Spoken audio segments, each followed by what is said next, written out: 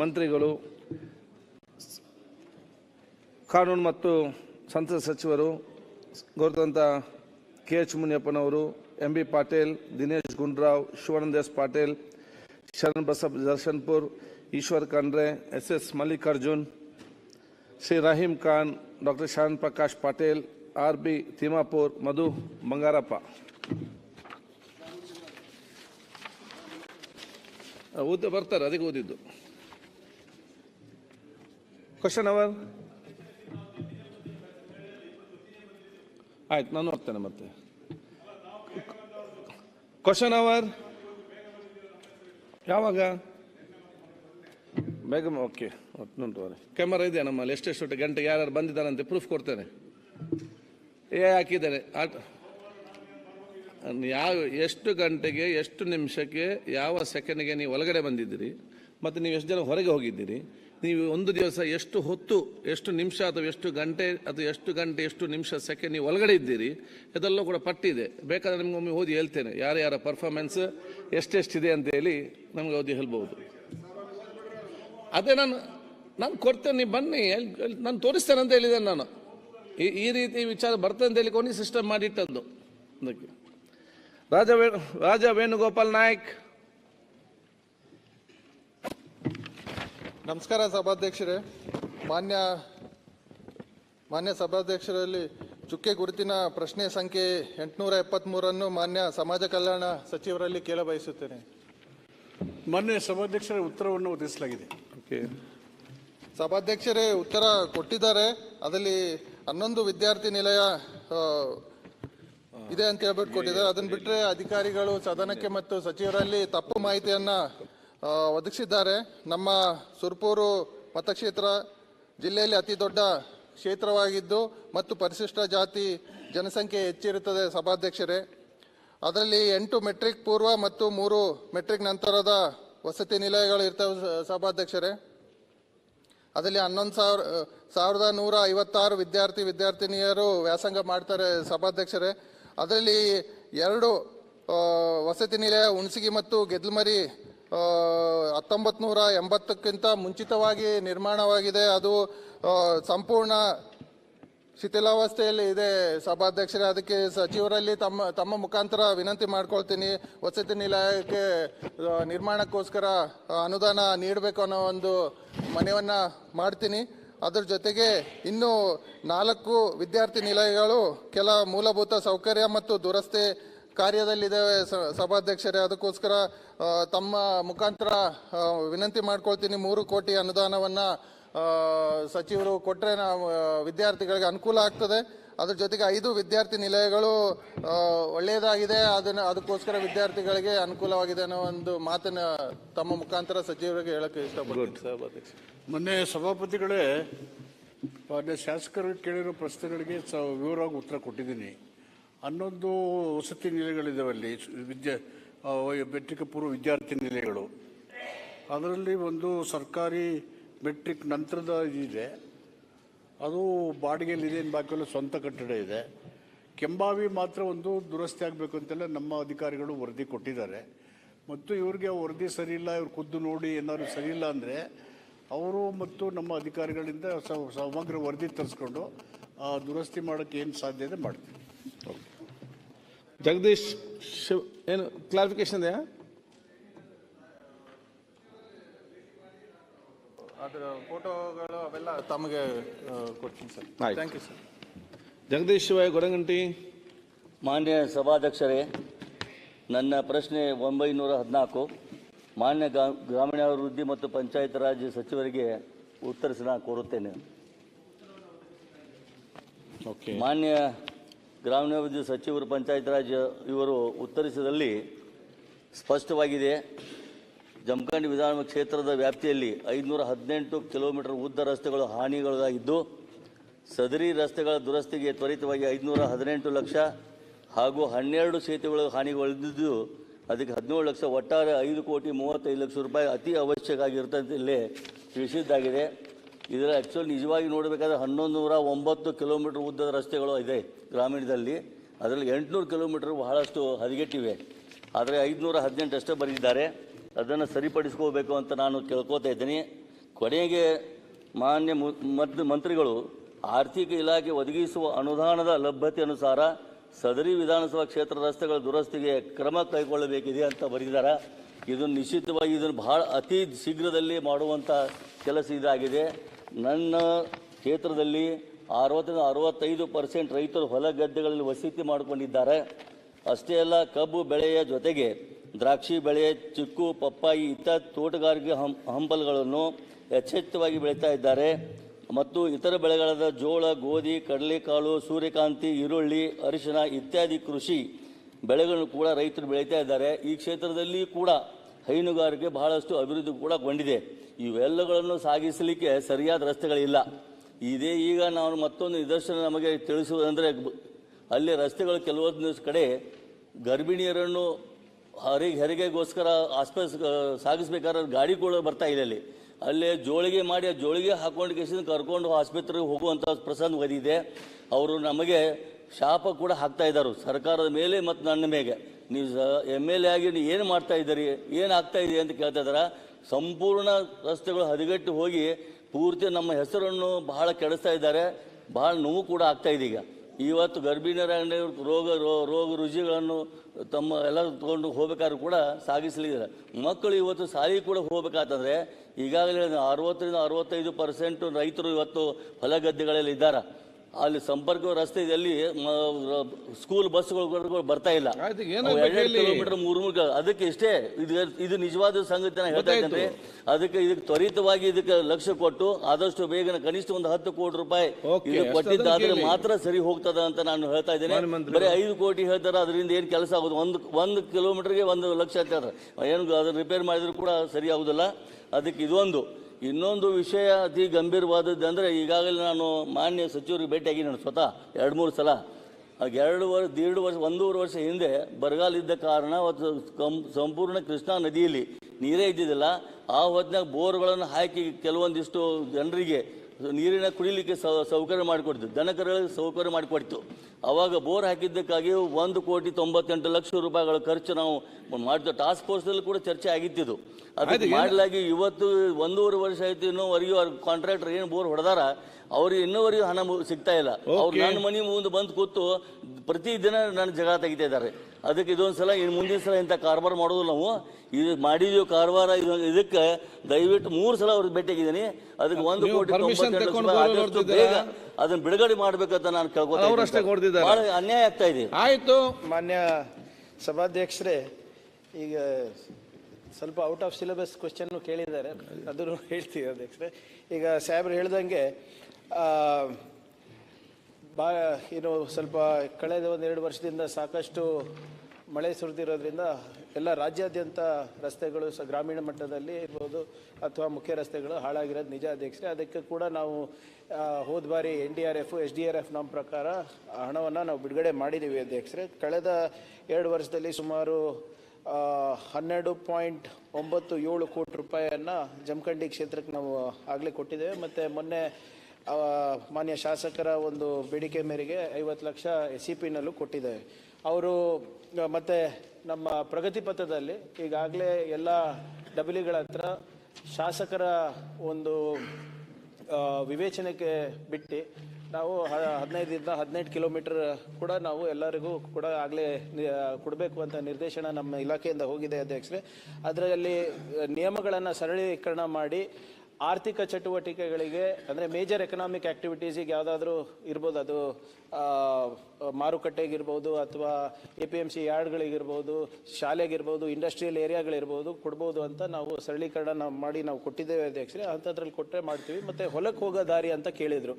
ನಮ್ಮ ಹೊಲ ನಮ್ಮ ರಸ್ತೆ ಅಂದ್ಬಿಟ್ಟು ಹಿಂದೆ ಕಾರ್ಯಕ್ರಮ ಇತ್ತು ಅಧ್ಯಕ್ಷರೇ. ಅದು ಈಗ ಬಂದಾಗೆ 6-7 ವರ್ಷ ಆಗಿದೆ. ಆದರೆ ಮೊನ್ನೆ ಮಾನ್ಯ ಮುಖ್ಯಮಂತ್ರಿಗಳೇನು ಅನುದಾನವನ್ನು ನೀಡ್ತೀನಿ ಅಂತ ಹೇಳಿದ್ದಾರೆ, ಅದರಲ್ಲಿ ಅಪ್ ಟು 3 crores ಹಣಾದಿ ರಸ್ತೆಗಳಿಗೆ ತಗೋಬೋದು ಅಂತ ಕೂಡ ನಾವು ಮಾನದಂಡದಲ್ಲಿ ಹಾಕಿದ್ದೇವೆ ಅಧ್ಯಕ್ಷರೇ. ಅದರಲ್ಲಿ ಅವ್ರ ವಿವೇಚನೆ ಮೇರೆಗೆ ಅದು ಕೊಡ್ಬೋದು ಅಧ್ಯಕ್ಷರೇ. ಮತ್ತು ಮುಖ್ಯವಾಗಿ ಯಾವುದೋ ಒಂದು ಶಾಲೆಗೆ ಹೋಗೋಕ್ಕೆ ದಾರಿ ಇಲ್ಲ ಅಂತ ಇದ್ರೆ ಅದನ್ನು ಏನಾದರೂ ಸ್ಪೆಸಿಫಿಕ್ ಆಗಿ ನನಗೆ ಕೊಟ್ಟರೆ ಅದನ್ನು ನಾನು ಮಾಡಿಸ್ಕೊಡ್ತೀನಿ ಅಂತ ನಾನು ಮಾತು ಕೊಡ್ತಾ ಇದ್ದೀನಿ ಅಧ್ಯಕ್ಷರೇ. ಮತ್ತು ವಿಶೇಷವಾಗಿ ಬೋರ್ವೆಲ್ ವಿಚಾರಗಳ ಬಗ್ಗೆ ಮಾತಾಡಿದ್ರು. ಹಿಂದಿನ ಅವಧಿನಲ್ಲಿ ಕೆಲವು ಬೋರ್ವೆಲ್ಗಳು ಹಾಕ್ಸಿದ್ದೀವಿ, ಅದಕ್ಕೆ ದುಡ್ಡು ಬಂದಿಲ್ಲ ಅಂತ ಅವ್ರು ಹೇಳೋದಿದೆ. ಅಧ್ಯಕ್ಷರೇ 2-3 ಸರಿ ಬಂದು ಭೇಟಿಯಾಗಿದ್ದಾರೆ. ಆದರೆ ಯಾವುದೇ ಕೂಡ ಏನು ನಿಯಮಾವಳಿ ಪ್ರಕಾರ ಅಲ್ಲಿ ಟಾಸ್ಕ್ ಫೋರ್ಸ್ನಲ್ಲಿ ಅದನ್ನು ಇಟ್ಟು ಅನುಮೋದನೆ ಮಾಡಿ ಕೊಟ್ಟಿಲ್ಲ ಅಧ್ಯಕ್ಷರೇ. ನಾವು ಭಾಳ ಸ್ಪಷ್ಟವಾಗಿ ನಮ್ಮ ಸರ್ಕಾರ ಬಂದಾಗಿಂದ ನಿರ್ದೇಶನಗಳು ನೀಡ್ತಾ ಇದ್ದೀವಿ. ನೀವು ಬರಗಾಲದಲ್ಲಿ ಬೋರ್ವೆಲ್ ಕೊಡಿಸ್ಬೇಕಾದಾಗ ದಯವಿಟ್ಟು ಆ ನಿಯಮಾವಳಿ ಪ್ರಕಾರ ಮಾಡಿ, ನಿಯಮಗಳ ಪ್ರಕಾರ ಮಾಡಿ, ಟಾಸ್ಕ್ ಫೋರ್ಸ್ನಲ್ಲಿ ಇಟ್ಟು ನೀವು ಮಾಡಿ ಅಂತಲೇ ನಾವು ಹೇಳ್ಕೊಂಡು ಬಂದಿದ್ದೀವಿ ಅಧ್ಯಕ್ಷರೇ. ಈ ಒಂದು 3-4 ಜಿಲ್ಲೆಗಳಲ್ಲಿ ಇಂಥದ್ದಾಗಿದೆ ಅಧ್ಯಕ್ಷರೇ. ಅದನ್ನು ಟಾಸ್ಕ್ ಫೋರ್ಸ್ನಲ್ಲಿ ಇವರು ಈಗ ಇಟ್ಬಿಟ್ಟು ನಮಗೆ ಅನುದಾನ ಕೊಡಿ ಅಂತ ಇದ್ದಾರೆ ಅಧ್ಯಕ್ಷರೇ. ಅದೆಲ್ಲ ಅನುದಾನ ಈಗಾಗಲೇ SDRF NDRF ನಾಮ್ಸ್ ಪ್ರಕಾರ ಇರ್ತದೆ. ಸೊ ಅದು ಪರಿಶೀಲನೆ ಹಂತದಲ್ಲಿದೆ ಅಧ್ಯಕ್ಷರೇ. ಅದು ವಿಶೇಷವಾಗಿರೋ ಮುಖ್ಯಮಂತ್ರಿಗಳ ಅನುಮೋದನೆ ಕೊಟ್ಟರೆ ಅದು ಇರ್ಬೋದು. ಮತ್ತು ಬೇರೆ ಜಿಲ್ಲೆಗಳಲ್ಲಿ ಯಾವ ಇಂಥ ಸಮಸ್ಯೆ ಇದೆ ಅದನ್ನು ಮಾಡಿಕೊಡ್ತೀವಿ ಅಧ್ಯಕ್ಷರೇ. ಸರಿ. ಸಿದ್ದು ಸವದಿ.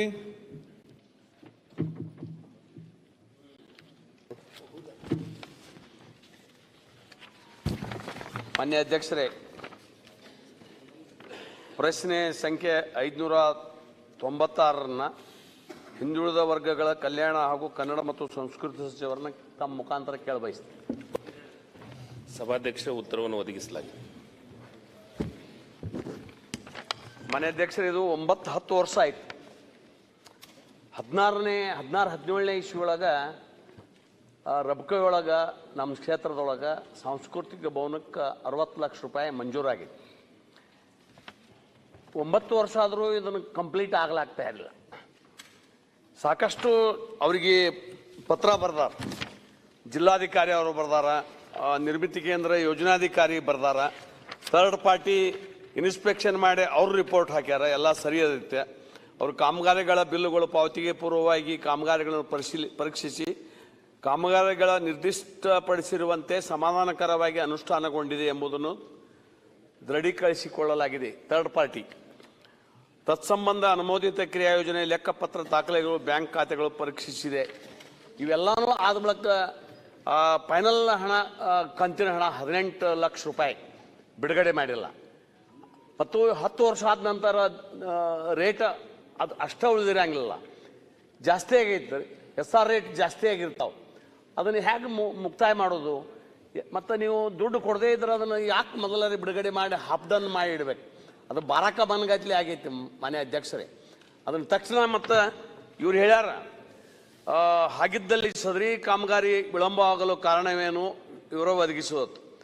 ಬಾಕಿ ಅನುದಾನ ರೂಪಾಯಿ 18 ಲಕ್ಷಗಳನ್ನು ಬಿಡುಗಡೆ ಮಾಡಲು 2025ನೇ ಸಾಲಿನ ಪ್ರಸ್ತಾವನೆ ಸ್ವೀಕೃತವಾಗಿದ್ದು ಬಿಡುಗಡೆ ಮಾಡಲು ಪರಿಶೀಲಿಸಲಾಗುವುದು. ಏನು ಪರಿಶೀಲನೆ ಮಾಡ್ತೀರಿ ಅದ್ರಾಗ? ಇಷ್ಟೆಲ್ಲ ರಿಪೋರ್ಟ್ ನಿಮ್ಗೆ ಬಂದಾಗ್ಲಕ್ಕೆ ಪರಿಶೀಲನೆ ಏನೇನು? ಪರಿಶೀಲನೆ ಅಂದ್ರೆ ಬಿಡುಗಡೆ ಮಾಡೋದಿಲ್ಲ ಅಂತ ಅರ್ಥ ಆಗತ್ತೆ ನಮ್ಮ ಕಡೆ. ಈಗ ಹೇಳ್ತಾರಲ್ಲ ಕೆಲವೊಂದು ಸಚಿವರು ಬೇಡವಾ? ಅಲ್ಲ, ಪರಿಶೀಲನೆ ಅಂದ್ರೆ ಏನಂತ ನನ್ಗೆ ಗೊತ್ತಾಗಲಿ. ಈಗ ನಿಮ್ಮ ಬೇಡಿಕೆ ಏನು? ಪ್ರಶ್ನೆ ಏನು?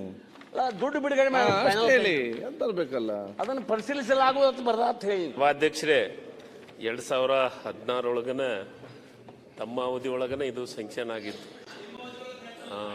ಇಲ್ಲ ಅದನ್ನೇ ಹೇಳ್ತಾ ಇದ್ದೀನಿ. ಹಿಂದಿನ 5 ವರ್ಷನೂ ಆಗಲಿಲ್ಲ. ಆದರೆ ಈಗ ಅದನ್ನು ಈಗಾಗಲೇ ನಾನು DC ಹತ್ರ ಮಾತಾಡಿದ್ದೀವಿ, KRDL ಸಂಸ್ಥೆಗೆ ಕೊಟ್ಟಿದ್ದೀವಿ. ಈಗ 2025 ಅಂದರೆ ಮೊನ್ನೆ ಬಂದಿದೆ, ನಮ್ಗೆ 2 ತಿಂಗಳಾಯಿತು ಪ್ರಸ್ತಾವನೆ ಬಂದು. 18 ಲಕ್ಷ ರೂಪಾಯಿ ದುಡ್ಡು ಬಿಡುಗಡೆ ಮಾಡಿ ಸಣ್ಣ ಪುಟ್ಟ ಕೆಲಸಗಳಿದೆ ಮಾನ್ಯ ಸಭಾಧ್ಯಕ್ಷರೇ. ಅಲ್ಲಿ ಬಣ್ಣ ಹಚ್ಚೋದು, ಕಿಟಕಿ ಗ್ಲಾಸ್ಗಳನ್ನು ಅಳವಡಿಸೋದು, ಇಂಥ ಸಣ್ಣ ಪುಟ್ಟ ಕೆಲಸ ಇದೆ. 18 ಲಕ್ಷ ಬಿಡುಗಡೆ ಮಾಡಿ ಆದಷ್ಟು ಬೇಗನೆ ಅದನ್ನು ಸಾರ್ವಜನಿಕರಿಗೆ ಅನುಕೂಲವಾಗೋ ರೀತಿಯೊಳಗೆ ಕೆಲಸವನ್ನು ಮಾಡ್ತೀವಿ. ಮಾನ್ಯ ಕಿರಣ್ ಕುಮಾರ್ ಕೊಡ್ಗಿ.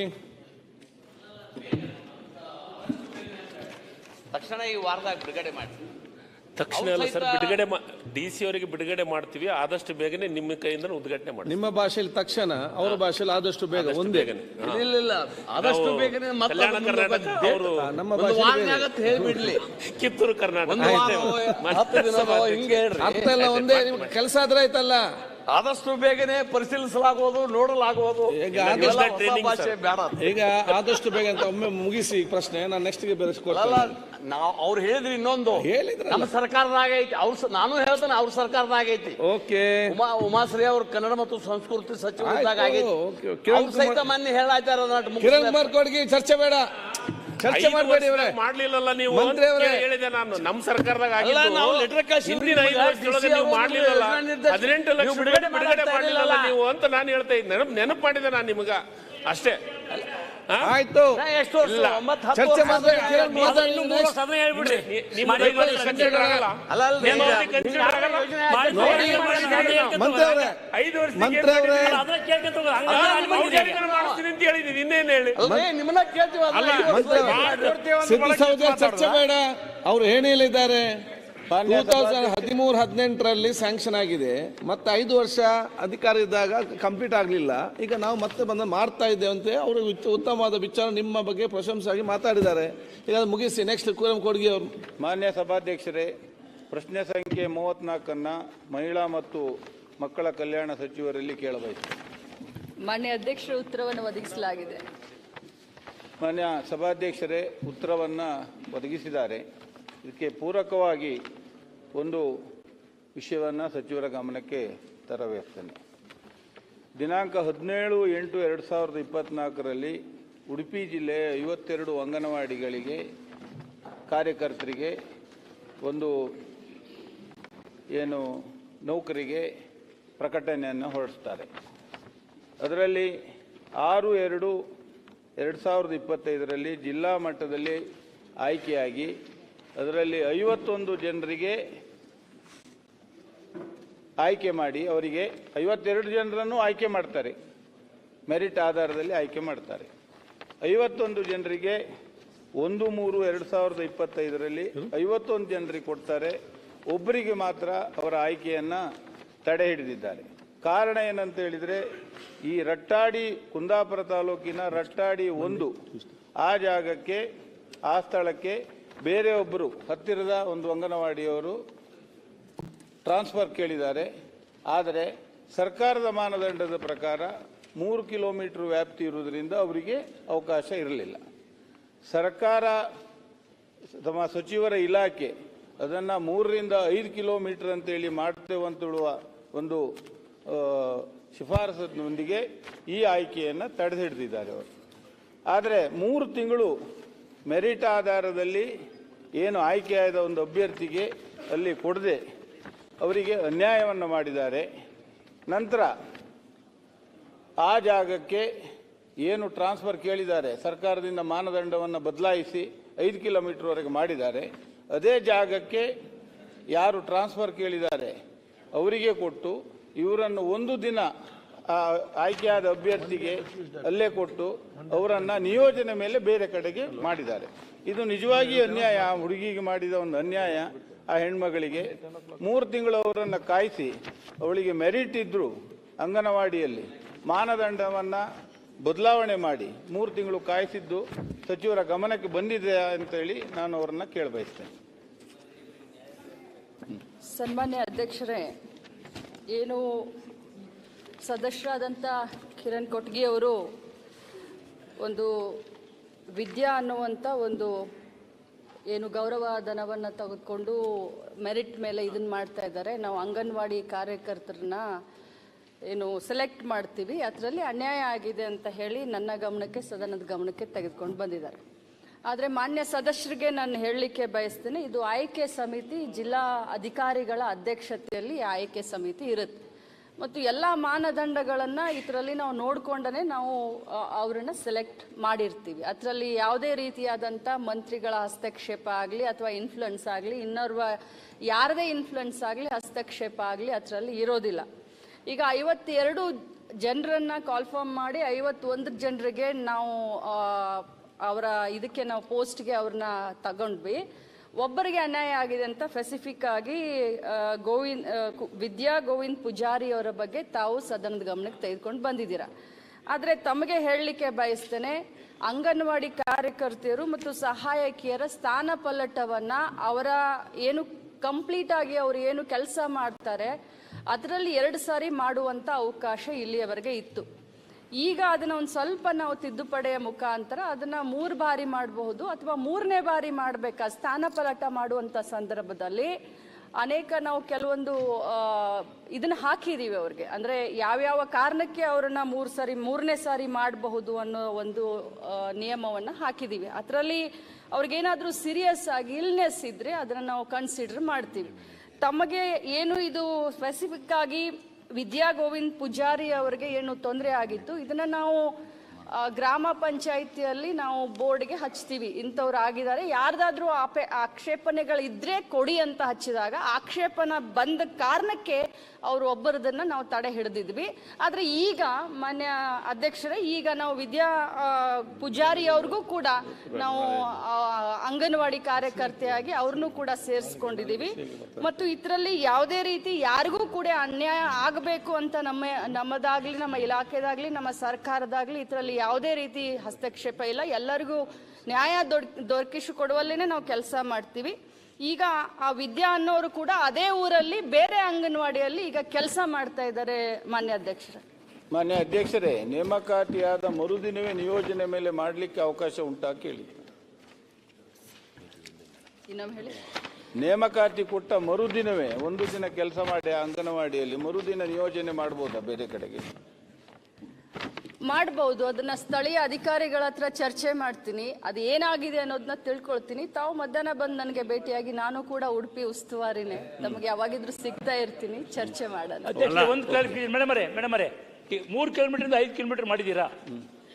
ಮಾಡಿದ್ದಾರೆ 3 ಕಿಲೋಮೀಟರ್ 5 ಕಿಲೋಮೀಟರ್ ಮಾಡಿದೀವಿ. ಆದ್ರೆ ಬಹಳಷ್ಟು ಈ ಗುಡ್ಗಾಡ್ ಪ್ರದೇಶದಲ್ಲಿ ನಾವು, ಯಾಕಂದ್ರೆ ದಕ್ಷಿಣ ಕನ್ನಡ, ಉತ್ತರ ಕನ್ನಡ, ಉಡುಪಿ, ಚಿಕ್ಕಮಗಳೂರು, ಶಿವಮೊಗ್ಗ ಮತ್ತು ಮಡಿಕೇರಿ ಜಿಲ್ಲೆಗಳಲ್ಲಿ ಇದ್ರೆ ಮಾತ್ರ ನಾವು ಗುಡ್ಗಾಡ್ ಪ್ರದೇಶದಲ್ಲಿ ಇದನ್ನ ಮಾಡಿ, ಅಲ್ಲಿ ಏನು ನಾನು ಹೆಸರು ಓದ್ದೆ, ಈ ಜಿಲ್ಲೆಗಳಲ್ಲಿ ಮಾತ್ರ ನಾವು ಸಡಿಲಿಸಿದ್ದೇವೆ.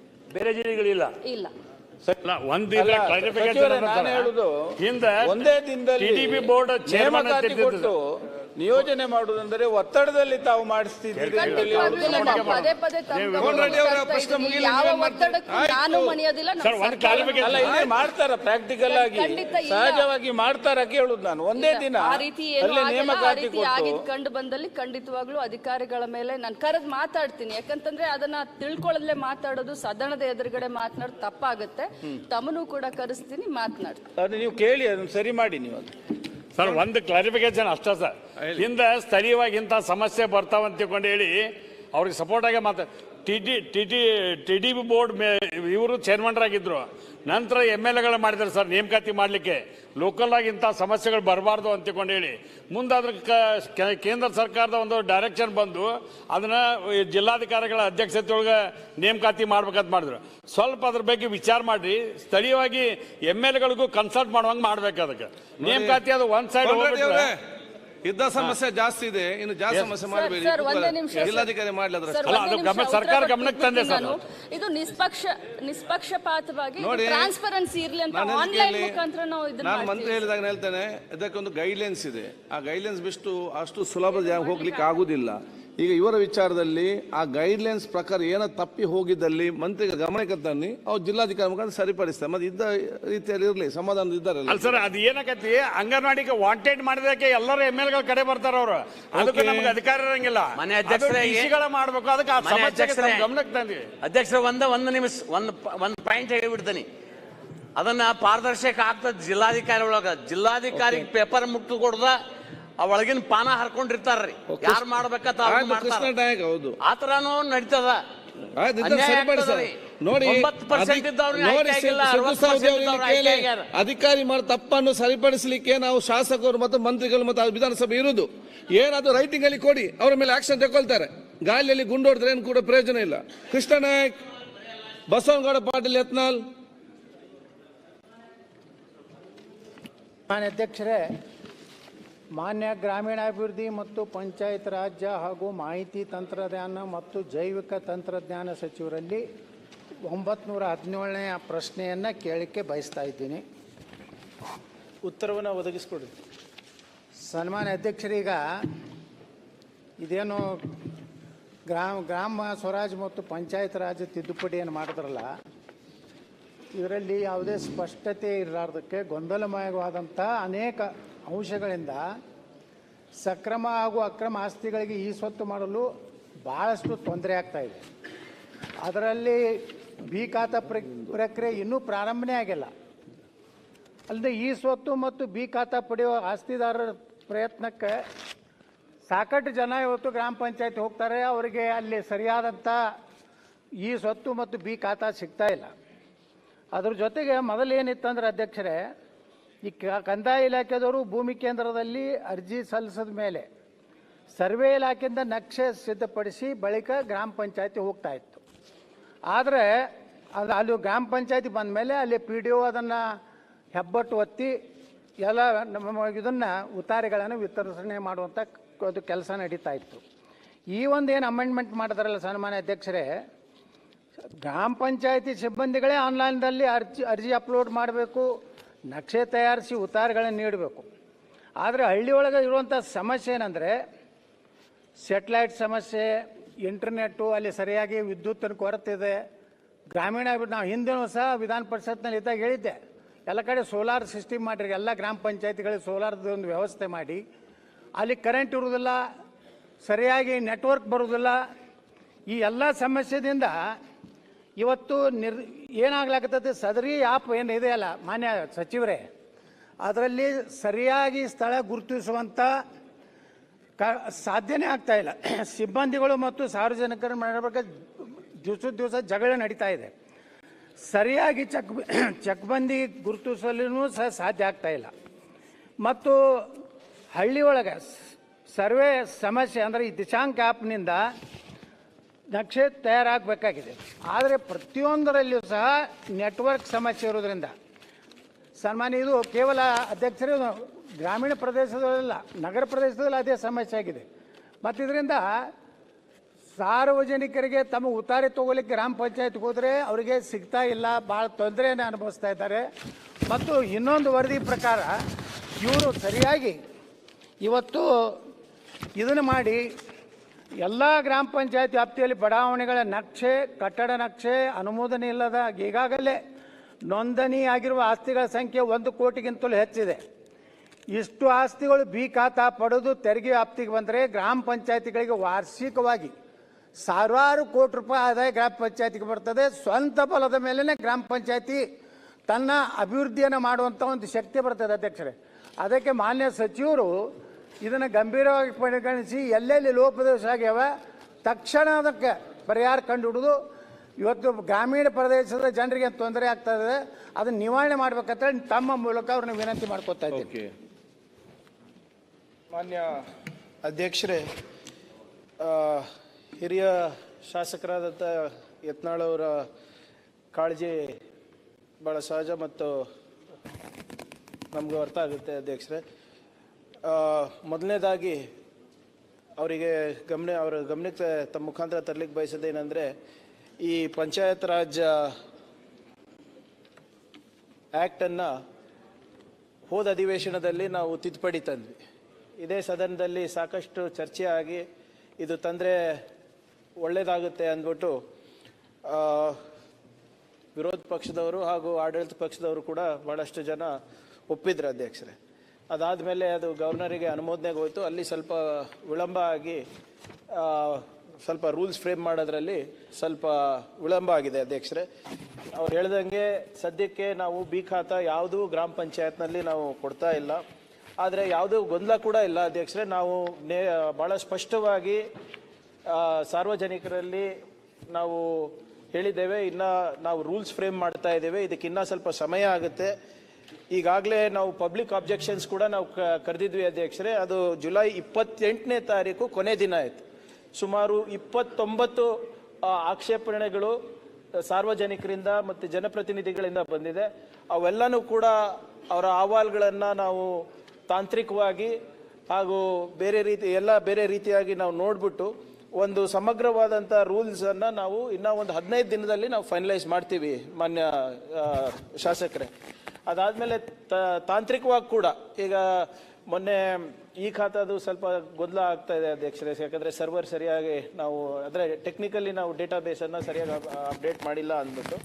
ಸೊ ನಾವು NIC ಅವ್ರ ಜೊತೆನೂ ಕೂಡ ನಾವು ಮಾತನಾಡಿ ನಮಗೆ ಎಷ್ಟು ಜಾಗ ಬೇಕಾಗ್ತದೆ, ಮತ್ತು ತಾಂತ್ರಿಕವಾಗಿ ನಾವು ಏನೇನು ಸಿದ್ಧಪಡಿಸ್ಬೇಕು ಇದಕ್ಕೋಸ್ಕರ. ಯಾಕಂದರೆ ಒಮ್ಮೆಲೆ ಯತ್ನಾಳ್ ಸಾಹೇಬ್ರು ಹೇಳ್ದಂಗೆ ಲಕ್ಷಾಂತರ ಜನ ಇದಕ್ಕೆ ಬಂದ್ಬಿಡ್ತಾರೆ. So we have to be digitally also equipped. ಅದು ನೀವು ಇಂಟರ್ನೆಟ್ ಗ್ರಾಮೀಣ ಪ್ರದೇಶದಲ್ಲಿ ಇಂಟರ್ನೆಟ್ ಇರ್ಬೋದು, ಪಂಚಾಯತ್ನಲ್ಲಿರ್ಬೋದು, ಸರ್ವರ್ ಸ್ಪೇಸ್ ಇರ್ಬೋದು ಇತ್ಯಾದಿ ಅಧ್ಯಕ್ಷರೇ. ಸೊ ಅದಕ್ಕೂ ಕೂಡ ನಮಗೆ ಮಾಡಲಿಕ್ಕೆ ಒಂದು ತಿಂಗಳು ಆಗ್ಬೋದು ಅಧ್ಯಕ್ಷರೇ.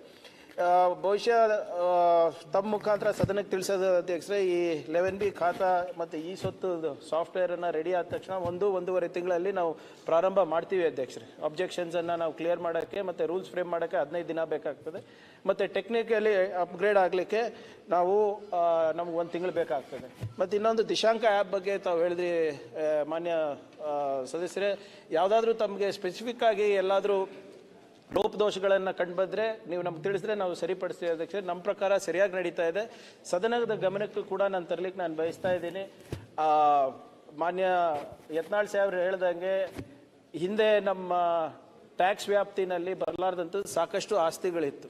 ಕಳೆದ 2 ವರ್ಷದಲ್ಲಿ ನಾವು ನಿರಂತರವಾಗಿ ನಮ್ಮ CEO ಗಳ ಮುಖಾಂತರ ಇರ್ಬೋದು, ನಮ್ಮ EOಗಳ ಮುಖಾಂತರ ಇರ್ಬೋದು, ಹೆಚ್ಚಿನ ಆಸ್ತಿಗಳನ್ನು ನಾವು ತೆರಿಗೆ ವ್ಯಾಪ್ತಿಗೆ ತರಲಿಕ್ಕೆ ಪ್ರಯತ್ನ ಮಾಡಿದ್ದೀವಿ. ಈ ಸದನಕ್ಕೆ ನಾನು ತಿಳಿಸೋದೇನಪ್ಪ ಅಂದರೆ, ಇಡೀ ದೇಶದಲ್ಲೇ ಮೊದಲನೇ ಬಾರಿಗೆ ನಮ್ಮ ರಾಜ್ಯದಲ್ಲಿ ಅತ್ಯಂತ ಹೆಚ್ಚು ತೆರಿಗೆ ಕಲೆಕ್ಷನ್ ಆಗಿದೆ, 1237 ಕೋಟಿ ರೂಪಾಯಿ ಅಧ್ಯಕ್ಷರೇ. ಎಲ್ಲೂ ಕೂಡ ಇಡೀ ದೇಶದಲ್ಲಿ ಆಗಿಲ್ಲ ಅಧ್ಯಕ್ಷರೇ.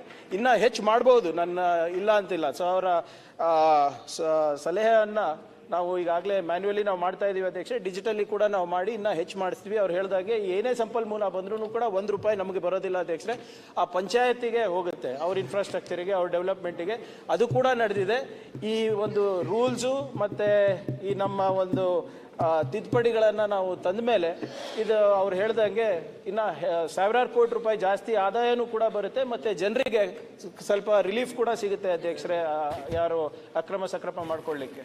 ಸೊ ಅದರಿಂದ ನಮಗೆ 1.5 ತಿಂಗಳು ಕಾಲಾವಕಾಶ ಬೇಕಾಗ್ತದೆ ಅಧ್ಯಕ್ಷರೇ. ಇದಕ್ಕೆ ನಾವು ಬದ್ಧರಾಗಿದ್ದೇವೆ ಅಧ್ಯಕ್ಷರೇ. ಈಗ ಈ ಕಾಯ್ದೆಯಲ್ಲಿ ಗ್ರಾಮ ಠಾಣೆ ವ್ಯಾಪ್ತಿಯಲ್ಲಿ ಬರುವಂಥ ನಿವೇಶನಗಳಿಗೆ, ಕಟ್ಟಡಗಳಿಗೆ B ಖಾತಾ, ಈ ಸ್ವತ್ತು ಅವಕಾಶ ಇದರಲ್ಲಿ ಇಲ್ಲ.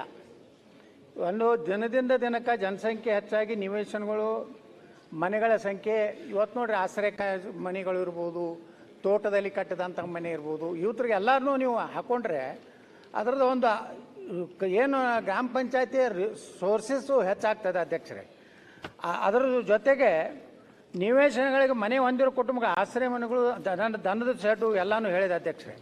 ಅದ್ರ ಜೊತೆಗೆ ಇವತ್ತು ಏನು ಹೇಳಿದ್ರು ದಿಶಾಂಕದ ಬಗ್ಗೆ, ನೀವು ಗ್ರಾಮ ಪಂಚಾಯತಿಗಳಿಗೆ ಸೌರಶಕ್ತಿಯಿಂದ ವಿದ್ಯುತ್ ಕೊಡೋದ್ರ ಸಲುವಾಗಿ ಒಂದು ಯೋಜನೆ ಹಾಕ್ಕೊಂಡು ಇಡೀ ರಾಜ್ಯದಲ್ಲಿರುವಂಥ ಎಲ್ಲ ಗ್ರಾಮ ಪಂಚಾಯತಿಗಳಿಗೆ ಏನು ಗ್ರಾಮ ಪಂಚಾಯತ್ ನಡೆದು ಬೆಳಗ್ಗೆ 10ರಿಂದ ಸಾಯಂಕಾಲ 5 ಗಂಟೆವರೆಗೆ, ಆವಾಗ ಬಿಸಿಲಿದ್ದೇ ಇರ್ತದೆ, ಸೌರದ ಒಂದು ವಿದ್ಯುತ್ ಉಪಯೋಗ ಆಗ್ತದೆ.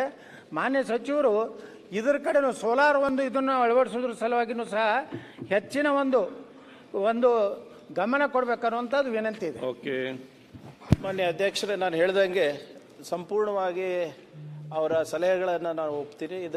ಇದೇ ನಿಟ್ಟಿನಲ್ಲಿ ಕೂಡ ನಾವು ಕೆಲಸ ಮಾಡ್ತಾ ಇರೋದು. ಈ ಸ್ವತ್ತು ರಿಫಾರ್ಮ್ಸನ್ನು ಕೂಡ ಒಂದು ಸಮಿತಿಯನ್ನು ನಾವು ಮಾಡಿದ್ದೇವೆ.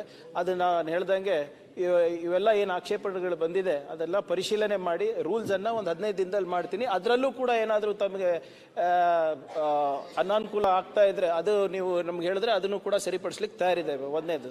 2ನೇದು, ತಾವೇನು ಸೌರ್ಯಶಕ್ತಿ ಬಗ್ಗೆ ಹೇಳ್ತಾ ಇದ್ದೀವಿ, ಇದೇ ಸದನದಲ್ಲಿ ಕೂಡ ನಾವು ಚರ್ಚೆ ಮಾಡಿದಾಗ ಹಲವಾರು ಸದಸ್ಯರ ಸಜೆಷನ್ ಮೇರೆಗೆ ಹಿಂದಿನ ಆಯವ್ಯಯದಲ್ಲಿ ನಾವು ಮೈಕ್ರೋಗ್ರಿಡ್ ಕಾನ್ಸೆಪ್ಟನ್ನು ಪಂಚಾಯತ್ನಲ್ಲಿ ತರಬೇಕು ಅಂತ ನಾವು ಮಾಡ್ತಾ ಇದ್ದೀವಿ ಅಧ್ಯಕ್ಷರೇ. ಈಗಾಗಲೇ ಪ್ರಾಯೋಗಿಕವಾಗಿ ಟೆಂಡರ್ ಕೂಡ ನಮ್ಮ ಕಲ್ಯಾಣ ಕರ್ನಾಟಕ ಭಾಗದಲ್ಲಿ 2 ಕಡೆ ನಾವು ಕರೆದಿದ್ದೀವಿ ಅಧ್ಯಕ್ಷರೇ.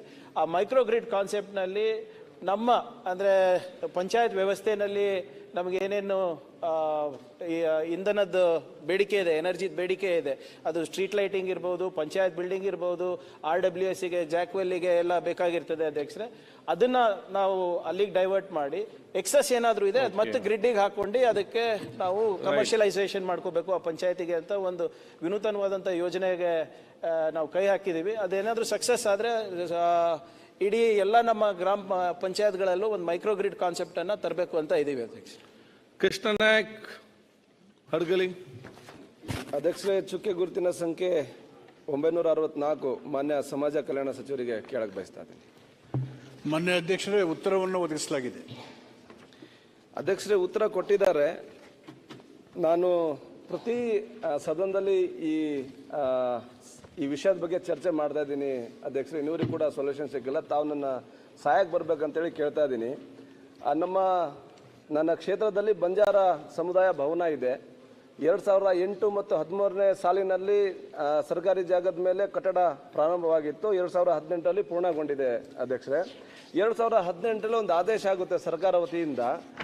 ಒಂದು 3 ಅಧಿಕಾರಿಗಳು ಮತ್ತು 2 ಅಧಿಕಾರಿ ಮತ್ತು 3 ಅಲ್ಲಿ ಲೋಕಲ್ ಡೆವಲಪ್ಮೆಂಟ್ ಸದಸ್ಯರು ಅಂತೇಳಿ ಒಂದು ಆದೇಶ ಮಾಡಿ, ಲಂಬಾಣಿ ಸಮಾಜದವ್ರಿಗೆ 21,000, ಅನ್ಯ ಸಮಾಜದವ್ರಿಗೆ 35,000 ಅಂತೇಳಿ ಮಾಡಿ, ಆ ಅಮೌಂಟನ್ನು MD ಅವರಿಗೆ DD ಕೊಟ್ಟಿದ ಮೇಲೆ ಅವರಿಗೆ ಬುಕಿಂಗ್ ಕೊಡಬೇಕಂತೇಳಿ ಆಗಿದೆ. ಸೊ 2018ರಿಂದ ಇಲ್ಲಿವರೆಗೆ ಅಧ್ಯಕ್ಷರೇ ಒಂದು ಯಾವುದೋ ವೈಯಕ್ತಿಕ ಖಾಸಗಿ ಅಕೌಂಟಲ್ಲಿ ಇಟ್ಟಿದ್ದಾರೆ. ಯಾರು ಡೆವಲಪ್ಮೆಂಟ್ ಮಾಡ್ತಿದ್ದಾರೆ ಅವರೇ ಅದನ್ನು ನೋಡ್ಕೊಳ್ಳೋದು. ಇನ್ನೊಬ್ಬರಿಗೆ ಕೂಡ ಒಂದು ಅಧಿಕಾರಿ ಕೂಡ ಅಲ್ಲಿ ಕಾಲಿಡಕ್ಕೆ ಬಿಡ್ತಾ ಇಲ್ಲ. ಅಕ್ರಮವಾಗಿ ಅದನ್ನು ಇಟ್ಕೊಂಡಿದ್ದಾರೆ. ಯಾರೋ ಅಂದರೂ ಹೋದರೆ ಅವ್ರಿಗೆ ಗದರಿಸ್ತಾರೆ. ಈಗ ಮಾನ್ಯ ಸಚಿವರು ತನಿಖೆ ಮಾಡಿಸಿ ಅವ್ರಿಗೂ ಕೂಡ ಅದ್ರ ಮನವರಿಕೆ ಆಯಿತು. ಅಲ್ಲಿ ಸಮಸ್ಯೆ ಇದೆ, ಭಾಳಷ್ಟು ಹಣ ಪೋಲ್ ಆಗ್ತಾ ಇದೆ ಅಂತಂದಾಗ ಹೊಸ ಸಮಿತಿ ಮಾಡಿದ್ದಾರೆ. ಹೊಸ ಸಮಿತಿ ಹೋಗಿ ಸರ್ಕಾರಿ ಅಧಿಕಾರಿದ ಒಂದು ಸಮಿತಿ ಮಾಡಿದ್ದಾರೆ. ಭಾಳ ಒಳ್ಳೆಯ ಸಮಿತಿ ಮಾಡಿದ್ದಾರೆ. ಆ ಸಮಿತಿ ಸದಸ್ಯರು ಹೋಗಿ ಅದನ್ನು ತೊಗೊಳಕ್ಕೆ ಹೋದರೆ ಅವ್ರಿಗೆ ಗದರಿಸಿ ಅಲ್ಲಿಂದ ಕಳಿಸೋ ಥರ ಕೆಲಸ ಆಗ್ತಾ ಇದೆ. ಸುಮಾರು 30-35 ಸಾವಿರ ಲಂಬಾಣಿ ಸಮಾಜ ಇರೋ ನನ್ನ ಕ್ಷೇತ್ರ. ಅವರು ಒಂದು ಟೈಮ್ ಮಗ ಅಥವಾ ಮಗಳು ಮದುವೆ ಮಾಡಿಸಿದ ಮೇಲೆ ಸುಮಾರು 2-3 ವರ್ಷ ಗೂಳೆಗೆ ಹೋಗ್ತಾರೆ ಅದನ್ನ ದುಡಿದು ತೀರ್ಸೋಕ್ಕೆ. ಏನಾರ ಸಮುದಾಯ ಭವನ ಏನಾರು ಅವರಿಗೆ ಕಡಿಮೆ ದುಡ್ಡಲ್ಲಿ ಏನಾರು ಕೊಟ್ಟರೆ ಅನುಕೂಲ ಆಗುವಂತ ಅಂತೇಳಿ ಮಾಡಿದ್ದು ಸಮುದಾಯ ಭವನ. ಆ ಸಮುದಾಯ ಭವನ 21,000 ಇದ್ದನ್ನು 30-35 ಸಾವಿರ ಮಾಡಿ ಅವ್ರದ್ದೇ ಆದಂಥ ಅಲ್ಲಿ ಸಾಮಗ್ರಿಗಳು ಅವರೇ ಇಟ್ಟು ಅವರೇ ರೇಟ್ ಫಿಕ್ಸ್ ಮಾಡ್ತಾರೆ. ಇದೇನಾದ್ರು ಭವನ ಬೇಕಂದ್ರೆ ಅವ್ರು ಕೇಳಿದ್ದು ರೇಟಿಗೆ ಕೊಡಬೇಕು. ಆ ಥರ ಪರಿಸ್ಥಿತಿ ಇದೆ. ಈಗ ಅದು ಸರ್ಕಾರ ಅನುದಾನದಲ್ಲಿ ಸರ್ಕಾರಿ ಜಾಗ ಕಟ್ಟಿರೋದು ಅವ್ರ ವೈಯಕ್ತಿಕ ಅವ್ರ ಕುಟುಂಬ ನಡೆಸಲಿಕ್ಕಲ್ಲ. ನಾನು ಈ ಹಿಂದೆ ಲೆಕ್ಕ ಕೇಳಿದ್ದೆ, ಸುಮಾರು 5 ವರ್ಷದ ಲೆಕ್ಕ ಕೊಡಿ ಅಂತೇಳಿ. ಲೆಕ್ಕ ಕೊಟ್ಟಿದ್ದಾರೆ ಅಧ್ಯಕ್ಷರೇ. ಆ ಲೆಕ್ಕದಾಗ ಏನು ಕೊಟ್ಟಿದ್ದಾರೆ ಅಂತಂದರೆ 21 ಅಂದರೆ 11 2023 11 ನವೆಂಬರಲ್ಲಿ ನವೆಂಬರ್ ತಿಂಗಳದ್ದು ಹೇಳ್ತಾ ಇದ್ದೀನಿ ತಮ್ಮ ಮುಂದೆ. ಉದಾಹರಣೆಗೆ ಅಲ್ಲಿ ಕಾವಲುಗಾರರಿಗೆ ಅಂತೇಳಿ 10,000, ಚಂದ್ರನಾಯಕ್ ಅವರ ಲೆಕ್ಕಪತ್ರ ಅಂತೇಳಿ 14,000. ಒಂದೇ ತಿಂಗಳಲ್ಲಿ 20, 23 ಮತ್ತು 7 ಒಂದೇ 17, 20, 23 3 ದಿನಕ್ಕೆ 3 ರೀತಿಯ 14 ಸಾವಿರ ಅಂದರೆ ಸುಮಾರು 30-40 ಸಾವಿರ ಅವರ ವೇತನ ಅಂತೇಳಿ ತಗೊಳ್ತಾರೆ. ಕಾವಲುಗಾರರು ಅಂತೇಳಿ 10,000 ತಗೊಳ್ತಾರೆ. ಸುಮಾರು 17 ಲಕ್ಷ ನಾನು ಬಂದಾಗಿತ್ತು ಅಧ್ಯಕ್ಷರೇ. ಈಗ ಅದನ್ನು ಕೇವಲ 15 ಲಕ್ಷ ಆಗಿದೆ, 7 ಲಕ್ಷ ಖರ್ಚಾಗಿದೆ ಅಂತೇಳಿ ಈ ರೀತಿ ಪೋಲ್ ಆಗ್ತಾ ಇದೆ. ಇದು ಸಮಾಜಕ್ಕೆ ಮಾಡ್ತಿರೋದು ಅಧ್ಯಕ್ಷರೇ. ಮಾನ್ಯ ಸಚಿವರು ತಾವು ಬಹಳಷ್ಟು ಇದ್ರ ಬಗ್ಗೆ ಕಾಳಜಿ ವಹಿಸಿದ್ದೀರಿ. ಸುಮಾರು 30-35 ಸಾವಿರ ಕುಟುಂಬ ಅಂದ್ರೆ ಜನಸಂಖ್ಯೆ ಇರೋ ಕ್ಷೇತ್ರ ಅದು. ಆ ಬಡವರಿಗೆ ಅನುಕೂಲ ಆಗಲಿ ಅಂತೇಳಿ ಕಟ್ಟಿರೋದು. ಅವ್ರು ಕೇವಲ ಒಬ್ಬರು ಮನೆ ಅದು ಸ್ವಂತ ಇಲ್ಲ, ಅವ್ರ ಹೆಸರಿಗರು ಮಾಡ್ಬಿಡಿ. ಸರ್ಕಾರ ಅವ್ರ ಹೆಸರಿಗರು ಮಾಡ್ಬಿಟ್ರೆ ಅದರಿಂದ ಅವ್ರ ಜೀವನ ನಡೆಸ್ಕೊಳ್ತಾರೆ. ಇಲ್ಲ ಸರ್ಕಾರ ಹೆಸರಲ್ಲಿ ವಿಚಾರ ಹೇಳಿದಿರಲ್ಲ ಕೂಡ ಆ ಕಮ್ಯುನಿಟಿ ಸಮುದಾಯಕ್ಕೆ ಬಂದ ಸಮುದಾಯದ ಖಾಸಗಿ ಯಾರಿಗೆ ಹೋಗಬಾರ್ದು ಅಂತ ಹೇಳುವಂಥದ್ದು. ಮಾನ್ಯ ಅಧ್ಯಕ್ಷರೇ, ಮಾನ್ಯ ಸದಸ್ಯ ಕೃಷ್ಣನಾಯ್ಕರ ಪ್ರಶ್ನೆಗೆ ಉತ್ತರ ಅವ್ರ ಕಡೆಗೆ ಇದೆ, ಅವ್ರ ಎಕ್ಸ್ಪ್ಲನೇಷನ್ನಲ್ಲಿ. ಈಗ ಅದನ್ನು ಸರ್ಕಾರ ಏಕರೂಪ ನೀತಿ ಕೆಳಗಡೆ ನಿರ್ವಹಣೆ ಮಾಡಬೇಕು. ಈಗ ಅವ್ರಿಗೆ ನಾನು ನಮ್ಮ ಅಧಿಕಾರಿ ಜಿಲ್ಲಾಧಿಕಾರಿ ವಿಜಯನಗರ ಮತ್ತು ನಮ್ಮ ಇಲಾಖಾ ಆಫೀಸರ್ಗೆ ಸೂಚನೆ ಕೊಟ್ಟು ಕಳಿಸಿದ ನಾನು 6-8-2025ರಲ್ಲಿ. ಮತ್ತು ಅವರು ಏಕರೂಪ ನಿರ್ವಹಣೆ ಮಾಡೋಕ್ಕೆ ಸೂಚನೆ ಕೊಟ್ಟಿರೋದ್ರಿಂದ ಅಲ್ಲಿರೋರನ್ನ ಹಳೆಯವ್ರನ್ನ ಕೆಲವು ದಾಖಲಾತಿ ಕೊಡಿ ಅಂತ ಹೇಳಿದ್ವಿ. ಬೇರೆ ಕಡೆ ಹೆಂಗೆ ನಡೆಸಿದ್ರೆ ಸ್ವಲ್ಪ ಕಾಲಾವಕಾಶ ಕೊಡಿ ಅಂತ ಕೇಳಿದರು. ಕಾಲಾವಕಾಶ ಆಯಿತು. ಮತ್ತು ಈಗೇನು ಸುತ್ತೋಲೆ ಕಳಿಸಿದ್ವಿ ಸಾರ್ವಜನಿಕವಾಗಿ ನಿರ್ವಹಣೆ ಮಾಡಿ ಸಾಮಾನ್ಯ ಅನುಕೂಲ ಆಗಬೇಕು ಅಂತ ಮಾಡಲಿಕ್ಕೆ ನಮ್ಮ ನಿರ್ದೇಶಕರನ್ನ ಕಳಿಸಿ ಏನು ಕಾನೂನು ಸುತ್ತೋಲೆ ಕಳಿಸಿ ಅದ್ರ ಪ್ರಕಾರ ಏಕರೂಪದ ನಿರ್ವಹಣೆ ಮಾಡಲಿಕ್ಕೆ ಕ್ರಮ ತಗುತ್ತೆ. ಮಾನ್ಯ ಸಚಿವರೇ, ಈಗ ತಾವು ಮಾಡಿದ್ದು ಭಾಳ ಅನುಕೂಲ ಆಗಿದೆ. ಈಗೇನು ಅದರಲ್ಲಿ ಏನು ದುಡ್ಡು ಅವ್ರೇನು ಎಷ್ಟು ಆದಾಯ ಆಗಿದೆ ಅಂತ ಇದೆ, ಆ ದುಡ್ಡುಗಳ ತಗೊಂಡ್ರೆ ನಾವು ಸಾಮಗ್ರಿಗಳಿಗೆ ಖರೀದಿ ಮಾಡಿ ಕೇವಲ 5-10 ಸಾವಿರದಲ್ಲಿ ನಾವು ಬಡವರಿಗೆ ಕೊಡ್ಬೋದು ಅದನ್ನ. ಹಾಗಾಗಿ ತಾವು ಇದನ್ನು ವೈಯಕ್ತಿಕ ಕಾಳಜಿ ವಹಿಸಿ ಎಷ್ಟು ಅನುದಾನ ಅಲ್ಲಿ ದುಡ್ಡು ಇದೆ ಆ ಆದಾಯ ತಗೊಂಡು ಅದರಿಂದ ನಾವು ಸಾಮಗ್ರಿ ಖರೀದಿ ಮಾಡಿ, ನಾನು ಕೂಡ ಆ ಸಮಾಜದಲ್ಲಿ ಶಾಸಕನಾಗಿರೋನು, ನನಗೆ ಕೂಡ ಆಸೆ ಇದೆ ಆ ಸಮಾಜಕ್ಕೆ ಏನೊಂದು ಒಳ್ಳೆ ನನ್ನ ಅನುದಾನದಲ್ಲಿ ಕೂಡ ಅದನ್ನು ಉನ್ನತೀಕರಣ ಮಾಡಿ ಬಡವರಿಗೆ ಒಳ್ಳೇದಾಗ್ಲಿ ಅಂತ ನಾನು ಕೂಡ ಹಿಂದಿನ ಶಾಸಕರು ಮತ್ತು ಈಗಿನ ಶಾಸಕರು ಇಬ್ಬರು ಹೇಳಿ ಒಟ್ಟಾರೆ ಸಮಾಜಕ್ಕೆ ಅನುಕೂಲ ಆಗಂತ ಸಲಹೆ ಕೊಟ್ಟಿದ್ದಾರೆ. ಅವರ ಸಲಹೆಗಳನ್ನು ಗಮನದಲ್ಲಿಟ್ಟುಕೊಂಡು ಆ ಒಂದು ಏಕರೂಪ ನೀತಿಯನ್ನು ಅನುಸರಿಸಿ ನಿರ್ವಹಣೆ ಮಾಡೋದಕ್ಕೆ ಈಗಾಗಲೇ ಸುತ್ತೋಲೆ ಹೊರಡಿಸಿದ್ದೀವಿ. ಅದು ಇನ್ನೂ ಕಾರ್ಯರೂಪಕ್ಕೆ ಬಂದಿಲ್ಲ ಅಂತ ಹೇಳ್ತೀರಿ. ನಾನು ನಮ್ಮ ನಿರ್ದೇಶಕರನ್ನು ಕಳಿಸಿ ಅದು ಕಾರ್ಯರೂಪಕ್ಕೆ ಬರೋ ರೀತಿ ಮಾಡಿ. ಬಾಬಾ ಸಾಹೇಬ್ ಪಾಟೀಲ್ ಎರಡನೇ ಆದೇಶ ಆದ್ರೂ ಅದು ಆಗ್ತಾ ಇಲ್ಲ, ಹಾಗಾಗಿ ಸ್ವಲ್ಪ ಸೀರಿಯಸ್ ತಗೊಳ್ಳಿ. ಡೈರೆಕ್ಟರ್ ಕಳಿಸ್ತಿದ್ದಲ್ಲಪ್ಪ. ಬಾಬಾ ಸಾಹೇಬ್ ಪಾಟೀಲ್ ಕಿತ್ತೂರ್.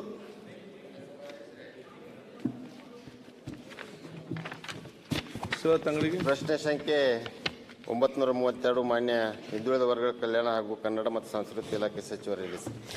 ಮಾನ್ಯ ಸಭಾಧ್ಯಕ್ಷರೇ, ಉತ್ತರವನ್ನು ಒದಗಿಸಲಾಗಿದೆ. ಸಭಾಧ್ಯಕ್ಷರೇ, ಉತ್ತರವನ್ನು ಒದಗಿಸಿದ್ದಾರೆ.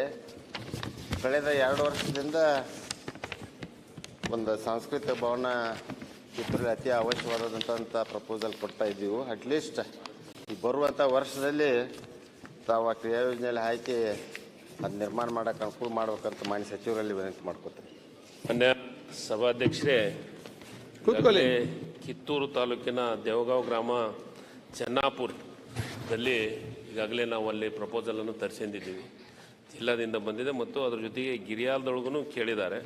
ಈ ವರ್ಷನ ಇದರೊಳಗೆ ಬಜೆಟ್ ಒಳಗೆ ಅವು 2 ಸಮುದಾಯ ಭವನವನ್ನು, ಸಾಂಸ್ಕೃತಿಕ ಭವನವನ್ನು ಕೊಡುವಂಥ ಕೆಲಸವನ್ನು ಮಾಡ್ತೀನಿ ಮಾನ್ಯ ಅಧ್ಯಕ್ಷರೇ. ಅವ್ರ ಹತ್ರ ಪೂರ್ಣ ಮಾಹಿತಿಯನ್ನು ತರಿಸಿದ್ದೀನಿ. ಅವ್ರ ಜೊತೆ ಚರ್ಚೆ ಮಾಡಿ ಅವ್ರಿಗೆ 2, ಒಂದು ಚೆನ್ನಾಪುರ, ಒಂದು ಗಿರಿಯಾಲ್ ಇದ್ರೊಳಗೆ 2 ಒಂದು ಸಂಸ್ಕೃತಿ ಭವನದ ಬಗ್ಗೆ ಪ್ರಸ್ತಾವನೆ ತರಿಸಿ ಮಾಡಿ ಕೆಲಸ. 3 ಜನರಿಗೆ ಮಾತಾಡಬೇಕಾದ್ರೆ ಕಾಲಿಂಗ್ ಅಟೆನ್ಷನ್ ಹಾಕಿ.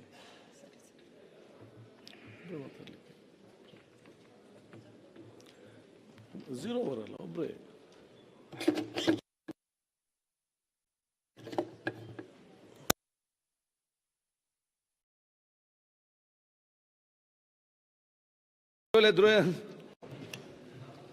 ದುರ್ಯೋಧನ್ ಐಹೊಳೆ ಅವರು. ಸನ್ಮಾನ್ಯ ಸಭಾಧ್ಯಕ್ಷರೇ, ಚುಕ್ಕೆ ಗುರುತಿನ ಪ್ರಶ್ನೆ ಸಂಖ್ಯೆ 445 ಮಾನ್ಯ ಗ್ರಾಮೀಣಾಭಿವೃದ್ಧಿ ಮತ್ತು ಪಂಚಾಯತ್ ರಾಜ್ ಸಚಿವರನ್ನು ಕೇಳಲಿಕ್ಕೆ ಬಯಸ್ತೀನಿ ಸರ್. ಅಧ್ಯಕ್ಷರೇ, ಸದಸ್ಯರಾದಂಥ ಐಹೊಳೆ ಅವರ ಪ್ರಶ್ನೆ ಮತ್ತು ಯತ್ನಾಳ್ ಸಾಹೇಬ್ರ ಪ್ರಶ್ನೆ 2 ಒಂದೇ ಇದೆ. ಅವರು ರಾಜ್ಯ ವ್ಯಾಪ್ತಿ ಕೇಳಿದ್ರು, ಇವರು ರಾಯಬಾಗಿಗೆ ಸೀಮಿತವಾಗಿ ಕೇಳಿದ್ದಾರೆ. ಉತ್ತರ ಒಂದೇ ಇದೆ ಅಧ್ಯಕ್ಷರೇ. ಬೇರೆದೇನಾದರೂ ಕ್ಲಾರಿಫಿಕೇಶನ್ ಇದ್ದರೆ ಕೊಡ್ತೀವಿ ಅಧ್ಯಕ್ಷ. ಸನ್ಮಾನ್ಯ ಸಭಾಧ್ಯಕ್ಷರೇ, ಗ್ರಾಮ ಠಾಣಾ ವ್ಯಾಪ್ತಿಯ ಪಕ್ಕದಲ್ಲಿರುವ ಬಾಲ್ಕಿ ಜಮೀನುಗಳಲ್ಲಿ ಮನೆಗಳು ಮತ್ತು ಅಂಗಡಿಗಳು ರಚನೆಗೊಂಡಿದ್ದು, ಅವುಗಳಲ್ಲಿ ಕೆಲವೊಂದು ಈಗಾಗಲೇ ಗ್ರಾಮ ಪಂಚಾಯಿತಿ ಆಸ್ತಿ ವಹಿಯಲ್ಲಿ ದಾಖಲಿದ್ದು, ಇನ್ನುಳಿದವುಗಳು ದಾಖಲು ಇರುವುದಿಲ್ಲ. ಅವುಗಳನ್ನು ಗ್ರಾಮ ಠಾಣಾ ವ್ಯಾಪ್ತಿಗೆ ಒಳಪಡಿಸಲು ತಾವು ಏನು ಕ್ರಮ ಕೈಗೊಳ್ತಾರೆ ಅಂತ ಕೇಳಲಿಕ್ಕೆ ಬಯಸ್ತೀನಿ ಸರ. ಮತ್ತು ಗ್ರಾಮ ಪಕ್ಕದಲ್ಲಿರುವ ಕೃಷಿ ಜಮೀನುಗಳು 5 ಗುಂಟೆ 10 ಗುಂಟೆಗಳಂತೆ ಮಾರಾಟ ಮಾಡುತ್ತಿದ್ದು, ಅಲ್ಲಿ ವಾಣಿಜ್ಯ ಸಂಬಂಧಿತ ಕಟ್ಟಡಗಳನ್ನು ಮಾಡುತ್ತಿದ್ದು, ಸದರಿ ಅನಧಿಕೃತ ಕಟ್ಟಡಗಳ ನಿಯಂತ್ರಣಕ್ಕೆ ಕಂದಾಯ ಇಲಾಖೆ ತೆಗೆದುಕೊಂಡ ಕ್ರಮಗಳೇನು? ಕೋರ್ಟ್ ಡಿಕ್ರಿ ಮೂಲಕ ಆಸ್ತಿ ವರ್ಗಾವಣೆಗೆ ಹಕ್ಕು ಬದಲಾವಣೆ ಕೋರಿ ಗ್ರಾಮ ಪಂಚಾಯಿತಿಗೆ ಅರ್ಜಿ ಸ್ವೀಕೃತವಾಗುತ್ತಿದ್ದು, ಡಿಕ್ರಿ ಪ್ರಕಾರ ಹಕ್ಕು ಬದಲಾವಣೆ ಅವಕಾಶ ಇರುತ್ತದೆಯೇ? ಮತ್ತು ಸರ್ಕಾರಿ ಗಾರ್ಯಾನ್ ಜಮೀನಿನಲ್ಲಿ ಮನೆಗಳನ್ನು ನಿರ್ಮಾಣ ಮಾಡಿ ಮನೆಗಳನ್ನು ಪಂಚಾಯಿತಿ ವ್ಯಾಪ್ತಿಯಲ್ಲಿ ನೋಂದಣಿ ಮಾಡುವುದಿಲ್ಲ. ಇದರಿಂದ ಸಾರ್ವಜನಿಕರಿಗೆ ತೊಂದರೆಯಾಗುತ್ತದೆ. ಆದಷ್ಟು ಇವನ್ನ ಪಂಚಾಯಿತಿ ವ್ಯಾಪ್ತಿಯಲ್ಲಿ ನೋಂದಣಿ ಮಾಡೋಕ್ಕೆ ತಾವು ಅವಕಾಶ ಮಾಡಿಕೊಡ್ಬೇಕು ಸರ. ಓಕೆ. ಮಾನ್ಯ ಅಧ್ಯಕ್ಷರೇ, ಸದಸ್ಯರಿಗೆ ತಿಳಿದ ಹಾಗೆ ಗ್ರಾಮ ಠಾಣಾ ಸರ್ವೆ ಎಲ್ಲ ಮಾಡೋದು ರೆವಿನ್ಯೂ ಇಲಾಖೆಗೆ ಬರುತ್ತೆ ಅಧ್ಯಕ್ಷರೇ. ಈಗಾಗಲೇ 6/11/2024 ದಿನದಂದು ನಾವು ರೆವಿನ್ಯೂ ಮಿನಿಸ್ಟರ್ ಅವರು ಎಲ್ಲ ಮತ್ತು ಅರ್ಬನ್ ಡೆವಲಪ್ಮೆಂಟ್ ಮಿನಿಸ್ಟರ್ ಕೂತ್ಕೊಂಡು ಇದ್ರ ಬಗ್ಗೆ ಚರ್ಚೆ ಮಾಡಿದ್ದೀವಿ. ಆದರೆ ಇನ್ನೂ ಕೂಡ ಅದ್ರ ಬಗ್ಗೆ ಸಮರ್ಪಕವಾದಂಥ ಉತ್ತರವನ್ನು ಕೊಡ್ಲಿಕ್ಕೆ ಆಗಿಲ್ಲ ಅಧ್ಯಕ್ಷರೇ. ಮೊನ್ನೆ ತಾವು ಕೂಡ ಒಂದು ಮೀಟಿಂಗ್ ಮಾಡಿದ್ರಿ, ಕರಾವಳಿ ಪ್ರದೇಶದಲ್ಲಿ ಯಾವ ರೀತಿ ಇದನ್ನು ನಾವು ಟ್ಯಾಕಲ್ ಮಾಡ್ಬೋದು ಅಂದ್ಬಿಟ್ಟು. ಸೊ ಈ ಸೊತ್ತು ರಿಫಾರ್ಮ್ಸ್ ಮಾಡಬೇಕಾದ್ರೆ ತಾವೇನು ಸಲಹೆಗಳನ್ನು ನೀಡಿದ್ದೀರಾ, ಅದು ವ್ಯಾಪ್ತಿಗೆ ಹೇಗೆ ತರಬೇಕು, ಮತ್ತು ವಾಣಿಜ್ಯ ಕಟ್ಟಡಗಳ ಏನು ಅನಧಿಕೃತವಾಗೆಲ್ಲ ಬರ್ತಾ ಇದೆ ಅದೆಲ್ಲನೂ ಕೂಡ ಈ ಸೊತ್ತು ಏನು ಆಕ್ಷೇಪಣೆಗಳು ಕೂಡ ಬಂದಲ್ಲಿ ಅದರಲ್ಲಿ 1-2-3 ಸಲಹೆಗಳು ಹೀಗೆ ಇದೆ. ಸೊ ಅದು ಎಲ್ಲ ನಾವು ಸಮರ್ಪಕವಾಗಿ ಮಾಡಿ ಒಂದು 15 ದಿನದಲ್ಲಿ ರೂಲ್ಸ್ ಮಾಡಿದ್ಮೇಲೆ ತಿಳಿಸ್ತೀವಿ ಅಧ್ಯಕ್ಷರೇ. ಅದು ಆದಮೇಲೆ ಕೂಡ ಏನಾದರೂ ಮಾನ್ಯ ಸದಸ್ಯರ ಸಲಹೆ ಇದ್ರೆ ಅದನ್ನು ನಾನು ಸ್ವೀಕಾರ ಮಾಡಿ we will try to rectify. ಸನ್ಮಾನ್ಯ ಸಭಾಧ್ಯಕ್ಷರು, ಈಗಾಗಲೇ ಸರ್ಕಾರದ ಮನೆಗಳನ್ನು ಕೂಡ ಗಾರ್ಯಾನದಾಗ ಕಟ್ಟಿದ್ದಾರೆ ಸರ್ ಬಡವರು. ಅದೇ ರೆವಿನ್ಯೂ ಡಿಪಾರ್ಟ್ಮೆಂಟಿಗೆ ಬರುತ್ತೆ. ಸಕ್ರಮ ಮಾಡಿ ಮಾಡಿದ್ರಲ್ಲ, ಅವ್ರಿಗೆ ಖಾತಾ ಸಿಗುವಾಗ ತಾವು ಮಾಡ್ಬೇಕಂತೇಳಿ ನಾವು ವಿನಂತಿ ಮಾಡ್ಕೊತೀನಿ ಸರ್. ಅಧ್ಯಕ್ಷರೇ ಮೀಟಿಂಗ್ ಮಾಡಿದ್ದಾರೆ. ಸೊ ಎಲ್ಲ ಕಡೆ ಇದು ಒಂದು ಸ್ವಲ್ಪ ಸಮಸ್ಯೆ ಇದೆ. ಸ್ವಲ್ಪ ಡೆಫಿನಿಷನ್ಸ್ಗಳನ್ನು ಮತ್ತೆ ಆಕ್ಟ್ ಅನ್ನ ತಿದ್ದುಪಡಿ ಮಾಡಬಹುದಾ ಅಂತ ಪರಿಶೀಲನೆ ಮಾಡ್ತಾ ಇದೀವಿ. ಆದಷ್ಟು ಬೇಗ ತಾವು ಖಂಡಿತವಾಗಿ. UB ಬಣಕರ್.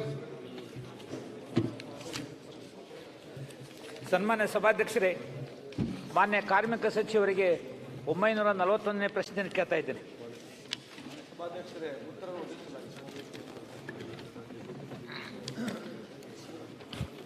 ಸಭಾಧ್ಯಕ್ಷರೇ, ಮಾನ್ಯ ಸಚಿವರು ಈ ಬಾರಿ ಆಯವ್ಯಯದಲ್ಲಿ ಘೋಷಣೆ ಮಾಡಿದ ಹಾಗೆ 31 ಜಿಲ್ಲೆಗಳಿಗೆ ಕಾರ್ಮಿಕ ಶಾಲೆಗಳ ವಸತಿ ಶಾಲೆಗಳನ್ನು ಪ್ರಾರಂಭ ಮಾಡಲು ನಿರ್ಣಯವನ್ನು ತೆಗೆದುಕೊಂಡಿದ್ದಾರೆ.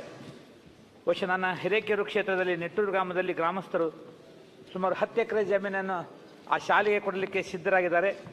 ದಯವಿಟ್ಟು ನನ್ನ ವಿನಂತಿ, ಮುಂದಾದರೂ ಸಹ ಆ ನೆಟ್ಟೂರು ಗ್ರಾಮದಲ್ಲಿ ಕಾರ್ಮಿಕ ವಸತಿ ಶಾಲೆಯನ್ನು ಪ್ರಾರಂಭ ಮಾಡಲಿಕ್ಕೆ ಮಾನ್ಯ ಸಚಿವರು ಕ್ರಮ ತೆಗೆದುಕೊಳ್ಳಬೇಕಂತ ವಿನಂತಿ ಮಾಡ್ತಾ ಇದ್ದಾರೆ. ಸಭಾಧ್ಯಕ್ಷರಿಗೆ ಮೊದಲನೇ ಹಂತದಲ್ಲಿ ಆಯೋಗದಲ್ಲಿ ಸನ್ಮಾನ್ಯ ಮುಖ್ಯಮಂತ್ರಿಯವರು 31 ಶಾಲೆಗಳು ಎಲ್ಲ ಜಿಲ್ಲೆಗೆ ಪ್ರಾರಂಭಿಸಲಿಕ್ಕೆ ನಮಗೆ ಅಡ್ಮಿನಿಸ್ಟ್ರೇಟಿವ್ ಅಪ್ರೂವಲ್ ಕೊಟ್ಟಿದ್ದಾರೆ. ಈಗ ಟೆಂಡರ್ ಹಂತದಲ್ಲಿದೆ. ಇನ್ನು ಹೆಚ್ಚಿನ ಶಾಲೆಗಳು ಬೇಕಂತೇಳಿ ಭಾಳಷ್ಟು ಶಾಸಕರು ಎಲ್ಲರೂ ಕೇಳ್ತಾ ಇದ್ದಾರೆ. ಅದಕ್ಕೆ ಖಂಡಿತವಾಗ್ಲೂ ಬಣಕರ್ ಸಾಹೇಬರು ಹೇಳ್ತಕ್ಕಂಥದ್ದು ಅವರ ಕಾನ್ಸ್ಟಿಟ್ಯೂನ್ಸಿಲಿ ಒಂದು ಶಾಲೆ ಆಗಬೇಕಂಥದ್ದು ಜಾಗ ಇದೆ ಅಂತ ಹೇಳಿದ್ದಾರೆ. ಅದನ್ನು ಮುಂದೆ ಬರ್ತಕ್ಕಂಥ ಪರಿಶೀಲನೆ ಮಾಡ್ತೀವಿ. ಹಂತ ಹಂತವಾಗಿ ಇದನ್ನು ವ್ಯಾಪಕವಾಗಿ ಎಲ್ಲ ಜಿಲ್ಲೆಗಳಲ್ಲಿ ಮುಂದೆ ಬರ್ತಕ್ಕಂಥಗಳಲ್ಲಿ ಪ್ರಾರಂಭಿಸಲಿಕ್ಕೆ ಪ್ರಯತ್ನ ಮಾಡ್ತೀವಿ. ಬಸಂತಪ್ಪ ಕೇಸ್ ಇಲ್ಲ. ಸುರೇಶ್ ಬಾಬು. ಸನ್ಮಾನ್ಯ ಅಧ್ಯಕ್ಷರೇ, ಮಹಿಳಾ ಮತ್ತು ಮಕ್ಕಳ ಕಲ್ಯಾಣ ಸಚಿವರನ್ನ 913ನೇ ಪ್ರಶ್ನೆನ ಕೇಳಲಿಕ್ಕೆ ಬಯಸ್ತೇನೆ. ಅಧ್ಯಕ್ಷರೇ, ಮೇಡಮ್ ಇದ್ರು ಎಲ್ಲ ಹೋದ್ರು. ಯಾವುದು ಕೊಟ್ಟೆ, ನಾನೇ ರಿಪ್ಲೇಸ್ ಕೊಟ್ಟಿದ್ದೆ. ಓಕೆ, ಒಂದು ಸೆಕೆಂಡ್. ನೆಕ್ಸ್ಟ್ ತಗೊಳ್ಳಿ. ಬಾಲಕೃಷ್ಣ ಎಲ್ಲಿದ್ದಾರೆ? ಬರ್ಲಿಕ್ಕೆ ಆಯ್ತು. ಮಿನಿಸ್ಟ್ರಿ ಹೋದ್ರು. ಇಂಪಾರ್ಟೆಂಟ್ ಇದೆ, ಬರ್ಲಿಕ್ಕೆ. ಮಾನ್ಯ ಸಭಾಧ್ಯಕ್ಷರೇ, ಬಾಲಕೃಷ್ಣ CN ಚುಕ್ಕೆ ಗುರುತಿನ ಪ್ರಶ್ನೆ 458ನ ಮಾನ್ಯ ಹಿಂದುಳಿದ ವರ್ಗಗಳ ಕಲ್ಯಾಣ ಹಾಗೂ ಕನ್ನಡ ಮತ್ತು ಸಂಸ್ಕೃತಿ ಸಚಿವರನ್ನು ಕೇಳಬಯಸ್ತೇನೆ. ತಂಗಡಿಗೆ ಅವರು ಸರ್. ಸಭಾಧ್ಯಕ್ಷರ ಉತ್ತರವನ್ನು ಒದಗಿಸಲಾಗಿದೆ. ಮಾನ್ಯ ಸಭಾಧ್ಯಕ್ಷರೇ, ಮಾನ್ಯ ಸಚಿವರು ಉತ್ತರವನ್ನು ಒದಗಿಸಿದ್ದಾರೆ. ಕಳೆದ ವರ್ಷದಲ್ಲಿ ಎಷ್ಟು ಮೆಟ್ರಿಕ್ ಪೂರ್ವ ಮತ್ತು ಮೆಟ್ರಿಕ್ ನಂತರದ ಹಾಸ್ಟೆಲ್ಗಳನ್ನು ಪ್ರಾರಂಭ ಮಾಡಿದ್ದೀನಿ ಅಂತ ಕೇಳಿದ್ವಿ. ಅದಕ್ಕೆ ಕಳೆದ 2 ವರ್ಷಗಳಲ್ಲಿ 158 ಹಾಸ್ಟೆಲ್ಗಳನ್ನು ಮಂಜೂರಾತಿ ಮಾಡಿ ಪ್ರಾರಂಭ ಮಾಡಿದ್ದೀವಿ ಅಂತಕ್ಕಂಥ ಉತ್ತರವನ್ನು ನೀಡಿದ್ದಾರೆ. ಆದರೆ ಕಳೆದ 2 ವರ್ಷದಲ್ಲಿ ನಮ್ಮ ಬೇಡಿಕೆಗೆ ಅನುಗುಣವಾಗಿ ನಮ್ಮ ಶ್ರವಣಬೆಳಗೊಳ ವಿಧಾನಸಭಾ ಕ್ಷೇತ್ರಕ್ಕೆ ಯಾವುದೇ ಒಂದು ಹಾಸ್ಟೆಲನ್ನು ಮಂಜೂರಾತಿ ಮಾಡಿಲ್ಲ. ಅದು ತಮ್ಮ ಮೂಲಕ ಮಾನ್ಯ ಮಂತ್ರಿಗಳ ಗಮನಕ್ಕೆ ತರ್ತೇನೆ. 25-26ನೇ ಸಾಲಿನಲ್ಲಿ ಇಂಜಿನಿಯರಿಂಗ್ ಮತ್ತು ಮೆಡಿಕಲ್ ಕಾಲೇಜಿಗೆ ವಿದ್ಯಾರ್ಥಿಗಳಿಗೆ ಸಂಬಂಧಿಸಿದಂತೆ 62 ಹಾಸ್ಟೆಲ್ಗಳನ್ನು ತೆರಿತೀವಿ ಅಂತಕ್ಕಂಥ ಉತ್ತರದಲ್ಲಿ ತಾವು ಕೂಡ ನೀಡಿದ್ದೀರಿ. ಈ ಮೂಲಕ ಮಾನ್ಯ ಸಭಾಧ್ಯಕ್ಷ ತಮ್ಮ ಮೂಲಕ ಮಾನ್ಯ ಸಚಿವರಿಗೆ, ಏಕೆಂದರೆ ಉತ್ತರದಲ್ಲಿ ಪ್ರಸ್ತಾವನೆ ಕೊಟ್ಟಿಲ್ಲ ಅಂತ ಮಾಹಿತಿನ ಒದಗಿಸಿದ್ದಾರೆ. ಅದು ತಪ್ಪು ಅಂತ ನನ್ನ ಭಾವನೆ. ಏಕೆಂದರೆ ಕಳೆದ ಅಧಿವೇಶನದಲ್ಲೂ ಕೂಡ ತಮಗೆ ನಾನು ರಿಕ್ವೆಸ್ಟ್ ಕೂಡ ಮಾಡಿದ್ದೆ. ಅದಕ್ಕೆ ಇಲಾಖೆ ಮೂಲಕ ತಾವು ಅನುದಾನದ ಲಭ್ಯತೆ ಕೊರತೆನೇನೋ ಗೊತ್ತಿಲ್ಲ, ಸ್ಪಂದಿಸಿಲ್ಲ ತಾವು.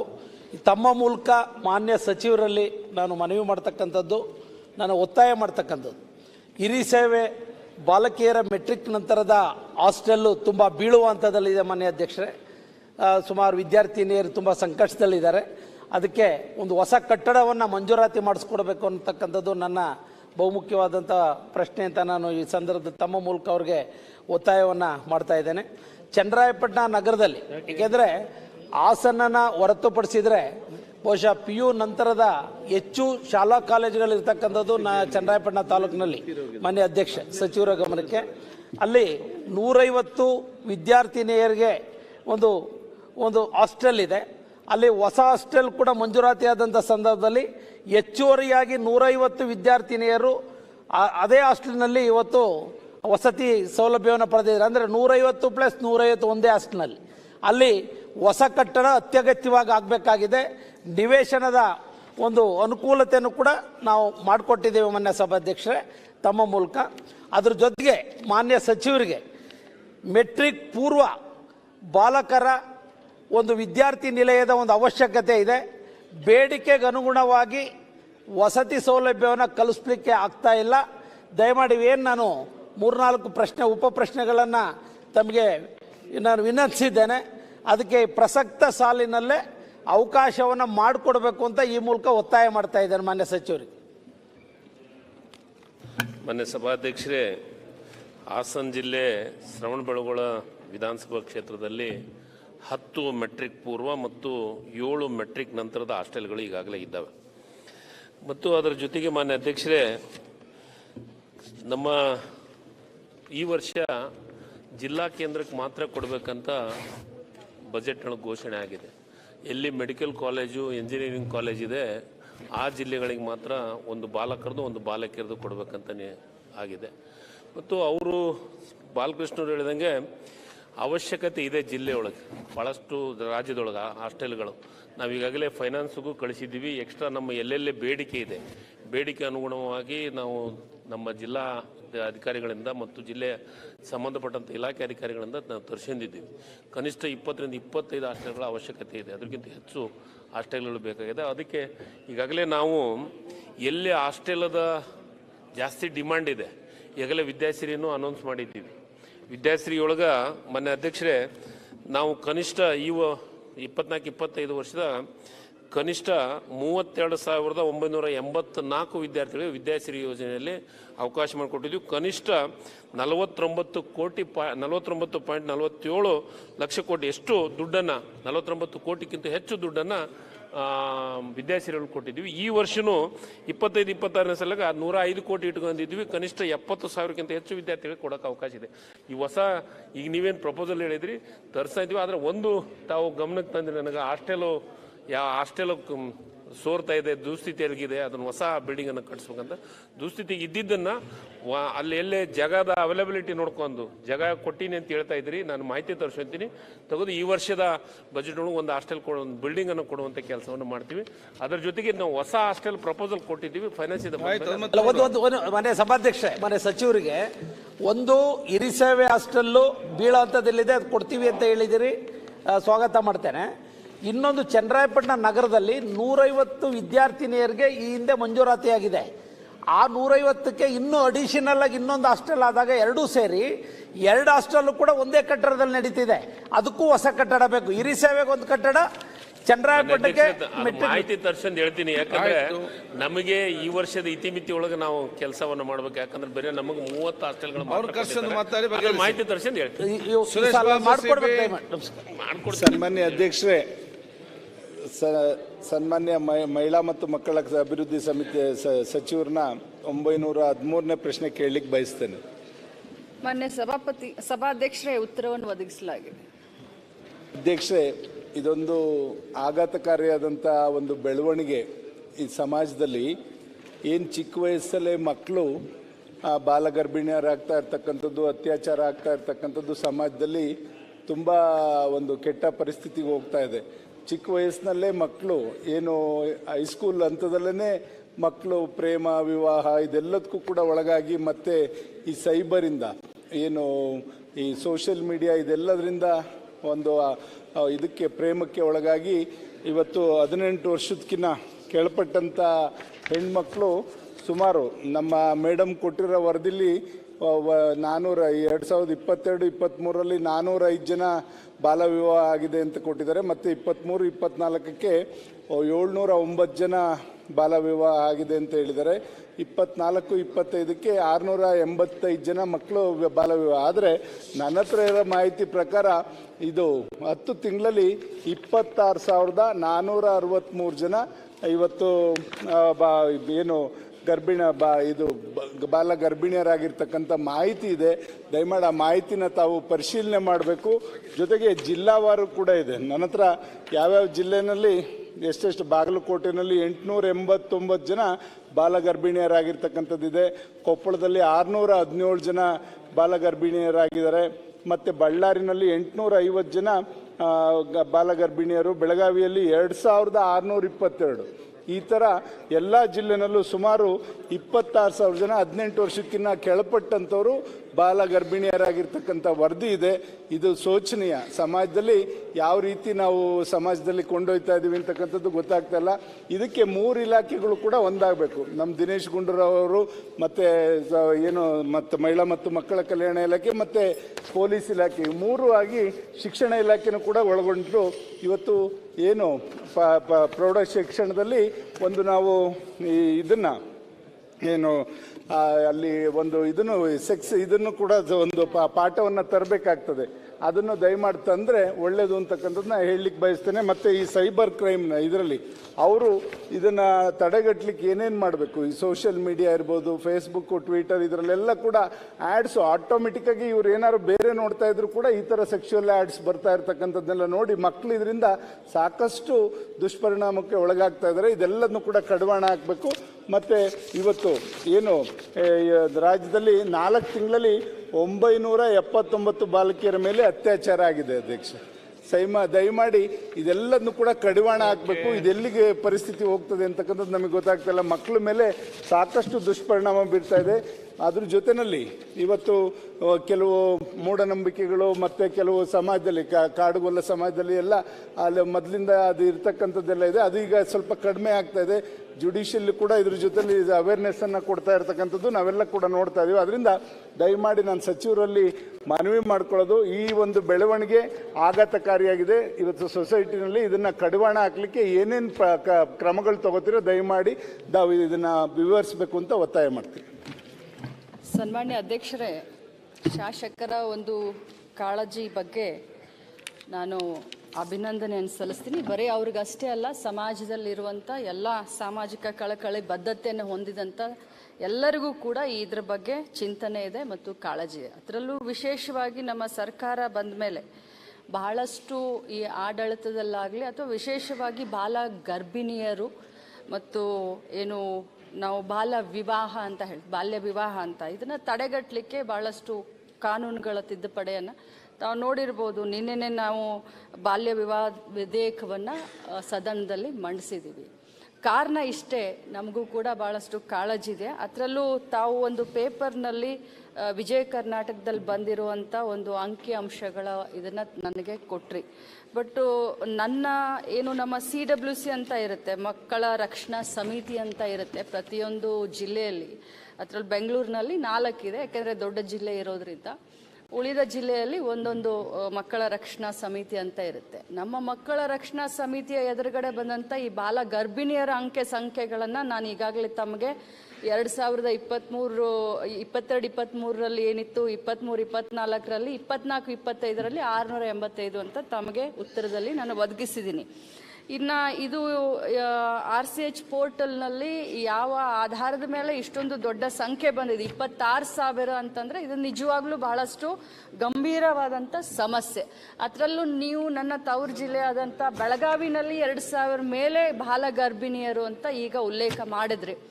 ಬಹುಶಃ ನಾನು ಅಲ್ಲೇ ಇರೋದ್ರಿಂದ, ಸ್ಥಾನಿಕವಾಗಿರೋದ್ರಿಂದ, ಪ್ರತಿಯೊಂದು ಆಫೀಸರ್ ಜೊತೆ ಅಥವಾ ನಾನು ಅವ್ರ ಜೊತೆ ದಿನಂಪ್ರತಿನಿಧಿ ಸಂಪರ್ಕದಲ್ಲಿರೋದ್ರಿಂದ 2,000 ಸಂಖ್ಯೆಗಳಂತೂ ಇದು ಶುದ್ಧವಾಗಿ ಇದು ತಪ್ಪಾಗುತ್ತೆ ಅಂತ ಹೇಳಲಿಕ್ಕೆ ಬಯಸ್ತೇನೆ. ಅದರ ಜೊತೆಯಲ್ಲಿ ನೀವು ವಿಶೇಷವಾಗಿ ಅದರ ಜೊತೆಯಲ್ಲಿ ಎತ್ತರಗೋಸ್ಕರ ಬಾಲ ಗರ್ಭಿಣಿಯರಾಗಿದ್ದಾರೆ ಅನ್ನುವಂಥ ಆಧಾರವನ್ನು ಕೂಡ ನಾನು ಹೇಳಿದ್ದೀನಿ.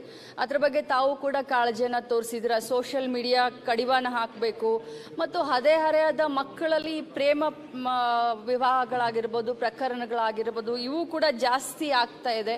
ಆಮೇಲೆ ತಾವು ಹೇಳಿದ್ರಿ ಇದು ಕೆಲವು ಸಮುದಾಯದಲ್ಲಿ ಕೆಲವು ಪಂಗಡಗಳಲ್ಲಿ ಇದು ಆಚರಣೆಯಾಗಿ ಉಳಿದಿದೆ, ಅದಕ್ಕೂ ಕೂಡ ಕಡಿವಾಣ ಹಾಕ್ತಾ ಇದ್ದೀವಿ. ಮಾನ್ಯ ಸದಸ್ಯರಿಗೆ ಸಭಾಧ್ಯಕ್ಷರ ಮುಖಾಂತರ ಹೇಳಲಿಕ್ಕೆ ಬಯಸ್ತೇನೆ. ನಾನು ಮೊನ್ನೆ ಬೀದರ್ ಜಿಲ್ಲಾ ಒಂದು ಪ್ರವಾಸದಲ್ಲಿದ್ದಾಗ ಅಲ್ಲಿಯ SP ಅವರು ಒಂದು ಅಕ್ಕ ಪಡೆ ಅಂತ ಹೇಳಿ ಬಹಳ ಚೆನ್ನಾಗಿ ಕಾರ್ಯವನ್ನು ನಿರ್ವಹಣೆ ಮಾಡ್ತಾ ಇದೆ. ಸೊ ಆ ಅಕ್ಕ ಪಡೆಯನ್ನು ಇಡೀ ನಮ್ಮ ರಾಜ್ಯಾದ್ಯಂತ ಪ್ರಾಯೋಗಿಕವಾಗಿ ಆಗಸ್ಟ್ 15ರಿಂದ ಮೈಸೂರಲ್ಲಿ, ಬೆಳಗಾವಿಯಲ್ಲಿ, ಮಂಗಳೂರಿನಲ್ಲಿ ಅದು ಅಕ್ಕ ಪಡೆಯ ಒಂದು ಕಾರ್ಯಾಚರಣೆಯನ್ನು ನಾವು ಶುರು ಮಾಡ್ತಾ ಇದ್ವಿ ಇಲಾಖೆಯ ಮುಖಾಂತರ.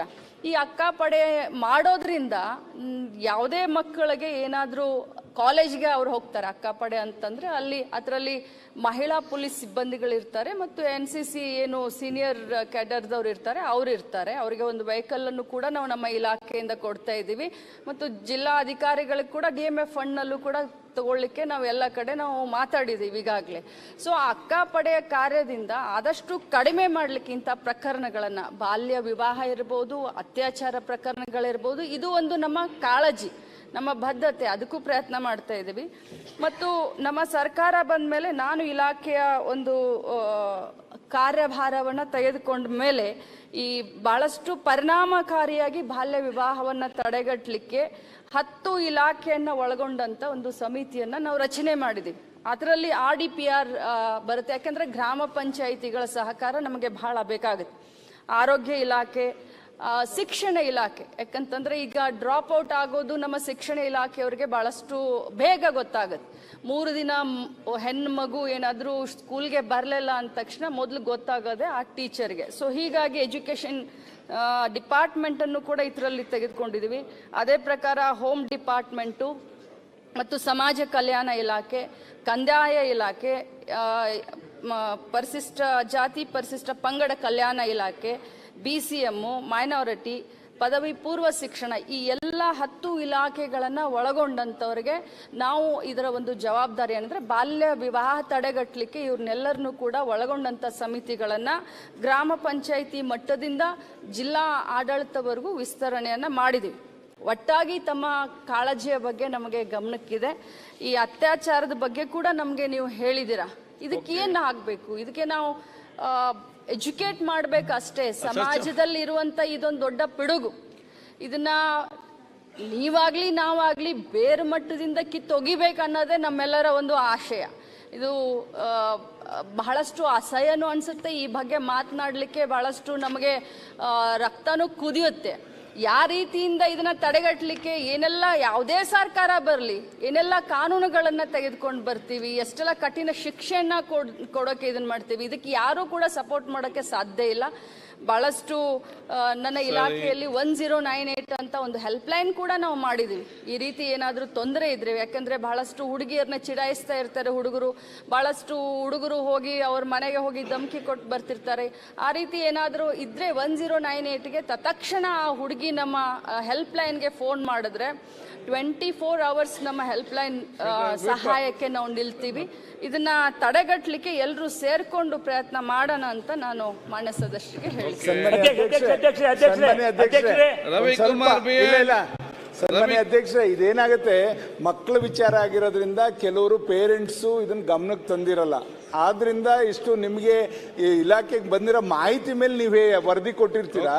ಇದೇನಾಗುತ್ತೆ, ಚಿಕ್ಕ ಮಕ್ಕಳಾಗಿರೋದ್ರಿಂದ ಅವ್ರ ಭವಿಷ್ಯದ ದೃಷ್ಟಿಯಿಂದ ಅವ್ರು ಇಷ್ಟೊಂದು ಮಾಹಿತಿ ಕೊಟ್ಟಿರಲಿಲ್ಲ. ದಯಮಾಡಿ ನನ್ನ ಕ್ಷೇತ್ರದಲ್ಲೇ ನಿಮ್ಗೆ ಹೇಳ್ತೀನಿ, 9ನೇ ಕ್ಲಾಸ್ ಮಗು ಒಂದು ಸ್ಕೂಲಲ್ಲಿ ಅದು ಡ್ರೈವರ್ ಯಾರೋ ಒಂದು ಈ ಥರ ಮಿಸ್ಬಿಹೇವ್ ಮಾಡಿ ಡೆಲಿವರಿನೂ ಕೂಡ ಆಯಿತು ಮೊನ್ನೆ, ಈಗ 3 ತಿಂಗಳಿಂದ.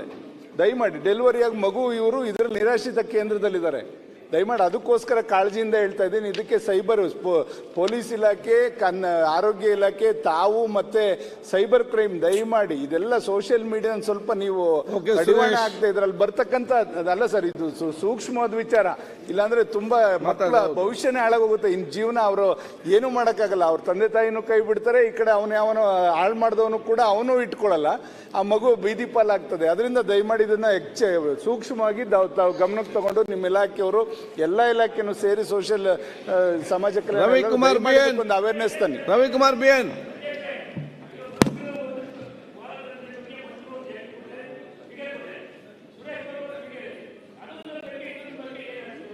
ಕ್ಲಾರಿಫಿಕೇಶನ್ ಮುಂದೆ ಕೊಡ್ಬೇಕು ಮೇಡಮ್ ಅವರು. ಬಾಲಗರ್ಭಿಣಿಯ ಸಂಖ್ಯೆನ ಮಂತ್ರಿಗಳು ಒಂದು ಸಂಖ್ಯೆ ತಮ್ಮ ಮುಂದೆ ಹೇಳಿದ್ದಾರೆ. ಓಕೆ, ಸುರೇಶ್ ಬಾಬು ಅವರು ಒಂದು ಸಂಖ್ಯೆ ಹೇಳಿದ್ದಾರೆ. ಓಕೆ, ನಾವು ಇದನ್ನ ನಂಬಕ್ಕೆ ಕ್ಲಾರಿಫಿಕೇಶನ್ ಬೇಕು ಮುಂದೆ. ನಾವು ಚರ್ಚೆ ಮಾಡಿ ಹೇಳ್ತೇನೆ. ಧನ್ಯವಾದ. ರವಿಕುಮಾರ್ ಬಿಎನ್.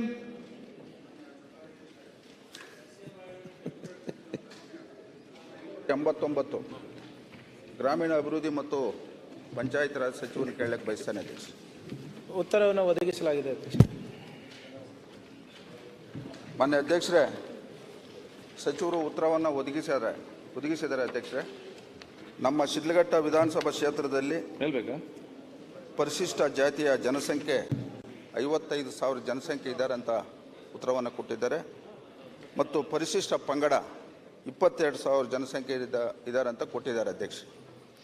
ಮಾನ್ಯ ಅಧ್ಯಕ್ಷರೇ, ಇವತ್ತು ನಮ್ಮ ಶಿಡ್ಲಘಟ್ಟ ವಿಧಾನಸಭಾ ಕ್ಷೇತ್ರಕ್ಕೆ ಸಂಬಂಧಪಟ್ಟಂಗೆ ಇವತ್ತು ನಮ್ಮ ಕ್ಷೇತ್ರದಲ್ಲಿ ನಡೆದಿರ್ತಕ್ಕಂಥ ಜಲಜೀವನ್ ಮಿಷನ್ ಅಡಿಯಲ್ಲಿ ಆಗಿರ್ತಕ್ಕಂಥ ಕಾಮಗಾರಿಗಳು ಮತ್ತು ನರೇಗಾ ಯೋಜನೆ ಅಡಿಯಲ್ಲಿ ಆಗಿರ್ತಕ್ಕಂಥ ಕಾಮಗಾರಿಗಳು ಸಂಬಂಧಪಟ್ಟಂಗೆ ಉತ್ತರವನ್ನು ಕೊಟ್ಟಿದ್ದಾರೆ ಅಧ್ಯಕ್ಷರೇ.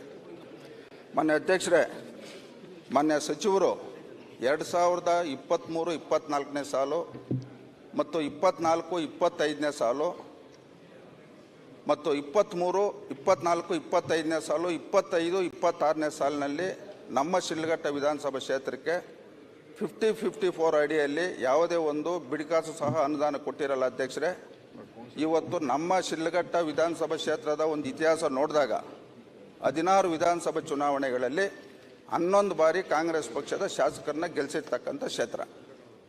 ಇವತ್ತು ಈ ರಾಜ್ಯದಲ್ಲಿ ಕಾಂಗ್ರೆಸ್ ಸರ್ಕಾರ ಬಂದು 27ನೇ ತಿಂಗಳಿನಲ್ಲಿ ಇವತ್ತು ನಡೀತಾ ಇದೆ.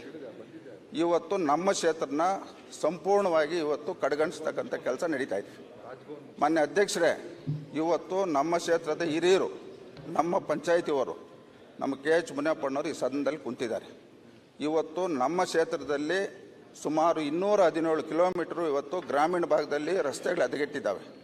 ಹಿಂದೆ ಸದನದಲ್ಲೂ ಸಹ ಮಾನ್ಯ ಸಚಿವರ ಗಮನ ತಂದೆ ಇವತ್ತು ನಮ್ಮ ಕ್ಷೇತ್ರದ ಪರಿಸ್ಥಿತಿ ಬಗ್ಗೆ.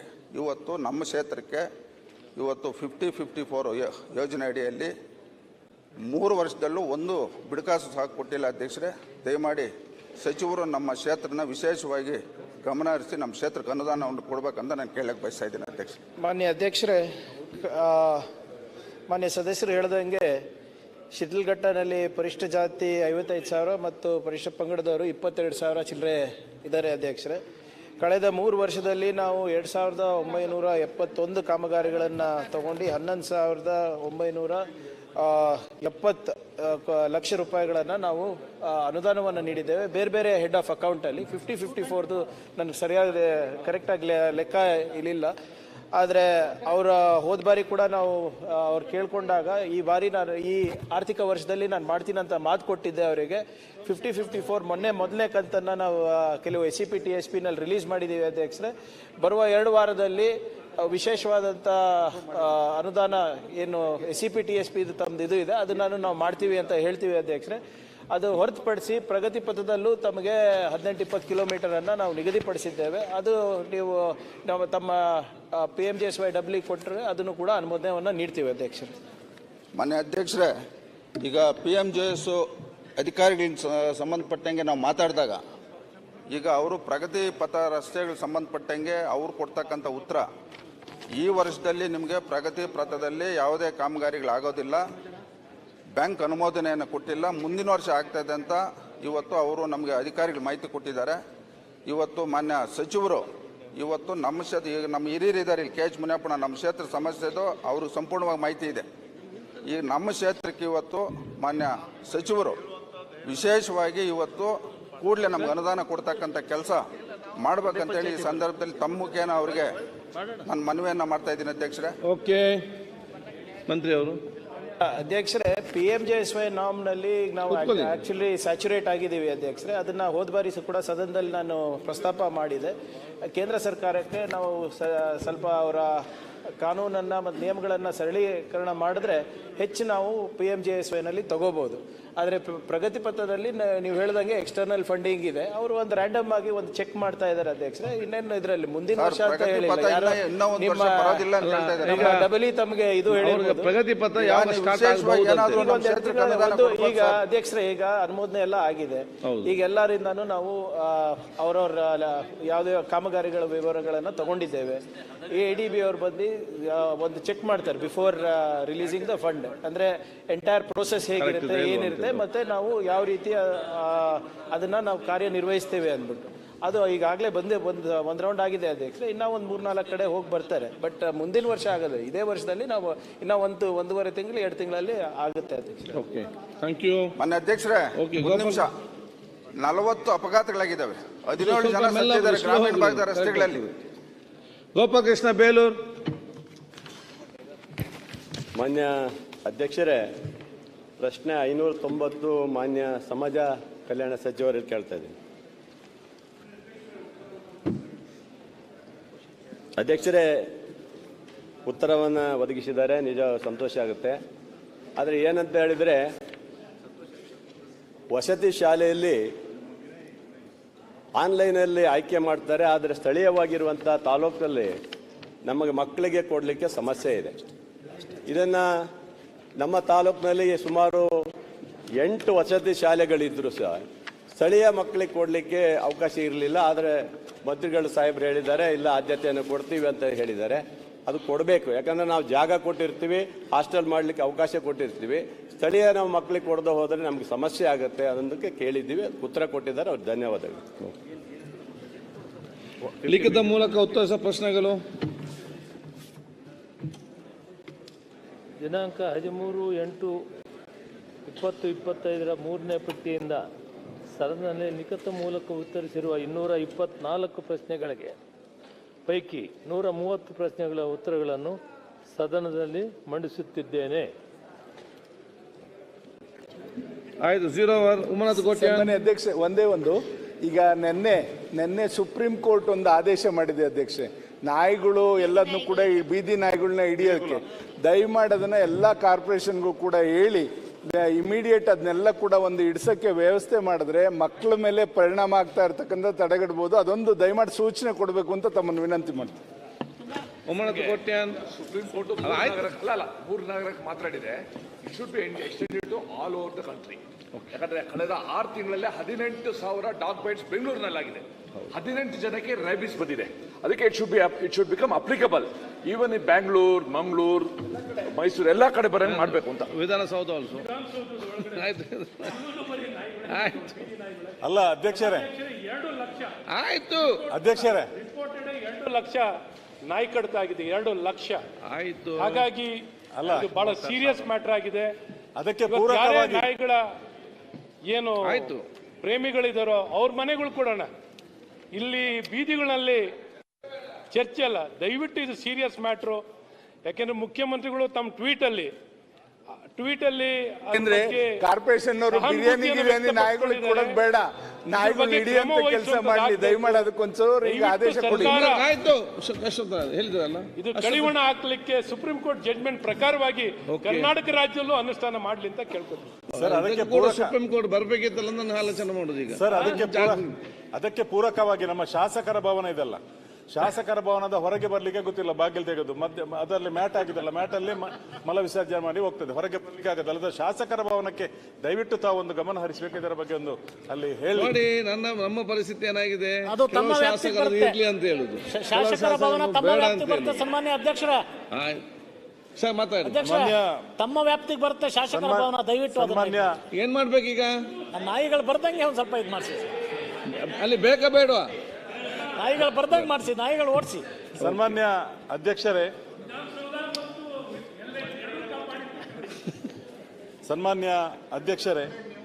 ಶೂನ್ಯ ವೇಳೆಯಲ್ಲಿ ನನಗೆ ಒಂದು ತುರ್ತು ಆದಂತಹ ಒಂದು ಸಮಸ್ಯೆಯ ಬಗ್ಗೆ ಪ್ರಶ್ನೆ ಕೇಳಲಿಕ್ಕೆ ಅನುಮತಿ ಕೊಟ್ಟದಕ್ಕೆ ನಮಗೆ ಅಭಿನಂದನೆಗಳು.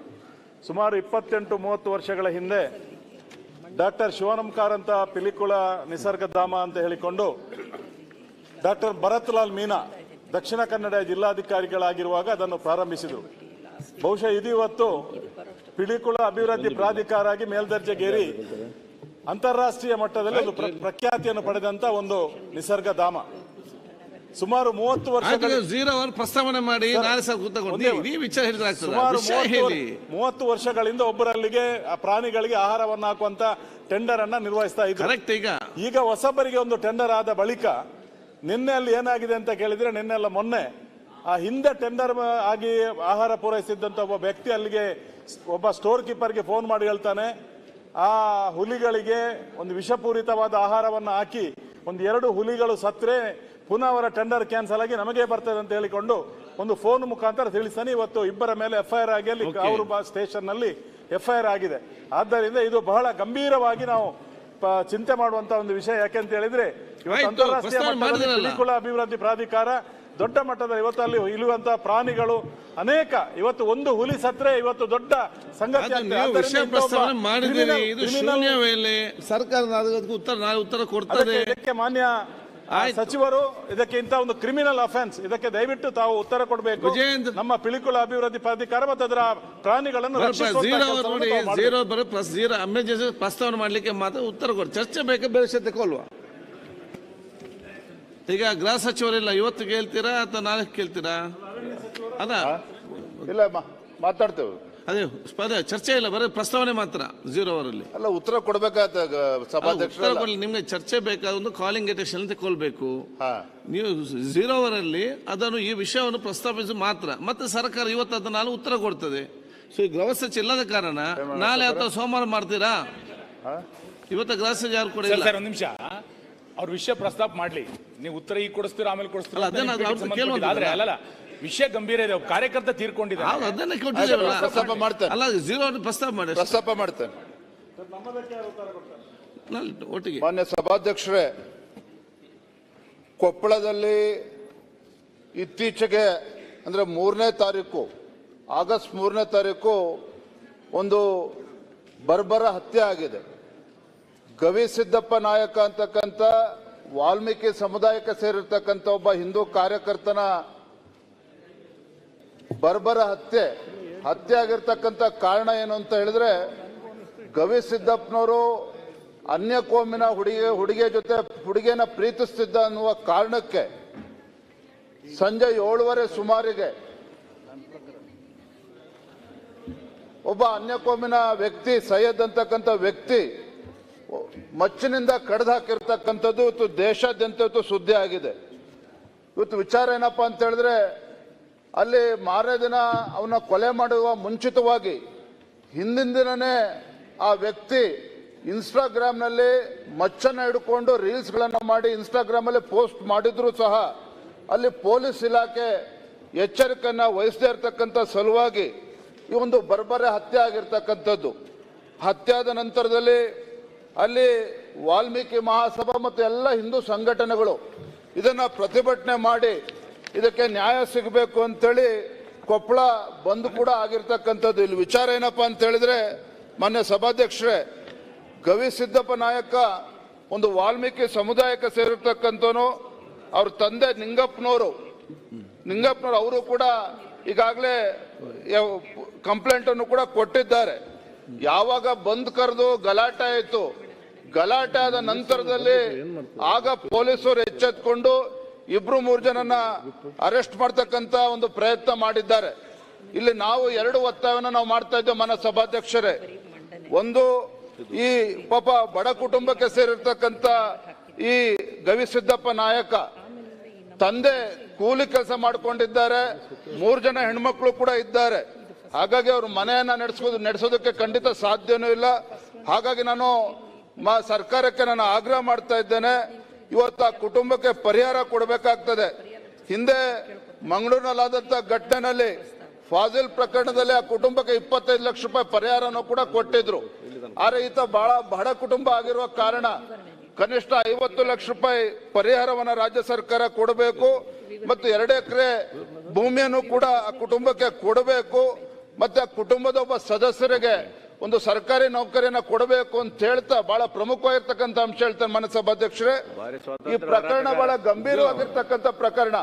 ಬಹುಶಃ ಮಂಗಳೂರಿನ ಸುಹಾಸ್ ಶೆಟ್ಟಿ ಹತ್ಯೆಯಾದ ಪ್ರಕರಣ ಆದ ನಂತರದಲ್ಲಿ ಅದೇ ಮಾದರಿಯಲ್ಲಿ ಇಲ್ಲೂ ಕೂಡ ಕೊಪ್ಪಳದಲ್ಲಿ ಹತ್ಯೆ ಆಗಿರ್ತಕ್ಕಂಥದ್ದು. ನಾನಿವತ್ತು ಆಗ್ರಹ ಮಾಡ್ತಾ ಇರ್ತಕ್ಕಂಥದ್ದು, ಈ ಪ್ರಕರಣವನ್ನ ಗಂಭೀರವಾಗಿ ತೆಗೆದುಕೊಂಡು ಈ ಒಂದು ಕೊಲೆ ಪ್ರಕರಣವನ್ನ NIAಗೆ ಕೊಡಬೇಕು ಅಂತ ನಾನು ಆಗ್ರಹ ಮಾಡ್ತಾ ಇದ್ದೇನೆ. ಕಾರಣ ಏನಪ್ಪಾ ಅಂತ ಹೇಳಿದ್ರೆ, ಇವತ್ತು ರಾಜ್ಯದಲ್ಲಿ ಪೊಲೀಸ್ ಇಲಾಖೆ ಮೇಲೆ ಪೊಲೀಸ್ ಇಲಾಖೆ ಬಗ್ಗೆ ಇವತ್ತು ಯಾರು ಕೂಡ ಇವತ್ತು ವಿಶ್ವಾಸನ ಕಳ್ಕೊಂಡಿರ್ತಕ್ಕಂಥದ್ದು. ಹಾಗಾಗಿ ನಿಜವಾಗ್ಲೂ ಕೂಡ ರಾಜ್ಯ ಸರ್ಕಾರ ಗಂಭೀರ ತೆಗೆದುಕೊಂಡು ಈ ವಿಚಾರವನ್ನ NIA ಕೊಡಬೇಕು ಅಂತ ಹೇಳಿ ನಾನು ಈ ಸಂದರ್ಭದಲ್ಲಿ ಆಗ್ರಹ ಮಾಡ್ತೇನೆ ಮಾನ್ಯ ಸಭಾಧ್ಯಕ್ಷ. ಮನೆ ಸಭಾಧ್ಯಕ್ಷರೇ ಸಭಾಧ್ಯಕ್ಷರೇ ಚರ್ಚೆ ಇಲ್ಲ, ಜೀರೋ ಅವರ ಚರ್ಚೆ ಇಲ್ಲ. ಸಭಾಧ್ಯಕ್ಷರೇ ಸರ್ಕಾರ ಉತ್ತರ ನೀವು ಉತ್ತರ ಕೊಡ್ಲಿಕ್ಕೆ ಆಗುದೇ? ಸರ್ಕಾರನಾல ಉತ್ತರ ಕೊಡ್ಲಿ, ಉತ್ತರ ಕೊಡ್ಲಿ. ಆಗುದಿಲ್ಲ. ಚರ್ಚೆ ಅಲ್ಲ ಇದು, ಶೂನ್ಯ ವೇಳೆಯಲ್ಲಿ ಪ್ರಸ್ತಾವನೆ ಮಾತ್ರ. ನಾಳೆ ಉತ್ತರ ಕೊಡೋದು ಮಾತಾಡಿ. ಜಿಲ್ಲಾ ಉಸ್ತುವಾರಿ ಸಚಿವರು ಇದ್ದಾರೆ ಸರ್,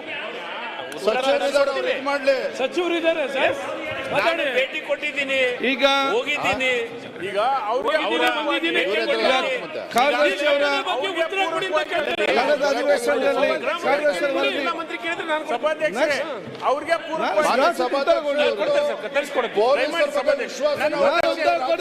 ಚರ್ಚೆ ಆಗುದಿಲ್ಲ. ನಾಳೆ ಮಾತಾಡಿ, ನಮ್ಮ ಮತಕ್ಷೇತ್ರ ನೀವೇನು ಉತ್ತರ ಕೊಡ್ತೀರಾ? ಗೌರ್ಮೆಂಟ್ ಅದಕ್ಕೆ ಪೂರಕವಾಗಿ ಹೇಳ್ತಾ ಇದ್ದೀನಿ ಅಂದೆ. ಆಯ್ತು, ನೀವು ಅದನ್ನು ಬೇರೆ ಚರ್ಚೆ ತಗೊಂಡು ಬನ್ನಿ, ನೀವು ಬೇರೆ ಚರ್ಚೆ ತಗೊಂಡು ಬನ್ನಿ.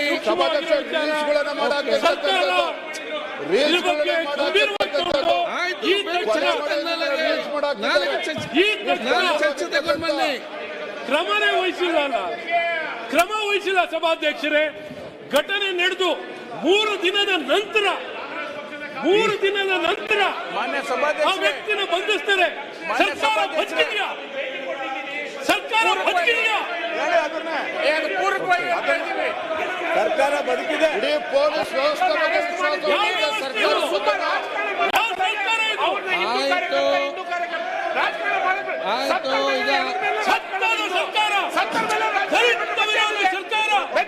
ಚರ್ಚೆ ಮಾಡಬೇಡಿ. ಯಾರು ಮಾಡಿದ್ರೆ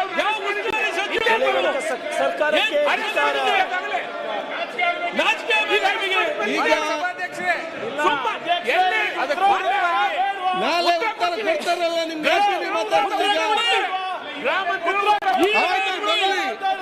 ನೀವು ಈಗ ಕೊಡಿಸಿ ಅಂತ ಹೇಳಿದ್ರೆ ಯಾಕೆ ನೀವು ಬೇರೆ ನಿರ್ವಹಿಸುತ್ತಲೇ ಕೊಡ್ಲಿಲ್ಲ, ಬೇರೆ ಕೊಡ್ಲಿಲ್ಲ, ಬರ್ದು ಕೊಡ್ಲಿಲ್ಲ, ಕೇಳಿದ ಅವಕಾಶ ಚರ್ಚೆ ನೀವು ಯಾಕೆ ನಿರ್ವಹಿಸುತ್ತಿಲ್ಲ, ಚರ್ಚೆ ಮಾಡಲಿಲ್ಲ, ಯಾವುದು ಚರ್ಚೆ ಮಾಡಿ. ಗಂಭೀರ ವಿಚಾರ ತಗೊಳ್ಳಿ. ನೀವು ನೀವು ನಿರ್ವಹಿಸಿ ಕೂಡ ಇಲ್ಲ. ಸರ್ಕಾರ ಉತ್ತರ ಕೊಡ್ತದೆ.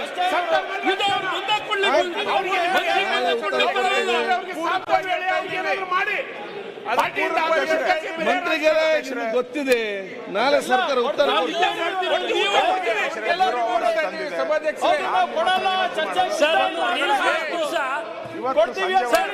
ಉತ್ತರ ಕೊಡ್ತೀವಿ ಅಂತ ಹೇಳಿ ಹೇಳಿ ಅದನ್ನ.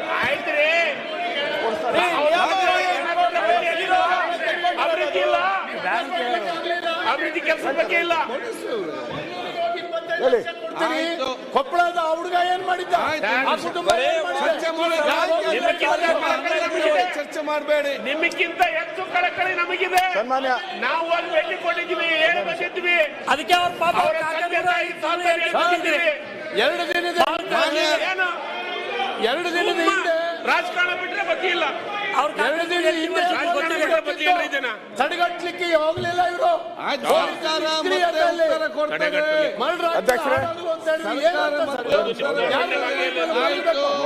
ಸರ್ಕಾರದಿಂದ ಎಲ್ಲಿ ಮರ್ಡರ್ ಆಗಿದೆ? ಆಯ್ತು, ಒಬ್ಬ ಅಮಾಯಕ ಅನವಶ್ಯಕವಾಗಿ ಮರ್ಡರ್ ಆಗ್ತದೆ. 2 ದಿನದ ನಂತರ ಅರೆಸ್ಟ್ ಆಗ್ತದೆ. ಆಯ್ತು, ಮುಡಿಗೆ ಹರ್ಷ ಕೇಸ್ ಇದೆ ಅಂತ ಆಗಿತ್ತಲ್ಲ. ಅಲ್ಲ ಸರ್, ಅಧ್ಯಕ್ಷರೇ ಸರ್ ಮತ್ತೆ ಕೊಡಿಸೋರು ಬರ್ಲಿ, ಇವತ್ತು ಉತ್ತರ ಕೊಡಿಸಿ ಮತ್ತೆ ಮಾತಾಡ್ಸೋರು. ಹೇಳಿ. ಓಕೆ. ಕಾಂಗ್ರೆಸ್ಸಿನ ಕಾರ್ಯಕರ್ತ ಆತ. ನೋಡಿ, ನೀವು ಹಿರಿಯ ಗೃಹ ಸಚಿವರಾಗಿದ್ದೀರಿ, ನಿಮ್ಗೆ ನಾವು ಹೇಳ್ಬೇಕಾ? ಇಲ್ಲಿ ನೋಡಿ,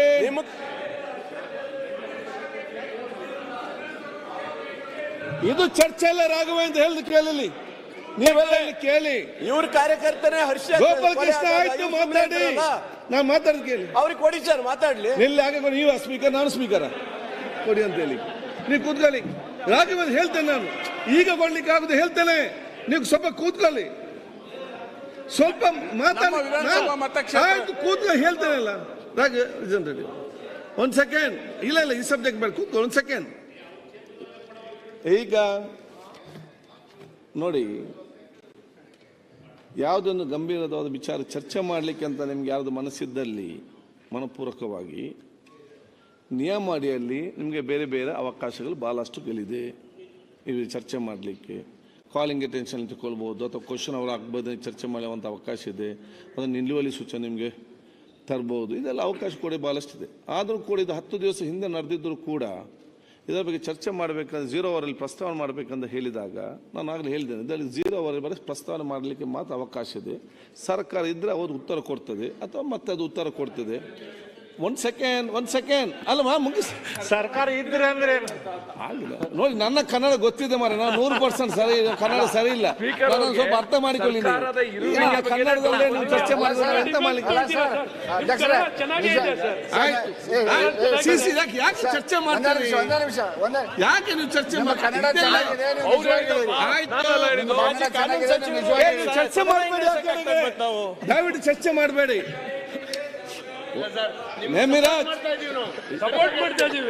ಒಂದು ನಿಮ್ಗೆ ಬೇರೆ ಬೇರೆ ಅವಕಾಶಗಳು ಇದೆ ನಿಯಮದಲ್ಲಿ ಚರ್ಚೆ ಮಾಡಲಿಕ್ಕೆ. 0 ಅವರಲ್ಲಿ ಬರೀ ಪ್ರಸ್ತಾವನೆ ಮಾಡಲಿಕ್ಕೆ ಅಂತ ಕೇಳಿದಾಗ ನಾನು ಹೇಳಿದೆ, ನೀವೊಂದು ಕಾಲಿಂಗ್ ಅಟೆನ್ಷನ್ ಬೇರೆ ತರಲಿ ಚರ್ಚೆ ಮಾಡಲಿಕ್ಕೆ ಬೇಕಾದಲ್ಲಿ 0 ಅವರಲ್ಲಿ ನಿಮ್ಗೆ ಪ್ರಸ್ತಾವನೆ ಮಾಡಲಿಕ್ಕೆ ಮಾತ್ರ ಅವಕಾಶ. ಸರ್ಕಾರಕ್ಕೆ ಉತ್ತರ ಇವತ್ತು ಅಥವಾ ನಾಳೆ ಅದನ್ನು ಕೊಡ್ತದೆ ಅಂತೇಳಿ ಆಯ್ತು. ಇಲ್ಲಿ ಬರೀ ಪ್ರಸ್ತಾವನೆ ಮಾತ್ರ ಅಂತ ಹೇಳಿದ್ದಾರೆ. ಅವ್ರಿಗೆ ಪ್ರಸ್ತಾವನೆ ಮಾಡಲಿಕ್ಕೆ ಅವಕಾಶ ಮಾಡಿ ಕೊಟ್ಟಿದ್ದೇನೆ, ಅವ್ರು ಪ್ರಸ್ತಾವನೆ ಮಾಡಿದ್ದಾರೆ. ಇದರ ಬಗ್ಗೆ ಚರ್ಚೆ ಮಾಡೋದು ಅವಕಾಶ ಇಲ್ಲ. ನಾಳೆ ಅಥವಾ ಇವತ್ತು ಆಯ್ತು, ಇವತ್ತು ಹೇಳ್ತೇನೆ ಅವ್ರಿಗೆ, ಎಂದು ಅವ್ರಿಗೆ ಅವಶ್ಯಕತೆ ಇರಲಿಲ್ಲ, ನನಗೆ ಹೇಳ್ತೇನೆ ಅವ್ರಿಗೆ ಅಲ್ಲಿಗೆ ನೀವು ಕೂಡ ಸಚಿವರಾಗಿದ್ದೀರಿ, ನೀವು ಕೂಡ ಹಿರಿಯ ನಾಯಕರು, ಅವರ ಶೆಡ್ಯೂಲ್ ಏನಾದ್ರು ನಮ್ಗೆ ಗೊತ್ತಿಲ್ಲ. ಈಗ ಆಯ್ತು ಬಂದ ಈಗ ನೀವು ಈಗ ಎಮರ್ಜೆನ್ಸಿ ಇದೆ, ಇನ್ಸ್ಟೆಂಟ್ ಕಾಪಿ ಆಗ ಅರ್ಜೆಂಟ್ ಆಗ್ತದ. ನೀವು ಪ್ರಸ್ತಾವನೆ ಮಾಡಿದ್ದೀರಿ, ಅವ್ರು ರಿಪೋರ್ಟಲ್ಲಿ ತರಿಸ್ಬೇಕು ವಿಚಾರ, ಆವಾಗ ಉತ್ತರ ಕೊಟ್ಟಾಗ ಇದ್ರ ಬಗ್ಗೆ ಕ್ಲಾರಿಫಿಕೇಶನ್ ಮತ್ತು ಇನ್ನೊಂದು ವಿಚಾರಗಳು ಕೊಡಗೆಲ್ಲ ಅವಕಾಶ ಇದೆ. ನೀವು ಉಸ್ತುವಾರಿ ಮಂತ್ರಿಯಾಗಿ ನಿಮ್ಗೆ ಕೂಡ ಭಾಳಷ್ಟು ಮಾತಾಡಲಿಕ್ಕಿದೆ, ಶಾಸಕರಾಗೆಲ್ಲ ಹಲವಾರು ನಿಮಗೆ ಕೂಡ ಮಾತಾಡಲಿಕ್ಕಿದೆ. ಇವತ್ತು ಅಲ್ಲಿ ಜಿಲ್ಲಾ ಶಾಸಕರಿಗೆ ಕೂಡ ಅವರಿಗೆ ವಿಷಯ ಇನ್ನು ಅಲ್ಲಿಗೆ ವಿಷಯ ಗೊತ್ತಿಲ್ಲದವ್ರು ಕೂಡ ಎದ್ದು ನಿಂತು ಮಾತಾಡಲಿಕ್ಕೆ ಕೂಡ ಭಾಳಷ್ಟುಗಳು ವಿಚಾರಗಳಿದೆ ಹೇಳಿ. ಆದ ಕಾರಣ ಇದಕ್ಕೆ ಒಂದು ಆ ಸಂದರ್ಭದಲ್ಲಿ ಅವಕಾಶ ಮಾಡಿಕೊಡಿ. ಈಗ ನೀವು ಈ ಮುಂದುವರಿಸಿಕೊಂಡು ಹೋಗಲಿ ಅವಕಾಶ ಮಾಡಿಕೊಡ್ತಾ ಕಾರ್ಯದರ್ಶಿ ಹೊರಸಲ್ಲಿಸಿ. ಸನ್ಮಾನ್ಯ ಸಭಾಧ್ಯಕ್ಷರೇ, ಮಾನ್ಯ ರಾಷ್ಟ್ರಪತಿಯವರಿಂದ ಒಪ್ಪಿಗೆಯನ್ನು ಪಡೆದಿರತಕ್ಕ ವಿಧೇಯಕವನ್ನು ಸಭೆಯ ಮುಂದೆ ಮಂಡಿಸುತ್ತಿದ್ದೇನೆ. ಈಗ ಬಿಲ್ಗಳು ಮಂಡಿಸುವುದು 60 ಪ್ರಕಾರ ನಾವು ನೋಟಿಸ್ ಕೊಟ್ಟಿದ್ದೇವೆ. ಗೊಬ್ಬರದ ಅಭಾವದ ಬಗ್ಗೆ ನಿಲುವಳಿ ಸೂಚನೆ ಕೊಟ್ಟಿದ್ದೇವೆ, ದಯವಿಟ್ಟು ತಗೊಳ್ಬೇಕು. ಆಗ್ಲಿ ಸರ್, ಅಷ್ಟೇ ಗ್ರೇಟರ್ ಬೆಂಗಳೂರು ಮತ್ತೆ ಅದು ಸ್ಮಾಲರ್ ಬೆಂಗಳೂರು ಔಟ್ ಇದೆ, ಬೇಡ ಅಲ್ಲವಾ. ಒಂದು ಸೆಕೆಂಡ್ ಆಯ್ತು, ಎಲ್ಲ ವಿಷಯ ಅವ್ರು ಪ್ರತಿಪಕ್ಷ ನಾಯಕರಾಗಿದ್ದಾರೆ, 4 ಸಚಿವರಾಗಿದ್ದಾರೆ, ಎಲ್ಲ ಕೂಡ ವಿಚಾರ ಗೊತ್ತಿದೆ ಅವರಿಗೆ. ಆದಾಗ ಇದರಲ್ಲಿ ಇದು ನಿಲುವಲ್ಲಿ ಬರುವುದಿಲ್ಲ ಅಂತ ಕೂಡ ಬಹಳ ಚೆನ್ನಾಗಿ ಗೊತ್ತಿದೆ. ಆದ ಕಾರಣ ಬಹುಶಃ ಇದು ನಿಲುವಲ್ಲಿ ಕನ್ವರ್ಟ್ ಮಾಡಿ ಚರ್ಚೆಗೆ ಅವಕಾಶ ಮಾಡಿಕೊಡ್ತೇನೆ. ಮತ್ತೆ ಬೇಡ ಪ್ರಶ್ನೆ ಬೇಡ, ಅಲ್ಲ ಗೊತ್ತುಂಟು, ನೀವು ಚರ್ಚೆ ಮಾಡಿ ಹೇಳ್ತೀರಾ. 69 ಆಯ್ತು ಅವರೇ ಮನೆ ಅಧ್ಯಕ್ಷರೇ, ನೀವು ಅಲ್ಲ ಮಾತಾಡಿ. 69 ಕನ್ವರ್ಟ್ ಮಾಡಿ ಚರ್ಚೆ ಕೊಡ್ತೇನೆ. ಸರ್ ಮೆನ್ಷನ್ ಮಾಡ್ಲಿಕ್ಕೆ ಅವಕಾಶ. ಏನ್ ಮೆನ್ಷನ್ ಮಾಡುದು? ಮೆನ್ಷನ್ ಮಾಡ್ಲಿಕ್ಕೆ ಅವಕಾಶ ಅಲ್ಲ, ಯಾಕೆ ನಾನು ಕೊಡ್ತೇನಲ್ಲ ಚರ್ಚೆಗೆ ಅವಕಾಶ ಮಾಡಿ ಮತ್ತೆ ಮೆನ್ಷನ್ ಅಂತ ಇದೆ. ಈಗ ನಿಮ್ಮ ರೈತರ ಸಮಸ್ಯೆ ಹೌದು, ಅವು ಕೊಟ್ಟಿದ್ದಾರೆ, ನೀವೇ ಕನ್ವರ್ಟ್ ಮಾಡಿ ಚರ್ಚೆಗೆ ಅವಕಾಶ ಮಾಡಿ ಕೊಡ್ತೇನೆ ಹೇಳಿದ್ದಾರೆ, ಮಂಡಿಸಿದ್ದಾರೆ, ರೈಟಿಂಗ್ ಅಲ್ಲೆಲ್ಲ ಕೊಟ್ಟಿದ್ದಾರೆ. ಅಲ್ಲ ಏನು ನನ್ಗೆ ರೈಟಿಂಗ್ ಅಲ್ಲಿ ವಿಷಯ ಬರೆದು ಕೊಟ್ಟಿದ್ದಾರೆ. ಅದಕ್ಕೆ ಇದು ಕೂಡ ರೈತರಿಗೆ ಸಂಬಂಧ ಬಿಲ್ಗಳಿದೆ.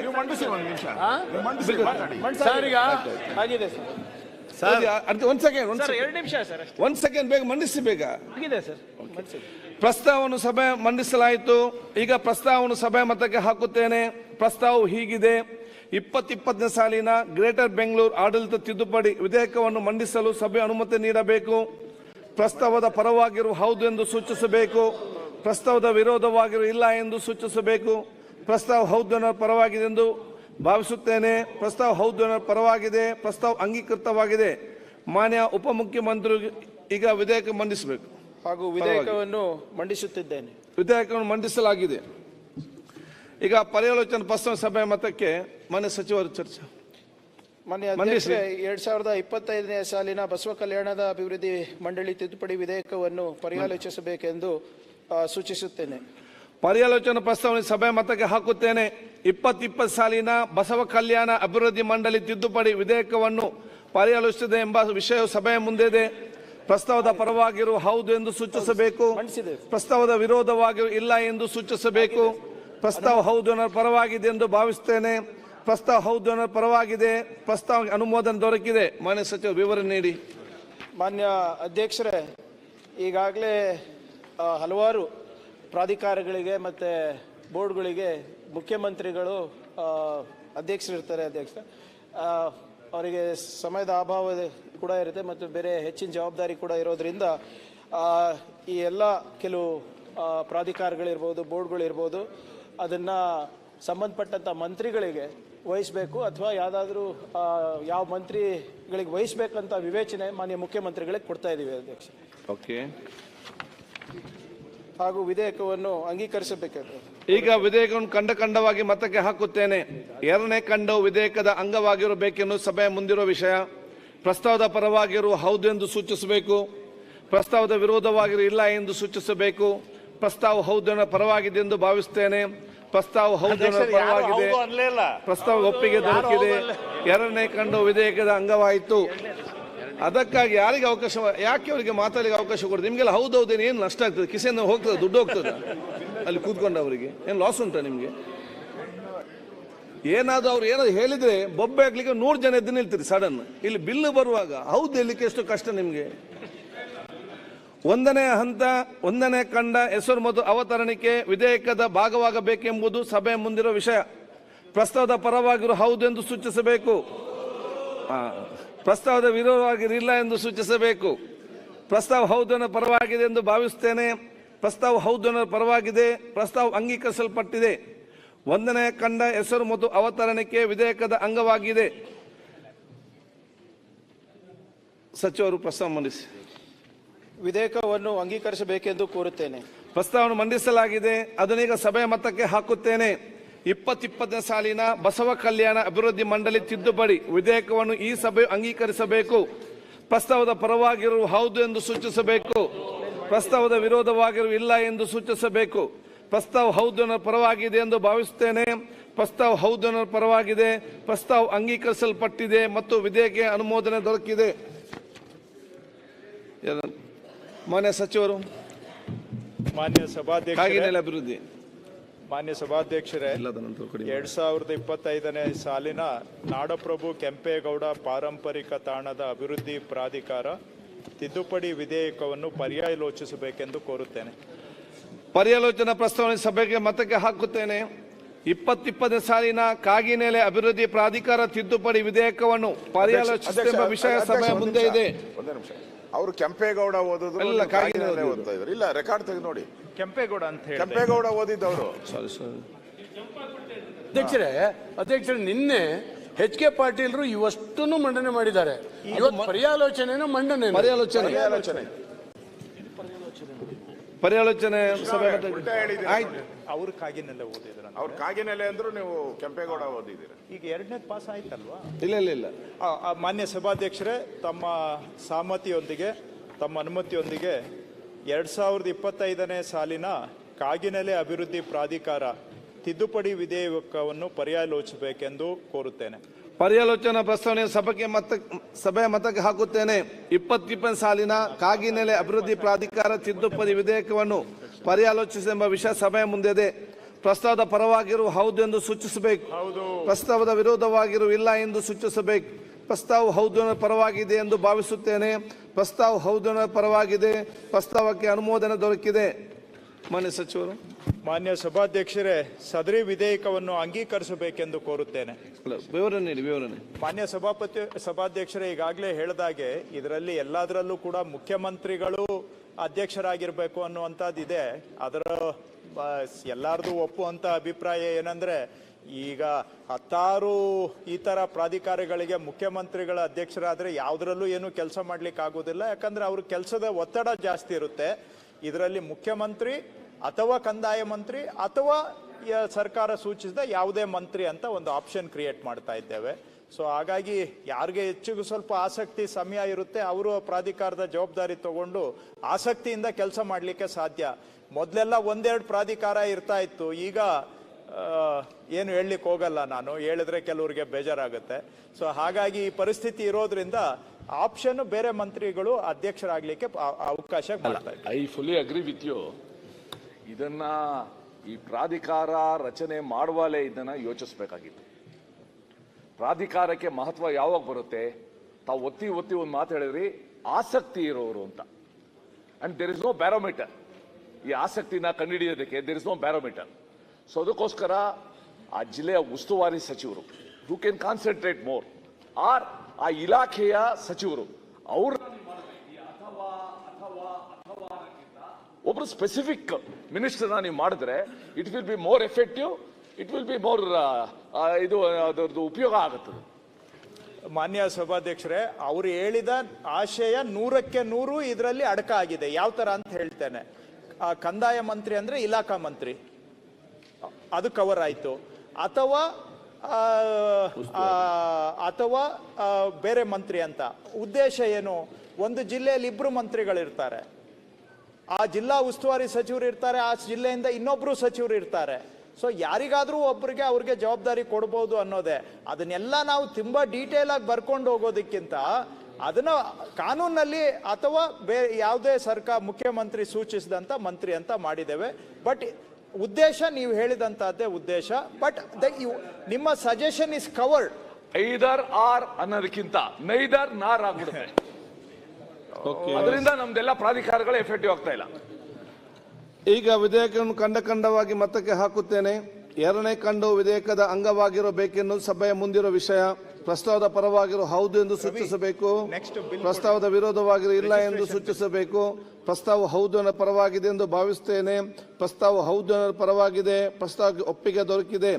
2ನೇ ಖಂಡವು ವಿಧೇಯಕದ ಅಂಗವಾಯಿತು.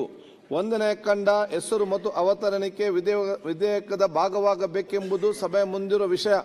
ಪ್ರಸ್ತಾವದ ಪರವಾಗಿರುವ ಹೌದು ಎಂದು ಸೂಚಿಸಬೇಕು, ಪ್ರಸ್ತಾವದ ವಿರೋಧವಾಗಿ ಇಲ್ಲ ಎಂದು ಸೂಚಿಸಬೇಕು. ಪ್ರಸ್ತಾವ ಹೌದನ ಪರವಾಗಿದೆ ಎಂದು ಭಾವಿಸುತ್ತೇನೆ. ಪ್ರಸ್ತಾವ ಹೌದನ ಪರವಾಗಿದೆ. ಪ್ರಸ್ತಾವ ಅಂಗೀಕರಿಸಲ್ಪಟ್ಟಿದೆ. 1ನೇ ಖಂಡ ಹೆಸರು ಮತ್ತು ಅವತರಣಿಕೆ ವಿಧೇಯಕದ ಅಂಗವಾಗಿದೆ. ಮಾನ್ಯ ಮಂತ್ರಿಗಳು, ಮಾನ್ಯ ಸಭಾಧ್ಯಕ್ಷರೇ, ಸದರಿ ವಿಧೇಯಕವನ್ನು ಅಂಗೀಕರಿಸಬೇಕೆಂದು ಕೋರುತ್ತೇನೆ. ಪ್ರಸ್ತಾವವನ್ನು ಮಂಡಿಸಲಾಯಿತು. ಅದನ್ನೀಗ ಸಭೆಯ ಮತಕ್ಕೆ ಹಾಕುತ್ತೇನೆ. 2020ನೇ ಸಾಲಿನ ಕಾಗಿನೆಲೆ ಅಭಿವೃದ್ಧಿ ಪ್ರಾಧಿಕಾರ ತಿದ್ದುಪಡಿ ವಿಧೇಯಕವನ್ನು ಈ ಸಭೆ ಅಂಗೀಕರಿಸಬೇಕು. ಪ್ರಸ್ತಾವದ ಪರವಾಗಿರೋ ಹೌದು ಎಂದು ಸೂಚಿಸಬೇಕು, ಪ್ರಸ್ತಾವದ ವಿರೋಧವಾಗಿರೋ ಇಲ್ಲ ಎಂದು ಸೂಚಿಸಬೇಕು. ಪ್ರಸ್ತಾವ ಹೌದನ ಪರವಾಗಿದೆ ಎಂದು ಭಾವಿಸುತ್ತೇನೆ. ಪ್ರಸ್ತಾವ ಹೌದನ ಪರವಾಗಿದೆ. ಪ್ರಸ್ತಾವ ಅಂಗೀಕರಿಸಲ್ಪಟ್ಟಿದೆ ಮತ್ತು ವಿಧೇಯಕಕ್ಕೆ ಅನುಮೋದನೆ ದೊರಕಿದೆ. ಈಗ ಒಂದು ಪ್ರಕಟಣೆ. ಆರೋಗ್ಯ ಸಚಿವ ದಿನೇಶ್ ಗುಂಡೂರಾವ್ರವರು ಇವತ್ತು ಮಧ್ಯಾಹ್ನದ ಊಟದ ವ್ಯವಸ್ಥೆ ಮತ್ತು ಆತಿಥ್ಯವನ್ನು ನಿಮಗೆ ಬ್ಯಾಂಕ್ವೆಟ್ ಹಾಲ್ನಲ್ಲಿ ಕೂಡ ಹಮ್ಮಿಕೊಂಡಿದ್ದಾರೆ. ಬಹುಶಃ ನಾವು ಇದನ್ನು ಮಧ್ಯಾಹ್ನದ ಸಂದರ್ಭದಲ್ಲಿ ಮುಂದೂಡುವ ಸಂದರ್ಭದಲ್ಲಿ ಎಲ್ಲರೂ ಕೂಡ ಅಲ್ಲಿ ಹೋಗಿ ಆತಿಥ್ಯ ಸ್ವೀಕರಿಸಬೇಕಂತ ಅವರ ಪರವಾಗಿ ನಾನು ಕೋರ್ತೇನೆ.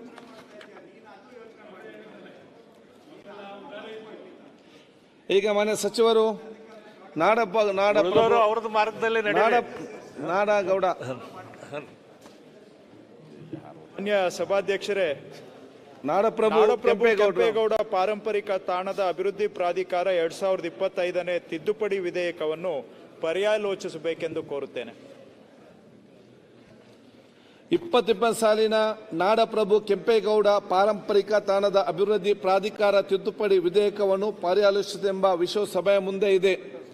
ಪ್ರಸ್ತಾವದ ಪರವಾಗಿರೋ ಹೌದು ಎಂದು ಸೂಚಿಸಬೇಕು, ಪ್ರಸ್ತಾವದ ವಿರೋಧವಾಗಿರೋ ಇಲ್ಲ ಎಂದು ಸೂಚಿಸಬೇಕು. ಪ್ರಸ್ತಾವ ಹೌದನ ಪರವಾಗಿದೆ ಎಂದು ಭಾವಿಸುತ್ತೇನೆ. ಪ್ರಸ್ತಾವ ಹೌದನ ಪರವಾಗಿದೆ. ಪ್ರಸ್ತಾವಕ್ಕೆ ಅನುಮೋದನೆ ದೊರಕಿದೆ. ಮಾನ್ಯ ಸಚಿವರು ವಿವರ ನೀಡಿ. ಮಾನ್ಯ ಸಭಾಧ್ಯಕ್ಷರೇ, ಈಗಾಗಲೇ ಆಗಲೇ ಹಿಂದಿನ ವಿಧೇಯಕದಲ್ಲೂ ಹೇಳಿದ ಹಾಗೆ ಮುಖ್ಯಮಂತ್ರಿಗಳು, ಕಂದಾಯ ಮಂತ್ರಿಗಳು ಅಥವಾ ಸಂಪುಟದ ಒಬ್ಬರು ಸಚಿವರು ಅನ್ನುವಂಥದ್ದು ಅಧ್ಯಕ್ಷರಾಗಿ ಕೆಲಸ ಮಾಡಲಿಕ್ಕೆ ಅವಕಾಶ ಮಾಡಿಕೊಡ್ತಾ ಇದ್ದೇವೆ. ಇದು ಈ ಪ್ರಾಧಿಕಾರ ಇನ್ನಷ್ಟು ಸಕ್ರಿಯವಾಗಿ ಕೆಲಸ ಮಾಡಲಿಕ್ಕೆ ಅನುಕೂಲ ಆಗುತ್ತೆ. ಆ ಕಾರಣಕ್ಕಾಗಿ ಸಮ್ಮತಿ ಕೊಡಬೇಕು ಅಂತ ಸದನವನ್ನು ಕೋರುತ್ತೇನೆ. ಇದೆಲ್ಲ ಈಗ ವಿಧೇಯಕವನ್ನು ಖಂಡವಾಗಿ ಮತಕ್ಕೆ ಹಾಕುತ್ತೇನೆ. ಎರಡನೇ ಖಂಡವು ವಿಧೇಯಕದ ಅಂಗವಾಗಿರಬೇಕೆಂದು ಸಭೆಯ ಮುಂದಿರುವ ವಿಷಯ. ಪ್ರಸ್ತಾವದ ಪರವಾಗಿರುವ ಹೌದು ಎಂದು ಸೂಚಿಸಬೇಕು. ಪ್ರಸ್ತಾವದ ವಿರೋಧವಾಗಿರುವ ಇಲ್ಲ ಎಂದು ಸೂಚಿಸಬೇಕು. ಪ್ರಸ್ತಾವ ಹೌದನ ಪರವಾಗಿದೆ ಎಂದು ಭಾವಿಸುತ್ತೇನೆ. ಪ್ರಸ್ತಾವ ಹೌದನ ಪರವಾಗಿದೆ. ಪ್ರಸ್ತಾವಕ್ಕೆ ಒಪ್ಪಿಗೆ ದೊರಕಿದೆ. ಎರಡನೇ ಖಂಡವು ವಿಧೇಯಕದ ಅಂಗವಾಯಿತು. ಒಂದನೇ ಖಂಡ ಹೆಸರು ಮತ್ತು ಅವತರಣಿಕೆ ವಿಧೇಯಕದ ಭಾಗವಾಗಬೇಕೆಂಬುದು ಸಭೆಯ ಮುಂದಿರುವ ವಿಷಯ. ಪ್ರಸ್ತಾವದ ಪರವಾಗಿರುವ ಹೌದು ಎಂದು ಸೂಚಿಸಬೇಕು. ಪ್ರಸ್ತಾವದ ವಿರೋಧವಾಗಿರುವ ಇಲ್ಲ ಎಂದು ಸೂಚಿಸಬೇಕು. ಪ್ರಸ್ತಾವ ಹೌದನ ಪರವಾಗಿದೆ ಎಂದು ಭಾವಿಸುತ್ತೇನೆ. ಪ್ರಸ್ತಾವ ಹೌದನ ಪರವಾಗಿದೆ. ಪ್ರಸ್ತಾವಕ್ಕೆ ಅಂಗೀಕರಿಸಲ್ಪಟ್ಟಿದೆ. ಒಂದನೇ ಖಂಡ ಹೆಸರು ಮತ್ತು ಅವತರಣಿಕೆ ವಿಧೇಯಕದ ಅಂಗವಾಗಿದೆ. ಮಾನ್ಯ ಸಚಿವರು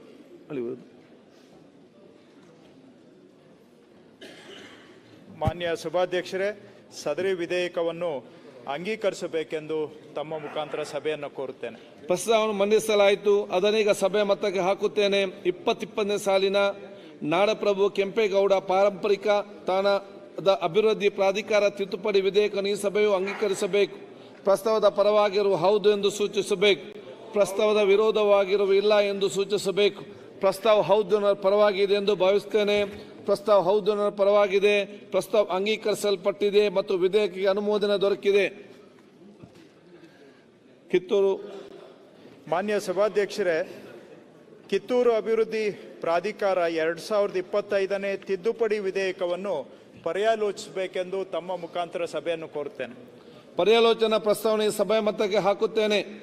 2020 ಸಾಲಿನ ಕಿತ್ತೂರು ಅಭಿವೃದ್ಧಿ ಪ್ರಾಧಿಕಾರ ತಿದ್ದುಪಡಿ ವಿಧೇಯಕವನ್ನು ಪರ್ಯಾಲೋಚಿಸಿದೆ ಎಂಬ ವಿಷಯ ಸಭೆಯ ಮುಂದಿದೆ. ಪ್ರಸ್ತಾವದ ಪರವಾಗಿರುವ ಹೌದು ಎಂದು ಸೂಚಿಸಬೇಕು. ಪ್ರಸ್ತಾವದ ವಿರೋಧವಾಗಿರುವ ಇಲ್ಲ ಎಂದು ಸೂಚಿಸಬೇಕು. ಪ್ರಸ್ತಾವ ಹೌದನ ಪರವಾಗಿದೆ ಎಂದು ಭಾವಿಸುತ್ತೇನೆ. ಪ್ರಸ್ತಾವ ಹೌದನ ಪರವಾಗಿದೆ. ಪ್ರಸ್ತಾವಕ್ಕೆ ಅನುಮೋದನೆ ದೊರಕಿದೆ. ಮಾನ್ಯ ಸಚಿವರು ವಿಧೇಯಕ. ಮಾನ್ಯ ಸಭಾಧ್ಯಕ್ಷರೇ, ಈ ಹಿಂದಿನ ವಿಧೇಯಕಗಳಲ್ಲಿ ಅಡಕವಾಗಿರುವಂಥ ಅಂಶ ಇಲ್ಲಿಯೂ ಕೂಡ ತರುವಂಥ ಪ್ರಯತ್ನ ಮಾಡ್ತಾ ಇದ್ದೇವೆ. ಇದರಲ್ಲಿ ಮುಖ್ಯಮಂತ್ರಿಗಳು ಅಥವಾ ಕಂದಾಯ ಮಂತ್ರಿ ಅಥವಾ ಯಾವುದೇ ಮಂತ್ರಿ ಅನ್ನುವಂಥದ್ದನ್ನು ಅಧ್ಯಕ್ಷರಾಗಿ ಕೆಲಸ ಮಾಡಲಿಕ್ಕೆ ಅವಕಾಶ ಈ ಕಾನೂನಿನಲ್ಲಿ ಮಾಡ್ತಾ ಇದ್ದೇವೆ. ಇದಕ್ಕೆ ಸದನ ಒಪ್ಪಿಗೆಯನ್ನು ಕೊಡಬೇಕು ಅಂತ ಕೋರುತ್ತೇನೆ. ಈಗ ವಿಧೇಯಕವನ್ನು ಖಂಡವಾಗಿ ಮತಕ್ಕೆ ಹಾಕುತ್ತೇನೆ. 22ನೇ ಖಂಡವು ವಿಧೇಯಕದ ಅಂಗವಾಗಿರಬೇಕೆನ್ನುವುದು ಸಭೆಯ ಮುಂದಿನ ವಿಷಯ. ಪ್ರಸ್ತಾವದ ಪರವಾಗಿರುವ ಹೌದೆಂದು ಸೂಚಿಸಬೇಕು. ಪ್ರಸ್ತಾವದ ವಿರೋಧವಾಗಿರುವ ಇಲ್ಲ ಎಂದು ಸೂಚಿಸಬೇಕು. ಪ್ರಸ್ತಾವ ಹೌದನ ಪರವಾಗಿದೆ ಎಂದು ಭಾವಿಸುತ್ತೇನೆ. ಪ್ರಸ್ತಾವ ಹೌದನ ಪರವಾಗಿದೆ. ಪ್ರಸ್ತಾವಕ್ಕೆ ಒಪ್ಪಿಗೆ ದೊರಕಿದೆ. ಎರಡನೇ ಖಂಡವು ವಿಧೇಯಕದ ಅಂಗವಾಯಿತು. ಒಂದನೇ ಖಂಡ ಹೆಸರು ಮತ್ತು ಅವತರಣಿಕೆ ವಿಧೇಯಕದ ಭಾಗವಾಗಬೇಕೆಂಬುದು ಸಭೆಯ ಮುಂದಿರುವ ವಿಷಯ. ಪ್ರಸ್ತಾವದ ಪರವಾಗಿರುವ ಹೌದು ಎಂದು ಸೂಚಿಸಬೇಕು. ಪ್ರಸ್ತಾವದ ವಿರೋಧವಾಗಿರುವ ಇಲ್ಲ ಎಂದು ಸೂಚಿಸಬೇಕು. ಪ್ರಸ್ತಾವ ಹೌದನ ಪರವಾಗಿದೆ ಎಂದು ಭಾವಿಸುತ್ತೇನೆ. ಪ್ರಸ್ತಾವ ಹೌದನ ಪರವಾಗಿದೆ. ಪ್ರಸ್ತಾವ ಅಂಗೀಕರಿಸಲ್ಪಟ್ಟಿದೆ. ಒಂದನೇ ಖಂಡ ಹೆಸರು ಮತ್ತು ಅವತರಣಿಕೆ ವಿಧೇಯಕದ ಅಂಗವಾಗಿದೆ. ಮಾನ್ಯ ಮಂತ್ರಿಗಳು. ಮಾನ್ಯ ಸಭಾಧ್ಯಕ್ಷರೇ, ಸದರಿ ವಿಧೇಯಕವನ್ನು ಅಂಗೀಕರಿಸಬೇಕೆಂದು ಸಭೆಯಲ್ಲಿ ಕೋರುತ್ತಿದ್ದೇನೆ. ಪ್ರಸ್ತಾವವನ್ನು ಮಂಡಿಸಲಾಗಿದೆ. ಅದನ್ನೀಗ ಸಭೆ ಮತಕ್ಕೆ ಹಾಕುತ್ತೇನೆ. 2020 ಸಾಲಿನ ಕಿತ್ತೂರು ಅಭಿವೃದ್ಧಿ ಪ್ರಾಧಿಕಾರ ತಿದ್ದುಪಡಿ ವಿಧೇಯಕವನ್ನು ಈ ಸಭೆಯು ಅಂಗೀಕರಿಸಬೇಕು. ಪ್ರಸ್ತಾವದ ಪರವಾಗಿರುವ ಹೌದು ಎಂದು ಸೂಚಿಸಬೇಕು. ಪ್ರಸ್ತಾವದ ವಿರೋಧವಾಗಿರುವ ಇಲ್ಲ ಎಂದು ಸೂಚಿಸಬೇಕು. ಪ್ರಸ್ತಾವ ಹೌದನ ಪರವಾಗಿದೆ ಎಂದು ಭಾವಿಸುತ್ತೇನೆ. ಪ್ರಸ್ತಾವ ಹೌದನ ಪರವಾಗಿದೆ. ಪ್ರಸ್ತಾವ ಅಂಗೀಕರಿಸಲ್ಪಟ್ಟಿದೆ ಮತ್ತು ವಿಧೇಯಕಕ್ಕೆ ಅನುಮೋದನೆ ದೊರಕಿದೆ. ಕೂಡಲ ಸಂಗಮ ಅಭಿವೃದ್ಧಿ ಪ್ರಾಧಿಕಾರ. ಮಾನ್ಯ ಸಭಾಧ್ಯಕ್ಷರೇ, ಕೂಡಲ ಸಂಗಮ ಅಭಿವೃದ್ಧಿ ಮಂಡಳಿ 2025ನೇ ತಿದ್ದುಪಡಿ ವಿಧೇಯಕವನ್ನು ಪರ್ಯಾಲೋಚಿಸಬೇಕೆಂದು ತಮ್ಮ ಮುಖಾಂತರ ಸಭೆಯನ್ನು ಕೋರುತ್ತೇನೆ. 2020 ಸಾಲಿನ ಕೂಡಲ ಸಂಗಮ ಅಭಿವೃದ್ಧಿ ಮಂಡಳಿ ತಿದ್ದುಪಡಿ ವಿಧೇಯಕವನ್ನು ಪರ್ಯಾಲೋಚಿಸಿದೆ ಎಂಬ ವಿಷಯ ಸಭೆಯ ಮುಂದೆ ಇದೆ. ಪ್ರಸ್ತಾವದ ಪರವಾಗಿರುವ ಹೌದು ಎಂದು ಸೂಚಿಸಬೇಕು. ಪ್ರಸ್ತಾವದ ವಿರೋಧವಾಗಿರುವ ಇಲ್ಲ ಎಂದು ಸೂಚಿಸಬೇಕು. ಪ್ರಸ್ತಾವ ಹೌದನ ಪರವಾಗಿದೆ ಎಂದು ಭಾವಿಸುತ್ತೇನೆ. ಪ್ರಸ್ತಾವ ಹೌದನ ಪರವಾಗಿದೆ. ಪ್ರಸ್ತಾವಕ್ಕೆ ಅನುಮೋದನೆ ದೊರಕಿದೆ. ಮಾನ್ಯ ಸಚಿವರು ವಿಧೇಯಕದ ಬಗ್ಗೆ ವಿವರ ನೀಡು. ಮಾನ್ಯ ಸಭಾಧ್ಯಕ್ಷರೇ, ಈಗಾಗಲೇ ವಿವರಿಸಿದ ಹಾಗೆ ಸದರಿ ಅಭಿವೃದ್ಧಿ ಮಂಡಳಿಯಲ್ಲೂ ಸಹ ಮುಖ್ಯಮಂತ್ರಿಗಳು ಅಥವಾ ಕಂದಾಯ ಮಂತ್ರಿ ಅಥವಾ ಇತರೆ ಮಂತ್ರಿ ಅಧ್ಯಕ್ಷರಾಗಿ ಕೆಲಸ ಮಾಡಲಿಕ್ಕೆ ಕಾನೂನಿನಲ್ಲಿ ಅವಕಾಶ ಇರಲಿಲ್ಲ. ಮುಖ್ಯಮಂತ್ರಿಗಳು ಅನ್ನೋದು ಮಾತ್ರ ಇತ್ತು. ಮುಖ್ಯಮಂತ್ರಿಗಳ ಕೆಲಸದ ಒತ್ತಡದಿಂದ ಬೇರೆಯವರು ಈ ಜವಾಬ್ದಾರಿಯನ್ನು ನಿರ್ವಹಿಸಿದರೆ ಮಂಡಳಿ ಸಕ್ರಿಯವಾಗಿ ಕೆಲಸ ಮಾಡುತ್ತೆ ಅನ್ನುವ ಉದ್ದೇಶದಿಂದ ಈ ತಿದ್ದುಪಡಿಯನ್ನು ತೆಗೆದುಕೊಂಡು ಬಂದಿದ್ದೇವೆ. ಇದಕ್ಕೆ ಸದನ ಒಪ್ಪಿಗೆ ಕೊಡಬೇಕಂತ ಕೋರುತ್ತೇನೆ. ಈಗ ವಿಧೇಯಕವನ್ನು ಖಂಡವಾಗಿ ಮತಕ್ಕೆ ಹಾಕುತ್ತೇನೆ. ಎರಡನೇ ಖಂಡವು ವಿಧೇಯಕದ ಅಂಗವಾಗಿರಬೇಕೆಂದು ಸಭೆಯ ಮುಂದಿರುವ ವಿಷಯ. ಪ್ರಸ್ತಾವದ ಪರವಾಗಿರುವ ಹೌದೆಂದು ಸೂಚಿಸಬೇಕು. ಪ್ರಸ್ತಾವದ ವಿರೋಧವಾಗಿರುವ ಇಲ್ಲ ಎಂದು ಸೂಚಿಸಬೇಕು. ಪ್ರಸ್ತಾವ ಹೌದನ ಪರವಾಗಿದೆ ಎಂದು ಭಾವಿಸುತ್ತೇನೆ. ಪ್ರಸ್ತಾವ ಹೌದನ ಪರವಾಗಿದೆ. ಪ್ರಸ್ತಾವಕ್ಕೆ ಒಪ್ಪಿಗೆ ದೊರಕಿದೆ. ಎರಡನೇ ಖಂಡವು ವಿಧೇಯಕದ ಅಂಗವಾಯಿತು. ಒಂದನೇ ಖಂಡ ಹೆಸರು ಮತ್ತು ಅವತರಣಿಕೆ ವಿಧೇಯಕದ ಭಾಗವಾಗಬೇಕೆಂಬುದು ಸಭೆಯ ಮುಂದಿರುವ ವಿಷಯ. ಪ್ರಸ್ತಾವದ ಪರವಾಗಿರುವ ಹೌದು ಎಂದು ಸೂಚಿಸಬೇಕು. ಪ್ರಸ್ತಾವದ ವಿರೋಧವಾಗಿರುವ ಇಲ್ಲ ಎಂದು ಸೂಚಿಸಬೇಕು. ಪ್ರಸ್ತಾವವು ಹೌದನ ಪರವಾಗಿದೆ ಎಂದು ಭಾವಿಸುತ್ತೇನೆ. ಪ್ರಸ್ತಾವವು ಹೌದನ ಪರವಾಗಿದೆ. ಪ್ರಸ್ತಾವವು ಅಂಗೀಕರಿಸಲ್ಪಟ್ಟಿದೆ. ಒಂದನೇ ಖಂಡ ಹೆಸರು ಮತ್ತು ಅವತರಣಿಕೆ ವಿಧೇಯಕದ ಅಂಗವಾಗಿದೆ. ಮಾನ್ಯ ಸಚಿವರು. ಮಾನ್ಯ ಸಭಾಧ್ಯಕ್ಷರೇ, ಸದರಿ ವಿಧೇಯಕವನ್ನು ಅಂಗೀಕರಿಸಬೇಕೆಂದು ಸಭೆಯನ್ನು ಕೋರುತ್ತಿದ್ದೇನೆ. ಪ್ರಸ್ತಾವನೆ ಮಂಡಿಸಲಾಗಿದೆ. ಅದನ್ನೀಗ ಸಭೆ ಮತಕ್ಕೆ ಹಾಕುತ್ತೇನೆ. 2020 ಸಾಲಿನ ಕೂಡಲ ಸಂಗಮ ಅಭಿವೃದ್ಧಿ ಮಂಡಳಿ ತಿದ್ದುಪಡಿ ವಿಧೇಯಕವನ್ನು ಈ ಸಭೆಯು ಅಂಗೀಕರಿಸಬೇಕು. ಪ್ರಸ್ತಾವದ ಪರವಾಗಿರುವ ಹೌದು ಎಂದು ಸೂಚಿಸಬೇಕು. ಪ್ರಸ್ತಾವದ ವಿರೋಧವಾಗಿರುವ ಇಲ್ಲ ಎಂದು ಸೂಚಿಸಬೇಕು. ಪ್ರಸ್ತಾವವು ಹೌದನ ಪರವಾಗಿದೆ ಎಂದು ಭಾವಿಸುತ್ತೇನೆ. ಪ್ರಸ್ತಾವವು ಹೌದನ ಪರವಾಗಿದೆ. ಪ್ರಸ್ತಾವವು ಅಂಗೀಕರಿಸಲ್ಪಟ್ಟಿದೆ ಮತ್ತು ವಿಧೇಯಕ ಅನುಮೋದನೆ ದೊರಕಿದೆ. ಬನವಾಸಿ ಅಭಿವೃದ್ಧಿ ಪ್ರಾಧಿಕಾರ. ಮಾನ್ಯ ಸಭಾಧ್ಯಕ್ಷರೇ, ಬನವಾಸಿ ಅಭಿವೃದ್ಧಿ ಪ್ರಾಧಿಕಾರ 2025ನೇ ತಿದ್ದುಪಡಿ ವಿಧೇಯಕವನ್ನು ಪರ್ಯಾಲೋಚಿಸಬೇಕೆಂದು ಸಭೆಯನ್ನು ಕೋರುತ್ತೇನೆ. 2020 ಸಾಲಿನ ಬನವಾಸಿ ಅಭಿವೃದ್ಧಿ ಪ್ರಾಧಿಕಾರ ತಿದ್ದುಪಡಿ ವಿಧೇಯಕವನ್ನು ಪರ್ಯಾಲೋಚಿಸಿದೆ ಎಂಬ ವಿಷಯವು ಸಭೆಯ ಮುಂದೆ ಇದೆ.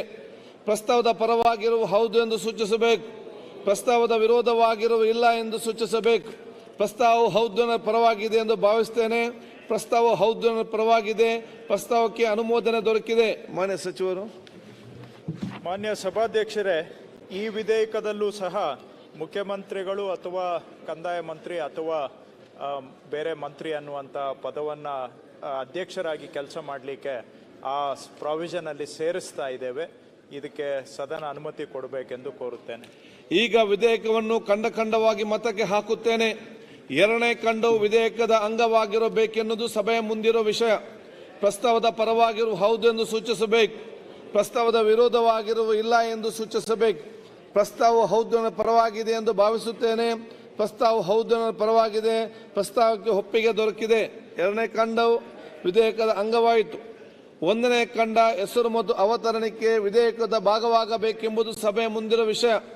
ಪ್ರಸ್ತಾವದ ಪರವಾಗಿರುವ ಹೌದು ಎಂದು ಸೂಚಿಸಬೇಕು. ಪ್ರಸ್ತಾವದ ವಿರೋಧವಾಗಿರುವ ಇಲ್ಲ ಎಂದು ಸೂಚಿಸಬೇಕು. ಪ್ರಸ್ತಾವ ಹೌದನ ಪರವಾಗಿದೆ ಎಂದು ಭಾವಿಸುತ್ತೇನೆ. ಪ್ರಸ್ತಾವ ಹೌದನ ಪರವಾಗಿದೆ. ಪ್ರಸ್ತಾವವು ಅಂಗೀಕರಿಸಲ್ಪಟ್ಟಿದೆ.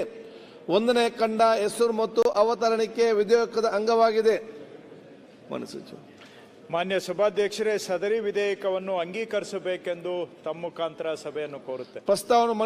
ಪ್ರಸ್ತಾವವನ್ನು ಮಂಡಿಸಲಾಗಿದೆ. ಅದನ್ನೀಗ ಸಭೆಯ ಮತಕ್ಕೆ ಹಾಕುತ್ತೇನೆ. 2020ನೇ ಸಾಲಿನ ಬನವಾಸಿ ಅಭಿವೃದ್ಧಿ ಪ್ರಾಧಿಕಾರ ತಿದ್ದುಪಡಿ ವಿಧೇಯಕವನ್ನು ಈ ಸಭೆ ಅಂಗೀಕರಿಸಬೇಕು. ಪ್ರಸ್ತಾವದ ಪರವಾಗಿರುವ ಹೌದು ಎಂದು ಸೂಚಿಸಬೇಕು.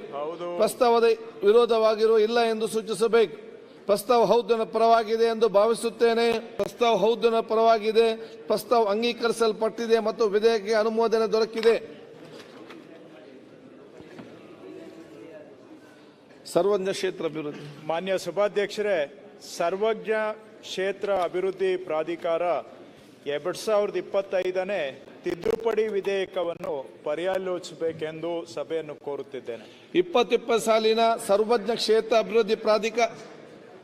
ಈಗ ಮಾನ್ಯ ಕಂದಾಯ ಸಚಿವರು ಒಂದು ವಿವರಣೆ ಕೊಡ್ಲಿ. ಸುಮಾರು 6 ಒಂದು ನಿಮಿಷ ಅಲ್ಲ, ಒಂದು ಈ ಬಿಲ್ ಮುಗಿಲಿ, ಬೇರೆ ಸಬ್ಜೆಕ್ಟ್ ಈ ಚರ್ಚೆ ಅಲ್ಲ ಅದೇನು ಅಲ್ಲ. ಒಂದು ಸಚಿವರೇ, ಸುರೇಶ್ ಅಲ್ಲ, ಒಂದು ಸೆಕೆಂಡ್, ಸುರೇಶ್ ಕುಮಾರ್ ಅವರೇ, ಇನ್ನೂ ಬಂದಿಲ್ಲ. ಸುರೇಶ್ ಒಂದು ಸೆಕೆಂಡ್, ಅವ್ರ ಪ್ರಸ್ತಾವ ಆಗ್ತಾ ಇದ್ದಾರೆ.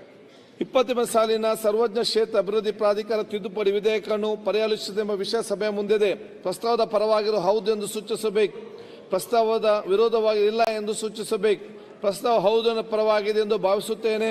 ಪ್ರಸ್ತಾವ ಹೌದನ ಪರವಾಗಿದೆ. ಪ್ರಸ್ತಾವಕ್ಕೆ ಅನುಮೋದನೆ ದೊರಕಿದೆ. ಮಾನ್ಯ ಸಚಿವರು ವಿವರಣೆ ನೀಡಿ. ಈಗ ಕ್ಲಾರಿಫಿಕೇಶನ್.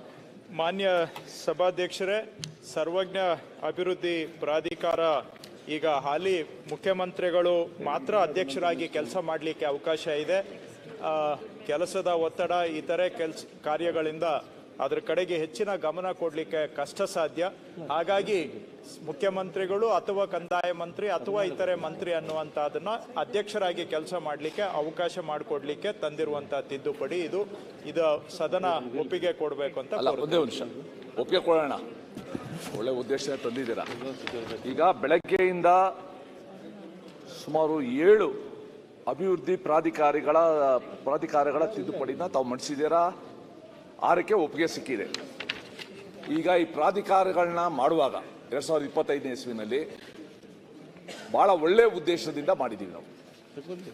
ಅದು ಬಸವ ಕಲ್ಯಾಣ ಇರ್ಬೋದು, ಕಾಗಿನೆಲೆ, ನಾಡಪ್ರಭು ಕೆಂಪೇಗೌಡ, ಕಿತ್ತೂರು ಅಭಿವೃದ್ಧಿ ಪ್ರಾಧಿಕಾರ, ಕೂಡಲ ಸಂಗಮ, ಬನವಾಸಿ, ಸರ್ವಜ್ಞ ಕ್ಷೇತ್ರ. ಇಷ್ಟು ದಿವಸ ಆದ್ಮೇಲೆ ಈಗ ಅನಿಸಿದೆ ನಮಗೆ, ಮುಖ್ಯಮಂತ್ರಿಗಳು ಅಧ್ಯಕ್ಷ ಆಗಿದ್ದಿದ್ದ ಕೊಡಬೇಕಾದಷ್ಟು ಗಮನ ಕೊಡೋಕ್ಕೆ ಸಮಯ ಸಾಕಾಗ್ತಾ ಇಲ್ಲ. ಅದಕ್ಕೆ ಕಂದಾಯ ಸಚಿವರು ಅಥವಾ ಇತರೆ ಸಚಿವರು ಅದನ್ನು ಮಾಡಬೇಕು ಅಂತ ನಾನು ಸಭಾಧ್ಯಕ್ಷರ ಮೂಲಕ ಸರ್ಕಾರನ ನಾನು ಒತ್ತಾಯ ಮಾಡ್ತೀನಿ. ಇಷ್ಟೂ ಪ್ರಾಧಿಕಾರಗಳು ಪ್ರಾರಂಭವಾದಾಗಲಿಂದ ಇದುವರೆಗೂ ಪ್ರಾಧಿಕಾರ ಮಾಡಿದ ಉದ್ದೇಶನ ಎಷ್ಟು ಅದು ಈಡೇರಿಸಲು ಸಫಲ ಆಗಿದೆ. Let them place A paper before the house. ಈ ಎಲ್ಲ ಅಭಿವೃದ್ಧಿ ಪ್ರಾಧಿಕಾರಗಳು ತಮ್ಮ ಉದ್ದೇಶ ಸಾಧನೆಯಲ್ಲಿ ಏನೇನು ಪ್ರಗತಿ ಮಾಡಿದೆ, ಏನೇನು ಸಾಧನೆ ಆಗಿದೆ, ಏನೇನು ಕ್ರಮ ತಗೊಂಡಿದೆ, ಅದರಿಂದ ಏನು ಉಪಯೋಗ ಆಗಿದೆ, ಅದನ್ನು ಒಂದು ಪೇಪರ್ನ ಇಡಬೇಕು ಅಂತ ನಾನು ತಮ್ಮಲ್ಲಿ ಕೇಳ್ಕೊಳ್ತೀನಿ. ಸಭಾಧ್ಯಕ್ಷರೇ, ಅವರು ಒಳ್ಳೆ ಪ್ರಶ್ನೆಯನ್ನು ಕೇಳಿದ್ದಾರೆ. ಇದು ವಿಧೇಯಕ ಮಂಜೂರಾತಿ ಆದರೂ ಕೂಡ ಈ ಪ್ರಾಧಿಕಾರಗಳ ಮೂಲ ಉದ್ದೇಶಕ್ಕೆ ಸಂಬಂಧಿಸಿದಂಥ ವಿಷಯವನ್ನು ಅವರು ಕೇಳಿದ್ದಾರೆ. ಈಗ ನಾನು ಭಾಳ ಆಳವಾಗಿ ಹೋಗದೆ ಇಷ್ಟು ಹೇಳ್ಬೋದು. ಕೆಲವು ಪ್ರಾಧಿಕಾರಗಳು, ಉದಾಹರಣೆಗೆ ಕೂಡಲ ಸಂಗಮ ಇಂಥ ಕಡೆ ಒಂದಷ್ಟು ಒಳ್ಳೆ ಕೆಲಸ ಆಗಿದೆ, ಯಾವುದೇ ಸರ್ಕಾರ ಇದ್ರೂ ಕೂಡ. ಕೂಡಲ ಸಂಗಮದಲ್ಲಿ ಚೆನ್ನಾಗಾಗಿದೆ ಅಂತ ನಾನು ಹೇಳ್ತೇನೆ. ನೀವು ಅಲ್ಲಿ ಸ್ಥಳೀಯರನ್ನ ಕೇಳಿದ್ರೆ ಇನ್ನೂ ತುಂಬ ಆಗಬೇಕಾಗಿರೋದು ಇದೆ ಅಂತ ಅವರು ಹೇಳ್ತಾರೆ. ಸೊ ಇನ್ನು ಕೆಲವು ಕಡೆ ಭಾಳ ಕಡಿಮೆ ಆಗಿದೆ, ಸಮಾಧಾನಕರವಾಗಿ ಏನು ಆಗಿಲ್ಲ. ಇನ್ನು ಕೆಲವು ಕಡೆ ಏನಾಗಿದೆ ತಮಗೂ ಗೊತ್ತು, ತಾವು ಇಲ್ಲೂ ಕಾನೂನು ಸಚಿವರಾಗಿನೂ ಕೆಲಸ ಮಾಡಿದ್ದೀರಾ, ಬೇರೆಯವರೆಲ್ಲ ಜವಾಬ್ದಾರಿ ಸ್ಥಾನದವ್ರು ಇಲ್ಲಿ ಇದ್ದವರು ಅಲ್ಲಿ ಕೂತಿದ್ದೀರಾ, ಇಲ್ಲೂ ಇದ್ದಾರೆ. ಅಲ್ಲಿ ಏನೋ ಒಂದು ಸ್ಥಳೀಯ ಒತ್ತಡಕ್ಕೆ ಮಣಿದು ಮಾಡುವಂತಹದ್ದು ವಾಡಿಕೆ ಆಗ್ಬಿಟ್ಟಿದೆ ಇತ್ತೀಚೆಗೆ. ಸೊ ಈ ರೀತಿ 10 ಅಭಿವೃದ್ಧಿ ಪ್ರಾಧಿಕಾರಗಳು ಆದಾಗ ಯಾವ ಒಂದು ಪ್ರಾಮುಖ್ಯತೆ ಇರಬೇಕು, ಆ ಪ್ರಾಮುಖ್ಯತೆನೂ ಕೂಡ ಉಳಿಸ್ಕೊಳ್ಳಿಕ್ಕೆ ಆಗ್ತಾ ಇಲ್ಲ. ಈಗ ನಾವು ಕೂಡಲ ಸಂಗಮ ಒಂದಿತ್ತು, ಈಗ ಅದನ್ನ ಪ್ರತ್ಯೇಕಿಸಿ ಬಾಗೇವಾಡಿ ಅಭಿವೃದ್ಧಿ ಪ್ರಾಧಿಕಾರ ಈಗ ನಾನೇ ಮಾಡಿದೆ ಒಂದು 8 ತಿಂಗಳ ಹಿಂದೆ. ಸೊ ಬಜೆಟಲ್ಲಿ ಹೋದ ವರ್ಷ ಅನೌನ್ಸ್ ಮಾಡಿದ್ವಿ, ಅದೊಂದು ಪ್ರಾಧಿಕಾರ. ಹೀಗೆ ಆದಾಗ ಈ ಸರ್ಕಾರದ ಆಡಳಿತ ವ್ಯವಸ್ಥೆ ಸಾಮರ್ಥ್ಯ ಎಷ್ಟು ಉಳಿದಿದೆ ಅನ್ನೋದು ನಿಮಗೂ ಗೊತ್ತು, ನಮಗೂ ಗೊತ್ತು. ಅದರಲ್ಲಿ ಹೆಚ್ಚು ಜವಾಬ್ದಾರಿ ತಗೊಳ್ತಾ ಹೋದ್ರೆ ನಿಜವಾಗಿ ಈಡೇರಿಸಲಿಕ್ಕೆ ಎಷ್ಟಾಗುತ್ತೆ ಅನ್ನೋದು ವಿಮರ್ಶೆಗೆ ಒಳಪಡಿಸಬೇಕಾದಂಥ ವಿಷಯ. ಆ ದಿಕ್ಕಿನಲ್ಲಿ ಮಾನ್ಯರು ಏನು ಸಲಹೆ ಕೊಟ್ಟಿದ್ದಾರೆ, ನಾನು ನೋಡ್ತೇನೆ. ಯಾವುದಾದ್ರೂ ಒಂದು ತಂಡ ಮಾಡಿ ನೀವು ಹೇಳ್ದಾಗೆ ಇದರ ಮೂಲ ಉದ್ದೇಶ ಏನು, ಅದರಲ್ಲಿ ಎಷ್ಟು ಈಡೇರಿದೆ, ಎಷ್ಟು ಆಗಿಲ್ಲ, ಇದನ್ನ ಒಂದು ಮೌಲ್ಯಮಾಪನ ಮಾಡಿಸ್ಲಿಕ್ಕೆ ಸಾಧ್ಯವ ಅನ್ನೋದನ್ನ ವಿಚಾರ ಮಾಡ್ತೇನೆ ಸಭಾಧ್ಯಕ್ಷರೇ. ಇನ್ನು ಸದನ ವಿಧೇಯಕಕ್ಕೆ ಅಂಗೀಕಾರವನ್ನು ಕೊಡ್ಬೇಕಂತ ಕೋರುತ್ತೇನೆ. ಆಯ್ತಲ್ಲ, ಅಂಗೀಕಾರ ಆಗ್ಬೇಕು, ಇನ್ನು ಅಂಗೀಕಾರ ಆಗಿಲ್ಲ. ಈಗ ವಿಧೇಯಕವನ್ನು ಖಂಡವಾಗಿ ಮತಕ್ಕೆ ಹಾಕುತ್ತೇನೆ. 2ನೇ ಖಂಡವು ವಿಧೇಯಕದ ಅಂಗವಾಗಿರಬೇಕೆನ್ನುವುದು ಸಭೆಯ ಮುಂದಿನ ವಿಷಯ. ಪ್ರಸ್ತಾವದ ಪರವಾಗಿರುವ ಹೌದು ಎಂದು ಸೂಚಿಸಬೇಕು, ಪ್ರಸ್ತಾವದ ವಿರೋಧವಾಗಿರುವ ಇಲ್ಲ ಎಂದು ಸೂಚಿಸಬೇಕು. ಪ್ರಸ್ತಾವ ಹೌದು ಪರವಾಗಿದೆ ಎಂದು ಭಾವಿಸುತ್ತೇನೆ. ಪ್ರಸ್ತಾವ ಹೌದು ಪರವಾಗಿದೆ. ಪ್ರಸ್ತಾವಕ್ಕೆ ಒಪ್ಪಿಗೆ ದೊರಕಿದೆ. 2ನೇ ಖಂಡವು ವಿಧೇಯಕದ ಅಂಗವಾಯಿತು. 1ನೇ ಖಂಡ ಹೆಸರು ಮತ್ತು ಅವತರಣಿಕೆ ವಿಧೇಯಕದ ಭಾಗವಾಗಬೇಕೆಂಬುದು ಸಭೆಯ ಮುಂದಿರುವ ವಿಷಯ. ಪ್ರಸ್ತಾವದ ಪರವಾಗಿರುವ ಹೌದು ಎಂದು ಸೂಚಿಸಬೇಕು, ಪ್ರಸ್ತಾವದ ವಿರೋಧವಾಗಿರುವ ಇಲ್ಲ ಎಂದು ಸೂಚಿಸಬೇಕು. ಪ್ರಸ್ತಾವ ಹೌದು ಪರವಾಗಿದೆ ಎಂದು ಭಾವಿಸುತ್ತೇನೆ. ಪ್ರಸ್ತಾವ ಹೌದು ಪರವಾಗಿದೆ. ಪ್ರಸ್ತಾವಕ್ಕೆ ಅಂಗೀಕರಿಸಲ್ಪಟ್ಟಿದೆ. 1ನೇ ಖಂಡ ಹೆಸರು ಮತ್ತು ಅವತರಣಿಕೆ ವಿಧೇಯಕದ ಅಂಗವಾಗಿದೆ. ಮಾನ್ಯ ಮಂತ್ರಿಗಳು, ಮಾನ್ಯ ಸಭಾಧ್ಯಕ್ಷರೇ, ಸದರಿ ವಿಧೇಯಕವನ್ನು ಅಂಗೀಕರಿಸಬೇಕೆಂದು ಸಭೆಯನ್ನು ಕೋರುತ್ತಿದ್ದೇನೆ. ಪ್ರಸ್ತಾವವನ್ನು ಮಂಡಿಸಲಾಗಿದೆ. ಸದನ ಈಗ ಸಭೆ ಮತಕ್ಕೆ ಹಾಕುತ್ತೇನೆ. 2020ನೇ ಸಾಲಿನ ಸರ್ವಜ್ಞ ಕ್ಷೇತ್ರ ಅಭಿವೃದ್ಧಿ ಪ್ರಾಧಿಕಾರ ತಿದ್ದುಪಡಿ ವಿಧೇಯಕವನ್ನು ಈ ಸಭೆಯು ಅಂಗೀಕರಿಸಬೇಕು. ಪ್ರಸ್ತಾವದ ಪರವಾಗಿರುವ ಹೌದೆಂದು ಸೂಚಿಸಬೇಕು, ಪ್ರಸ್ತಾವದ ವಿರೋಧವಾಗಿರುವ ಇಲ್ಲ ಎಂದು ಸೂಚಿಸಬೇಕು. ಪ್ರಸ್ತಾವ ಹೌದನ ಪರವಾಗಿದೆ ಎಂದು ಭಾವಿಸುತ್ತೇನೆ. ಪ್ರಸ್ತಾವ ಹೌದನ ಪರವಾಗಿದೆ. ಪ್ರಸ್ತಾವ ಅಂಗೀಕರಿಸಲ್ಪಟ್ಟಿದೆ ಮತ್ತು ವಿಧೇಯಕ ಅನುಮೋದನೆ ದೊರಕಿದೆ.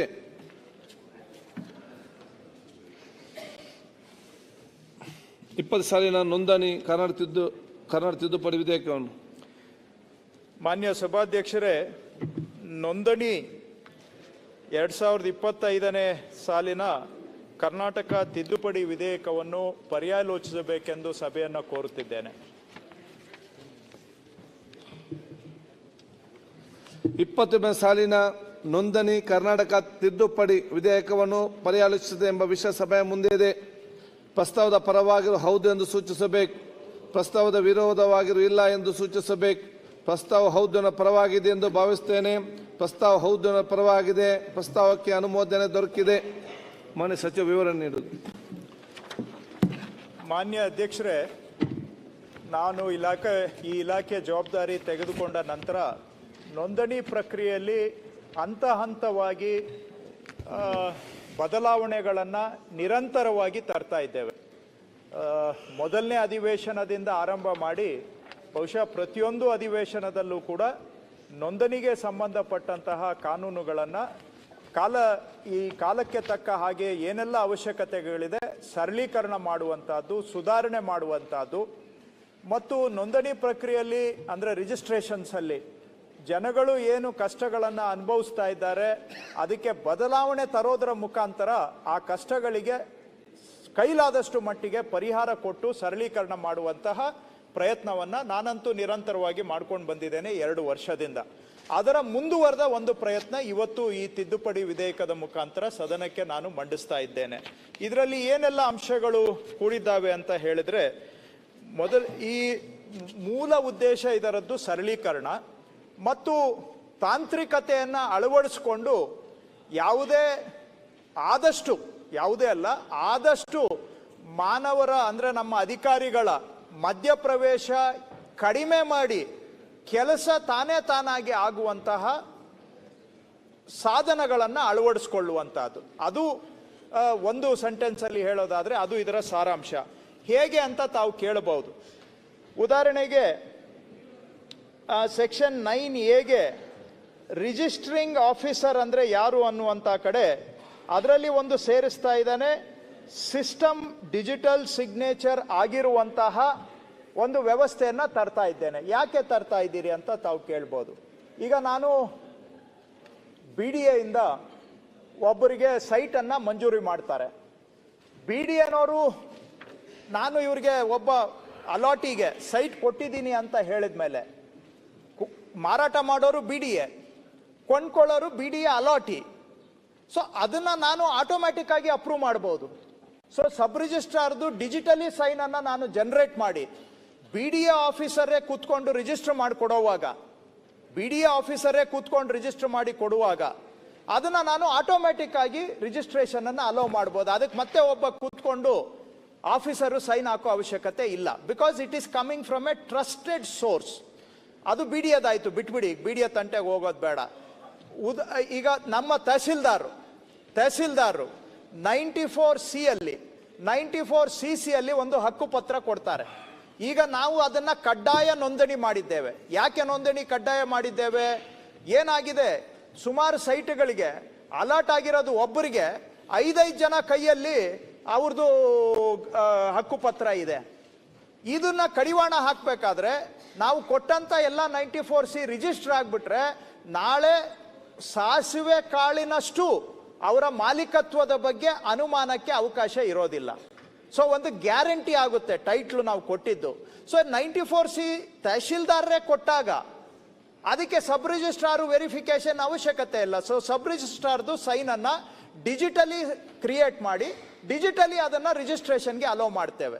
94C ಆಗ್ಬೋದು, ಫಾರ್ಮ್ 53 ಬಗರ್ ಹುಕುಮ್ದ ಆಗ್ಬೋದು, ಫಾರ್ಮ್ 57 ಇದು ಯಾವುದೇ ಮಂಜೂರಾತಿ ಸರ್ಕಾರದ ಮಂಜೂರಾತಿ ಆದ್ರೆ tahsildar is the granting authority. ತಹಶೀಲ್ದಾರರು ಡಿಜಿಟಲಿ ಅಪ್ಲೋಡ್ ಮಾಡಿದ್ರೆ ಅವರ ಅಕೌಂಟ್ ಇಂದ ಅಪ್ಲೋಡ್ ಮಾಡಿದ್ರೆ ಅದು ಆಟೋಮ್ಯಾಟಿಕ್ ಆಗಿ ರಿಜಿಸ್ಟರ್ ಆಗಬೇಕು ಅನ್ನುವಂಥದ್ದು ಇದರ ಉದ್ದೇಶ. ಎರಡನೇದು, ಇನ್ನೊಂದು ತಮಗೆ ಹೇಳ್ತೇನೆ, ನಾನು ಸುಮಾರು ಸಬ್ ರಿಜಿಸ್ಟ್ರಾರ್ ಕಚೇರಿಗಳಿಗೆ ಹೋಗಿದ್ದೆ ಉತ್ತರ ಕರ್ನಾಟಕ ಭಾಗದಲ್ಲಿ, ಎಲ್ಲ ಕಡೆನೂ ಕೂಡ. ನಾನು ಕೇಳ್ತೇನೆ ಅಲ್ಲಿ ನಿಂತವರಿಗೆ, ಯಾಕ್ರಿ ಬಂದಿದ್ದೀರಿ ಅಂತ. ಸರ್ ನಂದು ಉತ್ತಾರ ತೆಗಿಬೇಕ್ರಿ, ಅದಕ್ಕೆ ಬಂದೀವ್ರಿ ಅಂತ. ಯಾದಕ್ರಿ ಬಂದಿದ್ದೀರಿ ಅಂದರೆ, ಸಾಲ ತೊಗೊಂಡಿದ್ರಿ, ಈಗ ಉತ್ತಾರದೆಲ್ಲ ತೆಗೆಸ್ಬೇಕ್ರಿ. ಈಗ ಅವರು ಸಾಲ ಬ್ಯಾಂಕಲ್ಲಿ ತೊಗೊಂಡಿದ್ದಾರೆ, ಇದು RTCಯಲ್ಲಿ ಅವ್ರದ್ದು ಸಾಲ ಎಂಟ್ರ್ ಆಗಿದೆ. ಈಗ ಅವರು ಸಾಲ ತೀರಿಸಿದ್ದಾರೆ, ಆ ಸಾಲ ತೀರಿಸಿದನ್ನ ತೆಗೆಯೋದಕ್ಕೆ ನಮ್ಮ ಕಚೇರಿಗೆ ಬಂದು ಕಾಯ್ಬೇಕು ಅವರು. ನಾನು ಹೇಳಿದ್ರೆ ನೀವು ಅದಕ್ಕೂ ಒಂದು ಆಕ್ಷೇಪಣೆ ಮಾಡ್ತೀರಾ. ಕೆಲವರು ಬ್ಯಾಂಕಿಗೆ ಲೋನ್ ರೀಪೇಮೆಂಟ್ ಮಾಡಿ ನನ್ನ RTCಯಲ್ಲಿ ಎಂಟ್ರಿ ತೆಗಿರಿ ಅಥವಾ ಖಾತೆಯಲ್ಲಿ ಎಂಟ್ರಿ ತೆಗೆದುಬಿಡಿ ಅದನ್ನ ಕಾಲಮ್ 11 ಅಂತ ಹೇಳಿ ಅದಕ್ಕೂ ದುಡ್ಡು ಕೇಳುವಂತ ವ್ಯವಸ್ಥೆ ಇದೆ, ಗೊತ್ತಾ?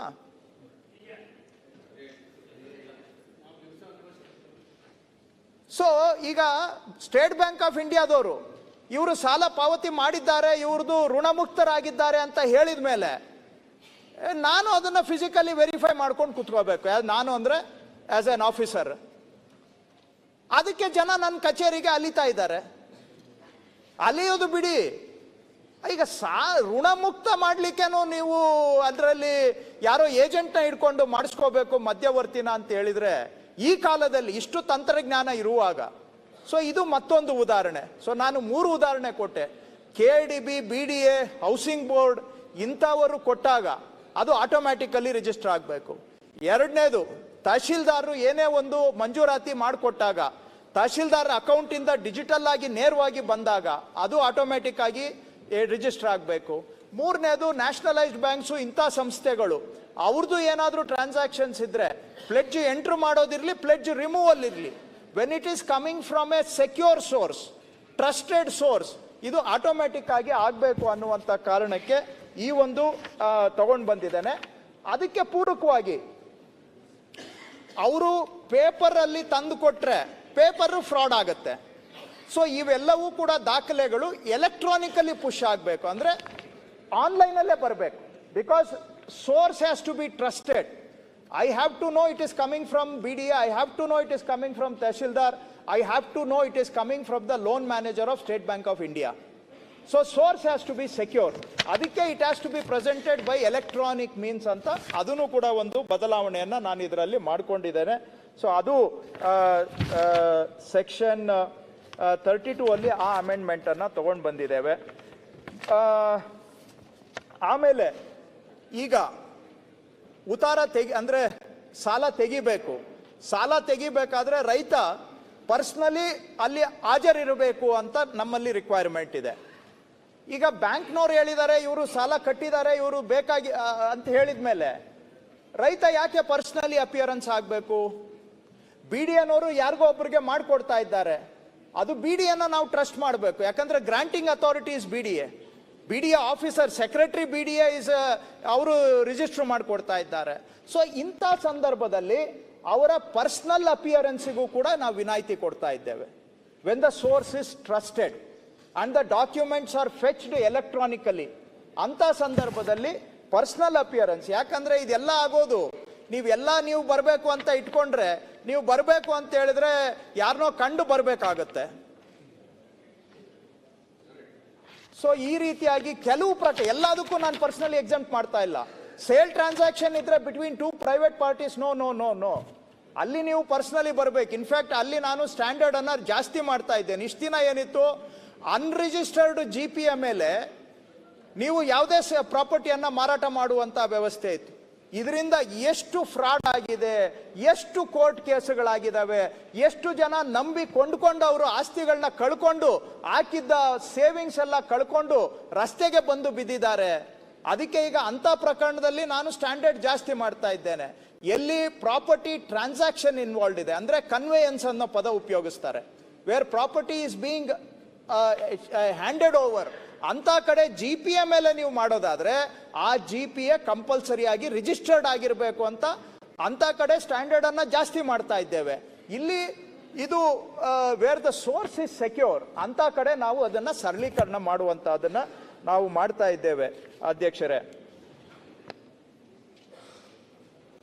ಸೊ ಇನ್ನ ಕೆಲವು ಹೋದ ಬಾರಿ 1-2 ತಿದ್ದುಪಡಿಗಳನ್ನ ನಾವು ಮಾಡಿದ್ವಿ. ಅದು ಕೇಂದ್ರ ಸರ್ಕಾರ ಅಂದ್ರೆ ರಾಷ್ಟ್ರಪತಿಗಳ ಸಹಮತಿಗೆ ಕಳಿಸಿದಾಗ ಅವರು ಕೆಲವು ಸಣ್ಣ ಪುಟ್ಟ ಬದಲಾವಣೆಗಳನ್ನು ಮಾಡಲಿಕ್ಕೆ ಸಲಹೆ ಕೊಟ್ಟಿದ್ದಾರೆ. ಅವರ ಬದಲಾವಣೆಗಳನ್ನು ಕೂಡ ಇಲ್ಲಿ ಅಡಕ ಮಾಡಿಕೊಂಡಿದ್ದೇವೆ. ಈಗಾಗಲೇ ಉದಾಹರಣೆಗೆ ಈಗ BBMP ಪ್ರಾಪರ್ಟಿ, ಯಾವುದೇ ಮುನ್ಸಿಪಾಲ್ಟಿ ಪ್ರಾಪರ್ಟಿ, ಯಾವುದೇ ಗ್ರಾಮ ಪಂಚಾಯಿತಿ ಪ್ರಾಪರ್ಟಿ ಆದರೆ ಮೊದಲೆಲ್ಲ ಈ ಪೇಪರಲ್ಲಿ ಖಾತಾ ತಗೊಂಡು ಬಂದರೆ ನಾವು ನೋಂದಣಿ ಮಾಡ್ತಾ ಇದ್ವಿ. ಈಗ ಹೋದ ಸೆಪ್ಟೆಂಬರಿಂದ ಅದಕ್ಕೆ ಕಡಿವಾಣ ಹಾಕಿದ್ದೇವೆ. ಯಾಕೆ ಕಡಿವಾಣ ಹಾಕಿದ್ರಿ ಅಂತ ಟೀಕೆ ಟಿಪ್ಪಣಿಗಳು ಆದವು. ಯಾಕೆ ಅಂದರೆ ಈ ಪೇಪರಲ್ಲಿ ಅವ್ರೇನು ಖಾತಾ ತಂದು ಕೊಡ್ತಾರೆ ಅದನ್ನು ನೋಡಿದರೆ ಮೆಜಾರಿಟಿ ಫೇಕ್ ಇದ್ದಾವೆ, ಖಾತಾನೇ ಇಲ್ಲ ಅವಕ್ಕೆ.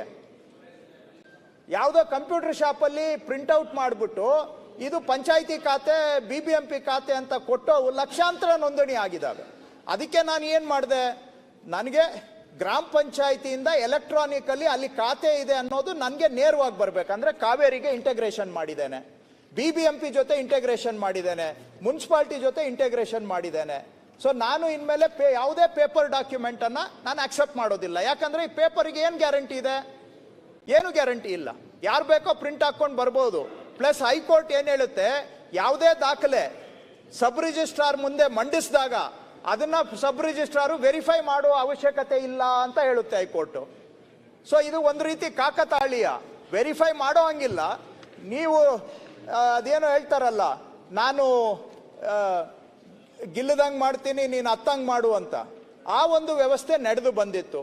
ಹೋದ ಸೆಪ್ಟೆಂಬರಿಂದ ಇದಕ್ಕೆ ಬಂದ್ ಮಾಡಿ ಡಾಕ್ಯುಮೆಂಟನ್ನು ನಾನು ಎಲೆಕ್ಟ್ರಾನಿಕಲ್ಲಿ ಡೈರೆಕ್ಟಾಗಿ RDPR ಇಂದ ಫೆಚ್ ಮಾಡ್ತೇನೆ, BBMP ಇಂದ UD ಇಂದ ಫೆಚ್ ಮಾಡ್ತೇನೆ, ಅಥವಾ ನಮ್ಮ RTC ಭೂಮಿಯಿಂದ ಫೆಚ್ ಮಾಡ್ತೇನೆ, ಆಟೋಮ್ಯಾಟಿಕ್ ಆಗಿ ರಿಜಿಸ್ಟರ್ ಆಗಬೇಕು ಅಂತ ಮಾಡಿದ್ದೇವೆ. ಅದಕ್ಕೆ ಎನೇಬಲಿಂಗ್ ಪ್ರಾವಿಷನ್ಸನ್ನು ಇಲ್ಲಿ ಸೇರಿಸ್ಕೊಂಡಿದ್ದೇನೆ, ಡಿಜಿಟಲಿ ಫೆಚ್ ಮಾಡುವಂಥ. ಅದಕ್ಕೆ ಮತ್ತೆ ಕೆಲವು ಕೇಂದ್ರ ಸರ್ಕಾರ ಮತ್ತು ರಾಜ್ಯ ಸರ್ಕಾರ ಕಾಲದಿಂದ ಕಾಲಕ್ಕೆ ಹೊರಡಿಸಿದಂಥ ನಿಬಂಧನೆಗಳನ್ನು ಕೂಡ ಇದರಲ್ಲಿ ನಾನು ಅಡಕ ಮಾಡ್ಕೋಬೇಕು ಅಂತ ಒಂದು ಎನೇಬಲಿಂಗ್ ಪ್ರಾವಿಷನ್ ಮಾಡ್ಕೊಂಡಿದ್ದೇನೆ. ಈಗ ನಮ್ಮ ರಾಜ್ಯದಲ್ಲಿ ಯಾವುದೇ ಒಂದು ಭೂಮಿ ಒಂದು ಸರ್ವೆ ನಂಬರ್ ಒಳಗಡೆ ನೀವು ಪಾರ್ಟ್ ಮಾರಬೇಕು ಅಂತ ಹೇಳಿದ್ರೆ, ಅಂದರೆ ನಿಮ್ಮದು ಒಂದು ಸರ್ವೆ ನಂಬರಲ್ಲಿ ನಿಮ್ಮದು 10 ಎಕರೆ ಜಮೀನಿದೆ, 5 ಎಕರೆ ಮಾಡಬೇಕು ಅಂದರೆ ನಾವು 11E ಸ್ಕೆಚ್ ಮಾಡಿಸ್ಕೊ ಬನ್ನಿ ಅಂತ ನಾವು ಹೇಳ್ತೇವೆ. ಸೊ 11E ಸ್ಕೆಚ್ಚು ಇದನ್ನು ಕೆಲವರು ಪ್ರಶ್ನೆ, ಇದರಿಂದ ಇದು one of the best things Karnataka did.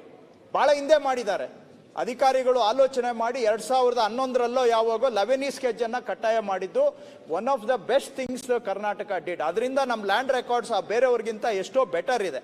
ಆದರೆ ಕೆಲವರು ಪ್ರಶ್ನೆ ಮಾಡಿದ್ದಾರೆ ಇದಕ್ಕೆ ಕಾನೂನಲ್ಲಿ ಅವಕಾಶ ಇಲ್ಲ ಅಂತ. ಕಾನೂನಲ್ಲಿ ಅವಕಾಶ ಮಾಡೋದ್ರ ಜೊತೆಗೆ ಎಗೇನ್ 11E ಸ್ಕೆಚ್ ಪೇಪರಲ್ಲಿ ಅಲ್ಲ, ಡಿಜಿಟಲಿ ನನಗೆ ಪುಷ್ ಆಗಬೇಕು ಅನ್ನುವಂಥ ಕೆಲವು ಎನೇಬಲಿಂಗ್ ಪ್ರಾವಿಷನ್ಸನ್ನು ತಗೊಂಡು ಬಂದಿದ್ದೇನೆ ಸಭಾಧ್ಯಕ್ಷರೇ.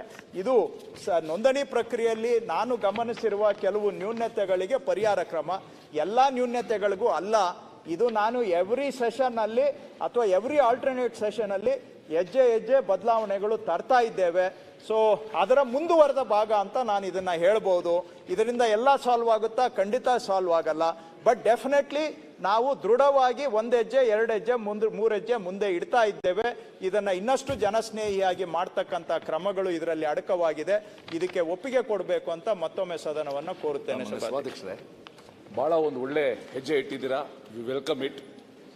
ಇದು ಭಾಳ ಮುಂಚೆನೇ ಆಗಬೇಕಾಗಿತ್ತು.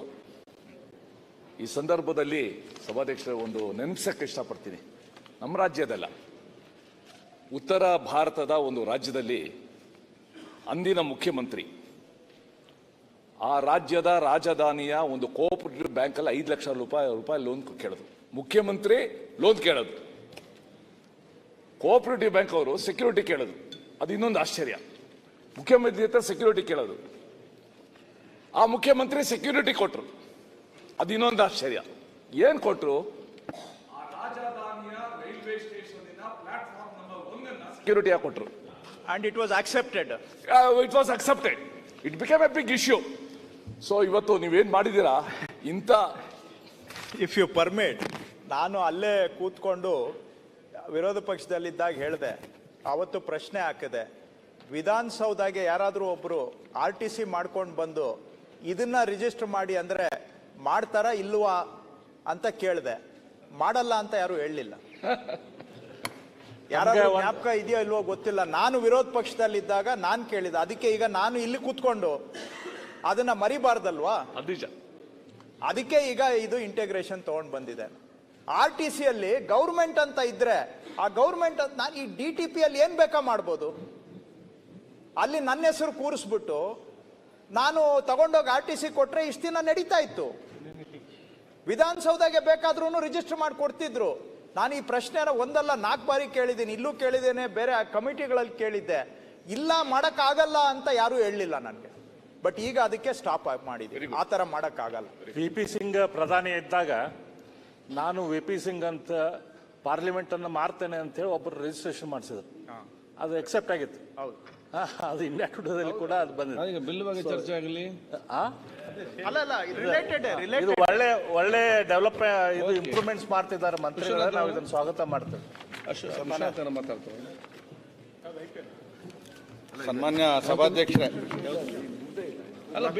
ಇದೊಂದು ಬಿಲ್ ಉಳಿತಲ್ಲ, ಇದೊಂದು ಬಿಲ್ ಉಳಿತಲ್ಲ. ಅಲ್ಲ, ಈ ಬಿಲ್ ಚರ್ಚೆ ಮುಗಿಯ ವಿಶ್ವನಾಥ್ ಮಾತಾಡಿಲ್ಲ. ಈ ಬಿಲ್ ಮಾತಾಡಿ ಸಲಹೆ ಒಂದೆರಡು. ಸನ್ಮಾನ್ಯ ಕೃಷ್ಣ ಬೈರೇಗೌಡರು, ನಿಜಕ್ಕೂ ಕೂಡ ನಮ್ಮದು ಭಾಳ ಬೇಡಿಕೆ ಇತ್ತು. ನಮ್ಮ ಸರ್ಕಾರ ಇದ್ದಾಗ ಕೂಡ ಈ ಸಬ್ ರಿಜಿಸ್ಟ್ರಿಗಳ ಬಗ್ಗೆ, ರಿಜಿಸ್ಟ್ರೇಷನ್ ಬಗ್ಗೆ ನಾವು ಸಲಹೆಗಳನ್ನು ಕೊಟ್ಟಿದ್ವಿ. ಅಂತೂ ಇಂತೂ ತಾವು ಅದನ್ನು ಲಾಗು ಮಾಡಿದ್ರಿ. ಒಂದಷ್ಟು ಜನಕ್ಕೆ ನಿಷ್ಠೂರಣ ಆಗಿದ್ರಿ. ತೊಂದರೆ ಇಲ್ಲ ಸರ್, ನಾವು ನಿಮ್ಗೆ ಅಭಿನಂದನೆಗಳು ಸಲ್ಲಿಸ್ತೀವಿ. ಒಂದು 2-3 ಇಶ್ಯೂ ಇದೆ, ಸಾಧ್ಯ ಆದರೆ ನೋಡಿರಿ. ಈಗ ಆಶ್ರಯ ನಿವೇಶನಗಳು ಇಲ್ಲಿವರೆಗೂ ಇನ್ನೂ ನೋಂದಣಿ ಆಗ್ತಾ ಇಲ್ಲ ಸರ್. ಬಿಕಾಸ್ ಇನ್ನೂ ಅದನ್ನು ಇಂಟಿಗ್ರೇಟ್ ಮಾಡಿಲ್ಲ ಅಂತೇಳಿ ಅದು ಸದ್ಯಕ್ಕೆ ಇಡೀ ರಾಜ್ಯದಲ್ಲಿ ನಿಂತಿದೆ. ಸೊ ಅದನ್ನು ಆದಷ್ಟು ಬೇಗ ಇದರಲ್ಲಿ ಸಾಧ್ಯ ಆದರೆ ಅದನ್ನು ತರುವಂಥ ಒಂದು ಪ್ರಯತ್ನ. ಎರಡನೇದು, ಕಂದಾಯ ನಿವೇಶನಗಳನ್ನು ನೀವು ಈಗ ಈ ಖಾತಾ ಇದ್ದರೆ ಮಾತ್ರನೇ ಅಂತೇಳಿ ಇಂಟಿಗ್ರೇಟೆಡ್ ಮಾಡಿದಿರಿ. ಅದಾದಮೇಲೆ ಕೂಡ ಕೆಲವು ತಮ್ಗೆ ಗೊತ್ತಿರ್ಬೋದು, ಕೆಲವು ಸಬ್ ರಿಜಿಸ್ಟ್ರಿಗಳು ಕೋಡ್ಗಳನ್ನು ಬದಲಾಯಿಸಿ ರಿಜಿಸ್ಟ್ರೇಷನ್ ಮಾಡಿದ್ರು. ಸೊ ಅದನ್ನು ಅವ್ರಿಗೆ ಯಾವ ರೀತಿ ಪನಿಷ್ಮೆಂಟು, ಕೇವಲ ಸಸ್ಪೆಂಡು ಈ ಥರದ್ದಲ್ಲ, ಅದನ್ನು ಕ್ರಿಮಿನಲ್ ಪ್ರೊಸೀಡಿಂಗ್ಸ್ ಏನು ಮಾಡ್ಬೋದು, ದಯವಿಟ್ಟು ಇದೊಂದು ಅಮೆಂಡ್ಮೆಂಟನ್ನು ತಾವು ತರಬೇಕು. ಮೂರನೇದು, ಡೂಪ್ಲಿಕೇಟ್ ರಿಜಿಸ್ಟ್ರೇಷನ್ ಆಗೋಗಿದೆ ಅಧ್ಯಕ್ಷ. ಈಗ ನಾನು ಲ್ಯಾಂಡ್ ಓನರು, ನಮ್ಮೂರಲ್ಲೇ ಆಗಿದೆ. ಗೋಪಾಲ್ ರೆಡ್ಡಿ ಅಂತೇಳಿ 4 ಎಕರೆ ಜಾಗ, ಇನ್ನೊಬ್ಬ ಗೋಪಾಲ್ ರೆಡ್ಡಿ ಅಂತೇಳಿ ಒರಿಜಿನಲ್ ಆಧಾರ್ ಕಾರ್ಡ್ ಮಾಡಿಸ್ಕೊಂಬಂದು ಯಾರಿಗೋ ರಿಜಿಸ್ಟ್ರೇಷನ್ ಮಾಡ್ಬಿಟ್ಟ. ಅವನು ತಪ್ಪು, ಪಾಪ ಅವ್ನಿಗೆ ಏನಾಗದೆ, ಈಗ ಸಿವಿಲ್ ಕೋರ್ಟ್ಗೆ ಹಾಕ್ಕೊಂಡವನೇ ಅವನು ರಿಜಿಸ್ಟ್ರೇಷನ್ ಕ್ಯಾನ್ಸಲ್ ಮಾಡೋಕ್ಕೆ. ನೀವು ಯಾರ್ದೋ ತಪ್ಪಿಲ್ಲದೆ ಅವನು ರಿಜಿಸ್ಟ್ರೇಷನ್ ಯಾವನ ಮಾಡಿದ್ರೆ, ಇವನು ಅಮಾಯಕ ಕೋರ್ಟ್ಗೆ ಹೋಗಿ ರಿಜಿಸ್ಟ್ರೇಷನ್ ಕ್ಯಾನ್ಸಲ್ ಮಾಡಿಸೋ ಬದಲು ಸಬ್ ರಿಜಿಸ್ಟರಲ್ಲೇ ಇಲ್ಲ ತಮ್ಮ ಹಂತದಲ್ಲೇ ಕಂದಾಯ ಇಲಾಖೆಯಲ್ಲಿ ಅದನ್ನು ಪರಿಶೀಲನೆ ಮಾಡಿ ರಿಜಿಸ್ಟ್ರೇಷನ್ ಕ್ಯಾನ್ಸಲ್ ಮಾಡೋದಕ್ಕೆ ಒಂದು ಅವಕಾಶ ಕೊಡಬೇಕು. ಇಲ್ಲಾಂದರೆ ಸಿವಿಲ್ ಕೋರ್ಟಲ್ಲಿ ವರ್ಷಾನುಗಟ್ಟಲೆ ಆಗ್ತದೆ. ಅವನು ನಿಜವಾದ ಓನರು, ಡೂಪ್ಲಿಕೇಟ್ ಓನರ್ ಮೇಲೆ ಒಂದು ಕೇಸ್ ಆಗ್ತದೆ ಅಷ್ಟೇ, ಇನ್ನೇನು ಆಗೋದಿಲ್ಲ. ಸೊ ಅದನ್ನೊಂದು ದಯವಿಟ್ಟು ಈ 3 ಮಾಡಿದ್ರೆ ಇನ್ನೊಂದಷ್ಟು ಸಹಕಾರಿ ಆಗ್ತದೆ ಅಂತಕ್ಕಂಥ ನನ್ನ ಅಭಿಪ್ರಾಯ. ಮಾನ್ಯ ಸಭಾಧ್ಯಕ್ಷರೇ, ಮಾನ್ಯ ಕಂದಾಯ ಸಚಿವರು ಸುಧಾರಣೆ ತರ್ತಾ ಇರುವಂಥದ್ದು ನಿಜಕ್ಕೂ ಸ್ವಾಗತ. ಒಂದು ಸಾಮಾನ್ಯವಾಗಿ ಈಗ ಇತ್ತೀಚೆಗೆ ನಮ್ಮ ಮುಂದೆ ಬರ್ತಾ ಇರುವಂಥದ್ದು, ಇಡೀ ರಾಜ್ಯದಲ್ಲಿ ಸರ್ವರು ಪದೇ ಪದೇ ಡೌನ್ ಆಗ್ತಾ ಇದೆ. ನೀವು ಇಷ್ಟೆಲ್ಲ ಒತ್ತಡ ತರ್ತಾ ಇರುವಂಥ ಹಿನ್ನೆಲೆಯಲ್ಲಿ ಏನಾದರೂ ತಂತ್ರಾಂಶನ ಜಾಸ್ತಿ ಮಾಡಿ ಸರ್ವರು ಇನ್ನು ಇಂಟರ್ಪ್ರೇಟ್ ಆಗುವಂಥ ಪ್ರಯತ್ನಕ್ಕೆ ನೀವು ಮುಂದಾಗಬೇಕು. ಈ ಖಾತಾ ಮಾಡುವಂಥದ್ದು, ನೋಂದಣಿ ಮಾಡ್ಕೊಳ್ಳುವಂಥದ್ದು ಎರಡೂ ಒಂದೇ ಪ್ರೆಷರ್ ಆ ಸರ್ವರ್ ಮೇಲೆ ಬೀಳ್ತಾ ಇರೋದ್ರಿಂದ ರಾಜ್ಯದಲ್ಲಿ ವಹಿವಾಟು ಆಗುವಂಥದ್ದಕ್ಕೆ ಸಮಸ್ಯೆ ಆಗ್ತಾ ಇದೆ. ಓಕೆ ಅಧ್ಯಕ್ಷರೇ, ಕೃಷ್ಣ ಬೈರೇಗೌಡರು ಕಂದಾಯ ಸಚಿವರು ತಂದಿರತಕ್ಕಂಥ ಈ ಒಂದು ವಿಧೇಯಕವನ್ನು ನಾನು ಸ್ವಾಗತ ಮಾಡ್ತೇನೆ. ಅದರ ಜೊತೆಯಲ್ಲಿ ಕಂದಾಯ ಇಲಾಖೆಯಲ್ಲೇ ಏನು ರೈತರು ಭಾಳ ಕಷ್ಟಪಡ್ತಾಯಿದ್ರು ಎಲ್ಲ ವಿಧದಲ್ಲಿ, ಅದನ್ನು ಸ್ವಲ್ಪ ಆದಷ್ಟು 70-80% ಸುಧಾರಣೆ ಮಾಡಿದ್ದಾರೆ. ಯಾರ್ದೋ ಜಮೀನನ್ನ ಯಾರೋ ಉಳ್ಕೊಂಡಿದ್ರು, ಯಾರ್ದೋ ಜಮೀನನ್ನು ಯಾರೋ ಅನುಭವದಲ್ಲಿತ್ತು. ಇವತ್ತು ಆ ದುರಸ್ತಿ ಅಂತಕ್ಕಂಥ ಕಾರ್ಯವನ್ನು ಹಚ್ಚಿ ಇಡೀ ಒಂದು ಕ್ರಾಂತಿಯನ್ನೇ ಇವತ್ತು ಕರ್ನಾಟಕ ರಾಜ್ಯದಲ್ಲಿ ಮಾಡಿದ್ದಾರೆ. ಅದು ಅವರಿಗೆ ಪಾಪ ಆ ಯಶಸ್ಸು ಸಲ್ಲಬೇಕು. ನಾವು ಈ ಸದನದಲ್ಲಿ ಕೆಲಸ ಎಲ್ಲ ಮಾಡಿಸ್ಕೊಂಡು ಫಸ್ಟು ನನ್ನ ದುರಸ್ತಿ ಕಾರ್ಯ ನನ್ನ ಕ್ಷೇತ್ರದಲ್ಲೇ ಪ್ರಾರಂಭ ಆಯಿತು. ಒಂದು ಬಾರೆ ಮೇಲೆ ನಿಟ್ಟು ಬಾರೆ ಮೇಲೆ ಹೋಗಿ ಆ ದುರಸ್ತಿ ಕಾರ್ಯನ ಪ್ರಾರಂಭ ಮಾಡಿದ್ರು, ಚಾಲನೆ ಕೊಟ್ಟು. ಅದರಿಂದ ನಾನು ಅವ್ರ ಬಗ್ಗೆ ಮಾತನಾಡಲೇಬೇಕು. ಇಲ್ಲಾಂದರೆ ಅವ್ರು ತಂದಿರ್ತಕ್ಕಂಥ, ಅವ್ರು ಮಾಡಿರ್ತಕ್ಕಂಥ ಎಲ್ಲ ಸಾಧನೆ ಅಲ್ಲೇ ಉಳಿತವೆ. ಅದು ಗೊತ್ತಾಗಬೇಕು. ಇವತ್ತು ಅವ್ರು ತಂದಿರ್ತಕ್ಕಂಥದ್ದು ಭಾಳ ಒಳ್ಳೆಯದು. ಇವತ್ತಿನ ವಿಧೇಯಕ್ಕೆ ತಕ್ಕಂತೆ ಮಾತಾಡೋದಾದರೆ, ಅವರೇನು ತಂದಿದ್ದಾರೆ ಆ ವಿಧೇಯಕದಲ್ಲಿ ಪಾಣಿ ಮೇಲೆ ಎಷ್ಟು ಜನ ಡೂಪ್ಲಿಕೇಟ್ ಪಾಣಿನ ಕಂಪ್ಯೂಟ್ರಲ್ಲಿ ತಯಾರು ಮಾಡ್ಕೊಂಡು ಆ ಕಂಪ್ಯೂಟರ್ ಮುಖಾಂತರನೇ ಇದೊಂದು ಜಾಲನೆ ನಡೀತಾ ಇತ್ತು ಕರ್ನಾಟಕ ರಾಜ್ಯದಲ್ಲಿ. ಒಂದು ದೊಡ್ಡ ಜಾಲ ಇದು.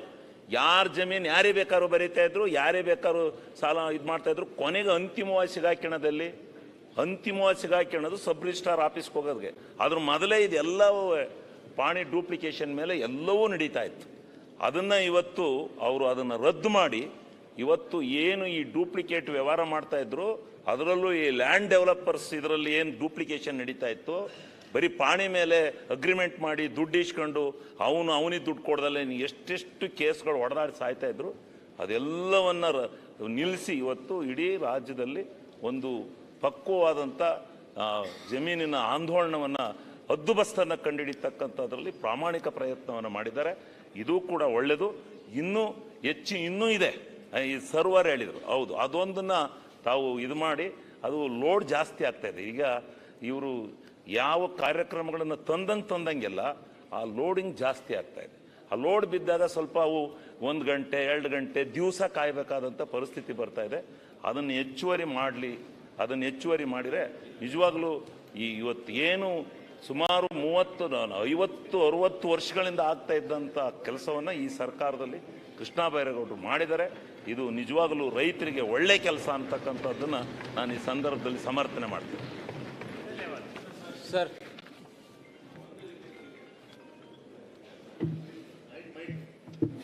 ಒಂದು ಅವಕಾಶ ಮಾಡ್ಬೋದಾ ಗೊತ್ತಿಲ್ಲ ನನಗೆ. ನೀವು ಸಲಹೆ ಕೇಳ್ತಾ ಇದ್ದೀನಿ ಸರ್.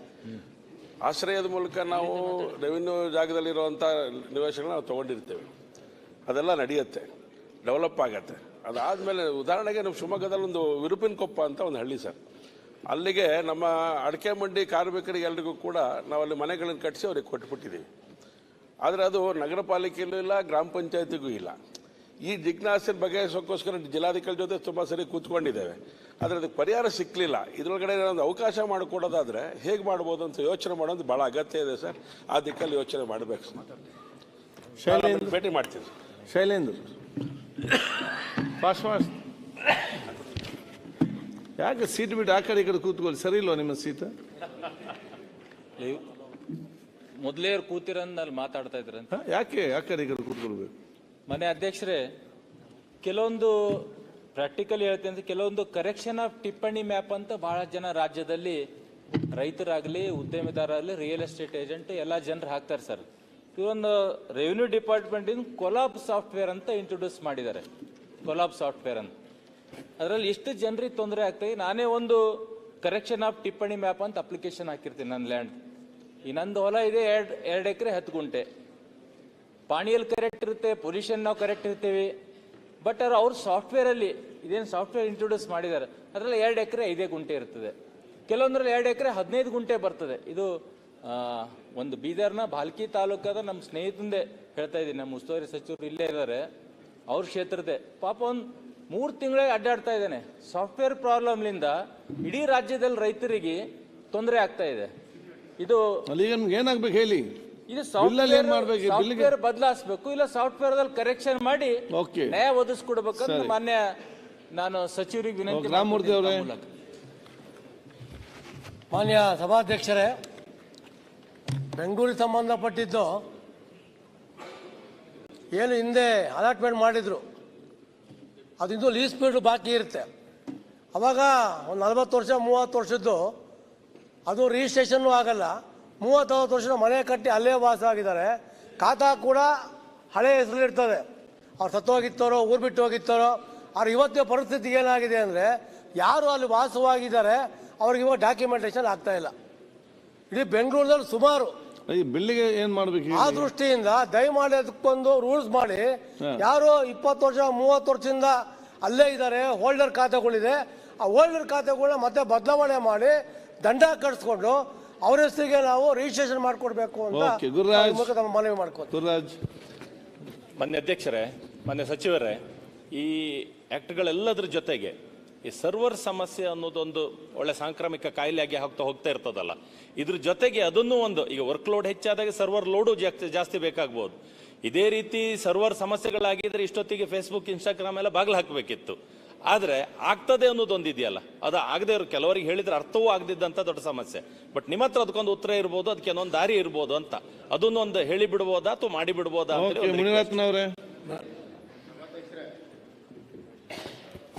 ಕ್ಷೇತ್ರಕ್ಕೆ ಸಂಬಂಧಪಟ್ಟಂಗೆ ಒಂದು 2.5 ಎಕರೆ ಕೆರೆ ಇದೆ ಸಭಾಧ್ಯಕ್ಷರೇ. ಇವತ್ತು ಕೆರೆಯಲ್ಲಿ ಕೆರೆ ಸ್ವರೂಪ ಅಂದರೆ ನೀರು ನಿಲ್ತಾ ಇಲ್ಲ, ಡೆಬ್ರಿಸ್ ಎಲ್ಲ ತಂದು ತುಂಬ್ತಾರೆ ಅದೇ ಸಭಾಧ್ಯಕ್ಷರೇ. ಅದಕ್ಕೆ ಆಶ್ರಯದಲ್ಲಿ ಮನೆಗಳು ಕೊಡಬೇಕು ಅಂತೇಳಿ ಇವತ್ತು ನನ್ನ ಹತ್ರಕ್ಕೆ ತರ್ತಾ ಇದ್ದಾರೆ. ನಾನು ಮಾಡ್ತಾ ಇಲ್ಲ, ನನ್ನ ಮೇಲೆ ಬಹಳ ಒತ್ತಡ ಇದೆ. ಜೊತೆಯಲ್ಲಿ ಇದನ್ನ ತಾವು ನೀವು ನನ್ನ ಮೇಲೆ ಹೇಳಿ ಬೇಕಾದ್ರೆ ಮಾಡಕ್ಕ ಇಲ್ಲ, ಮಂತ್ರಿ ಕೇಳಿದೆ, ಮಂತ್ರಿ ಒಪ್ಪಿಲ್ಲ. ಇಲ್ಲ, ನಾನು ಹಂಗೆಲ್ಲ ಹೇಳಲ್ಲ, ಪರವಾಗಿಲ್ಲ, ನಾನು ಹಂಗೆಲ್ಲ ಹೇಳಲ್ಲ. ತಮ್ಮ ಬಗ್ಗೆ ನಾನು ಮಾತಾಡಲ್ಲ. ಅಲ್ಲ ನಿಮ್ಗೆ ಸಹಾಯವಾಗಿ ಹೇಳಿದೆ, ಆ ಥರ ನೆಗೆಟಿವ್ ಆಗಿ ಹೇಳಲಿಲ್ಲ.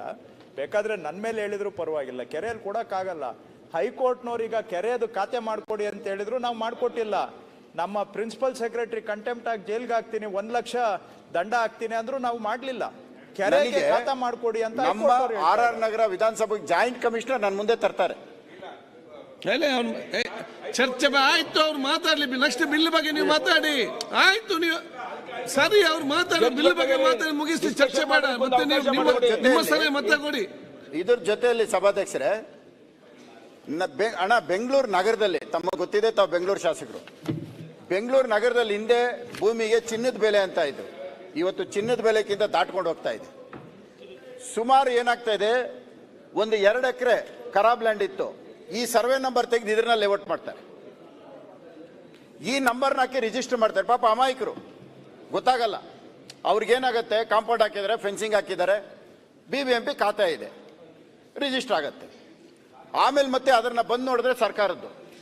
ದಯವಿಟ್ಟು ನಾನು ತಮ್ಗೊಂದು ಸಲಹೆ ಕೊಡ್ತೀನಿ, ಇಡೀ Bengaluru ward wise revenue records ಇಟ್ಕೊಂಡು ಫಸ್ಟ್ ಎಲ್ಲೆಲ್ಲಿದೆ ಗೌರ್ಮೆಂಟ್ ಲ್ಯಾಂಡು, ಅದು ರಾಜ್ ಕಾಲುವೆ ಇರ್ಬೋದು, ಗುಂಡ್ತೋಪು, ಕಾಲುವೆ ಎಲ್ಲ ತೆಗೆದುಬಿಟ್ಟು ಫಸ್ಟ್ ಒಂದು ಬೌಂಡ್ರಿ ಫಿಕ್ಸ್ ಮಾಡಿಬಿಡ್ರಿ. ಒತ್ತುವರಿ ಎಷ್ಟಿದೆ, ಯಾರ್ಯಾರು. ಆಮೇಲೆ ಯಾರ್ಯಾರು ಸರ್ಕಾರದ ಜಮೀನನ್ನ ಖರಾಬ್ ಲ್ಯಾಂಡ್ ನ ಒತ್ತುವರಿ ಮಾಡೋ ಸಣ್ಣ ಪುಟ್ಟವ್ರು ಯಾರು ಇಲ್ಲ. ಮುನಿರತ್ನವರೇ, ಬಿಲ್ಲಿಗೆ ಸಂಬಂಧಪಟ್ಟಾಗ ಮಾತಾಡಿ, ಅದಕ್ಕೆ ಸಂಬಂಧಪಟ್ಟ ದಯವಿಟ್ಟು ಕೆರೆ ಸ್ವರೂಪ ಕಳ್ಕೊಳ್ದೆ ಕೊಡುವಂತದ್ದು. ಆಮೇಲೆ ಬೆಂಗಳೂರು ನಗರನ ಫಸ್ಟ್ ಸರ್ಕಾರಿ ಆಸ್ತಿನ ಬಂದೋಬಸ್ತ್ ಮಾಡಿ ಅದಕ್ಕೊಂದು ಫೆನ್ಸ್ ಮಾಡಿ. ಮಂಜು, ಮಾನ್ಯ ಸಭಾಧ್ಯಕ್ಷರೇ, ಮಾನ್ಯ ಕಂದಾಯ ಸಚಿವರು, ನಮ್ಮ ಹಾಸನ ಜಿಲ್ಲೆ ಉಸ್ತುವಾರಿ ಸಚಿವರಾಗಿರ್ತಕ್ಕಂಥ ನಮ್ಗೆ ತುಂಬ ಸಂತೋಷ. ಹಾಸನ ಜಿಲ್ಲೆಯಲ್ಲಿ ನಮ್ಮ ಆಲೂರು ಮತ್ತು ಸಕಲೇಶಪುರ ತಾಲೂಕಲ್ಲಿ, ಅದರಲ್ಲೂ ಕೂಡ ಆಲೂರು ತಾಲೂಕು ಬೈರಾಪುರ ಪಂಚಾಯಿತಿ ಬ್ಯಾಬಾ ಅಂತಕ್ಕಂಥ ಬ್ಯಾಬಾ ಫಾರೆಸ್ಟ್ ಅಂತಕ್ಕಂಥ ಜಾಗದಲ್ಲಿ ಕಳೆದ 45 ವರ್ಷದಿಂದ ದುರಸ್ತಾಗದಲ್ಲೇ ತುಂಬಾ ಪೆಂಡಿಂಗ್ ಇದೆ. ಸೊ ದಯವಿಟ್ಟು ಅದನ್ನ ದುರಸ್ತಿ ಮಾಡಿಕೊಟ್ರೆ ಆ ರೈತರು ಹಲವಾರು ವರ್ಷಗಳಿಂದ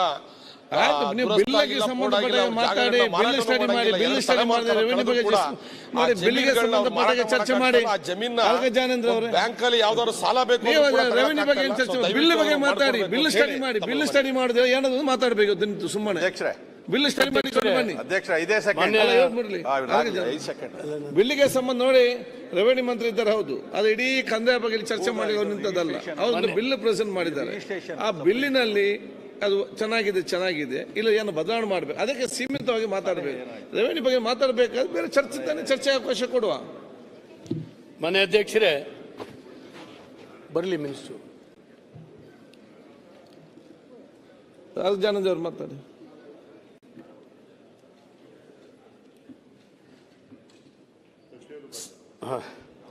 ಸಚಿವ ಕೇಳ್ತಾರೆ, ನೀವು ಮಾತಾಡಿ. ಬಿಲ್ ಬಗ್ಗೆನೆ ಇನ್ನೇನು ಅದಿನ್ನು ಆಗಲಿ ಕ್ಲಾರಿಫಿಕೇಶನ್ ತಗೊಳ್ತಾರೆ. ಮನೆ ಅಧ್ಯಕ್ಷರೇ, ಒಂದು ಸರ್ವರ್ ಸಮಸ್ಯೆಯನ್ನು ನಮ್ಮ ಮೈಸೂರಿನ ಶಾಸಕರು ಹೇಳಿದ್ರು. ಇದು ಎಲ್ಲ ಕಡೆ ಇರುವಂಥದ್ದು. ಮುಗಿತಾರೆ. ವಿದೇಶದಿಂದ ಬಂದಿದ್ದಾರೆ, ವಾಪಸ್ ಏರ್ ಟಿಕೆಟ್ ಆಗಿದೆ, ಅವ್ರು ರಿಜಿಸ್ಟ್ರೇಷನ್ ಮಾಡಿಸ್ಲಿಕ್ಕೆ ಆಗ್ತಾ ಇಲ್ಲ. ಮೊನ್ನೆ ಬೊಂಬಡಿ ಹೊಡೆದ್ರು. ಇದನ್ನು ಏನಾದರೂ ಮಾಡಿ ಸರಿ ಮಾಡದೇ ಇದ್ರೆ ಆಗೋದೇ ಇಲ್ಲ. ಇನ್ನೊಂದು, ನಮ್ಮದು ಅಡಿಕೆ ತೋಟ, ಹೋದ ಸರಿ ನಂದು ಅಡಿಕೆ ತೋಟ ಇತ್ತು, ಈ ಸರಿ ಭತ್ತದ ತರಿ ಆಗಿಬಿಟ್ಟಿದೆ ಪಾಣಿನಲ್ಲಿ. ಅದನ್ನು ಯಾರು ಮನುಷ್ಯರು ಮಾಡೋದಲ್ಲ, ನಿಮ್ಮ ಇದರಲ್ಲೇ ಆಗಿಬಿಟ್ಟಿದೆ. ಅಂದರೆ ನಾನು 5 ವರ್ಷದಿಂದ ಅಧ್ಯಕ್ಷರೇ ಇದ್ರ ಬಗ್ಗೆ ಪ್ರಯತ್ನ ಮಾಡ್ತಾ ಇದ್ದೀನಿ. ಆ ಸಾಫ್ಟ್ವೇರ್ನ ನಮ್ಮ ಈ ಪರ್ಮನೆಂಟ್ ಕ್ರಾಪಿಗೆ ಸರಿಯಾಗಿ ಮಾಡಿ ಅಂತ ಹೇಳ್ತಾ ಇದ್ದೀನಿ. ಓಕೆ. ಇಲ್ಲಿದ್ದಂಥ ಬಹಳಷ್ಟು ಜನಕ್ಕೆ ಇದು ಅರ್ಥ ಆಗೋದಿಲ್ಲ. ಅರ್ಥ ಆದರೂ ಕೂಡ ಮಾಡ್ಲಿಕ್ಕೆ ಬರೋದಿಲ್ಲ. ಮಾಡದೇ ಇದ್ರೂ ಕೂಡ ಹಾಗೆ ಬಿಟ್ಬಿಡಿ, ಮ್ಯಾನ್ಯುವಲ್ ಪಾಣಿ ಬರಲಿಕ್ಕೆ ನಮಗೆ ಮಲೆನಾಡಿನಲ್ಲಿ ಎಲ್ಲಿ ಅಡಿಕೆ ಬೆಳಿತೀವೋ ಅಲ್ಲಿ ಮಾಡಿಕೊಡಿ. 3 ತಿಂಗಳಿಗೆ ಒಂದ್ಸರಿ ಚೇಂಜ್ ಆಗ್ತಾ ಇರ್ತದೆ ಅಧ್ಯಕ್ಷರೇ. ಇವ್ರ ಹತ್ರ ಪಾಣಿ ನಾನೊಂದು 15-20 ರೂಪಾಯಿ ಕೊಟ್ಟು ಪಾಣಿ ಕಾಪಿ ತೊಗೊಳ್ಬೇಕು. ಆಮೇಲೆ ಕ್ರಾಪ್ ದೃಢೀಕರಣಕ್ಕೆ ವಿಲೇಜ್ ಅಕೌಂಟೆಂಟ್ ಹತ್ರ ಹೋಗಲೇಬೇಕೀಗ, ಇಂಥ ಕ್ರಾಪ್ ಅಂತೇಳಿ. ಇದು ಹೆಂಗಾಗುತ್ತೆ? ಇದು ಎಲ್ಲವೂ ಮಾಡಿ ಇದು ದಿನನಿತ್ಯ ಅಲಿತಾ ಇದ್ದಾರೆ ಜನ. ಇದಕ್ಕೆ ಅವಕಾಶ ಮಾಡಿಕೊಡ್ಬಾರ್ದು. ನೀವು ಅನೇಕ ಸುಧಾರಣೆಗಳನ್ನು ತಂದಿದ್ದೀರಿ, ನಾನು ಸ್ವಾಗತಿಸ್ತೀನಿ. ಇವನ್ನು ಸ್ವಲ್ಪ ಸರಿ ಮಾಡಿ. ಅಧ್ಯಕ್ಷರೇ, ಸರ್, ಈಗ ನಮ್ಮದು ಉಚಿತವಾಗಿ ಆಶ್ರಯ ನಿವೇಶನಗಳನ್ನು ಸರ್ಕಾರ ಕೊಟ್ಟೈತೆ ಸರ್. ಸರ್ಕಾರದ ಮನೆಗಳನ್ನು ಕೊಟ್ಟಿದ್ದೀವಿ ಸರ್. 15 ವರ್ಷ ಪರಬಾರೆ ಮಾಡಬಾರ್ದು ಅಂತೇಳಿ ಅದರಲ್ಲಿ ಕಂಡೀಷನ್ ಇರ್ತದೆ ಸರ್. ನೀವು ನೋಡಿರ್ಬೋದು, ಕೊಟ್ಟು 1 ವರ್ಷಕ್ಕೆ ಮಾರ್ಕೊಂಡವ್ರೆ ಸರ್. ಆಶ್ರಯ ಮನೆಯಲ್ಲಿ ಅರ್ಧ ಜನನೂ ಮನೆ ಕಟ್ಟಿಲ್ಲ. ದಯವಿಟ್ಟು 15 ವರ್ಷ ಮಾರಾಟ ಮಾಡಿದ ರೀತಿಯಲ್ಲಿ ಆ ಸಬ್ ರಿಜಿಸ್ಟ್ರಿಗೆ ಹೇಳಿ ಮತ್ತೆ ಒಂದು ಕಾನೂನು ತಗೊಂಡ್ಬಂದು, ಯಾವುದೇ ಉಚಿತವಾದಂಥ ಸರ್ಕಾರದಿಂದ ಕೊಟ್ಟಿರೋಂಥದ್ದು ಈ ಸ್ಕೀಮ್ಗಳು ಏನಿರ್ತದೆ 10 ವರ್ಷ 15 ವರ್ಷ, ಅದಕ್ಕೆ ಮೊದಲು ಪರಬಾರೆ ಮಾಡಿದ ರೀತಿಯಲ್ಲಿ ದಯವಿಟ್ಟು ಅದನ್ನು ತಾವು ತರಬೇಕು ಸರ್. ಮಾನ್ಯ ಅಧ್ಯಕ್ಷರೇ, ನಮ್ಮ ತಾಲೂಕಲ್ಲಿ ನನ್ನ ವಿಧಾನಸಭಾ ಕ್ಷೇತ್ರದಲ್ಲಿ ಈಗಾಗಲೇ ಅವರಿಗೆ 2 ಎಕರೆ 3 ಎಕರೆ ಜಾಗ ಅವರ ಹೆಸರಲ್ಲಿ ಇದ್ದದ್ದು ಈಗ GPS ಸರ್ವೆ ಮಾಡುವಾಗ ಅದು ಬೇರೆ ಬಣ ಕಾಣಿಸ್ತಾ ಇದೆ. ಸಮಸ್ಯೆ ಆಗಿದೆ ಅವನಿಗೀಗ, ಸಾಲ ಅಥವಾ ಮನೆ ಕಟ್ಟಲಿಕ್ಕೆ ಪ್ರಾಬ್ಲಮ್ ಆಗಿದೆ. ಅದಕ್ಕೆ ಯಾವ ಸರ್ವೆ ನಂಬರ್ ಅಲ್ಲಿ ಅದೇ ಪ್ಲಾಟ್ ಅಲ್ಲಿ ಕೂರುವಾಗ ಆ ಒಂದು GPS ಸರ್ವೆ ಮಾಡುವಾಗ ಅದು ಬೇರೆ ಕಡೆಗೆ ಬಂದನು ಅದೇ ಪ್ಲಾಟ್ ಕೂಲಿಸುವ ಹಾಗೆ ಒಂದು ವ್ಯವಸ್ಥೆಯನ್ನು ಮಾಡಬೇಕು ಅಂತ ವಿನಂತಿ ಮಾಡ್ತೀನಿ. ಈಗ ವಿಧೇಯಕವನ್ನು ಸಭಾಧ್ಯಕ್ಷರೇ, ಸರ್, ಇವತ್ತು ಸರ್ಕಾರಿ ಜಾಗಗಳ ಸಾಕಷ್ಟು ನಮ್ಮ ಅಂಜನಾಪುರ ಅಲ್ಲೆಲ್ಲ ಇದೆ ಸರ್. ಕೆಲವು ಸಂಸ್ಥೆಗಳಿಗೆ ನೀವು ಅಲಾಟ್ ಮಾಡಿದ್ರಿ, ಕೆಲವು BMTC ತಗೊಂಡಿದ್ದಾರೆ, ಕೆಲವು KIDBಗೆ ತಗೊಂಡಿದ್ದಾರೆ, ESI ಹಾಸ್ಪಿಟ್ಲಿಗೆ ಕೊಟ್ಟಿದ್ದಾರೆ. ದಯವಿಟ್ಟು ಆ ಡಿಪಾರ್ಟ್ಮೆಂಟ್ಗಳವರು ದಯವಿಟ್ಟು ಕಾಂಪೌಂಡ್ ಹಾಕಕ್ಕೆ ಕೇಳಿ ಸರ್. ಯಾಕೆಂದರೆ ಅದನ್ನು ಒತ್ತುವರಿ ಮಾಡಿ ಮಾರ್ತಾರೆ, ಮತ್ತು ಇವ್ರು ಬಂದು ಕಾಂಪೌಂಡ್ ತೆರವುಗೊಳಿಸಿದಾಗ ಮತ್ತೆ ಅವ್ರಿಗೆ ತೊಂದರೆ ಆಗುತ್ತೆ. ದಯವಿಟ್ಟು ಸರ್ಕಾರಿ ಆಸ್ತಿ ಯಾರಿಗೆ ಅಲಾಟ್ ಆಗ್ತದೆ ಅವ್ರು ಕಾಂಪೌಂಡ್ ಹಾಕ್ಲಿಕ್ಕೆ ಮನವಿಯನ್ನು ಮಾಡ್ತಾರೆ. ಮಾನ್ಯ ಸಭಾಧ್ಯಕ್ಷರೇ, ಅನೇಕ ಸದಸ್ಯರು ಸುರೇಶ್ ಗೌಡ ಅಲ್ಲ, ಬಿಲ್ಲಿಗೆ ಸಂಬಂಧಪಟ್ಟಾಗ ಮಾತ್ರ ಸಲಹೆ ಕೊಡಿ. ಅಲ್ಲಿ ಕೆಲವು ಸಡನ್ ಐಡಿಯಾ ಬರ್ತದೆ, ಬಂದಾಗ ಬಿಲ್ಲಿಗೆ ಸಂಬಂಧ ಮಾತ್ರ ಮಾತಾಡಿ. ಮಾನ್ಯ ಸಭಾಧ್ಯಕ್ಷರೇ, ನಾನು ಕಂದಾಯ ಸಚಿವರಿಗೆ ಕೇಳಕ್ಕೆ ಪರಿಚಯಪಡ್ತೀನಿ. ನಮ್ಮ ಹುಮನಾಬಾದ್ ಮತಕ್ಷೇತ್ರದ ಬಗರ್ ಹುಕುಂ ಸಮಿತಿ ಈವರೆಗೂ ಕೂಡ ಇನ್ನೂ ಆಗಿಲ್ಲ. ಲಾಸ್ಟ್ ಅಧಿವೇಶನ ಸುರೇಶ್ ಗೌಡ್ರ ಅದು ಬಿಲ್ಲಲ್ಲಿ ಉಂಟು, ಈಗ ಬಿಲ್ಲಲ್ಲಿ ಉಂಟು, ಅದೊಂದು ಮಾಡ್ರೆ ಒಳ್ಳೆಯದು. ನೆಕ್ಸ್ಟ್ ಹೇಳಿ ನೀವು ಸುರೇಶ್ ಗೌಡ್ ಮಾತಾಡಿ. ಸನ್ಮಾನ್ಯ ಸಭಾಧ್ಯಕ್ಷರೇ, ಮಾತ್ರ ಮಾತಾಡಿ. ಸನ್ಮಾನ್ಯ ಸಭಾಧ್ಯಕ್ಷರೇ, ಕಂದಾಯ ಇಲಾಖೆಯಲ್ಲಿ ಅನೇಕ ಸುಧಾರಣೆಗಳನ್ನ ತಂದಿದ್ದಾರೆ ಸನ್ಮಾನ್ಯ ಸಭಾಧ್ಯಕ್ಷರೇ. ಕಂದಾಯ ಸಚಿವರು ಸನ್ಮಾನ್ಯ ಕೃಷ್ಣ ಬೈರೇಗೌಡರು ಆದಮೇಲೆ. ಆದರೆ ನಮ್ಮ ತಾಲೂಕುಗಳಲ್ಲಿ, ಜಿಲ್ಲೆಗಳಲ್ಲಿ ಇವತ್ತೇನಾಗಿದೆ ಅಂತ ಅಂದರೆ ಸರ್ಕಾರಿ ವ್ಯಾಪ್ತಿನಲ್ಲಿ ಬರ್ತಕ್ಕಂಥ ಇದನ್ನು ಗುರುತಿಸ್ತಕ್ಕಂಥ ಕೆಲಸವನ್ನು ಮಾಡಬೇಕು. ಅದಾದ ನಂತರ ಕೆಲವು ಸಂಘ ಸಂಸ್ಥೆಗಳಿಗೆ, ಸಮುದಾಯಗಳಿಗೆ ಕೊಟ್ಟಿರ್ತಕ್ಕಂಥದ್ದನ್ನು ಈ ಪಾಣಿನ ದೃಢೀಕರಣ ಮಾಡ್ತಾರೆ, ನಾಳೆ ಬೆಳಗ್ಗೆ ಮತ್ತೆ ಪ್ರೈವೇಟ್ ಅವ್ರ ಹೆಸರಲ್ಲಿ ಬರುತ್ತೆ. ಈ ಥರದ್ದು ಅನೇಕ ಸಮಸ್ಯೆಗಳಿದೆ, ಸುಧಾರಣೆಯನ್ನು ತಂದಿದ್ದಾರೆ. ಇದನ್ನು ಮಾಡ್ತಕ್ಕಂಥ ಮತ್ತು ಆಶ್ರಯ ಯೋಜನೆಗಳನ್ನ ಅದನ್ನು ಗುರುತಿಸಿ ಕೊಡ್ತಕ್ಕಂಥದ್ದು. ಆಮೇಲೆ ಸರ್ಕಾರಿ ಇದನ್ನು ಆಶ್ರಯ ಯೋಜನೆಗೆ ಸರ್ಕಾರ ಕೊಟ್ಟಿರುತ್ತೆ, ಅದನ್ನು ಪ್ರೈವೇಟ್ ಅವರು ಅದನ್ನು ಕಬಳಿಸ್ಲಿಕ್ಕೆ ನೋಡಿದಾಗ ಅದನ್ನು ಸರ್ಕಾರದ ವಕೀಲರ ಮೂಲಕ ಅದನ್ನು ಸರ್ಕಾರದ ಅಸ್ತಿತ್ವಕ್ಕೆ ತಗೊಳ್ತಕ್ಕಂಥದ್ದು ಒಂದಿಷ್ಟು ಆಗಬೇಕು ಅಂತಕ್ಕಂಥ ನನ್ನ ಮನವಿ. ಪುಟ್ಟರಂಗ ಶೆಟ್ಟಿ ಅವರೇ. ಅಧ್ಯಕ್ಷರೇ, ಈಗ RTC ಕೊಟ್ಟರೆ ರಿಜಿಸ್ಟರ್ ಆಗ್ತದೆ ನಿಜ. ವಂಶವೃಕ್ಷನ ಕೊಡ್ತಾರೆ. ವಂಶವೃಕ್ಷ ಕೊಡುವಾಗ ತಪ್ಪು ಮಾಹಿತಿಯನ್ನು ಕೊಟ್ಟು ರಿಜಿಸ್ಟರ್ ಮಾಡಿಬಿಡ್ತಾರೆ. ಅಂದರೆ ವಂಶವೃಕ್ಷದಲ್ಲಿ ಅವರ ವಂಶದ ಅಣ್ಣ ತಂಗಿನೋ ಅಥವಾ ಮಕ್ಕಳನ್ನೋ ಬಿಟ್ಟು 3-4ನೇ ರಿಜಿಸ್ಟರ್ ಆದವ್ರ ಮೇಲೆ ಆ ಮಕ್ಳಿಗೊಂದು ಕೇಸ್ ಆಗ್ತವೆ, ನಮ್ಗೆ ಭಾಗಾಂಶ ಬರಬೇಕು ಅಂತ. ಇದು ಹೇಗೆ, ಇದನ್ನು ತಪ್ಪಿಸೋಕೆ ಹೇಗೆ ಅಂತ ಹೇಳಬೇಕು. ಮಾನ್ಯ ಅಧ್ಯಕ್ಷರೇ, ಈ ವಿಧೇಯಕಕ್ಕೆ ಸಂಬಂಧಿಸಿದಂಥ ಅಥವಾ ನೋಂದಣಿಗೆ ಸಂಬಂಧಿಸಿದಂಥ ಒಂದು ಅರ್ಧ ವಿಷಯಗಳನ್ನು ಹೇಳಿದ್ದಾರೆ. ಇನ್ನು ಅರ್ಧ ವಿಷಯಗಳು ನಮ್ಮ ಕಂದಾಯ ಇಲಾಖೆಗೆ ಸಂಬಂಧಪಟ್ಟಿದ್ದು. ನೋಂದಣಿಗೆ ಸಂಬಂಧಪಟ್ಟಾಗೆ ಆಶ್ರಯ ನಿವೇಶನಗಳು ನೋಂದಣಿ ಆಗ್ತಾ ಇಲ್ಲ ಅಂತ ಹೇಳಿದ್ದಾರೆ, ಅದು ನಿಜ. ಅದಕ್ಕೆ ನಮ್ಮ ಗಮನದಲ್ಲಿದೆ, ಅದಕ್ಕೆ ಪರಿಹಾರ ಕೊಡುವಂಥ ಕೆಲಸವನ್ನು ಮಾಡ್ತೇವೆ ಸಭಾಧ್ಯಕ್ಷರೇ. ಎರಡನೇದು, ನಾವು ಈ ರೆವಿನ್ಯೂ ಲೇಔಟ್ಗಳಲ್ಲಿ ನೋಂದಣಿ ನಿಲ್ಲಿಸಿದ ಮೇಲೇನೂ ಕೂಡ ಓಲ್ಡ್ ಡೇಟ್ ಹಾಕಿ ಕೆಲವರು ನೋಂದಣಿ ಮಾಡಿರುವಂಥದ್ದು ನಡೆದಿದೆ, ನಮ್ಮ ಗಮನಕ್ಕೆ ಬಂದಿದೆ. ಅದನ್ನು ನಾವು ಕೆಲವ್ರ ಮೇಲೆ ಏನಾಗುತ್ತೆ, ಅದು ಕಟ್ ಆಫ್ ಡೇಟ್ಗೆ ಮೊದಲೇ ಲಾಗಿನ್ ಕ್ರಿಯೇಟ್ ಮಾಡಿದ್ರು ಅಂತೇಳಿ ಒಂದು ಸಮಜಾಯಿಷಿ ಸಮಜಾಯಿಷಿ ಹೇಳ್ಕೊಂಡು ಲೀಗಲಿ ಪ್ರೊಟೆಕ್ಷನ್ ತಗೊಂಡು ಮಾಡ್ತಾ ಇದ್ದಾರೆ.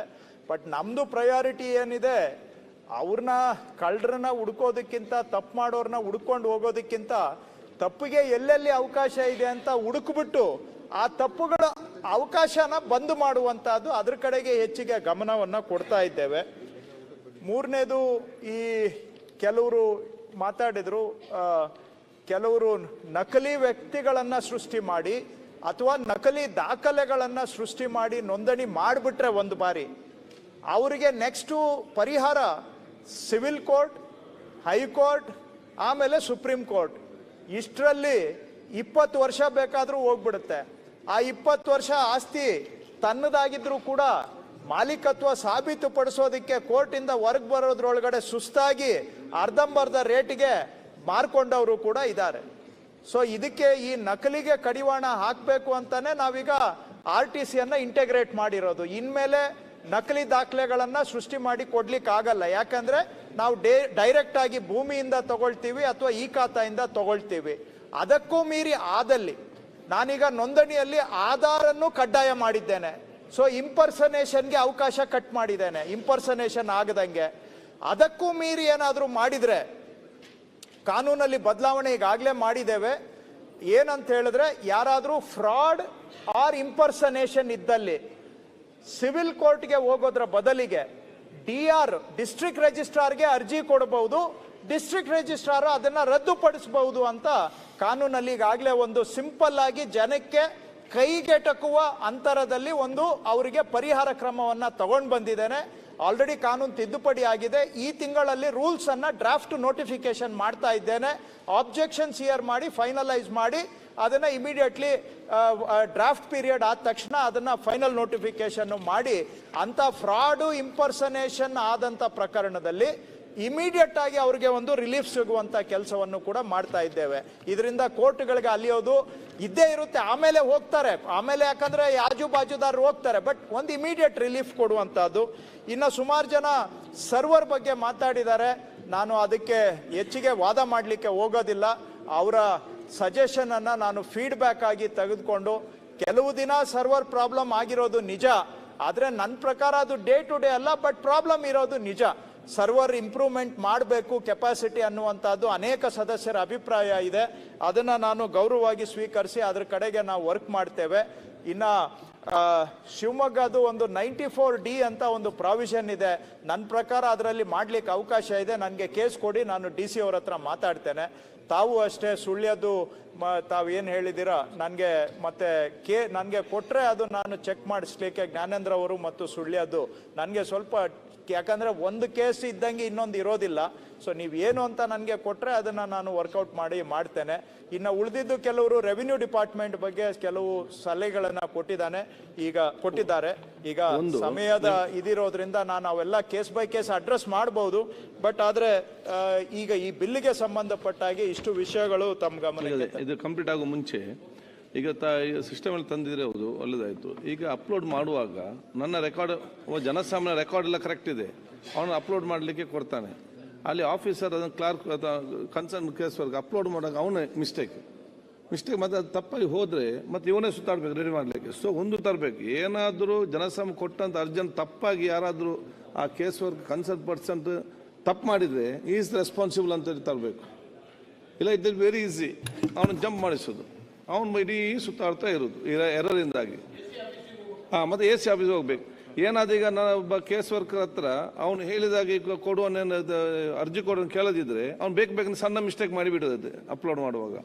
ಸೊ ಅದನ್ನು ಯಾರು ಅಪ್ಲೋಡ್ ಮಾಡ್ತಾನೆ ಅವನೇ ಜವಾಬ್ದಾರಿ ಅಂತ ಒಂದು ಮಾಡಿಸ್ಬೇಕು. ಈಗ ಹೇಳಿ,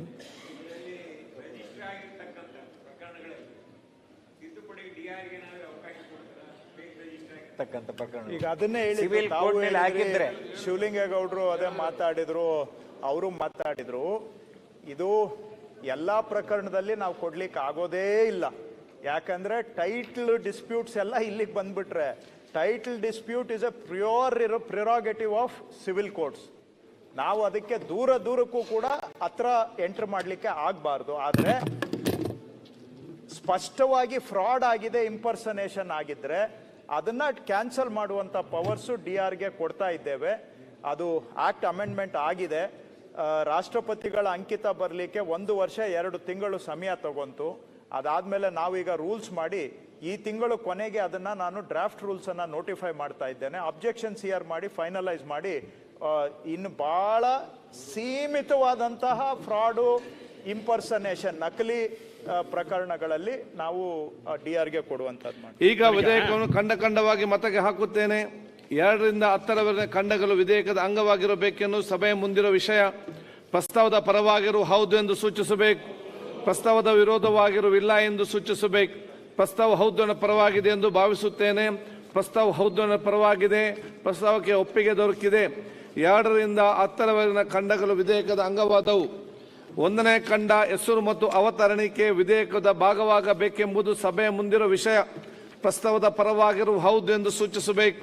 ಪ್ರಸ್ತಾವದ ವಿರೋಧವಾಗಿರುವಿಲ್ಲ ಎಂದು ಸೂಚಿಸಬೇಕು. ಪ್ರಸ್ತಾವ ಹೌದು ಪರವಾಗಿದೆ ಎಂದು ಭಾವಿಸುತ್ತೇನೆ. ಪ್ರಸ್ತಾವ ಹೌದು ಪರವಾಗಿದೆ. ಪ್ರಸ್ತಾವ ಅಂಗೀಕರಿಸಲ್ಪಟ್ಟಿದೆ.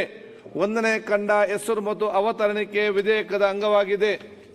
ಮಾನ್ಯ ಮಂತ್ರಿಗಳು, ಮಾನ್ಯ ಸಭಾಧ್ಯಕ್ಷರೇ, ಸದರಿ ವಿಧೇಯಕವನ್ನು ಅಂಗೀಕರಿಸಬೇಕೆಂದು ಸಭೆಯನ್ನು ಕೋರುತ್ತಿದ್ದೇನೆ. ಪ್ರಸ್ತಾವವನ್ನು ಮಂಡಿಸಲಾಗಿದೆ. ಈಗ ಅದನ್ನು ಸಭೆ ಮತಕ್ಕೆ ಹಾಕುತ್ತೇನೆ. 2020ನೇ ಸಾಲಿನ ನೋಂದಣಿ ಕರ್ನಾಟಕ ತಿದ್ದುಪಡಿ ವಿಧೇಯಕವನ್ನು ಈ ಸಭೆ ಅಂಗೀಕರಿಸಬೇಕು. ಪ್ರಸ್ತಾವದ ಪರವಾಗಿರು ಹೌದು ಎಂದು ಸೂಚಿಸಬೇಕು. ಪ್ರಸ್ತಾವದ ವಿರೋಧವಾಗಿರುವಿಲ್ಲ ಎಂದು ಸೂಚಿಸಬೇಕು. ಪ್ರಸ್ತಾವ ಹೌದು ಪರವಾಗಿದೆ ಎಂದು ಭಾವಿಸುತ್ತೇನೆ. ಪ್ರಸ್ತಾವ ಹೌದು ಪರವಾಗಿದೆ. ಪ್ರಸ್ತಾವ ಅಂಗೀಕರಿಸಲ್ಪಟ್ಟಿದೆ ಮತ್ತು ವಿಧೇಯಕ ಅನುಮೋದನೆ ದೊರಕಿದೆ. ಮಾನ್ಯ ಸಚಿವರು, ಮಾನ್ಯ ಸಭಾಧ್ಯಕ್ಷರೇ, ಸುಧಾರಣೆಗಳ ಕರ್ನಾಟಕ ಭೂ ಕಂದಾಯ, ಕರ್ನಾಟಕ ಲ್ಯಾಂಡ್ ರಿಫಾರ್ಮ್ಸ್ ಆಕ್ಟ್ಗೆ 2025ನೇ ತಿದ್ದುಪಡಿ ವಿಧೇಯಕವನ್ನು ಪರ್ಯಾಲೋಚನೆಗೆ ಕೈಗೆತ್ತಿಕೊಳ್ಳಬೇಕೆಂದು ತಮ್ಮ ಮುಖಾಂತರ ಸದನವನ್ನು ಕೋರುತ್ತೇನೆ. 2020 ಸಾಲಿನ ಕರ್ನಾಟಕ ಭೂ ಸುಧಾರಣೆಗಳ ಮತ್ತು ಕೆಲವು ಇತರ ಕಾನೂನು ತಿದ್ದುಪಡಿ ವಿಧೇಯಕವನ್ನು ಪರ್ಯಾಲೋಚಿಸುತ್ತದೆ ಎಂಬ ವಿಷಯ ಸಭೆಯ ಮುಂದೆ ಇದೆ. ಪ್ರಸ್ತಾವದ ಪರವಾಗಿರು ಹೌದು ಎಂದು ಸೂಚಿಸಬೇಕು. ಪ್ರಸ್ತಾವದ ವಿರೋಧವಾಗಿರುವಿಲ್ಲ ಎಂದು ಸೂಚಿಸಬೇಕು. ಪ್ರಸ್ತಾವ ಹೌದು ಪರವಾಗಿದೆ ಎಂದು ಭಾವಿಸುತ್ತೇನೆ. ಪ್ರಸ್ತಾವ ಹೌದು ಪರವಾಗಿದೆ. ಪ್ರಸ್ತಾವಕ್ಕೆ ಅನುಮೋದನೆ ದೊರಕಿದೆ. ಮಾನ್ಯ ಮಂತ್ರಿಗಳು, ಮಾನ್ಯ ಸಭಾಧ್ಯಕ್ಷರೇ, ಶಿಕ್ಷಣ ಸಂಸ್ಥೆಗಳು ಅಥವಾ ಯಾರಾದರೂ ಖಾಸಗಿ ಕಾರ್ಖಾನೆ ಅಥವಾ ವ್ಯವಹಾರ ಮಾಡಲಿಕ್ಕೆ ಕೃಷಿ ಭೂಮಿಯನ್ನು ಖರೀದಿ ಮಾಡಬೇಕಾದ್ರೆ ನಮ್ಮ ಕರ್ನಾಟಕ ಭೂ ಸುಧಾರಣೆ ಕಾನೂನು 109ರ ಕೆಳಗಡೆ ಕೃಷಿ ಭೂಮಿಯನ್ನು ಖರೀದಿ ಮಾಡೋದಕ್ಕೆ ಅನುಮತಿ ಕೊಡುವಂಥದಕ್ಕೆ ಅವಕಾಶ ಇದೆ. ಉದಾಹರಣೆಗೆ ಯಾರೋ ಒಬ್ಬರು ಶಿಕ್ಷಣ ಸಂಸ್ಥೆ ಮಾಡಬೇಕು ಅಂತ ಹೇಳಿದ್ರೆ ಕೃಷಿ ಭೂಮಿಯನ್ನು ಖರೀದಿ ಮಾಡ್ತಾರೆ. ಸೊ ಅದರಲ್ಲಿ ಅಂಡರ್ ಸೆಕ್ಷನ್ 109 ನಾವು ಅವರಿಗೆ ಅನುಮತಿ ಕೊಡ್ತೇವೆ ಖರೀದಿ ಮಾಡಲಿಕ್ಕೆ. ಇದು ಅದಕ್ಕೆ ಈಗ ಚೀಫ್ ಸೆಕ್ರೆಟರಿವರೆಗೂ ಬರುವಂತಹದ್ದು ಇದೆ. ಇದನ್ನ ಅಲ್ಲೇ ಜಿಲ್ಲಾಧಿಕಾರಿಗಳ ಹಂತದಲ್ಲೇ ಅವರಿಗೆ 4 ಹೆಕ್ಟೇರ್ವರೆಗೆ ಖರೀದಿ ಮಾಡಲಿಕ್ಕೆ ಅವರಿಗೆ ಪವರ್ಸ್ ಅನ್ನ ಡೆಲಿಗೇಟ್ ಮಾಡ್ತಾ ಇದ್ದೇವೆ. ಇವತ್ತಿನ ದಿನ ಇದು ಪ್ರಸ್ತುತ ಇಲ್ಲ. ಯಾಕೆಂದ್ರೆ ಈಗ ಕೆಲವು ತಿದ್ದುಪಡಿಗಳಾದ್ಮೇಲೆ ಹೊಸ ಅರ್ಜಿಗಳೇನು ಬರ್ತಾ ಇಲ್ಲ. ಬಂದರೂ ಕೂಡ ಇಲ್ಲಿವರೆಗೂ ಅವೆಲ್ಲ ಬರೋದು ಬೇಕಿಲ್ಲ. ಖಾಸಗಿ ಸಂಸ್ಥೆ ಯಾವುದೋ ಶಿಕ್ಷಣ ಸಂಸ್ಥೆ ಅಥವಾ ಫ್ಯಾಕ್ಟ್ರಿಗೆ ಖರೀದಿ ಮಾಡಬೇಕು ಅಂತ ಹೇಳಿದ್ರೆ ಸಣ್ಣ ಉದ್ಯಮೆದಾರರಿಗೆ, ಸಣ್ಣ ಸಂಸ್ಥೆಗಳು ಮಾಡುವಂಥವರಿಗೆ ಅವರಿಗೆ ಅಲ್ಲೇ ಆಗುವಂತೆ ಮಾಡಬೇಕು ಅಂತೇಳಿ 4 ಹೆಕ್ಟೇರ್ವರೆಗೆ ಜಿಲ್ಲಾಧಿಕಾರಿಗಳಿಗೆ ಕೊಡ್ತಾ ಇದ್ದೇವೆ. ಎರಡನೇದು ಏನಾಗಿದೆ ಸಭಾಧ್ಯಕ್ಷರೇ, ಹಿಂದೆ 109ನಲ್ಲಿ ಪರ್ಮಿಷನ್ ತಗೊಂಡು ಏನೋ ಉದ್ದೇಶಕ್ಕೆ ತಗೊಂಡಿದ್ದಾರೆ. ಅಂದರೆ ನಮಗೆ ಏನೋ ಬಡಾವಣೆ ಮಾಡೋದಕ್ಕೆ ಅಂತೇಳಿ ತಗೊಂಡಿದ್ದಾರೆ, ಅಥವಾ ಶಿಕ್ಷಣ ಸಂಸ್ಥೆ ಮಾಡ್ತೀವಿ ಅಂತ ಜಮೀನು ಖರೀದಿ ಮಾಡಿದ್ದಾರೆ, ಅಥವಾ ಅವರು ಏನು ಫ್ಯಾಕ್ಟ್ರಿ ಮಾಡೋದಕ್ಕೆ ಅಂತ ಖರೀದಿ ಮಾಡಿದ್ದಾರೆ. ಅವರು ದುಡ್ಡು ಕೊಟ್ಟು, ಇದು ಪ್ರೈವೇಟ್ ಲ್ಯಾಂಡ್, ಇದು nothing to do with government land, private ಅವರಿಂದ ಅವರು ಖರೀದಿ ಮಾಡಿದ್ದಾರೆ. ಪೂರ್ತಿ ಹಣ ಕೊಟ್ಟು ಅವರೇ ಖರೀದಿ ಮಾಡಿದ್ದಾರೆ. ನಾವು ಅನುಮತಿ ಕೊಟ್ಟಿದ್ದೀವಿ ಖರೀದಿ ಮಾಡೋಕ್ಕೆ. ಈಗ ಕಾಲ ಬದಲಾಗಿದೆ. ಆವತ್ತು ಎಜುಕೇಷನ್ಗೆ ಅಂತ ತಗೊಂಡ್ರು, ಇವತ್ತು ಬಹುಶಃ ಅದು ಅಲ್ಲಿ ಲೋಕಲ್ ಪರಿಸ್ಥಿತಿ ಬದಲಾಗಿದೆ. ಅವರು ಶಿಕ್ಷಣದಿಂದ ಇವತ್ತು ಬೇರೆದಕ್ಕೆ ಉಪಯೋಗ ಮಾಡೋದಕ್ಕೆ ನಮಗೆ ಪರ್ಮಿಷನ್ ಕೇಳ್ತಾರೆ. ಕಾನೂನಲ್ಲಿ ಚೇಂಜ್ ಆಫ್ ಯೂಸ್ಗೆ ಪರ್ಮಿಷನ್ ಕೊಡೋಕ್ಕೆ ಅವಕಾಶ ಇಲ್ಲ. ಆದರೆ ಇವತ್ತು ಅಲ್ಲಿ ಪರಿಸ್ಥಿತಿ ಬದಲಾಗ್ಬಿಟ್ಟಿದೆ. ಫ್ಯಾಕ್ಟ್ರಿ ಇತ್ತು, ಫ್ಯಾಕ್ಟ್ರಿ ಮಾಡಿದ್ರೋ ಮಾಡಿಲ್ವೋ, ಆದರೆ ಈಗ ಅದು ಸಿಟಿ ಒಳಗಡೆ ಇದೆ. ಅಂತ ಕಡೆ ಅವ್ರು ಏನಾದರೂ ಬೇರೆ ಉದ್ದೇಶಕ್ಕೆ ಕೇಳಿದ್ರೆ ಆಗ ಆ ಉದ್ದೇಶ ಬದಲಾವಣೆ ಮಾಡಿಕೊಡ್ಲಿಕ್ಕೆ ಅವಕಾಶ ಇರಲಿಲ್ಲ. ಅದಕ್ಕೊಂದು ಆ ಉದ್ದೇಶ ಬದಲಾವಣೆ ಮಾಡಲಿಕ್ಕೆ 109 ಒಂದು ಪ್ರಾವಿಷನ್ ಅನ್ನು ಕ್ರಿಯೇಟ್ ಮಾಡ್ತಾ ಇದ್ದೇವೆ. ಇನ್ನು ಕೆಲವು ಕೇಂದ್ರ ಸರ್ಕಾರದವರು ನಮಗೆ ಕೆಲವು ಅದು ಬೇರೆ, ಅದು ಅರ್ಬನ್ ಡೆವಲಪ್ಮೆಂಟ್ನವರು ಪ್ಲಾನ್ ಪ್ರಕಾರ ಮಾಡೋದು ಬೇರೆ, 109 ಬೇರೆ, ಇವೆರಡು ಬೇರೆ ಸ್ಟ್ರೀಮ್ಸು.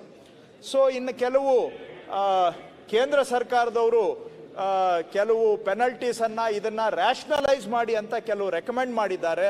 ಸೆಂಟ್ರಲ್ ಗೌರ್ಮೆಂಟಿಂದ ಒಬ್ಬರು ಸೆಕ್ರೆಟರಿ ಬಂದು ನಮ್ಮ ಚೀಫ್ ಸೆಕ್ರೆಟರಿ ಜೊತೆ ಕೂತ್ಕೊಂಡು ಸಜೆಷನ್ಸ್ ಕೊಟ್ಟಿದ್ದಾರೆ. ಅದನ್ನು ಇನ್ಕಾರ್ಪೊರೇಟ್ ಮಾಡಿಕೊಂಡಿದ್ದೇವೆ. ಮತ್ತು ಮುಂದುವರೆದು ಸಣ್ಣ ಉದ್ದಿಮೆದಾರರು ಅಂದರೆ 2 ಎಕರೆವರೆಗೆ ಕರ್ನಾಟಕದಲ್ಲಿ ಎಲ್ಲೇ ಆಗಲಿ ಕೈಗಾರಿಕೆ ಮಾಡಬೇಕಾದ್ರೆ ಅದು ಆಗ್ರೋ ಪ್ರೊಸೆಸಿಂಗ್ ಇರ್ಬೋದು ಅಥವಾ ಬೇರೆ ಇಂಡಸ್ಟ್ರಿ ಇರ್ಬೋದು, ಅಪ್ ಟು 2 acres ಕನ್ವರ್ಷನ್ ಬೇಕಾಗಿಲ್ಲ ಅಂತೇಳಿ ಅವರಿಗೆ ಕನ್ವರ್ಷನ್ನಿಂದ ನಾವು ವಿನಾಯಿತಿಯನ್ನು ಕೊಡ್ತಾ ಇದ್ದೇವೆ. ಇದು encourage micro medium small enterprises MSME sector 2 ಎಕರೆವರೆಗೆ ಎಕ್ಸೆಂಪ್ಷನ್ ಅನ್ನು ಕೊಡ್ತಾ ಇದ್ದೇವೆ. ಇಲ್ಲ ಅಂದರೆ ಅವರು ಕನ್ವರ್ಷನ್ಗೆ ಅಪ್ಲೈ ಮಾಡಿ ಮತ್ತೆ ಅದು ಇದು ಅಂತೇಳಿ 101 ಅವರಿಗೆ ತೊಂದರೆ ಮಾಡೋದು ಬೇಡ. ಸರಳೀಕರಣ ಮಾಡಿ ಸಣ್ಣ ಉದ್ದಿಮೆದಾರರಿಗೆ ಪ್ರೋತ್ಸಾಹ ಕೊಡ್ಲಿಕ್ಕೋಸ್ಕರ ಇದು ಬಜೆಟಲ್ಲೂ ಕೂಡ ಅನೌನ್ಸ್ ಆಗಿತ್ತು. ಇಂಡಸ್ಟ್ರೀಸ್ ಡಿಪಾರ್ಟ್ಮೆಂಟ್ನವರು ನಮಗೆ ಲಾಸ್ಟ್ ಟೈಮು ಆಗ್ರೋ ಇಂಡಸ್ಟ್ರಿಗೆ ಕೊಟ್ಟಿದ್ವಿ, ಈ ಬಾರಿ ಎಲ್ಲ ಇಂಡಸ್ಟ್ರಿಗೂ ಅಪ್ ಟು 2 acres ಎಕ್ಸಂಪ್ಷನ್ ಅನ್ನ ಕೊಡ್ತಾ ಇದ್ದೇವೆ ಗ್ರಾಮೀಣ ಭಾಗದಲ್ಲಿ. ಕನ್ವರ್ಷನ್ ಇಲ್ಲದೆ ನೀವು ಅನುಮತಿ ಕೊಟ್ರೆ ಬ್ಯಾಂಕ್ ಲೋನ್ ಆಗುತ್ತಾ? Auto convert. ಸೊ ನಾವು ಕನ್ವರ್ಷನ್ ಸರ್ಟಿಫಿಕೇಟ್ ಇಶ್ಯೂ ಮಾಡ್ತೇವೆ. ಕೊನೆ ವಿಷಯ ಮಾನ್ಯ ಸಭಾಧ್ಯಕ್ಷರೇ, ಇದು ಕೂಡ ಒಂದು ಮಹತ್ವದ ಹೆಜ್ಜೆ ನಾವು ಇಡ್ತಾ ಇದ್ದೇವೆ. ಈ ರಿನ್ಯೂವಬಲ್ ಎನರ್ಜಿ ಏನಿದೆ, ಸೋಲಾರ್ ಆಗ್ಬೋದು, ವಿಂಡ್ ಆಗ್ಬೋದು, ಇದು ಇವತ್ತು ಉದಯೋನ್ಮುಖ ವಲಯ ಅಂದರೆ ಸನ್ರೈಸ್ ಸೆಕ್ಟರ್. ಇದು ದೇಶದ ಆದ್ಯತೆಯೂ ಕೂಡ ನಾವು ಈ ಕಲ್ಲಿದ್ದಲಿನಿಂದ ಈ ರಿನ್ಯೂವಬಲ್ ಎನರ್ಜಿ ಕಡೆಗೆ ಶಿಫ್ಟ್ ಆಗಬೇಕು ಅನ್ನುವಂಥದ್ದು ನ್ಯಾಷನಲ್ ಪ್ರಯಾರಿಟಿ, ಇಂಟರ್ನ್ಯಾಷನಲ್ ಪ್ರಯಾರಿಟಿ ಇದೆ.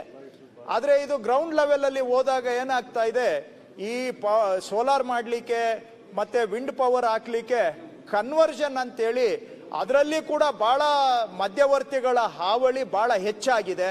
ಸೋಲಾರ್ ಮಾಡೋರಿಗೆ, ವಿಂಡೋ ಹಾಕೋರಿಗೆ ಅವರು ಹೇಳ್ಬಾರ್ದು, ನಾವೆಲ್ಲ ಇಲ್ಲಿ ಸದನದಲ್ಲಿ ಹೇಳಿದ್ರೆ ಸದನದ ಗೌರವ, ನಮ್ಮ ಗೌರವ ಎಲ್ಲವೂ ಕಡಿಮೆ ಆಗುತ್ತೆ, ಅವರು ಅನುಭವಿಸ್ತಾ ಇರುವಂಥ ಕಷ್ಟಗಳು. ಹಾಗಾಗಿ ಹೆಚ್ಚು ರಾಜ್ಯದಲ್ಲಿ ಸೋಲಾರು ಮತ್ತು ವಿಂಡ್ ಪವರ್ ಇನ್ವೆಸ್ಟ್ಮೆಂಟನ್ನು ಇನ್ಕ್ರೀಸ್ ಮಾಡಲಿಕ್ಕೆ ಅವರಿಗೂ ಕೂಡ ಸೋಲಾರ್ಗೆ ಮತ್ತು wind power any renewable energy ಅವರಿಗೆ ಆಟೋ ಕನ್ವರ್ಷನ್ಗೆ ಅವಕಾಶವನ್ನು ಮಾಡ್ತಾ ಇದ್ದೇವೆ. ಸೊ ಅವರು ಆಟೋ ಕನ್ವರ್ಷನ್ ಮಾಡಿ ನೆಕ್ಸ್ಟ್ ಸ್ಟೆಪ್ಗೆ ಡೈರೆಕ್ಟ್ ಹೋಗ್ಬೋದು. ಅದು ನಾವು ಇದರಲ್ಲಿ ಏಕರನ್ನು ಪ್ರಿಸ್ಕ್ರೈಬ್ ಮಾಡಿಲ್ಲ, ಬಿಕಾಸ್ ಎಲ್ಲ ಥರದವರು ರಿನ್ಯೂವಬಲ್ ಎನರ್ಜಿಯಲ್ಲಿ ನೀವು ಇಷ್ಟೇ ಮಾಡಿ ಅಂತ ನಾವು ಹೇಳಲಿಕ್ಕೆ ಆಗೋದಿಲ್ಲ. 2 ಎಕರೆ ಅಂತ ಬರ್ದಂಗೈತೆ. ಅದು ಬೇರೆ ಇಂಡಸ್ಟ್ರೀಸ್, MSME ಸೆಕ್ಟರ್ಗೆ. ರಿನ್ಯೂವಬಲ್ ಎನರ್ಜಿಗೆ ನಾವು ಅವರಿಗೆ ಕನ್ವರ್ಷನ್ ಡೈರೆಕ್ಟ್ ಆಗಿ ಆಟೋ ಕನ್ವರ್ಷನ್ ಮಾಡಿಕೊಡ್ತೇವೆ. ಮತ್ತೆ ನಿಮ್ಮದೇ ಪ್ರಶ್ನೆ ಬರುತ್ತೆ, ನಾವಿಲ್ಲಿ ಕನ್ವರ್ಷನ್ ಅವಶ್ಯಕತೆ ಇಲ್ಲ ಅಂತ ನಾವು ಕಾನೂನಲ್ಲಿ ತರ್ತಾ ಇದ್ದೇವೆ. ಅವರಿಗೆ ಬೇಕಾದ್ರೆ ಆಟೋ ಕನ್ವರ್ಷನ್ ಸರ್ಟಿಫಿಕೇಟ್ ಇಶ್ಯೂ ಮಾಡ್ತೇವೆ. ಇದರಿಂದ ರಾಜ್ಯದಲ್ಲಿ ಒಂದೇ ಒಂದು ಸೆಕೆಂಡ್ ಕಂಪ್ಲೀಟ್ ಮಾಡ್ಬಿಡ್ತೇವೆ. ರಾಜ್ಯದಲ್ಲಿ ಏನು ರಿನ್ಯೂವಬಲ್ ಎನರ್ಜಿ ಇನ್ವೆಸ್ಟ್ಮೆಂಟ್ಸು ಹೆಚ್ಚು ನಮ್ಮ ರಾಜ್ಯಕ್ಕೆ ಆಕರ್ಷಣೆ ಮಾಡಬೇಕು. ಹೆಚ್ಚು ರಿನ್ಯೂವಬಲ್ ಎನರ್ಜಿ ರಾಜ್ಯದಲ್ಲಿ ಉತ್ಪಾದನೆ ಆಗಬೇಕು. ಇದರಿಂದ ಪರಿಸರ ಸಮತೋಲನ ಆಗುತ್ತೆ. ಹವಾಮಾನ ಬದಲಾವಣೆಗೆ ತಕ್ಕ ಹಾಗೆ ನಾವು ಒಂದು ಹೆಜ್ಜೆಯನ್ನು ಇಡಬೇಕು ಅನ್ನೋ ದೃಷ್ಟಿಯಿಂದ ರಿನ್ಯೂವಬಲ್ ಎನರ್ಜಿಗೆ ಈ ಒಂದು ಅದು ಇಂಡಸ್ಟ್ರಿದು ಬೇಡಿಕೆ ಇತ್ತು, ನಮ್ಮ ಎನರ್ಜಿ ಡಿಪಾರ್ಟ್ಮೆಂಟ್ದು ಬೇಡಿಕೆ ಇತ್ತು. ಮುಖ್ಯಮಂತ್ರಿಗಳು ಕೂಡ ಇದನ್ನು ಕನ್ಸಿಡರ್ ಮಾಡಿ ಅಂತ ನಮಗೆ ಹೇಳಿದರು. ಇನ್ವೆಸ್ಟರ್ಸ್ ಮೀಟಲ್ಲೂ ಡಿಮ್ಯಾಂಡ್ ಬಂದಿತ್ತು. ಸೊ ಹಾಗಾಗಿ ಬಹಳ ದಿನಗಳ ಚರ್ಚೆಯ ನಂತರ ಇವತ್ತು ಅದನ್ನ ಕಾನೂನಲ್ಲಿ ಅವಕಾಶ ಮಾಡ್ತಾ ಇದ್ದೇವೆ. ಸಭಾಧ್ಯಕ್ಷ, 2 ಕ್ಲಾರಿಫಿಕೇಶನ್ ಬೇಕಾಯ್ತು. ಒಂದು, ತಾವು ಯೂನಿಟ್ಸ್ ಅಂತ ಮೆನ್ಷನ್ ಮಾಡಿರಿ. ಯೂನಿಟ್ ಅಂದ್ರೆ ಅದು ಎಷ್ಟು ಸ್ಕ್ವೇರ್ ಫೀಟು, ಎಷ್ಟು ಸ್ಕ್ವೇರ್ ಮೀಟರ್ ಗೊತ್ತಾಗ್ತಾ ಇಲ್ಲ. ಎರಡನೇದು, ರಿನ್ಯೂವಬಲ್ ಎನರ್ಜಿಯಲ್ಲಿ ವಿಂಡ್ದಲ್ಲಿ ಕಡಿಮೆ ಲ್ಯಾಂಡ್ ಬೇಕಾಗುತ್ತೆ, ಆದರೆ ಸೋಲಾರ್ದಲ್ಲಿ ಲ್ಯಾಂಡ್ ರಿಕ್ವೈರ್ಮೆಂಟ್ ಹೆಚ್ಚಿರ್ತದೆ. ಹಾಗಾಗಿ ನಿಮ್ದು ಅದೇನು ಲ್ಯಾಂಡ್ ರಿಸ್ಟ್ರಿಕ್ಷನ್ ಇದೆಯೋ ಇಲ್ಲೋ ಅದನ್ನ ಬೇಕಾಯ್ತು. ಯಾಕಂದ್ರೆ ಈಗ 1 ಮೆಗಾವಾಟ್ ಅಂದ್ರೆ ಸುಮಾರು 4 ಎಕರೆ ತನಕ ಬೇಕಾಗ್ತದೆ. ಇಲ್ಲ, ನೋ ರಿಸ್ಟ್ರಿಕ್ಷನ್. ಎಷ್ಟು ಬೇಕಾಷ್ಟು ಬಿಕಾಸ್ ಈಗ ಏನಿಲ್ಲ, ಇಷ್ಟೇ ವಿಷಯ. ನೀವು ಇಷ್ಟೇ ಸೈಜ್ದು ಮಾಡಿ ಅಂತ ಹೇಳಲಿಕ್ಕೆ ನಾವ್ಯಾರು? ಇಟ್ ಡಿಪೆಂಡ್ಸ್ ಆನ್ ದ ಅವರ ವಯಬಿಲಿಟಿ ಮೇಲೆ ಹೋಗುತ್ತೆ. ಈಗ ನಾವು ಅದರಲ್ಲಿ ಮತ್ತೆ ಕ್ಯಾಟಗರಿ ಇಂಟ್ರೊಡ್ಯೂಸ್ ಮಾಡಿದ್ರೆ ಮತ್ತೆ ಡಿಸ್ಕ್ರಿಮಿನೇಷನ್ ಶುರುವಾಗುತ್ತೆ, ಮತ್ತೆ ಹರಾಸ್ಮೆಂಟ್ ಬರುತ್ತೆ. ಈಗ ನಾವು ಮಾಡ್ತಾ ಇರೋದೇ ಮಧ್ಯವರ್ತಿಗಳ ಹಾವಳಿ, ಹರಾಸ್ಮೆಂಟು ಇದೆಲ್ಲ ತೆಗೆದಾಕಿ ಈಸ್ ಆಫ್ ಗವರ್ನೆನ್ಸ್ ಮಾಡ್ತಾ ಇದ್ದೇವೆ. ಸೊ ಅದ್ರಲ್ಲಿ ಮತ್ತೆ ನಾವು ಕಂಡೀಷನ್ಸ್ ಮಾಡೋದು ಬೇಡ ಅಂತ ಇಲ್ಲ ಇಲ್ಲ ಇಲ್ಲ. ಯೂನಿಟ್ ಅಂದ್ರೆ ಏನದು? ಸನ್ಮಾನ್ಯ ಅಧ್ಯಕ್ಷರೇ, ಮಾನ್ಯ ಸಚಿವರೇ, ಈ ರಿನ್ಯೂವಬಲ್ ಎನರ್ಜಿ ಒಳಗೆ ವಿಂಡ್ ಪವರ್ ಏನು ಕುಂಡ್ರಿಸ್ತಿರಲ್ಲ, ಆ ವಿಂಡ್ ಪವರ್ ಕುಂಡ್ರಿಸೋದು ಬಹುತೇಕ ಹಳ್ಳಿಗಾಡಿನ ರಸ್ತೆಯಲ್ಲಿ ಬರ್ತಾವೆ, RDPR ರಸ್ತೆಯಲ್ಲಿ. ಆ ವಿಂಡ್ ಪವರ್ದ ಎಲ್ಲೆಲ್ಲಿ ಬರ್ತಾವೋ ಅಲ್ಲಿ RDPR ರಸ್ತೆ ಏನೂ ಉಳಿದಿಲ್ಲ. ನಮಗೆ RDPRದಿಂದನೂ ರೊಕ್ಕ ಸಿಗೋದಿಲ್ಲ. ಅವರು CSR ಫಂಡ್ ಒಳಗೆ ಏನಾದರೂ ರೋಡ್ ರಿಪೇರಿ ಮಾಡಲಿಕ್ಕೆ ತಮಗೆ ಡೈರೆಕ್ಷನ್ ಕೊಡ್ಲಿಕ್ಕೆ ಅವಕಾಶ ಇದ್ರೆ ಕೊಡ್ಬೇಕಂತ ಮನವಿ ಮಾಡ್ಕೊಂಡು. ಈಗ ವಿಧೇಯಕವನ್ನು ಖಂಡವಾಗಿ ಮತಕ್ಕೆ ಹಾಕುತ್ತೇನೆ. ಹರೀಶ್ ಗೌಡ. ಅಧ್ಯಕ್ಷರೇ, ಒಂದೇ ಒಂದು ಸ್ಪಷ್ಟೀಕರಣ ಕೇಳ್ತೇವೆ. ಆಯ್ತು. ಈಗ ತಾವು ವಿಧೇಯಕವನ್ನು ತಂದಿದ್ರಿ, ನಾವು ಒಪ್ಪಿಗೆ ಕೊಡ್ತೀವಿ. ಯಾವ ಮೈಕ್ ಆನ್ ಮಾಡಿ B R Patil sir, mic on ಮಾಡಿದ್ದೀವಿ. ಓಕೆ. ಯಾವ ಉದ್ದೇಶಕ್ಕಾಗಿ ಸರ್ಕಾರ KIDBಲಿಂದ ಜಮೀನು ಖರೀದಿ ಮಾಡಿರ್ತಾರೆ, ಆ ಉದ್ದೇಶ ಬಿಟ್ಟು ಬೇರೆ ಉದ್ದೇಶಕ್ಕಾಗಿ ಬಳಸ್ಬೋದಾ ಜಮೀನನ್ನು? ಯಾಕಂದ್ರೆ ಕಾಲ ಬದಲಾವಣೆ ಆಗಿದೆ ಅಂತ ಹೇಳ್ತಿರಲ್ಲ ತಾವು. ಈಗ ಉದಾಹರಣಾರ್ಥವಾಗಿ ನಮ್ಮಲ್ಲಿ ಕಲಬುರಗಿಯಲ್ಲಿ ಒಂದು 1,500 ಎಕರೆ ಜಮೀನನ್ನು ತೊಗೊಂಡ್ರು ಥರ್ಮಲ್ ಪ್ಲಾಂಟಿಗೆ. ಅಲ್ಲಿ ನೀರೇ ಬರಲ್ಲ ಅಧ್ಯಕ್ಷರೇ, ನೀರೇ ಬರಲ್ಲ. ಥರ್ಮಲ್ ಪ್ಲಾಂಟಿಗೆ ನೀರು ಬೇಕು. ಈಗ ಅದೇ ಫರ್ಟೈಲ್ ಜಮೀನನ್ನು ಈಗ ಸೋಲಾರ್ ಪ್ಲಾಂಟಿಗೆ ತಗೋತಾರಂತೆ, ಆಮೇಲೆ ಟೆಕ್ಸ್ಟೈಲ್ ಪಾರ್ಕಿಗೆ. ಅದಕ್ಕೆ ಏನಾದರೂ ಅವಕಾಶ ಇದೆಯಾ? ಇಲ್ಲ. ಅದು ಅವ್ರದ್ದು ಮುಗಿಲ್ಲ.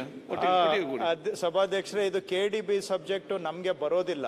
ನಮ್ದು ಎಲ್ಲ 2 ಎಕರೆ 4 ಎಕರೆ ಈ ರೇಂಜ್ ಅಲ್ಲಿ 109 ಅಲ್ಲಿ ಪರ್ಮಿಷನ್ ಕೊಟ್ಟಿರ್ತೇವೆ, ಬರುತ್ತೆ. ಸೊ ನಮ್ದು ಸಣ್ಣ ಎಕ್ಸ್ಟೆಂಟ್.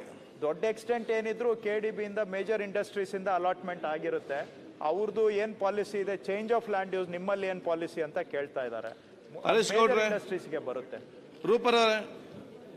ರೂಪಕಲ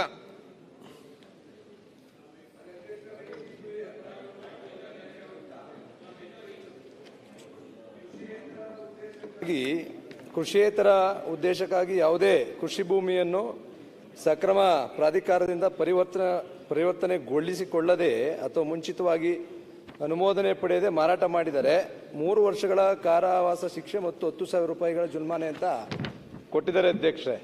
ಈಗ 79AB ಲಾಸ್ಟ್ ಟೈಮು ವಿನಾಯಿತಿ ನೀಡೋದ್ರಿಂದ ಅಧ್ಯಕ್ಷರೇ, ಈ ಕೃಷಿ ಭೂಮಿ ಈಗಾಗಲೇ ಪರ್ಚೇಸ್ ಮಾಡಿ ಆಮೇಲೆ ತದನಂತರ ಅದನ್ನ ಕನ್ವರ್ಷನ್ ಮಾಡಿ ಮಾಡ್ತಾ ಇರ್ತಕ್ಕಂಥದ್ದು ನಡೀತಾ ಇದೆ. ಈಗ ಇದು ತರ್ತಕ್ಕಂಥದ್ರಿಂದ ಕೃಷಿಯೇತರ ಉದ್ದೇಶಕ್ಕಾಗಿ ಯಾವುದೇ ಕೃಷಿ ಭೂಮಿ ಅಂತ ಹೇಳ್ತಾರೆ ಅಧ್ಯಕ್ಷರೇ.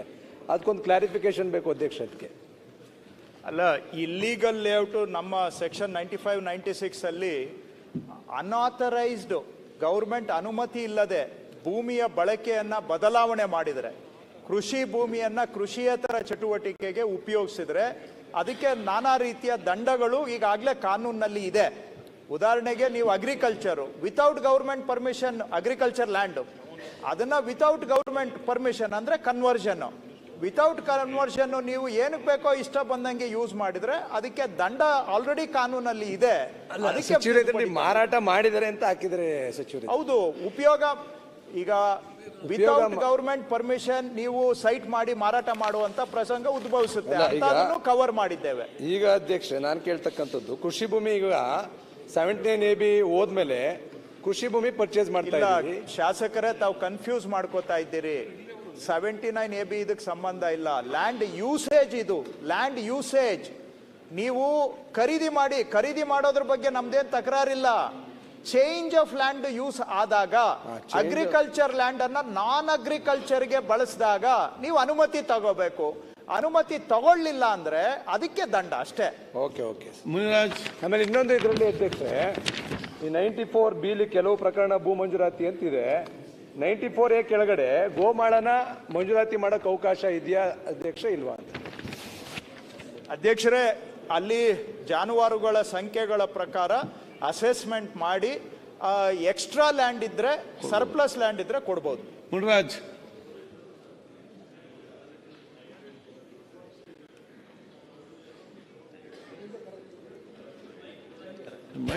ಸರ್, ಈ ಬಿಲ್ಲಲ್ಲಿ up to 2 acres non agriculture ಪರ್ಪಸ್ಗೆ ಈ ಕಡೆ ಬನ್ನಿ ನಾವು ಯೂಸ್ ಮಾಡ್ಬೋದು ಅಂತ ಏನಿದೆ ಅದರಲ್ಲಿ ಒಂದು ಸರ್, ಈಗ ಟೌನ್ ಪ್ಲಾನಿಂಗ್ ಅಲ್ಲಿ ಇಷ್ಟು ರೋಡ್ ಎಕ್ಸ್ಟೆಂಟ್ ಇರಬೇಕು, ಮಿನಿಮಮ್ 40 feet ರೋಡ್ ಇರಬೇಕು, ಮತ್ತೆ ಮಿಕ್ಕಿದಿರುತ್ತೆ. ಇವಾಗ ಸುನಿಲ್ ಅಣ್ಣ ಕೇಳಿದ್ರು ನಮಗೆ ಬ್ಯಾಂಕಲ್ಲಿ ಲೋನ್ಗೆ ಹೋಗ್ಬೇಕು ಅಂದ್ರೆ ಕನ್ವರ್ಷನ್ ಕೇಳ್ತಾರೆ copy. Even if it's 2 acres, if you need any central government grant ಆಗ್ಬೋದು, ಸೆಂಟ್ರಲ್ ಗೌರ್ಮೆಂಟ್ ಯೋಜನೆ ತಗೊಬೇಕು ಅಂದ್ರೆ ಕನ್ವರ್ಷನ್ ಕೇಳ್ತಾರೆ.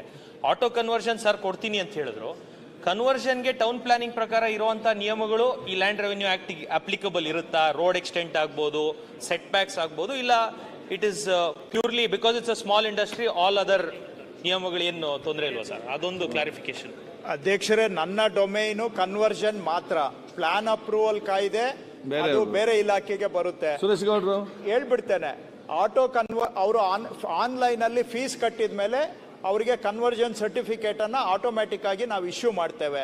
ಅವರು ಪ್ಲಾನ್ ಅಪ್ರೂವಲ್ಗೆ ಅಪ್ಲೈ ಮಾಡ್ಕೋಬೇಕು. ಪ್ಲಾನ್ ನಾರ್ಮ್ಸ್ ಏನಿದೆ ಅದು ಅಲ್ಲಿ ಅವರಿಗೆ ಸಂಬಂಧಪಟ್ಟಿದ್ದು. I can't comment on. ಅಲ್ಲ sir, I am not just asking about that.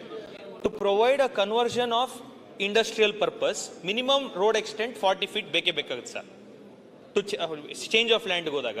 So ಇವಾಗ ನಾವಿಲ್ಲಿ CLU ಕ್ಲಾಸ್ ವಾಯ್ಡ್ ಆಗಿರೋ ಉದ್ದೇಶನೇ ಅದು. ಸ್ಮಾಲ್ ಸ್ಕೇಲ್ ಇಂಡಸ್ಟ್ರೀಸ್ಗೆ ಇದೆಲ್ಲ ಕಂಡೀಷನ್ ಹಾಕೊಂಡು ಕೂತ್ಕೊಂಡ್ರೆ ಸ್ಮಾಲ್ ಸ್ಕೇಲ್ ಇಂಡಸ್ಟ್ರೀಸ್ ಅನ್ನ ನಾವು ನಿಜವಾಗಿ ಎನ್ಕರೇಜ್ ಮಾಡ್ಲಿಕ್ಕೆ ಆಗೋದಿಲ್ಲ. ಅವರಿಗೆ ಸ್ವಲ್ಪ ಲಿಬರಲ್ ಅಪ್ರೋಚ್ ಅನ್ನು ನಾವು ತಗೊಂಡಿದ್ದೇವೆ. To I am indirectly answering your question. Some only for industrial, ಅದೆಲ್ಲ ಯೋಚನೆ ಮಾಡಬೇಕು.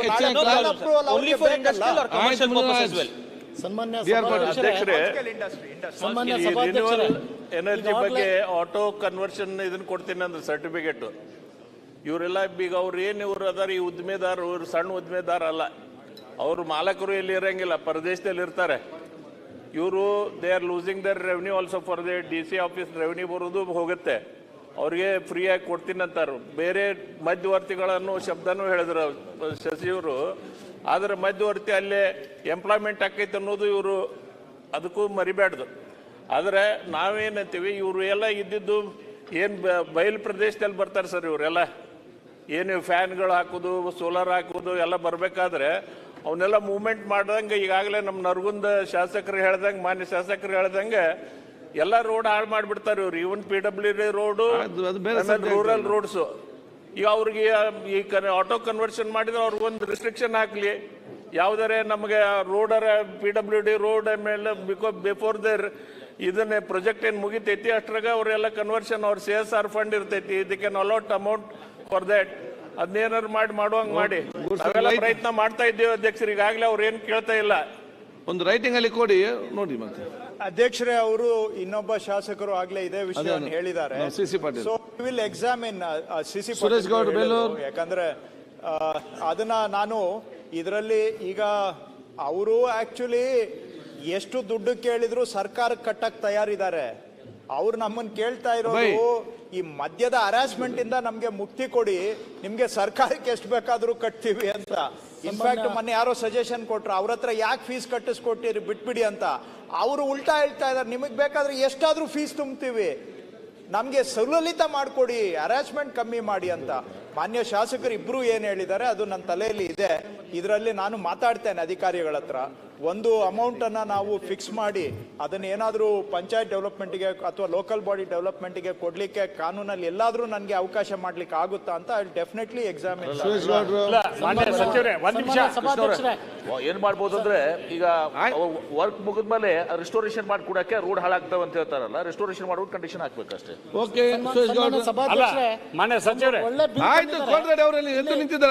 ನೆಕ್ಸ್ಟ್ ಮಾತಾಡಿ. ಒಂದೇನಂದ್ರೆ, ಇದು ಕಂದಾಯ ಇಲಾಖೆಗೆ ಸಂಬಂಧಪಟ್ಟಿರ್ತಕ್ಕಂಥದ್ದು ಅನೇಕ ವಿದ್ಯಾಸಂಸ್ಥೆಗಳು, ಅಂದ್ರೆ ಸರ್ಕಾರಿ ಶಾಲೆಗಳು ಬಿಲ್ಲಿಗೆ ಸಂಬಂಧಪಟ್ಟಿದ್ದೇನೆ, ಅದನ್ನ ಅದರಲ್ಲಿ ಹಾಡಪ್ ಮಾಡ್ಕೋಬೇಕು ಅಂತಕ್ಕಂಥದ್ದು ನಾನು ಮನವಿ ಮಾಡ್ತಾ ಇದ್ದೀನಿ. ಯಾಕೆಂದ್ರೆ ದಾನವನ್ನ ಕೊಟ್ಟಿರ್ತಕ್ಕಂಥದ್ದು ಈಗ ವಿದ್ಯಾಸಂಸ್ಥೆಗಳಲ್ಲಿದೆ. ಈಗ 3ನೇ ತಲೆಮಾರು 4ನೇ ತಲೆಮಾರು ಕೋರ್ಟ್ಗೆ ಹೋಗ್ತಕ್ಕಂಥದ್ದು, ಅದನ್ನ ವೆಕೇಟ್ ಮಾಡಿಸ್ತಕ್ಕಂಥದ್ದು ಆಗ್ತಾ ಇದೆ.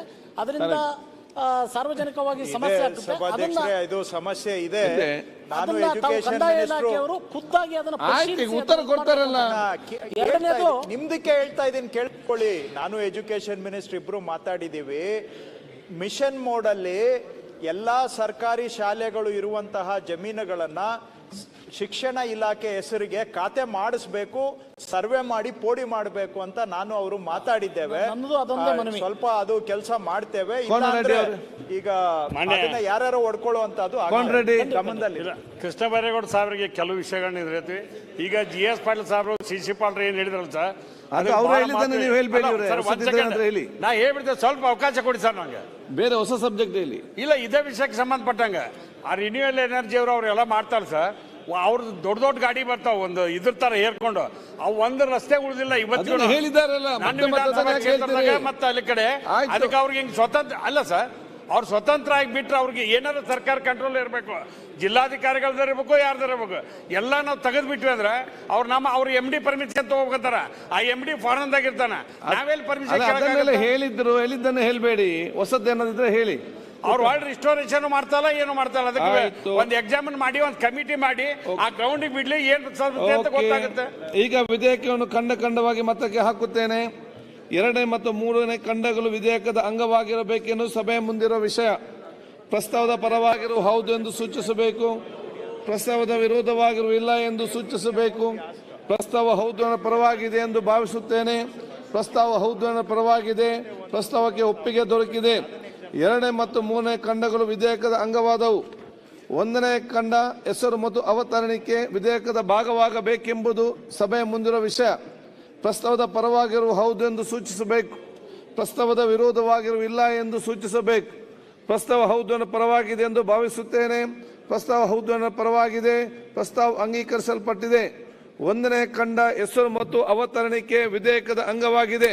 ಮಾನ್ಯ ಮಂತ್ರಿಗಳು, ಮಾನ್ಯ ಸಭಾಧ್ಯಕ್ಷರೇ, ಸದರಿ ವಿಧೇಯಕವನ್ನು ಅಂಗೀಕರಿಸಬೇಕೆಂದು ತಮ್ಮ ಮುಖಾಂತರ ಸಭೆಯನ್ನು ಕೋರುತ್ತೇನೆ. ಪ್ರಸ್ತಾವವನ್ನು ಮಂಡಿಸಲಾಗಿದೆ, ಅದನ್ನೀಗ ಸಭೆಯ ಮತಕ್ಕೆ ಹಾಕುತ್ತೇನೆ.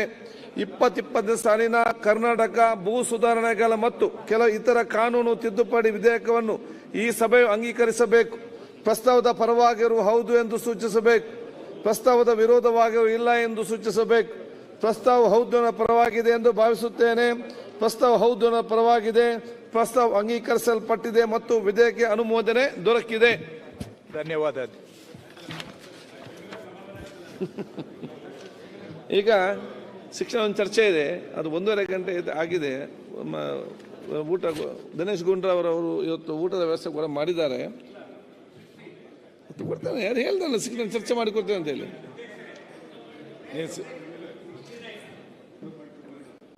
ನೀವು ನಿಲುವರಿಸಿಕೊಟ್ಟೆ ಶಿಕ್ಷಣ ಕನ್ವರ್ಟ್ ಮಾಡಿ ನಿಮ್ಗೆ ಅವಕಾಶ ಮಾಡಿ ಕೊಡ್ತಂತ ಹೇಳಿದ್ದೇನೆ. ಇಮಿಡಿಯೇಟ್ ಕೊಡಬೇಕು ಅಂತ, ಇಮಿಡಿಯೇಟ್ ಕೊಡಬೇಕು.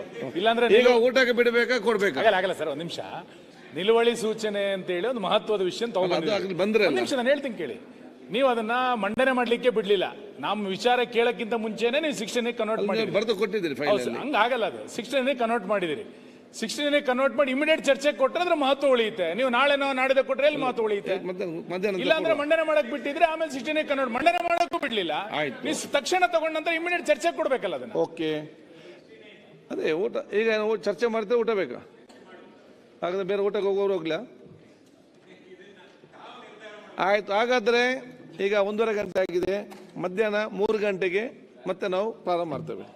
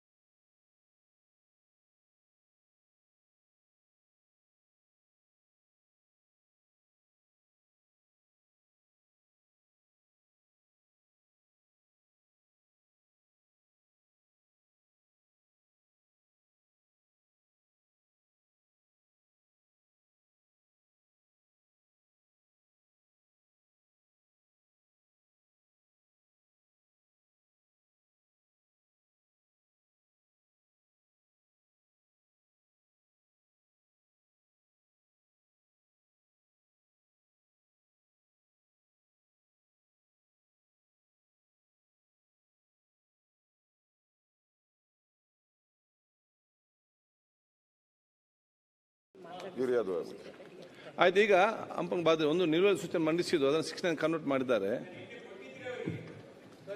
ಯಾವ್ದು ನನ್ನ ಕೊಡಿ? ಇಲ್ಲ ನಾನಲ್ಲ, ಆಯ್ತು, ನಾನು ಉತ್ತರ ಕೊಡ್ತೇನೆ ಸರ್. ನಾವು ಕೊಟ್ಟಿದ್ದು ನೀವು ಇಬ್ಬರು ಕೂಡ ಮಹತ್ವ ಇದ್ದವ್ರೆ, ನಿಮ್ಮ ಇಬ್ಬರ ಸಬ್ಜೆಕ್ಟ್ ಕೂಡ ಮಹತ್ವವೇ, ಅದಕ್ಕೆ ಎಲ್ಲ ಟೈಮು ಕೂಡ ಮಹತ್ವ ಇದೆ. ಫಸ್ಟ್ ಮಾತಾಡಲಿ 10 ನಿಮಿಷ, ಮತ್ತೆ ನಿಮ್ಗೆ ಕೊಡ್ತೇನೆ ನಾನು. ಆಯ್ತು, ಕೂತ್ಕೊಳ್ಳಿ ಅವರೇ. ಡಾಕ್ಟರ್ ಅವರೇ ಬೇಗ ಒಂದು ಫಿನಿಶ್ ಮಾಡಿ. ಹೌದು, ನೀವೇ ಸ್ಟಾರ್ಟ್ ಮಾಡಿ, ನೀವೇ ಮುಗಿಸ್ಬೇಕು. ಮತ್ತೆ ಅಲ್ಲಿ ಮತ್ತೆ ಹಂಪಂಗ ಬಾತ. ಸನ್ಮಾನ್ಯ ಅಧ್ಯಕ್ಷರೇ, ಇಲ್ಲದೆ ಈಗ ನಿಮ್ದು ಇದು ಉದ್ದ ಎಲ್ಲ ನೀವು 4-5 ಜನ ಮಾತಾಡೋದಾದ್ರೆ ಹಂಪನ್ಗಳು 15 ನಿಮಿಷದಲ್ಲಿ ಮುಗಿಸ್ತಾರೆ. ಅದು ಮುಗಿಸ್ಲಿ, ಹಾಗೆಲ್ಲ. ಈಗ ನೀವು ಮಾತಾಡೋ ನಂತರ ಇವ್ರು ಅಲ್ಲ, ಅವರು ಸಬ್ಜೆಕ್ಟ್ ಬೇರೆ, ತುಂಗಭದ್ರ. ಅದಕ್ಕೇನಂದ್ರೆ ಆಯ್ತು, ಹಂಪನ್ಗಳು ಬಾದ ಮಾತಾಡಿ. ಅದರಿಂದ ಅಲ್ಲ, ಅವ್ರು ಇಲ್ಲ ಸರ್, ಅವ್ರು ಬೇಗ ಮುಗಿಸ್ತಾರೆ. ಏನು ಸಬ್ಜೆಕ್ಟ್? ಅವ್ರು ತುಂಗಭದ್ರ ಸಬ್ಜೆಕ್ಟ್. ಸನ್ಮಾನ್ಯ ಅಧ್ಯಕ್ಷರೇ, ನಾನು 19ನೇ ತುಂಗಭದ್ರಾ ಅಣೆಕಟ್ಟಿನ ಜಲಾಶಯದ ಬಗ್ಗೆ ಭಾಳ ಗಂಭೀರವಾದಂಥ ಜ್ವಲಂತ ಸಮಸ್ಯೆಗಳ ಬಗ್ಗೆ ಚರ್ಚೆ ಮಾಡಲು ಅವಕಾಶ ಕೊಡಬೇಕೆಂದು ತಮ್ಮಲ್ಲಿ ಒಂದು ಮನವಿ ಮಾಡಿದ್ದೆ. ಅದರ ಪ್ರಕಾರ ತಾವು ಕೊಟ್ಟಿದ್ದೀರಿ, ಅಭಿನಂದನೆಗಳು. ತುಂಗಭದ್ರಾ ಅಣೆಕಟ್ಟು ಸ್ವಲ್ಪ ಇದರದ್ದು ಇತಿಹಾಸ ಹೇಳಿ ಆಮೇಲೆ ಜ್ವಲಂತ ಸಮಸ್ಯೆಗೆ ಬರೋಕ್ಕೆ ನಾನು ಪ್ರಯತ್ನ ಮಾಡ್ತೇನೆ. 1945ರಲ್ಲಿ ಅಂದಿನ ನಿಜಾಮ್ ಸರ್ಕಾರ ಮತ್ತು ಬ್ರಿಟಿಷರ ಒಡಂಬಡಿಕೆಯಿಂದ ಈ ಜಂಟಿ ಇದರಲ್ಲಿ ಅಣೆಕಟ್ಟನ್ನು ರಾಜ್ಯದಲ್ಲಿ ಪ್ರಾರಂಭ ಮಾಡಬೇಕೆಂಬ ಒಂದು ತೀರ್ಮಾನ ಆಯಿತು ಮಾನ್ಯ ಅಧ್ಯಕ್ಷರೇ. ಆ ತೀರ್ಮಾನ ಆಗಿ 45ರಲ್ಲಿ ಫೌಂಡೇಶನ್ ಆಗಿ 1953ರಲ್ಲಿ ಅಣೆಕಟ್ಟು ಸಂಪೂರ್ಣವಾಗಿ 8 ವರ್ಷದ ಅವಧಿ ಇಳ್ಕೊಂಡು ಕಟ್ಟಿ 1965ರಲ್ಲಿ ಕಾಲುವೆಗಳನ್ನು ಕೂಡ ಪ್ರಾರಂಭ ಮಾಡಿ ನೀರು ಬಿಡಿಸ್ತಕ್ಕಂಥ ಕೆಲಸ ತುಂಗಭದ್ರಾ ಅಣೆಕಟ್ಟಿನಿಂದ ಆಯಿತು. ನಂತರ 1960ರಲ್ಲಿ ಗಣರಾಜ್ಯೋತ್ಸವ ಆದಮೇಲೆ ಸ್ವಾತಂತ್ರ್ಯ ಪಡೆದ ನಂತರ ಕೇಂದ್ರ ಸರ್ಕಾರ ತುಂಗಭದ್ರಾ ಆಡಳಿತ ಮಂಡಳಿಯನ್ನು ರಚನೆ ಮಾಡಿದರು. ಆಡಳಿತ ಮಂಡಳಿ ರಚನೆ ಮಾಡೋದರ ಜೊತೆಗೆ ಬಚಾವತ್ ಆಯೋಗವನ್ನು ಕೂಡ ಮಾಡಿ ನೀರಿನ ಹಂಚಿಕೆಯನ್ನು 3 ರಾಜ್ಯಗಳು, ಕರ್ನಾಟಕ ಸರ್ಕಾರ, ಆಂಧ್ರ ಪ್ರದೇಶ ಮತ್ತು ತೆಲಂಗಾಣ ಯಾವ ರೀತಿ ಹಂಚಿಕೆ ಬೆಳಕು ನೀರನ್ನು ಎಂಬ ಒಂದು ವಿಚಾರವನ್ನು ಇಟ್ಕೊಂಡು ಬಚಾವತ್ ಆಯೋಗದ ವ್ಯಾಪ್ತಿಯಲ್ಲಿ ಒಟ್ಟು 230 TMC ನೀರು, 16,67,000 ಎಕರೆಗೆ ಕುಡಿಯ ನೀರು, ನೀರಾವರಿ, ವಿದ್ಯುತ್ ಶಕ್ತಿ ಮತ್ತು ಕಾರ್ಖಾನೆಗಳಿಗೆ ನೀರನ್ನು ಒದಗಿಸಬೇಕು ಎಂಬ ಒಂದು ತೀರ್ಮಾನ ಮಾಡಿ ಅಣೆಕಟ್ಟನ್ನು ಕಟ್ತಕ್ಕಂಥ ಕೆಲಸ ಹಿಂದಿನ ಅವಧಿಯಲ್ಲಿ ಮಾಡಿರ್ತಕ್ಕಂಥದ್ದು. ಮಧ್ಯದಲ್ಲಿ ಏನಾಗಿದೆ ಮಾನ್ಯ ಅಧ್ಯಕ್ಷರೇ, ಈ ತುಂಗಭದ್ರಾ ಮಂಡಳಿ ರಚನೆ ಆದ ನಂತರ ಅದರಲ್ಲಿ ಕೆಲವೊಂದು ನಿಯಮಗಳನ್ನು ಮಾಡಿದರು. ಅಧಿಕಾರಿಗಳನ್ನು ನೇಮಕ ಮಾಡಬೇಕಾದ್ರೆ ಕೇಂದ್ರ ಸರ್ಕಾರ ಈ 3 ರಾಜ್ಯಗಳಿಗೆ ಸಂಬಂಧ ಇರಲಾರ್ದಕ್ಕಂಥ ಚೇರ್ಮನ್ ಮಾಡಬೇಕು, ಸೆಕ್ರೆಟರಿನ ಮಾಡಬೇಕು ಮತ್ತು 50-50 ಅನುಪಾತದಲ್ಲಿ ಅಧಿಕಾರಿಗಳನ್ನು ನೇಮಕ ಮಾಡಿಕೊಂಡು ಈ ತುಂಗಭದ್ರಾ ನೀರಿನ ಸರಬರಾಜು ಮಾಡಬೇಕು ಎಂಬ ಒಂದು ರೂಲ್ಸು ನಿಯಮಗಳನ್ನು ಮಾಡಿದ ನಂತರ ಸುಮಾರು 82 ವರ್ಷಗಳ ಕಾಲ ಆ ನಿಯಮದ ಅಡಿಯಲ್ಲಿ ನಾವು ಬಳ್ಳಾರಿ ಜಿಲ್ಲೆ, ರಾಯಚೂರು ಜಿಲ್ಲೆ, ಕೊಪ್ಪಳ ಜಿಲ್ಲೆ ಮತ್ತು ಆಂಧ್ರದ ಕರ್ನೂಲು, ಕಡಪ ಮತ್ತು ತೆಲಂಗಾಣ ಈ 3 ರಾಜ್ಯಗಳು ನೀರಾವರಿ ವ್ಯಾಪ್ತಿಯಲ್ಲಿ 16,70,000 ಎಕರೆ ಅಂದಾಜು ನೀರಾವರಿ ಆಗ್ತಾ ಇದೆ. ಇದಾದ ನಂತರ ಇವತ್ತು ಪರಿಸ್ಥಿತಿ ಏನಾಗಿದೆ ಅಂದರೆ 82 ವರ್ಷಗಳಲ್ಲಿ 30 TMC ನೀರು ಹೋಳು ತುಂಬಿದೆ. ನಂಬರ್ 1. ಎರಡನೇದು 1170 ಸಿಬ್ಬಂದಿ ವರ್ಗದವ್ರನ್ನ ಪೋಸ್ಟ್ಗಳನ್ನು ಸ್ಯಾಂಕ್ಷನ್ ಮಾಡಿದ್ದು ಉಂಟು ಹಿಂದೆ. ಈಗ ಅದರಲ್ಲಿ ಒಂದು 30% ಮಾತ್ರ ಸಿಬ್ಬಂದಿಗಳಿದ್ದಾರೆ, 70% ಅಲ್ಲಿ ಸಿಬ್ಬಂದಿಗಳೇ ಇಲ್ಲ. ಒಂದು ಕಡೆ ಹೋಳಿನ ಸಮಸ್ಯೆ, ಇನ್ನೊಂದು ಕಡೆ ಸಿಬ್ಬಂದಿಗಳ ಸಮಸ್ಯೆ, ಇನ್ನೊಂದು ಕಡೆ ಈ ಮೊನ್ನೆ ಹೋದ ವರ್ಷ ಒಂದು ಸೆಟರ್ಸ್ ಕಿತ್ಕೊಂಡು ಹೋಗಿ ಸುಮಾರು ರೈತರು ಬೆಳೆ ನಷ್ಟ ಆಗ್ತಕ್ಕಂಥ ಪರಿಸ್ಥಿತಿ ಇತ್ತು. ಈ ವರ್ಷವೂ ಕೂಡ ಅದೇ ಪರಿಸ್ಥಿತಿ ಇವತ್ತು ನಮ್ಮ ಮುಂದೆ ಎದ್ದು ಕಾಣಿಸ್ತಾ ಇದೆ. ಈಗ ತುಂಗಭದ್ರಾ ಆಡಳಿತ ಮಂಡಳಿ ಬೋರ್ಡ್ ಏನಿದೆ, ನಮ್ಮ ಕಾರ್ಯದರ್ಶಿಗಳೊಬ್ಬರು ಮೆಂಬರ್ ಇರ್ತಾರೆ, ತೆಲಂಗಾಣದವರೊಬ್ಬರು ಕಾರ್ಯದರ್ಶಿಗಳು ಮೆಂಬರ್ ಇರ್ತಾರೆ ಮತ್ತು ಆಂಧ್ರ ಪ್ರದೇಶದ ಕಾರ್ಯದರ್ಶಿಗಳು ಮೆಂಬರ್ ಇರ್ತಾರೆ, 2 ಚೇರ್ಮನ್ ಇರ್ತಾರೆ. ಉಳಿದಿರ್ತಕ್ಕಂಥವ್ರೆಲ್ಲರೂ 50-50 ಬೇಸಿಸ್ನಲ್ಲಿ ಸಿಬ್ಬಂದಿ ವರ್ಗದವ್ರು ಇರ್ತಾರೆ. ಇವತ್ತು ಪರಿಸ್ಥಿತಿ ಏನಾಗಿದೆ ಅಂದರೆ ನೀರು ಹರಿದು ಸಾಕಷ್ಟು ಹೇರಳವಾಗಿ ಡ್ಯಾಮ್ನಿಂದ ಆಂಧ್ರಕ್ಕೆ ಹೋಗ್ತಾ ಇದೆ. ಆದರೆ ಆ ನೀರನ್ನು ತುಂಗಭದ್ರಾ ಬೋರ್ಡ್ನವ್ರು ನಿರ್ಧಾರ ಮಾಡಿ 80 TMCಗೆ ನೀರು ನಿಲ್ಗಡೆ ಮಾಡಬೇಕು, ಮಾಡಿ ಮುಂದಿನ ನೀರನ್ನು ಕೊಡಬೇಕು ಒಂದು ಸುಗ್ಗಿ ಬೆಳೆಗೆ ಎಂಬ ವಿಚಾರವನ್ನು ಇಟ್ಕೊಂಡು ಇವತ್ತು ತೀರ್ಮಾನವನ್ನು ಮಾಡಿದ್ದಾರೆ. ಬಟ್ ನಮ್ಮ ರಾಜ್ಯ ಸರ್ಕಾರ ಇವತ್ತು ರೈತರು ಗೊಂದಲದಲ್ಲಿದ್ದಾರೆ. ನಾವು ಪ್ರತಿ ವರ್ಷ 2 ಬೆಳೆಗಳನ್ನು ಬೆಳಿತೀವಿ. 2 ಸುಗ್ಗಿ ಬೆಳೆ ಬೇರೆ, ಹಿಂಗಾರಿ ಬೇರೆ, ಮುಂಗಾರಿ ಬೇರೆ. ಬಟ್ ಈ ಬೆಳೆಗೆ 2ನೇ ಬೆಳೆ ಬೇಸಿಗೆ ಬೆಳೆಗೆ ನೀರು ಕೊಡಬೇಕಾದ್ರೆ ಇವತ್ತು ರಾಜ್ಯ ಸರ್ಕಾರ ಒಂದು ತೀರ್ಮಾನವನ್ನು ಮಾಡಲೇಬೇಕಾಗಿದೆ. ದಯವಿಟ್ಟು ಮಾನ್ಯ ಮುಖ್ಯಮಂತ್ರಿಗಳಲ್ಲಿ, ಜಲಸಂಪನ್ಮೂಲ ಸಚಿವರಲ್ಲಿ ಮತ್ತು ನಮ್ಮ ICC ಸಭೆಯ ಅಧ್ಯಕ್ಷರಾದಂಥ ಕನಕಗಿರಿ ಕ್ಷೇತ್ರದ ಮಂತ್ರಿಗಳು ಅವರು ಅಧ್ಯಕ್ಷರಿದ್ದಾರೆ ICC, ತೀರ್ಮಾನ ಮಾಡಿ ರಾಜ್ಯ ಸರ್ಕಾರದಿಂದ ಒಂದು ಹೇಳಿಕೆಯನ್ನು ಕೊಡಲೇಬೇಕು. 2ನೇ ಬೆಳೆಗೆ ನೀರು ಕೊಡೋಕ್ಕಾಗುತ್ತೋ ಇಲ್ಲೋ, ಕೊಡೋಕ್ಕಾಗಂಗಿಲ್ಲ ಅಂದರೆ ಅದಕ್ಕೆ ಕಾರಣನೂ ಹೇಳಬೇಕಾಗುತ್ತೆ. ಅದರ ಜೊತೆಗೆ ಇವತ್ತು ಕಾಲುವೆಗಳಲ್ಲಿ, ಮುಖ್ಯ ಕಾಲುವೆಯಲ್ಲಿ 6 ಕಾಲುವೆಗಳು ಬರ್ತವೆ. 2 ಬಳ್ಳಾರಿ ಜಿಲ್ಲೆ ಮೇಲ್ಭಾಗ, ಕೆಳಭಾಗ ಮತ್ತು ಮೇಲ್ಭಾಗ, ಎಡದಂಡೆ ನಾಲೆ ಮತ್ತು ಬಲದಂಡೆ ನಾಲೆ ಮತ್ತು 2 ವಿಜಯನಗರ ಕಾಲುವೆಗಳು ಬರ್ತವೆ. ಒಟ್ಟು 16 ಲಕ್ಷ ಎಕರೆ. ಈಗ ನಮ್ಮಲ್ಲಿ ರಾಯಚೂರು ಜಿಲ್ಲೆ, ಕೊಪ್ಪಳ ಜಿಲ್ಲೆ, ವಿಶೇಷವಾಗಿ ಎಡದಂಡೆ ನಾಲೆ ವ್ಯಾಪ್ತಿಯಲ್ಲಿ 6,30,000 ನೀರಾವರಿ ಪ್ರದೇಶ. ಈ 6,30,000 ನೀರಾವರಿ ಪ್ರದೇಶಕ್ಕೆ ಸುಮಾರು 92 TMC ನೀರು ನಿಗದಿ ಮಾಡಿರ್ತಾರೆ 2 ಬೆಳೆ. ಆ 92 TMC ನೀರನ್ನು ಉಪಯೋಗ ಮಾಡಬೇಕಾದ್ರೆ ನಾವು ಅಲ್ಲಿರ್ತಕ್ಕಂಥ ಕಾಲುವೆಗಳನ್ನು ಈಗಾಗಲೇ ದುರಸ್ತಿಯಾಗಿದ್ದಾವೆ.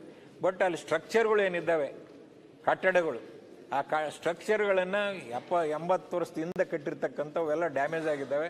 ಅವನ್ನೆಲ್ಲ ಯಾಕಂದ್ರೆ ಈಗ 6 ತಿಂಗಳಿಂದ 8 ತಿಂಗಳು ನೀರು ಬೇಸಿಗೆ ಬೆಳೆ ಕೊಡಂಗಿಲ್ಲ, ಅಂದರೆ ಕಾಲುವೆಯಲ್ಲಿ ನೀರಿರಂಗಿಲ್ಲ. ಅಂಥ ಸಂದರ್ಭದಲ್ಲಿ ರಾಜ್ಯ ಸರ್ಕಾರ ಒಂದು 500 ಕೋಟಿಯೋ 1000 ಕೋಟಿಯೋ ಹಣವನ್ನು ನಿಗದಿ ಮಾಡಿ ಆ ಸ್ಟ್ರಕ್ಚರ್ಗಳನ್ನು, ಹೊಸ ಸ್ಟ್ರಕ್ಚರ್ಗಳನ್ನು ಮಾಡಿದರೆ ಇನ್ನೂ ಒಂದು 20-30 ವರ್ಷ ಆ ಕಾಲುವೆಯಲ್ಲಿ ನೀರು ಹರಿಸ್ಬೋದು. ನಮ್ಮ 3ನೇ ವಿಚಾರ. ಇನ್ನು 4ನೇ ವಿಚಾರ, ಅದು 30 TMC ನೀರೇನು ಹೋಳು ತುಂಬಿದೆ, ಅದಕ್ಕೆ ನವಲಿ ಜಲಾಶಯಕ್ಕೆ ಒಂದು DPR ಅನ್ನು ಹಿಂದಿನ ಸರ್ಕಾರದಲ್ಲಿ ಮಾಡಿದ್ದುಂಟು. 14 ಕೋಟಿ ಅಂದಾಜು ಖರ್ಚು ಮಾಡಿ ಒಂದು DPR ಮಾಡಿದ್ದಾರೆ. ಆ DPRಗೆ ತುಂಗಭದ್ರಾ ಬೋರ್ಡಿನಲ್ಲಿ ಅಪ್ರೂವಲ್ ತಗೊಂಡು ಆ DPR ಶಾಂಕ್ಷನ್ ಮಾಡಿಸಿ ಆ ಕೆಲಸಗಳನ್ನು ಪ್ರಾರಂಭ ಮಾಡಿದರೆ 30 TMC ನೀರನ್ನು ನಾವು ಕರ್ನಾಟಕ ಮತ್ತು ಆಂಧ್ರ ಮತ್ತು ತೆಲಂಗಾಣ ಬಳಸ್ಬೋದು. ಇದರಿಂದ ಏನಾಗುತ್ತೆ, ಸುಮಾರು ನೀರಿನ ಕೊರತೆ ಏನಿದೆ ಆ ನೀರಿನ ಕೊರತೆ ಸಂಪೂರ್ಣವಾಗಿ ನಾವು ಹೋಗಲಾಡಿಸಲಿಕ್ಕೆ ಪ್ರಯತ್ನ ಮಾಡಿದಂಗೆ ಆಗುತ್ತೆಂಬ ಮಾತನ್ನು ಹೇಳುವುದರ ಜೊತೆಗೆ ಇವತ್ತು ಮಾನ್ಯ ಅಧ್ಯಕ್ಷರೇ, ಇದು ಇಡೀ ದೇಶದಲ್ಲೇ ಈ ಥರ ಡ್ಯಾಮ್ ಯಾವುದೆಲ್ಲ ಮೊದಲನೇ ಡ್ಯಾಮ್ ಇದು. ಜಂಟಿ ಸಹಭಾಗತ್ವದಲ್ಲಿ ನಿರ್ಧಾರ ಆಗ್ತಕ್ಕಂಥ ಡ್ಯಾಮ್. ಇದಕ್ಕೆ ಆಂಧ್ರದವರು ಸಮ್ಮತಿ ಬೇಕು, ತೆಲಂಗಾಣದವರು ಸಮ್ಮತಿ ಬೇಕು ಮತ್ತು ಕರ್ನಾಟಕದವರು ಸಮ್ಮತಿ ಬೇಕು. ತುಂಗಭದ್ರಾ ಬೋರ್ಡ್ನಲ್ಲಿ ಯಾವುದೇ ಕೆಲಸ ಆಗ್ಬೇಕಾದ್ರೆ ಹೋದ ವರ್ಷ ಶಟರ್ ಕಿತ್ಕೊಂಡು ಹೋದಂಥ ಸಂದರ್ಭದಲ್ಲಿ ಮುಖ್ಯಮಂತ್ರಿಗಳು 2 ದಿವಸ ಬಿಟ್ಟು ಬರಲಿಲ್ಲ ಅಂದರೆ ಒಂದು ವೇಳೆ ಸಂಪೂರ್ಣವಾಗಿ ನಾಶ ಆಗಿ ಹೋಗ್ತದೆ. ಮಾನ್ಯ ಮುಖ್ಯಮಂತ್ರಿ ಸಿದ್ದರಾಮಯ್ಯನವರು ಬಂದು ಒಂದು ಬೋಲ್ಡ್ ಡಿಸಿಷನ್ ತಗೊಂಡು ಆ ಸೆಟರ್ಸ್ ಮೇಲ್ಭಾಗವನ್ನು ತೆಗೆದುಹಾಕಿ 4-5 ದಿವಸದಲ್ಲಿ ಸೆಟರ್ಸ್ ಕುಂದಿರಿಸಿರೋದ್ರಿಂದ 2ನೇ ಬೆಳೆಗೆ ನೀರನ್ನು ಕೊಡ್ತಕ್ಕಂಥ ಪ್ರಯತ್ನ ಹಿಂದಾಗಿತ್ತು. ಇವತ್ತು 33 ಗೇಟ್ಗಳಿಗೂ ಕೂಡ ಟೆಂಡರನ್ನು ಕರೆದಿದ್ದಾರೆ ರೀಪ್ಲೇಸ್ಮೆಂಟ್ ಮಾಡೋದ್ರ ಸಲುವಾಗಿ. ಆ ಟೆಂಡರ್ ಕರೆದು ಒಂದು ಗುಜರಾತ್ ಕಂಪನಿಗಾಗಿದೆ. ಅದ್ರ ಬಗ್ಗೆ ನಮ್ಮ ರಾಜ್ಯ ಸರ್ಕಾರ ಸ್ಪಷ್ಟವಾದ ನಿಲುವನ್ನು ತೆಗೆದುಕೊಂಡು ಆ ಕೆಲಸವನ್ನು ಮಾಡಿಸ್ಬೇಕು, ಬೇಡೋ, ಮುಂದಾಕ್ಬೇಕು. ಯಾಕಂದ್ರೆ ಈಗ ರೈತರ ಅಭಿಪ್ರಾಯ ಒಂದು ಬೇರೆ ಇರ್ತೈತೆ, ವ್ಯಾಪಾರಸ್ಥರ ಅಭಿಪ್ರಾಯ ಒಂದು ಬೇರೆ ಇರ್ತೈತೆ. ಇಲ್ಲಿ ಗೊಬ್ಬರದ ವ್ಯಾಪಾರಿಗಳು ಬರ್ತಾರೆ, ರೈತರುಗಳು ಬರ್ತಾರೆ, ಕಾರ್ಮಿಕರು ಬರ್ತಾರೆ. ಅವೆಲ್ಲವನ್ನ ಕ್ರೋಢೀಕರಿಸಿ ನಿರ್ಧಾರ ಮಾಡಿ ರಾಜ್ಯ ಸರ್ಕಾರ ಇವತ್ತು 2ನೇ ಬೆಳೆಗೆ ನೀರು ಕೊಡಕ್ ಆಗುತ್ತಿಲ್ಲ ಎಂಬ ಒಂದು ನಿರ್ಧಾರವನ್ನ ಈ ಸದನದ ಮೂಲಕ ಘೋಷಣೆ ಮಾಡಬೇಕು ಎಂಬ ಮನವಿಯನ್ನ ತಮಗೆ ಮಾಡುವುದರ ಜೊತೆಗೆ ಇವತ್ತು ಕೇಂದ್ರ ಸರ್ಕಾರವು ಕೂಡ ಇದರ ಬಗ್ಗೆ ಹೆಂಗ ಭದ್ರಾ ಜಲಾಶಯವನ್ನ ಒಂದು ರಾಷ್ಟ್ರೀಯ ಯೋಜನೆಯನ್ನಾಗಿ ಯಾವ ರೀತಿ ಮಾಡಿತ್ತು, ಅದೇ ರೀತಿ ತುಂಗಭದ್ರವನ್ನು ಕೂಡ ರಾಷ್ಟ್ರೀಯ ಯೋಜನೆಯಾಗಿ ಮಾಡಬೇಕು ಎಂಬ ಒಂದು ಒತ್ತಾಯವನ್ನು ಮಾಡಿ ನಾನು ಮಾತು ವಿರಾಮ ಮಾಡುತ್ತೇನೆ. ನಮಸ್ಕಾರ.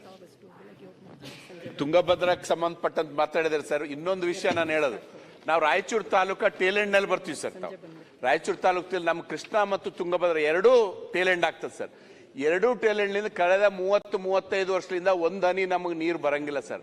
ನಮಗೆ ಬರೀ ಕಾರಣ ಏನು? ಕಾರಣ ಮೇಲ್ಭಾಗದವ್ರದ್ದು ಅನಧಿಕೃತ ಇರಿಗೇಷನ್ ಆಗ್ಬಿಟ್ಟಿದೆ ಸರ್. ನಾವು ಕಾಯ್ದೆ ತಂದಿದ್ವಿ 2 ವರ್ಷದಿಂದ ಇಲ್ಲಿ.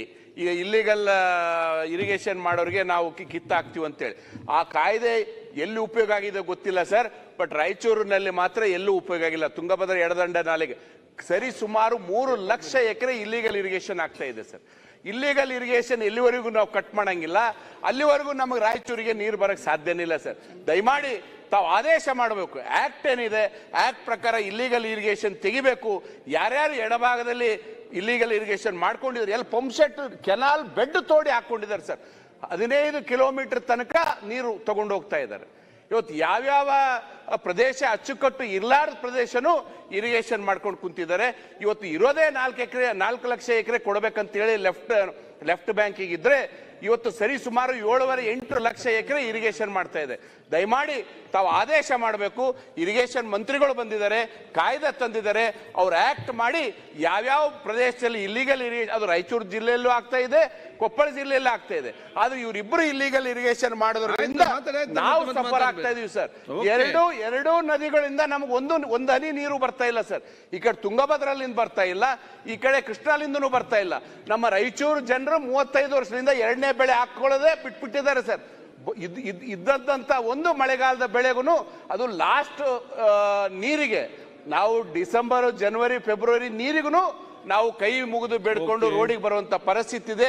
ಇರಿಗೇಷನ್ ಮಂತ್ರಿ ಸಾಹೇಬರು ಬಂದಿದ್ದಾರೆ, ಡೆಪ್ಟಿ CM ಸಾಹೇಬರು ಬಂದಿದ್ದಾರೆ, ಅವರೊಂದು ಹೇಳಿಕೆ ಮಾಡಬೇಕಂತೇಳಿ ನಾನು ತಮ್ಮ ಮೂಲಕ ಅವರಲ್ಲಿ ಕೈ ಮುಗಿದು ಕೇಳ್ಕೊಳ್ತೀನಿ. ಬಾಲಕೃಷ್ಣ ಪೂರಕವಾಗಿ ಅಧ್ಯಕ್ಷರೇ, ಥೈಲ್ಯಾಂಡ್ ರಾಯಚೂರ ಅಧ್ಯಕ್ಷರೇ ಅಲ್ಲ, ಥೈಲ್ಯಾಂಡ್ ಅಲ್ಲಿ ಇರೋರ ಸ್ಥಿತಿಗಳ ಬಗ್ಗೆ ರಾಯಚೂರು ನಮ್ಮ ಶಾಸಕರು ಹೇಳಿದ್ರು. ಬರೀ ತುಂಗಭದ್ರಾ ಒಂದೇ ಅಲ್ಲ, ಎಲ್ಲಾ ಡ್ಯಾಮ್ಗಳಲ್ಲೂ ಥೈಲ್ಯಾಂಡ್ ಇರೋರ್ದು ಹಣೆ ಬರ ಇದೇನೆ. ಮೊದ್ಲಿರೋರು ಎಲ್ಲರೂ ಉಪಯೋಗಿಸ್ಕೊಂಡ್ಬಿಡ್ತಾರೆ, ನಮಗ್ ಬಿಡೋದೇ ಇಲ್ಲ. ಅದೇ ಸ್ಥಿತಿಯಲ್ಲಿ ನಾವು ಕಾಣ್ತಾ ಇದ್ದೀವಿ. ದಯಮಾಡಿ ಕಾನೂನು ತರಬೇಕು. ಸನ್ಮಾನ್ಯ ನೀರಾವರಿ ನೀರು ಬಿಟ್ಟು ಆಮೇಲೆ ಮುಂದ್ಗಡೆ ಇರೋರು ಬಿಡ್ಬೇಕು ಅಂತ ಹೇಳಿ ದಯಮಾಡಿ ಒಂದು ಕಾನೂನು ತರಬೇಕು ಅಂತ ಮನವಿ ಮಾಡ್ತಾ ಇದೀವಿ. ತಮ್ಮ ಮುಖಾಂತರ ಎಲ್ಲಾ ಕಡೆ ಸಮಸ್ಯೆ ಇದೆ. ಈಗ ತುಂಗಭದ್ರಾ ಬಗ್ಗೆ ನೀವ್ಯಾಕೆ ಚರ್ಚೆ ಮಾಡ್ಬೇಕಲ್ಲ, ಬಿಗಿಯಾಗಿ ಇಂಪ್ಲಿಮೆಂಟ್ ಮಾಡ್ಬೇಕು. ಯಾರು ಮುಲಾಜಿಗೂ ಒಳಗಾಗಬಾರ್ದು. ನೀವು ಯಾಕೆ ಚರ್ಚೆ ಮಾಡ್ತೀರಿ? ಕೂತ್ಕೊಳ್ಳಿ. ನಾವಲ್ಲ ಆಯ್ತು, ಹೇಳಿದ್ರಲ್ಲ ಅವ್ರೆ ಆಯ್ತು. ನಾವು ಥೈಲ್ಯಾಂಡ್ ಅಲ್ಲಿ ಇದೀವಲ್ಲ, ನಾವು ನಮ್ ನೋವು ಅದು ಆಯ್ತು. BR ಪಾಟೀಲ್ ಅವರು ಈಗ ಬಹಳ ಗಹನವಾದಂಥ ವಿಷಯ ಚರ್ಚೆ ಬಂದಿದೆ. ತಾವೊಂದು ಮಾತು ಕೇಳಿದ್ರಿ, ಯಾಕೆ ಥೈಲ್ಯಾಂಡಿಗೆ ನೀರು ಬರಲ್ಲ ಅಂತ. ಈಗೇನು UKP ಹಿಡಿದು ನಾವು ಡ್ಯಾಮ್ಗಳನ್ನು ಮಾಡಿದ್ದೇವಲ್ಲ, ಅವೆಲ್ಲ ಲೈಟ್ ಇರಿಗೇಷನ್, ಆದರೆ ನಾವೆಲ್ಲ ಹೆವಿ ಇರಿಗೇಷನ್ ಹೋಗ್ಬಿಟ್ಟಿದ್ದೀವಿ. ಆಯ್ತು ಸರ್, ನೀವು ಚರ್ಚೆ ಮಾಡಬೇಡಿ. ಲೈಟ್ ಇರಿಗೇಷನ್ ಅವರ ಅಭಿಪ್ರಾಯನ ಹೇಳ್ತಾರೆ. ಲೈಟ್ ಇರಿಗೇಷನ್ ಸರ್, ಲೈಟ್ ಇರಿಗೇಷನ್ಗೋಸ್ಕರ ಮಾಡಿದ್ದೇವೆ ಡ್ಯಾಮು. ಆದರೆ ಅಲ್ಲಿ ಭತ್ತ ಬಂತು, ಕಬ್ಬು ಬಂತು, ಹಾಗಾಗಿ ಥೈಲ್ಯಾಂಡಿಗೆ ನೀರು ಜಾಸ್ತಿ ಹೋಗ್ತಾ ಇಲ್ಲ. ಈ ಸಮಸ್ಯೆ ಇದೆ. ಈ ಸಮಸ್ಯೆಯನ್ನು ಬಗೆಹರಿಸಬೇಕಾದ್ರೆ ಪ್ರಾರಂಭದಲ್ಲಿ ಅಗ್ರಿಕಲ್ಚರ್ ಡಿಪಾರ್ಟ್ಮೆಂಟ್ ಕೇರ್ ಮಾಡಲಿಲ್ಲ, ಇರಿಗೇಷನ್ದವ್ರು ಮಾಡಲಿಲ್ಲ, ಕಾಡದವ್ರು ಮಾಡಲಿಲ್ಲ. ಹೀಗಾಗಿ ಒಟ್ಟ ಥೈಲ್ಯಾಂಡಿಗೆ ನೀರು ಹೋಗ್ತಾ ಇಲ್ಲ. 69 ಅಲ್ಲಿ ಈ ಸಮಸ್ಯೆನ ಸರ್ಕಾರ ಯಾವ ತರ ಬಗೆಹರಿಸ್ತಂತ ಹೇಳ್ಬೇಕು ಅವರು. ಓಕೆ,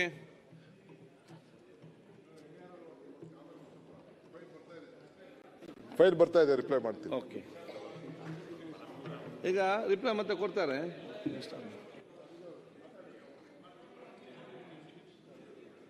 ಒಂದು ಸೆಕೆಂಡ್. ಸನ್ಮಾನ್ಯ ಅಧ್ಯಕ್ಷರೇ, ಒಂದು ಸೆಕೆಂಡ್. ಉತ್ತರ ಆಮೇಲೆ ಕೊಡ್ತಾರಂತಲ್ಲ. ಈಗ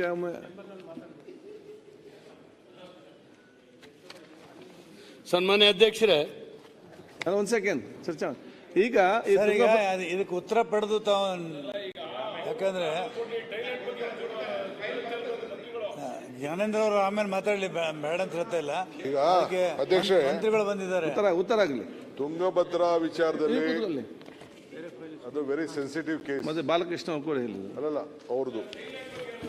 ಅವ್ರದ್ದು ಏನು ನವಲೆ ವಿಚಾರ ಏನು ಹೇಳಿದ್ದಾರೆ, ಅದು ನಾನು ಸ್ವಲ್ಪ ಕ್ಲೀನಾಗಿ ನನ್ನ ಹತ್ರ ಫೈಲ್ ಮೇಲೆ ಅದ್ರ ಬಗ್ಗೆ ಮಾತಾಡಬೇಕು. ಅವ್ರೇನು ಹೇಳಿದ್ದಾರೆ ಥೈಲ್ಯಾಂಡ್ ವಿಚಾರ, ಇವ್ರೇನು ಹೇಳಿದ್ದಾರೆ, ಅವ್ರು ಹೇಳ್ದಂಗೆ ಈಗಾಗಲೇ ಫಾರ್ ದಿ ಫಸ್ಟ್ ಟೈಮ್ ಒಟ್ಟಿಗೆ ಕೊಡಿ. ಬಹಳ ರಿಸ್ಕ್ ತಗೊಂಡು ನಾನು ಇಲ್ಲಿ ಅಮೆಂಡ್ಮೆಂಟ್ ಮಾಡಿದ್ದೀನಿ, ಇವರೆಲ್ಲ ಒಪ್ಕೊಂಡಿದ್ದಾರೆ. ಓಕೆ, ಇಂಪ್ಲಿಮೆಂಟ್ ಆಗ್ತಾ ಇಲ್ಲ ಅಂತ ಹೇಳ್ತಾರೆ. ಯಾರು ಇಲ್ಲ ಸರ್, ನೀವು ಬಾವಿಲಿದ್ದಾಗ ಮಾಡ್ಬಿಟ್ರಿ. ಅದು ಬಾವಿಲಿದ್ದ ಅವತ್ತು ಬಿಲ್ ತಂದಾಗ ಇಲ್ಲಿಗಲ್ ಪಂಪ್ಸರಿಗಳನ್ನ ಸುರೇಶ್ ಗೌಡ್ರೆ ಅದ್ರ ಬಗ್ಗೆ ತುಂಬಾ ಸುರೇಶ್ ಗೌಡ್ರೆ ನೀರಾವರಿ ಆಕ್ಟ್ ಗೆ ಬದಲಾವಣೆ ಅಮೆಂಡ್ಮೆಂಟ್ ತಂದು 100 ಮೀಟರ್ ಒಳಗಡೆ ಯಾರು ಬೋರ್ವೆಲ್ ಹಾಕಬಾರ್ದು. ನಾಳೆ ಬೆಳಗ್ಗೆ ಎತ್ತಿನೊಳೆ ನೀರಿರ್ಬೋದು, ಬೇರೆ ಯಾವುದೇ ಇರ್ಬೋದು, ಯಾರು ಇದನ್ನ ಬೋರ್ವೆಲ್ ಹಾಕಬಾರ್ದು, ಪಂಪ್ ಇಡಬಾರ್ದು, ಥೈಲ್ಯಾಂಡ್ ನೀರು ಹೋಗ್ಬೇಕು ಅನ್ನೋ ದೃಷ್ಟಿಯಿಂದ ಮಾಡಿ ಆ ಇಂಜಿನಿಯರ್ಗಳಿಗೆ ನಾನು ಅವ್ರಿಗೆ ಅಸಿಸ್ಟೆಂಟ್ ಕಮಿಷನರ್ಗೆ ತಹಶೀಲ್ದಾರ್ ಕೊಟ್ಟಂಥ ಪವರ್ಸು ಕೂಡ ಕೊಟ್ಟು ಮಾಡಿ ಅದೆಲ್ಲ ಮಾಡಿದ್ದೀವಿ. ಇಂಪ್ಲಿಮೆಂಟ್ ಶುರು ಮಾಡಬೇಕು. ಈಗಾಗಲೇ 4 ಡಿವಿಷನ್ಗಳಲ್ಲೂ ಕೂಡ ನಮ್ಮ ಇಂಜಿನಿಯರ್ಗಳು ಕರೆಸಿ ಟ್ರೈನಿಂಗ್ ಕೊಟ್ಟಿದ್ದೀವಿ. ನಿಮ್ಮ ಜವಾಬ್ದಾರಿ ಏನು, ಇದರಿಂದ ಯಾವ ರೀತಿ ನಿಯಂತ್ರಣ ಮಾಡಬೇಕು ಅಂತ ಮಾಡಿದ್ದೀವಿ. ಇದಕ್ಕೆ ವ್ಯಾಪಕವಾದಂಥ ಪ್ರಚಾರ ಕೊಡ್ತೀವಿ. ನಾವು ಪೊಲಿಟಿಕಲ್ ಲೀಡರ್ಸು ಸಹಾಯ ಮಾಡಬೇಕು, ರಾಜಕೀಯದವರು ನಾವು ಸಹಾಯ ಮಾಡಬೇಕು. ನಿಮ್ಗೆ ಈಗ ನೀವು ನೀರು ಟೈಲೆಂಡ್ ಹೋಗ್ತದೆ, ಇಲ್ಲ ಅಂದ್ರೆ ಯಾವಲ್ಲೂ ಟೈಲೆಂಡ್ ಹೋಗಲ್ಲ. KRS ಅಲ್ಲೂ ಹೋಗಲ್ಲ, ತುಂಗಭದ್ರಾ ಅಲ್ಲೂ ಹೋಗಲ್ಲ, ನಿಮ್ದಕ್ಕೆ ಸಪ್ರೇಟ್. ನಾನೀಗ 33 ಸೆಟರ್ಸ್ ಚೇಂಜ್ ಮಾಡ್ಬೇಕಂತೇಳಿ ಬೋರ್ಡ್ನವರು ತೀರ್ಮಾನ ಮಾಡಿ 80 TMC ರಿಸ್ಟ್ರಿಕ್ಟ್ ಆಗಿ ಈಗ ನಿರ್ಧಾರ ತಗೊಂಡು ಟೆಂಡರ್ ಕರೆದು ಬಿಟ್ಟಿದ್ದಾರೆ. ನಮ್ಮ ಬೇಸಿಗೆ ಬೆಳೆಗೆ ನೀರು ಕೊಡಕ್ ಆಗುತ್ತಾ ಇಲ್ಲ ಎಂಬ ಸರ್ಕಾರ ಒಂದು ಕ್ಲಾರಿಫೈ ಮಾಡ್ಬೇಕು ಅಷ್ಟೇ. ಈಗ ಮಾಡಿ ಆಮೇಲೆ ನಮ್ದು ಏನು ಎಡದಂಡೆ ನಾಲೆ ಏನಿದೆ, ಸುಮಾರು 16 ಅಕ್ವಿಡೇಟ್ಸ್ಗಳು ಬಂದಿದ್ದಾವೆ. ಸುಮಾರು 85-90 ವರ್ಷ ಆಗಿದೆ ಅವು ಕಟ್ಟಿ. ಅವೆಲ್ಲ ಡ್ಯಾಮೇಜ್ ಸ್ಥಿತಿ ಇದಾವೆ. ಅದಕ್ಕೊಂದು 500ರಿಂದ 1000 ಕೋಟಿ ಖರ್ಚು ಮಾಡಿ, ಯಾಕಂದ್ರೆ 8 ತಿಂಗಳು ನೀರು ಇರಂಗಿಲ್ಲ ಮುಖ್ಯ ಕಾಲುವೆಯಲ್ಲಿ. ಆ ಸಮಯದಲ್ಲಿ ಅವನೇನಾದ್ರೂ ಹೊಸ ಸ್ಟ್ರಕ್ಚರ್ ಮಾಡಕ ಅನುದಾನ ಬಿಡುಗಡೆ ಮಾಡಿ ಆ ಕೆಲಸ ಮಾಡಿದ್ರೆ ಇನ್ನೂ ಒಂದು 30 ವರ್ಷ ನಮ್ಮ ತುಂಗಭದ್ರಾ, ಎಡದಂಡೆ ನಾಲೆ, ಬಳ್ಳಾರಿ ಜಿಲ್ಲೆ, ಕೊಪ್ಪಳ ಜಿಲ್ಲೆ ರೈತರಿಗೆ ಬಹಳಷ್ಟು ಅನುಕೂಲ ಆಗುತ್ತೆ. ಅದರ ಬಗ್ಗೆ ಮಾನ್ಯ ಸಚಿವರು ಸ್ಪಷ್ಟವಾದ ಒಂದು ನಿಲುವನ್ನು ಪ್ರಕಟಣೆ ಮಾಡಬೇಕು. ಸನ್ಮಾನ್ಯ ಅಧ್ಯಕ್ಷರೇ, ಸಭಾಧ್ಯಕ್ಷರೇ, ಮುಗಿಲಿ ಸರ್, ಕೊಡ್ತೇನೆ. ತುರ್ವಿಯಾಲ್ ಅವರು ರಾಯಚೂರು ಜಿಲ್ಲೆ 69 ಮೇಲೆ ಮಾತನಾಡಲಿಕ್ಕೆ ಅವಕಾಶ ಮಾಡಿಕೊಟ್ಟದಕ್ಕೆ ತುಂಬ ಧನ್ಯವಾದಗಳು. ಇವತ್ತು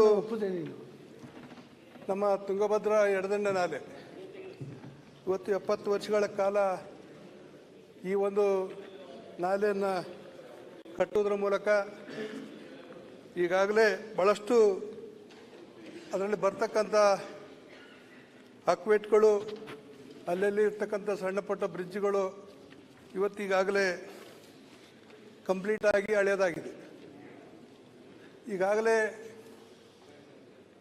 ಆ ನೀರಾವರಿ ಭಾಗದಲ್ಲಿರ್ತಕ್ಕಂಥ ಕನಿಷ್ಠ 10-15 ವರ್ಷಗಳಿಂದ ಯಾವುದೇ ಕೆಲನೆಲ್ಲ ಇವತ್ತು ಅಭಿವೃದ್ಧಿ ಮಾಡಲಿಕ್ಕಾಗಿಲ್ಲ. ಹಾಗಾಗಿ ಅಲ್ಲಿರ್ತಕ್ಕಂಥ ಕೆನಾಲ್ಗಳು ಇವತ್ತು ಭಾಳಷ್ಟು ಹಳೆಯದಾಗಿದೆ.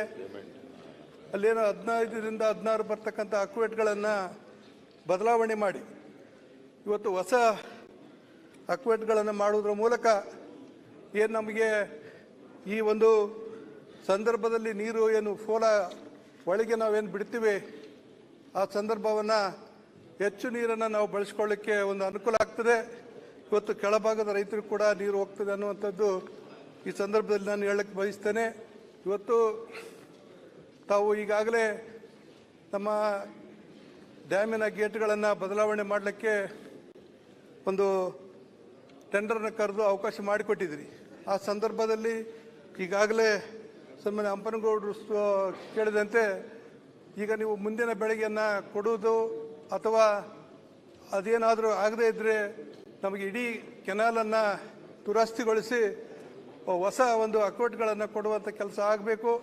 ಇವತ್ತು ಇಡೀ ಕೆನಾಲನ್ನು ದುರಸ್ತಿ ಮಾಡ್ತಕ್ಕಂಥ ಕೆಲಸ ಆದರೆ ಮತ್ತೆ 50 ವರ್ಷಗಳೊಳಗೆ ಯಾವುದೇ ಒಂದು ದುರಸ್ತಿಗಳು ಬರೋದಿಲ್ಲ ಅನ್ನುವಂಥದ್ದನ್ನು ಈ ಸಂದರ್ಭದಲ್ಲಿ ಹೇಳಕ್ಕೆ ಬಯಸ್ತೇನೆ. ಅನೇಕ ಈ ಭಾಗದಲ್ಲಿ ಕೂಡ ಹೆಚ್ಚು ನೀರಾವರಿ ಪ್ರದೇಶವನ್ನು ಹೊಂದಿರತಕ್ಕಂಥ ರೈತರು ಎರಡೂ ಬೆಳೆಗೆ ಕೂಡ ನೀರನ್ನು ಆಗಬೇಕಾಗಿದೆ. ಇದಕ್ಕಿಂತ ಪೂರ್ವದಲ್ಲಿ ನವಲಿ ಜಲಾಶಯವನ್ನು ನಾವು ಮಾಡ್ತೇವೆ ಅನ್ನುವಂಥದ್ದು ಕೂಡ ಒಂದು ಹಿಂದಿನ ಸರ್ಕಾರಗಳಿಂದ ಕೂಡ ಹಾಗೆ ನಡ್ಕೊಂಡು ಬಂದಿದೆ. ಆ ನವಲಿ ಜಲಾಶಯವನ್ನು ತಾವು ಕಾರ್ಯರೂಪಕ್ಕೆ ತೆಗೆದುಕೊಂಡ್ರೆ ಇವತ್ತು ಎರಡೂ ಬೆಳೆಗೆ, ಇವತ್ತು ಎರಡೂ ಜಿಲ್ಲೆಗೆ ಹೆಚ್ಚು ನೀರನ್ನು ಕೊಡಲಿಕ್ಕೆ ಅವಕಾಶ ಆಗ್ತದೆ. ಇವತ್ತು ರೈತ ಇವತ್ತು ಆ ಬೆಳೆಯನ್ನು ಬೆಳೆದ್ರೆ ಇವತ್ತು ಎಲ್ಲದಕ್ಕೂ ಕೂಡ ಒಂದು ಒಳ್ಳೆ ಇದಾಗ್ತದೆ ಅನ್ನುವಂಥದ್ದನ್ನು ನಾನು ಈ ಸಂದರ್ಭದಲ್ಲಿ ಹೇಳಕ್ಕೆ ಬಯಸ್ತೇನೆ. ಅದಕ್ಕಾಗಿ ಈ ಒಂದು ಮುಂದಿನ ದಿನಮಾನಗಳಲ್ಲಿ ತಾವೇನು ನೀರನ್ನು ಯಾವ ರೀತಿಯಾಗಿ ಅಥವಾ ಡ್ಯಾಮನ್ನು ದುರಸ್ತಿಯನ್ನ ಗೇಟ್ಗಳನ್ನು ಕೂಡಲಿಕ್ಕೆ ಮಾಡ್ತಿರೋ ಅನ್ನುವಂಥದ್ದು ವಿಷಯದ ಜೊತೆಗೆ ನಮ್ಮ ಈಗಾಗಲೇ ಈ ಒಂದು ಏನಾಗಬೇಕು ಹೇಳಿ, ಕಮ್ ಟು ದ ಪಾಯಿಂಟ್, ಹೆಚ್ಚು ಅನುದಾನವನ್ನು ಕೊಟ್ಟು ಈ 6 ತಿಂಗಳಲ್ಲಿ ಏನಿರ್ತದೆ ಈ ಮೊದಲನೇದಾಗಿ ಈ ಅಕ್ವೇಟ್ಗಳನ್ನು ಬದಲಾವಣೆ ಮಾಡಿದ್ರೆ ಹೆಚ್ಚು ನೀರನ್ನು ಒಯ್ಯಲಿಕ್ಕೆ ಸಾಧ್ಯ.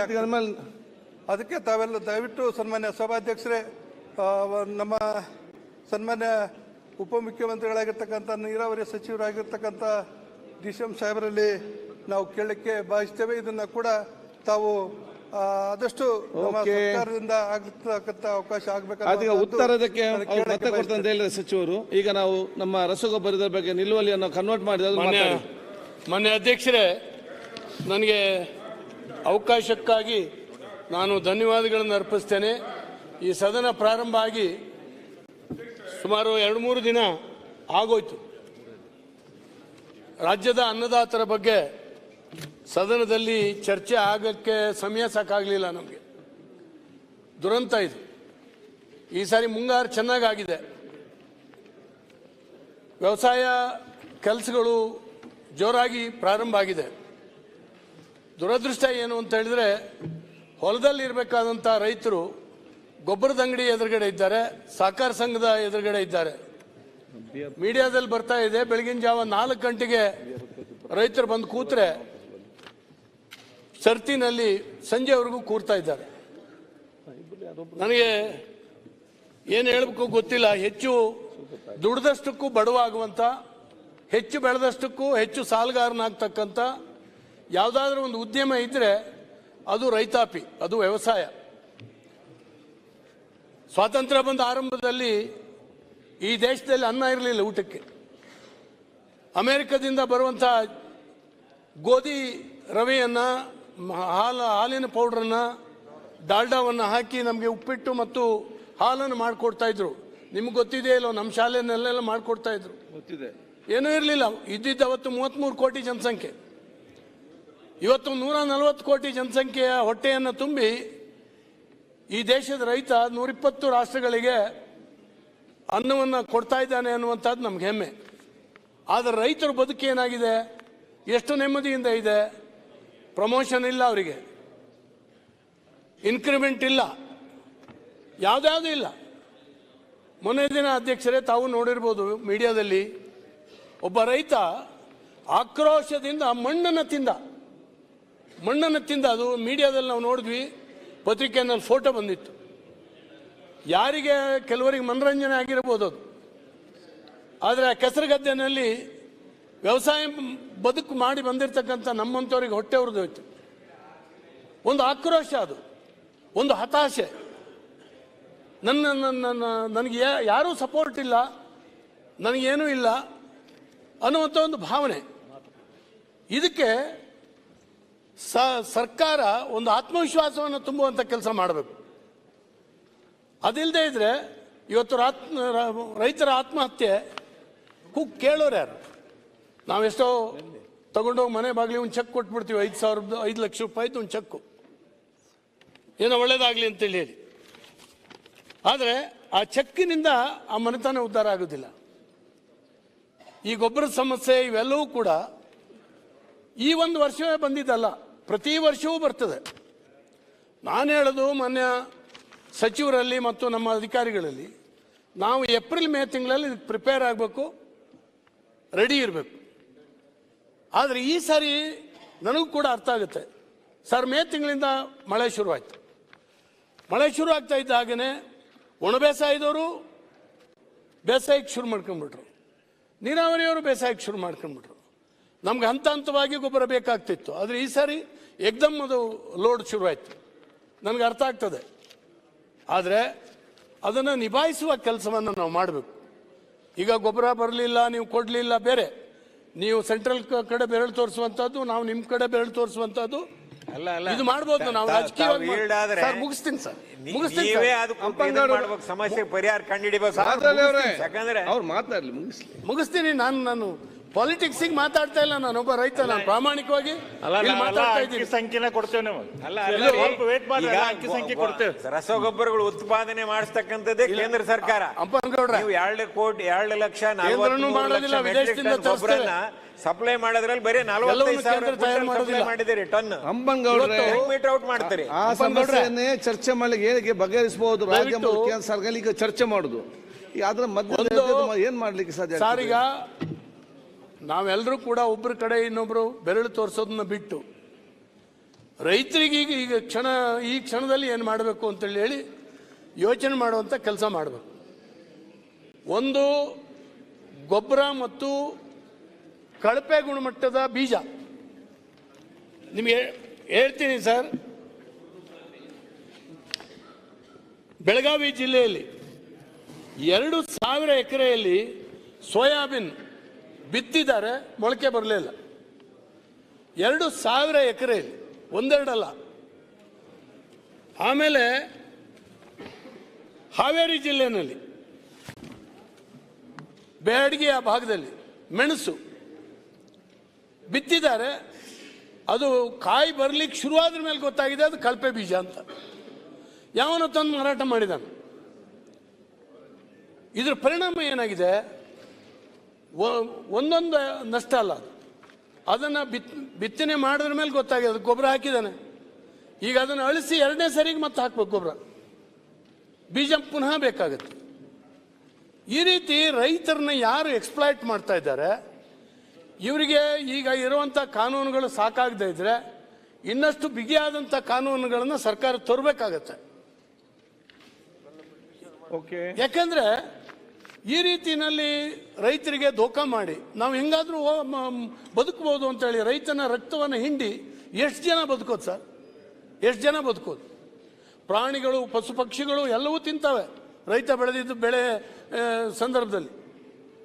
ಆದರೆ ರೈತರನ್ನ ಈ ವ್ಯಾಪಾರಿಗಳು ಇವರು ಇಷ್ಟು ಎಕ್ಸ್ಪ್ಲಾಯ್ಟೇಷನ್ ಮಾಡುವಾಗ ಇಡೀ ವ್ಯವಸ್ಥೆ, ಇಡೀ ಸರ್ಕಾರ ಕಣ್ಮುಚ್ಚಿ ಕೂರಬಾರ್ದು, ಹೋಗಿ ಹೇಳಬೇಕು. ಇಲ್ಲಿ ನನಗೆ ಆಶ್ಚರ್ಯ ಆಗೋದು ಏನಂದ್ರೆ, ಅಧ್ಯಕ್ಷರೇ, ಇವತ್ತು ಗೊಬ್ಬರ ಇಲ್ಲ ಅಂತ ಹೇಳ್ತಾ ಇದ್ವಿ.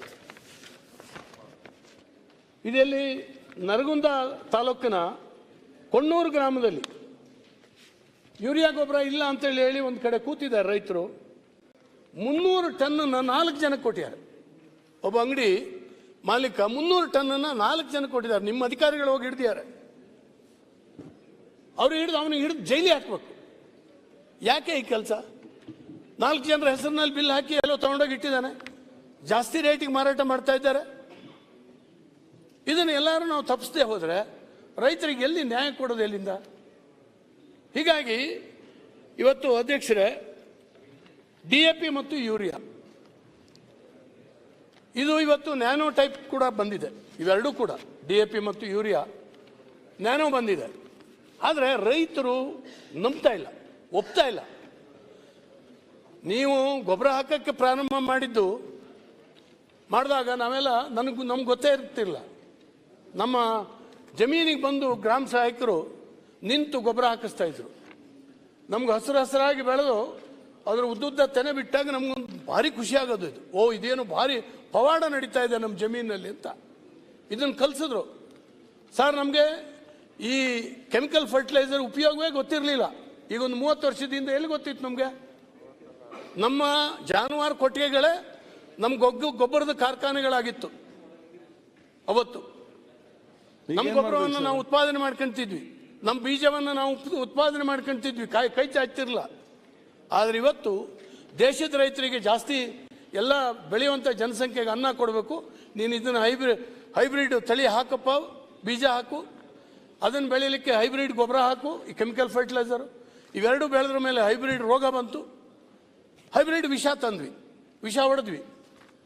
ಇವತ್ತು ಎಲ್ಲದರ ಪರಿಣಾಮ ಏನಾಗಿದೆ? ಈ ಸಾರಿ 1 ಕ್ವಿಂಟಾಲ್ ಹಾಕದ ಜಾಗಕ್ಕೆ 1 ಕ್ವಿಂಟಾಲ್ ಗೊಬ್ಬರ ಹಾಕೋ ಜಾಗಕ್ಕೆ ಅಧ್ಯಕ್ಷರೇ ಮುಂದಿನ ಸಾರಿ 1.5 ಕ್ವಿಂಟಾಲ್ ಹಾಕಬೇಕು. ಇಲ್ಲದ್ರೆ ಬೆಳೆ ಬರೋದಿಲ್ಲ. ಇದನ್ನು ಎಲ್ಲಿ ತಗೊಂಡು ಮುಟ್ಸೋದು? ನಾವು ಕೂಡ ರೈತರಲ್ಲಿ ಜಾಗೃತಿ ನಿರ್ಮಾಣ ಮಾಡದೇ ಇದ್ರೆ, ಒಂದು ಸಾವಯವ ಗೊಬ್ಬರವನ್ನು ಕೂಡ ಉಪಯೋಗಿಸ್ಲಿಕ್ಕೆ ರೈತರಿಗೆ ಹೇಳದೇ ಇದ್ರೆ, ನಮ್ಮ ಅರಣ್ಯ ಇಲಾಖೆ ಮಂತ್ರಿಗಳಿಲ್ಲೆಲ್ಲೋ ಇದ್ರು, ಅವ್ರು ಮೊನ್ನೆ ಒಂದು ಬಾಂಬ್ ಹಾಕ್ಬಿಟ್ರು, ಜಾನುವಾರುಗಳನ್ನ ನೀವು ಕಾಡಿಗೆ ಬಿಟ್ಟರೆ ಕೇಸ್ ಹಾಕ್ತೀವಿ ಅಂತ. ಹಾಗಾಗಿ ಜಾನುವಾರು ಕಟ್ಟೋದು ಮರ್ತು ಬಿಟ್ಟಿದ್ದಾರೆ ಈಗ ಜನ. ಮನೆಯಲ್ಲಿ ಮಕ್ಕಳನ್ನ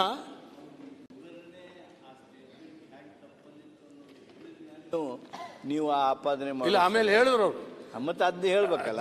ತಮಿಳ್ನಾಡು ಯಾರೋ ರೈತರಿಗೆ ನಾನು ಹೇಳಿದ್ದು ಅಂದ್ರು, ಆದ್ರೆ ನಿಜವಾಗ್ಲೂ ಅವಾಗ ಹೇಳಿದ್ದು ಉದ್ದೇಶ ಬೇರೆನೆ ಅಲ್ಲ. ಒಂದ್ ವೇಳೆ ನೀವು ಇದನ್ನ ಏನು ಒಪ್ಕೊಂಡ್ರಿ, ಹೇಳಿದ್ರಿ, ಇದನ್ನ ಹೇಳದೆ ಹೋದ್ರೆ ಅವ್ರು ತಪ್ಪಿತಸ್ಥರಾಗ್ತಿದ್ರಲ್ಲ. ಅಲ್ಲಲ್ಲ, ಇಷ್ಟು ವಿವರಣೆ ಕೊಟ್ಟು. ನಾನು ಹಂಗಲ್ಲ ಸರ್. ಈಗ ಏನಾಗ್ತದೆ, ನಮ್ಗೆಲ್ಲರಿಗೂ ಒಂದು ಅಧಿಕಾರದಲ್ಲಿ ಇರ್ತೀವಿ, ನಮ್ಮ ಕಣ್ಣಿಗೆ ಒಂದು ಮುಖ ಇದನ್ನ ಹಾಕೊಂಡು ಬಿಡ್ತೀವಿ ನಾವು ಆ ಕಡೆ ಈ ಕಡೆ ನೋಡೋದಿಲ್ಲ. ಹಿಂಗಿದ್ದೊಂದು ಸ್ಟೇಟ್ಮೆಂಟ್ ಏನು ಮಾಡ್ತಾ ಇದೆ ಅಂತ ಒಂದು ಸ್ಟೇಟ್ಮೆಂಟ್ ನಡಗಿಸ್ಬಿಡ್ತು ಇಡೀ ರಾಜ್ಯದಲ್ಲಿ. ಸರ್, ಇವ್ರು ಮಂತ್ರಿಗಳು ಇಷ್ಟು ಹೇಳ್ಬಿಟ್ರೆ ಅಲ್ಲಿ ಕೆಳಗೆ ರೇಂಜ್ ಫಾರೆಸ್ಟ್ ಆಫೀಸರ್ಗಳು ಎಲ್ಲರಿಗೂ ಹರಾಸ್ಮೆಂಟ್, ಮೊದಲು ಹರಾಸ್ಮೆಂಟ್ ಮಾಡ್ತಾರ. ಈ ಟೈಪ್ ಸ್ಟೇಟ್ಮೆಂಟ್ ಬಂದ್ರೆ ಅವ್ರದ್ದು ಏನು ಪರಿಸ್ಥಿತಿ ನಿಮ್ಗೆ ಆಮೇಲೆ ಅದನ್ನ ಕ್ಯಾಬಿನೆಟ್ ಅಲ್ಲೇ ಚರ್ಚೆ ಮಾಡಿ ಮುಖ್ಯಮಂತ್ರಿಗಳು ಎಲ್ಲ ಸಂಪುಟ ಸಭೆ ತಕ್ಷಣ ಅದನ್ನ ನಮ್ಮ ಅರಣ್ಯ ಸಚಿವರು ತಕ್ಷಣ ಅದನ್ನ ಪರಿವರ್ತನೆ ಮಾಡಿದೆ. ಅದಾದ್ಮೇಲೆ ನಮ್ಮ ಪಾಟೀಲ್ರು ಹೇಳಿದ್ದು ಈಗ ಮಾಡಿದ್ರು, ಅದಾದ್ಮೇಲೆ ಮತ್ತೆ ಇದಾಯ್ತು ಅಂತ ಹೇಳಿದ್ರೆ ಸರಿ, ನೀವು ಅದನ್ನ ಆಪಾದನೆ ತರ ಹೇಳಿದ್ರೆ ತಪ್ಪಾಗುತ್ತಲ್ಲ. ಇಲ್ಲ ಇಲ್ಲ ಇಲ್ಲ, ನಾನು ಆಪಾದನೆ ಮಾಡಲಿಲ್ಲ. ಉದಾಹರಣೆ ಹೇಳಿದೆ,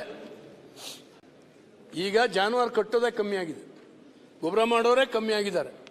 ನಮ್ಮ ಹಳ್ಳಿ ಗ್ರಾಮಾಂತರ ಪ್ರದೇಶಕ್ಕೆ ಕೂಡ ಪ್ಯಾಕೆಟ್ ಹಾಲು ಬರ್ತದೆ. ಮಕ್ಕಳ ಹತ್ರ ಹಾಲು ಹೆಂಗ್ ಉತ್ಪಾದನೆ ಆಗುತ್ತೆ ಕೇಳಿದ್ರೆ ಪ್ಯಾಕೆಟ್ನಿಂದ ಬರ್ತದೆ, ಪ್ಲಾಸ್ಟಿಕ್ ಕವರ್ನ ತೋರಿಸ್ತಾರೆ ಮಕ್ಕಳು, ಅದು ಹಸುವಿನಿಂದ ಬರ್ತದೆ ಅಂತ ಗೊತ್ತಿಲ್ಲ. ಆ ಮಟ್ಟಕ್ಕೆ ನಮ್ಮ ಕಲ್ಚರ್ ಬದಲಾವಣೆ ಆಗಿದೆ.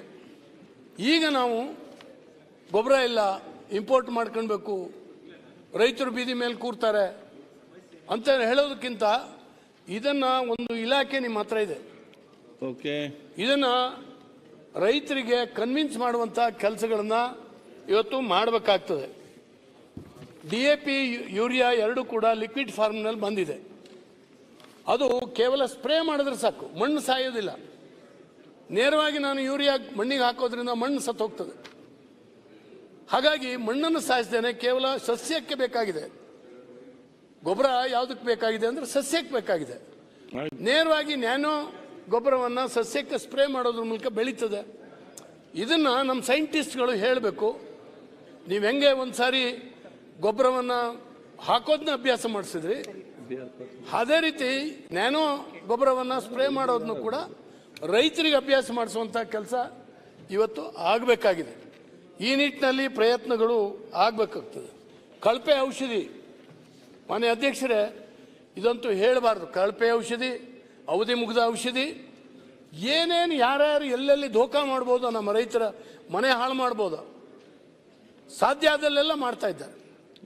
ಕಣ್ಣಲ್ಲಿ ಕಣ್ಣಿಟ್ಟು ಕಾಯುವ ಕೆಲಸವನ್ನು ಸರ್ಕಾರ ಮತ್ತು ಇಲಾಖೆ ಇವತ್ತು ಮಾಡಬೇಕಾಗ್ತದೆ. ಕೃತಕವಾಗಿ ಅಭಾವ.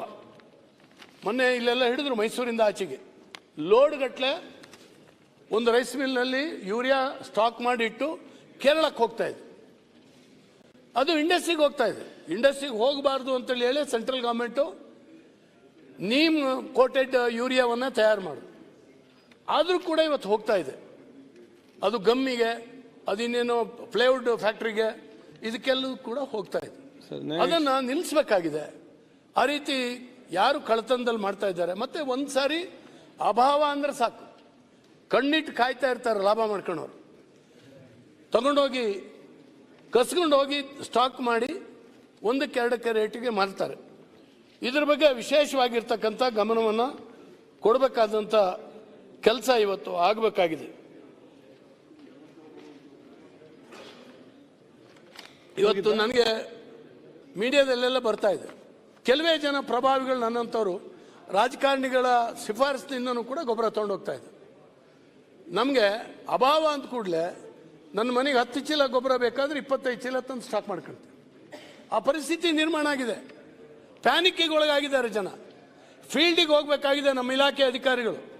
ಹೆದರಬೇಡಪ್ಪ, ನಾವು ಹಂತ ಹಂತವಾಗಿ ಗೊಬ್ಬರ ತಂದು ಕೊಡ್ತೀನಿ. ಯಾವುದೋ 3ನೇ ಸರಿ ಹಾಕುವ ಗೊಬ್ಬರಕ್ಕೆ 1ನೇ ಸರಿಗೆ ಅವನು ಒತ್ತಡ ಆಗ್ತಾ ಇರ್ತಾನೆ. ಅಗತ್ಯ ಇಲ್ಲ, ಇನ್ನು 15 ದಿವಸದಲ್ಲಿ ನಿಮ್ಗೆ ಗೊಬ್ಬರ ಕೊಡ್ತೀನಿ ಅಂತ ಹೇಳಬೇಕು. ಅವರಿಗೆ ಆತ್ಮವಿಶ್ವಾಸ ತುಂಬುವಂಥ ಕೆಲಸ ನಮ್ಮ ಅಧಿಕಾರಿಗಳ ಕಡೆಯಿಂದ ಇವತ್ತು ಆಗಬೇಕು ಅಂತ ಹೇಳಿ ನನಗೆ ಅನಿಸ್ತದೆ. ಅಧ್ಯಕ್ಷರೇ, ಇವತ್ತು ರೈತಾಪಿ ಬದುಕು ಇಂಥ ಒಂದು ಪರಿಸ್ಥಿತಿನಲ್ಲಿದ್ದಾಗ ಅವ್ರನ್ನ ಬೀದಿ ಮೇಲೆ ಬಿಡುವಂಥದ್ದು ಒಂದು ಸರ್ಕಾರಕ್ಕೆ ಭೂಷಣ ಅಲ್ಲ. ಅದಕ್ಕಾಗಿ ಏನು ಎಫರ್ಟ್ ಹಾಕಲಿಕ್ಕೆ ಸಾಧ್ಯ ಅದನ್ನು ನೀವು ಹಾಕಬೇಕು. ನಾನು ಈ ಕೇಂದ್ರದಿಂದ ಎಷ್ಟು ಗೊಬ್ಬರ ಬಂದಿದೆ, ನೀವೆಷ್ಟು ಕೊಟ್ಟಿದ್ರಿ, ಫಿಗರ್ನ ನಾನು ತೊಗೊಳಕ್ಕೆ ಹೋಗಲ್ಲ, ನನಗೆ ಅಗತ್ಯ ಇಲ್ಲ. ಇವತ್ತು ಈ ಫಿಗರ್ ಹೇಳೋದ್ರಿಂದ ನಾವು ನೀವು ಜಗಳ ಮಾಡ್ಕೊಳ್ಬೋದು. ಆದ್ರೆ ಫಿಗರ್ ಹೇಳದೇ ಇದ್ರೆ ಈಗ ಇಷ್ಟೆಲ್ಲ ನೀವು ಹೇಳಿ ಇಷ್ಟೆಲ್ಲ ನೀವು ಹೇಳಿ ನಾನು figure ಹೇಳಿ, ನಾನು ಹೇಳ್ತೀವಿ ನಮ್ಮ ಹತ್ರನೂ. ಮಾತಾಡ್ತೇನೆ ಫಿಗರ್ ಹೇಳಿ ನಾನು ಹೇಳ್ತೀನಿ ಸರ್ ನಾನು ಹೇಳೋದಿಲ್ಲ. ನಾನು ಆರಂಭದಲ್ಲೇ ಹೇಳಿದೆ. ಆರಂಭದಲ್ಲೇ ಹೇಳಿದೆ. ನಾವು ಗೊಬ್ಬರ ತಯಾರು ಪಾಟೀಲ್ ಒಂದು ನಿಮಿಷ ಮುಗಿಸಿ ನಾನು ಮಾತಾಡಿ ಮುಗಿಸ್ತೀನಿ ಗೊಬ್ಬರ ನೋಡಿ. ಕೇಂದ್ರದಿಂದಲೇ ಆರಂಭದಲ್ಲೇ ಹೇಳಿದೆ ಫಿಗರ್ ನಾನು ರಾಜಕೀಯವಾಗಿ ಮಾತಾಡಕ್ ಹೋಗೋದಿಲ್ಲ. ಮಾತಾಡೋದಾದ್ರೆ ಮಾತಾಡೋಣ, ನನ್ನ ಹತ್ರನು ಫಿಗರ್ಸ್ ಇದೆ, ಆದ್ರೆ ಮಾತನಾಡ್ಲಿಕ್ಕೆ ಹೋಗೋದಿಲ್ಲ. ಆದ್ರೆ ನಾನು ಹೇಳೋದು ಇವತ್ತು ರೈತರಿಗೆ ಸಮಾಧಾನ ಮಾಡುವಂತ ಅವಶ್ಯಕತೆ ಇದೆ, ಸಮಾಧಾನ ಮಾಡುವಂತ ಅವಶ್ಯಕತೆ ಇದೆ. ಪ್ಯಾನಿಕ್ಗೆ ಒಳಗಾಗಿರ್ತಕ್ಕಂಥ ರೈತನ ಹೊರಗೆ ತರುವಂತ ಅವಶ್ಯಕತೆ ಇವತ್ತಿದೆ. ಹಾಗಾಗಿ ಯಾರು ಕಳಪೆ ಬೀಜ, ಈ ಗೊಬ್ಬರದ ಅಭಾವಕ್ಕೆ ಕಳಪೆ ಬೀಜನೂ ಕಾರಣ. 2ನೇ ಸಾರಿ 3ನೇ ಸಾರಿ ಬಿತ್ತಬೇಕಾಗಿದೆ, 2ನೇ ಸಾರಿ 3ನೇ ಸಾರಿ ಗೊಬ್ಬರ ಹಾಕಬೇಕಾಗಿದೆ. ಇಂಥವ್ರನ್ನ ಹಿಡಿಬೇಕಲ್ಲ, ಅರೆಸ್ಟ್ ಮಾಡಿ ನಿಮ್ಗೆ ಯಾವ್ದಾರು ಕಾಯ್ದೆ ಇದ್ರೆ ಜೈಲೊಳಗೆ ಹಾಕ್ಬೇಕು ಅವ್ರನ್ನ. ರೈತರು ಹೆಣ ತಿಂತಾ ಇದ್ದಾರೆ ಇವರು ಸೇರಿ. ಇದಕ್ಕೆ ಏನು ಮಾಡಬೇಕು ಅಂತೇಳಿ ಹೇಳಿ ಯೋಚನೆ ಮಾಡಿ ಮಾಡುವಂಥ ಅವಶ್ಯಕತೆ ಇದೆ ಅನ್ನುವಂಥದ್ದನ್ನ ನಾನು ವಿನಂತಿ ಮಾಡ್ಕೊಂತ, ಹಾಗೆಯೇ ಗೊಬ್ಬರಕ್ಕೆ ಲಿಂಕ್ ಏರ್ಪಡಿಸಿದ್ದಾರೆ. ಒಂದು ಮೂಟೆ ಯೂರಿಯಾ ತಗೊಂಡ್ರೆ ಇನ್ನೇನೋ ತಗೊಳ್ಬೇಕು ಅಂತ ಇದನ್ನು ಹೋಗ್ಲಾಡಿಸ್ಬೇಕು. ಇದು ಎಲ್ಲೂ ಗೊಬ್ಬರದ ಯಾವ ಕಾಯ್ದೆನಲ್ಲೂ ಇಲ್ಲ. ಅದಕ್ಕೆ ಲಿಂಕ್ ಮಾಡಿ ಅನಾವಶ್ಯಕವಾಗಿ ಗೋಳು ಇಟ್ಕೊಳ್ತಾ ಇದ್ದಾರೆ. ಅವನಿಗೆ ಬೇಡದಿದ್ದ ಗೊಬ್ಬರ ಅನಿವಾರ್ಯ ತಗೊಳ್ಬೇಕಾಗಿದೆ. ಇದನ್ನು ಹೋಗ್ಲಾಡಿಸುವಂಥ ಕೆಲಸವನ್ನು ಸ್ಥಳೀಯ ಅಧಿಕಾರಿಗಳು ಹೇಳಬೇಕಾಗಿದೆ. ನಿಮ್ಮ ಯಾರು ಕೃಷಿ ಇಲಾಖೆನಲ್ಲಿ ಈಗ ಸಿಬ್ಬಂದಿನೇ ಇಲ್ಲ, ನೀವು ಸಿಬ್ಬಂದಿ ಇಲ್ಲ ಅವರಿಗೆ. ಚರ್ಚೆ ಮಾಡುವ. ಒಂದು ತಾಲೂಕಿಗೆ 2-3 ಜನ ಇಲ್ಲ. ಇವತ್ತು ಯಾರು ಹೊಲಕ್ಕೆ ಯಾರು ಹೋಗ್ತಾರೆ ಗೊತ್ತಾಗೋದಿಲ್ಲ. ಒಂದಷ್ಟು ಸಿಬ್ಬಂದಿ ನೇಮಕ ಮಾಡ್ಕೊಂಡು ಇವತ್ತು ರೈತರ ಬದುಕನ್ನು ಎತ್ತರಿಸುವಂಥ ದೃಷ್ಟಿಯಿಂದ ನಿಮ್ಮ ಇಲಾಖೆಯನ್ನು ಸಜ್ಜುಗೊಳಿಸಬೇಕಾಗಿದೆ, ಸಶಕ್ತಗೊಳಿಸಬೇಕಾಗಿದೆ.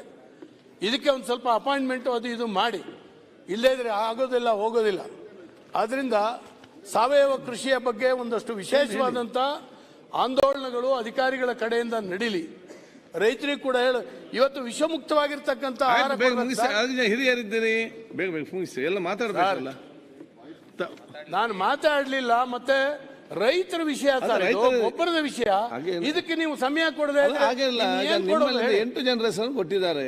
ಯಾವುದು ಈಗ ಇನ್ನು ಇದರ ಬಗ್ಗೆ 8 ಜನ ಮಾತಾಡ್ಲಿಕ್ಕೆ ಇದ್ದಾರೆ. ಅವ್ರಿಗೆ ಸ್ವಲ್ಪ ಮಾತಾಡಬೇಕಲ್ಲ, ಎಲ್ಲ ಮಾತಾಡಿದ್ರೆ ಅವ್ರಲ್ಲಿ ಮಾತಾಡೋದು. ಮತ್ತೆ ಹಾಗಾಗಿ ನಾವು ತಿನ್ನೋ ಅನ್ನ ವಿಷ ಆಗಿದೆ, ಇವತ್ತು ತಿನ್ನೋ ಹಣ್ಣು ವಿಷ ಆಗಿದೆ, ಕುಡಿಯೋ ಹಾಲು ವಿಷ ಆಗಿದೆ. ವಿಷಮುಕ್ತವಾಗಿರ್ತಕ್ಕಂಥ ಆಹಾರವನ್ನು ರೈತ ಕೊಡಬೇಕಾಗಿದ್ದು ಅವಶ್ಯಕತೆ ಇದೆ. ಈ ನಿಟ್ಟಿನಲ್ಲಿ ರೈತರನ್ನ ಜಾಗೃತಗೊಳಿಸಬೇಕಾಗಿದೆ, ರೈತರ ಬದುಕನ್ನು ಹಸನುಗೊಳಿಸಬೇಕಾಗಿದೆ. ರೈತಾಪಿ ಬಿಟ್ಟು ಅಧ್ಯಕ್ಷರೇ, ನಿಮ್ಮೂರಿನಲ್ಲಿ ಏನೋ ಗೊತ್ತಿಲ್ಲ, ನಮ್ಮೂರಿನಲ್ಲಿ ನಮ್ಮ ಮಲೆನಾಡಿನ ಮನೆಗಳೆಲ್ಲ ಒಂದು ರೀತಿ ವೃದ್ಧಾಶ್ರಮಗಳಾಗಿದ್ದಾವೆ. ಬರೀ ಮುದುಕ ಮುದುಕಿ ಇಬ್ಬರೇ ಇದ್ದಾರೆ. ಹುಡುಗರೆಲ್ಲ ಬೆಂಗಳೂರು ಕಡೆ, ಬಾಂಬೆ ಕಡೆ ಬಂದ್ಬಿಟ್ಟಿದ್ದಾರೆ. ಅವರೆಲ್ಲ ಜಮೀನು ಮಾರಾಟ ಮಾಡಿ ಹೊರಗಡೆ ಬರ್ತಾ ಇದ್ದಾರೆ.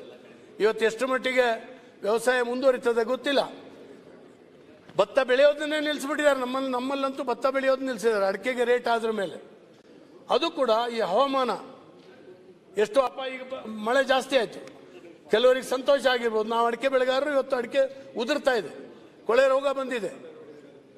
110 ವರ್ಷದ ಹಿಂದೆ ಕೋಲ್ಮನ್ ಅನ್ನುವಂಥ ಇಂಗ್ಲಿಷ್ ಮನುಷ್ಯ ನಮ್ಮೂರಿನಲ್ಲಿ ಬಂದು ಉಳಿದು ಬೋರ್ಡೋ ಹೊಡೆಯೋಕ್ಕೆ ಕಲಿಸ್ದ, ಬೋರ್ಡೋ ಮಿಶ್ರಣ ಆಂಟಿಫಂಗಸ್ಸಿಗೆ.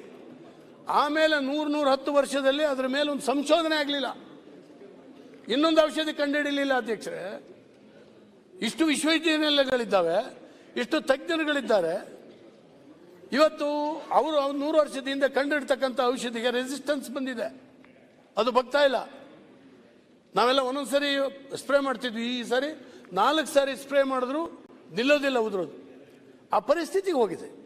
ಇದಕ್ಕೆ ನಮ್ಮ ವಿಶ್ವವಿದ್ಯಾನಿಲಯಗಳು ತಜ್ಞರನ್ನ ಇವತ್ತು ತಯಾರು ಮಾಡುವಂಥ ನಿಮ್ಮ ಇಲಾಖೆಯನ್ನು, ಹಾರ್ಟಿಕಲ್ಚರ್ ಆ್ಯಂಡ್ ಅಗ್ರಿಕಲ್ಚರ್ ಡಿಪಾರ್ಟ್ಮೆಂಟನ್ನು ಸಶಕ್ತಗೊಳಿಸುವಂಥ ಕೆಲಸಕ್ಕೆ ನೀವು ವಿಶೇಷವಾಗಿರ್ತಕ್ಕಂಥ ಒತ್ತನ್ನು ಕೊಡಬೇಕು.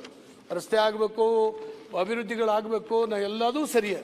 ಅದರ ಜೊತೆಗೆ ರೈತನ ಬದುಕು ಸರಿಯಾಗದೇ ಇದ್ದರೆ ನಾವು ತಿನ್ನೋ ಅನ್ನನೇ, ನಾವೆಲ್ಲ ದುಡ್ಡು ತಿನ್ನೋಕ್ಕಾಗಲ್ಲ, ಎಷ್ಟು ಇದ್ದರೂ ಅನ್ನನೇ ಊಟ ಮಾಡಬೇಕು.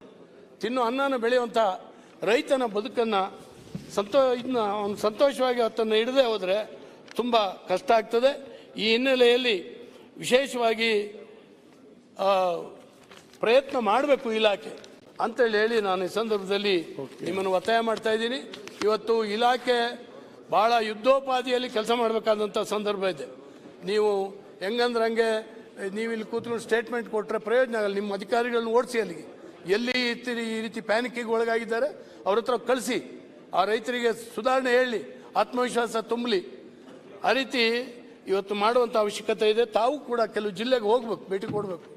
ಇಲ್ಲಪ್ಪ ನಾವೆಲ್ಲ ಇದ್ದೇವೆ ತರಿಸ್ತೀವಿ ಅಂತ ಸೆಂಟ್ರಲ್ ಗೌರ್ಮೆಂಟ್ ಜೊತೆ ಮಾತಾಡಿ ನಾವು ಕೂಡ ಮಾತಾಡ್ತಾ ಇದ್ದೀವಿ. ಇಂಪೋರ್ಟು ಎಕ್ಸ್ಪೋರ್ಟ್ ಇವತ್ತು ಯುದ್ಧ ಇದರಿಂದ ವ್ಯತ್ಯಾಸ ಆಗಿದೆ, ಅದೇನು ಆಗಲ್ಲ ಅಂತ ನಾನು ಹೇಳೋದಿಲ್ಲ. ಆದರೆ ಅದನ್ನು ಮಾಡುವಂಥ ಕೆಲಸವನ್ನು ವಿಶೇಷವಾಗಿ ಮಾಡಬೇಕು. ನಕಲಿ ಬೀಜ, ಈ ಔಷಧಿಗಳು ಸಬ್ಸ್ಟ್ಯಾಂಡರ್ಡ್ ಔಷಧಿ ಇದನ್ನು ಒದಗಿಸುವಂಥವರಿಗೆ ಕಠಿಣ ಮುಲಾಜಿಲ್ದೇ ನೀವು ಕ್ರಮ ತಗೊಳ್ಳುವಂಥ ಕೆಲಸ ಆಗಬೇಕು ಅಂತ ಹೇಳಿ ಈ ಸಂದರ್ಭದಲ್ಲಿ ವಿನಂತಿ ಮಾಡ್ಕೊಂಡು ನನ್ನ ಮಾತು ಮುಗಿಸ್ತೀನಿ. ಸನ್ಮಾನ್ಯ ಸಭಾಧ್ಯಕ್ಷರೇ, ನಾನು ಕೃಷಿ ಸಚಿವರಲ್ಲಿ ಮನವಿ ಮಾಡ್ತೇನೆ. ಇಲ್ಲಿ ಕೃಷಿಯ ಹಿರಿಯ ಅಧಿಕಾರಿಗಳು ಕೂಡ ಇದ್ದಾರೆ. 3 ಚೀಲ ಗೊಬ್ಬರಕ್ಕೆ ಸುಮಾರು 500ರಿಂದ 800 ರೂಪಾಯಿ ಅವ್ರು ಬೈ ಪ್ರಾಡಕ್ಟ್ ಕಂಪಲ್ಸರಿ ಲಿಂಕ್ ಮಾಡ್ತಾ ಇದ್ದಾರೆ. 3 ಚೀಲ ಅರವಿಂದ್ 3 ಚೀಲ ಗೊಬ್ಬರ ಕೊಡ್ಬೇಕಾದ್ರೆ ಕಂಪನಿಯವರು, ಮ್ಯಾನುಫ್ಯಾಕ್ಚರ್ ಕಂಪನಿಯವರು ಒಂದು 500ರಿಂದ 800 ರೂಪಾಯಿ ಮಟ್ಟದ್ದು ಅವ್ರ by product which are not usable to our farmers ಅದನ್ನು ಲಿಂಕ್ ಮಾಡ್ತಾ ಇದ್ದಾರೆ. ಅದು ಆಗದಂಗೆ ಕ್ರಮ ತಗೋಬೇಕಂತ ನಾನು ತಮ್ಮ ಮುಖಾಂತರ ಮನವಿ ಮಾಡ್ತೇನೆ. ಅರವಿಂದ್ ಬೆಲ್ಲದ. ಮಾನ್ಯ ಅಧ್ಯಕ್ಷರೇ, ದೇವರ ದಯೆಯಿಂದ ಈ ವರ್ಷ ಕರ್ನಾಟಕದಲ್ಲಿ, ಇಡೀ ಕರ್ನಾಟಕದಲ್ಲಿ ಎಲ್ಲ ಜಿಲ್ಲೆಯಲ್ಲಿ ಕೂಡ ಒಳ್ಳೆ ಮಳೆ ಆಯಿತು. ಒಳ್ಳೆ ಮಳೆ ಆಯ್ತು ಅಂತೇಳಿ ನಮ್ಮ ರೈತರು, ನಿಮ್ಗೆ ಗೊತ್ತೈತಿ, ನೀವು ಕೂಡ ಉತ್ತರ ಕರ್ನಾಟಕದವರು, ಭಾಳ ಸಂತೋಷದಿಂದ ರೈತರ ಮುಖದಲ್ಲಿ ನಾವು ಸಂತೋಷದ ಮುಖ ಅವ್ರನ್ನ ನೋಡಿದ್ದೀವಿ. ಭಾಳ ಹುರುಪಿನಿಂದ ಅವರೆಲ್ಲರೂ ತಮ್ಮ ಬಿತ್ತಿಗೆಯನ್ನು ಕೂಡ ಶುರು ಮಾಡಿದರು. ಅದಾದಮೇಲೂ ಕೂಡ ಉತ್ತಮವಾಗಿ ಮಳೆ ಎಲ್ಲ ಕಡೆ ಕಂಟಿನ್ಯೂ ಆಯಿತು.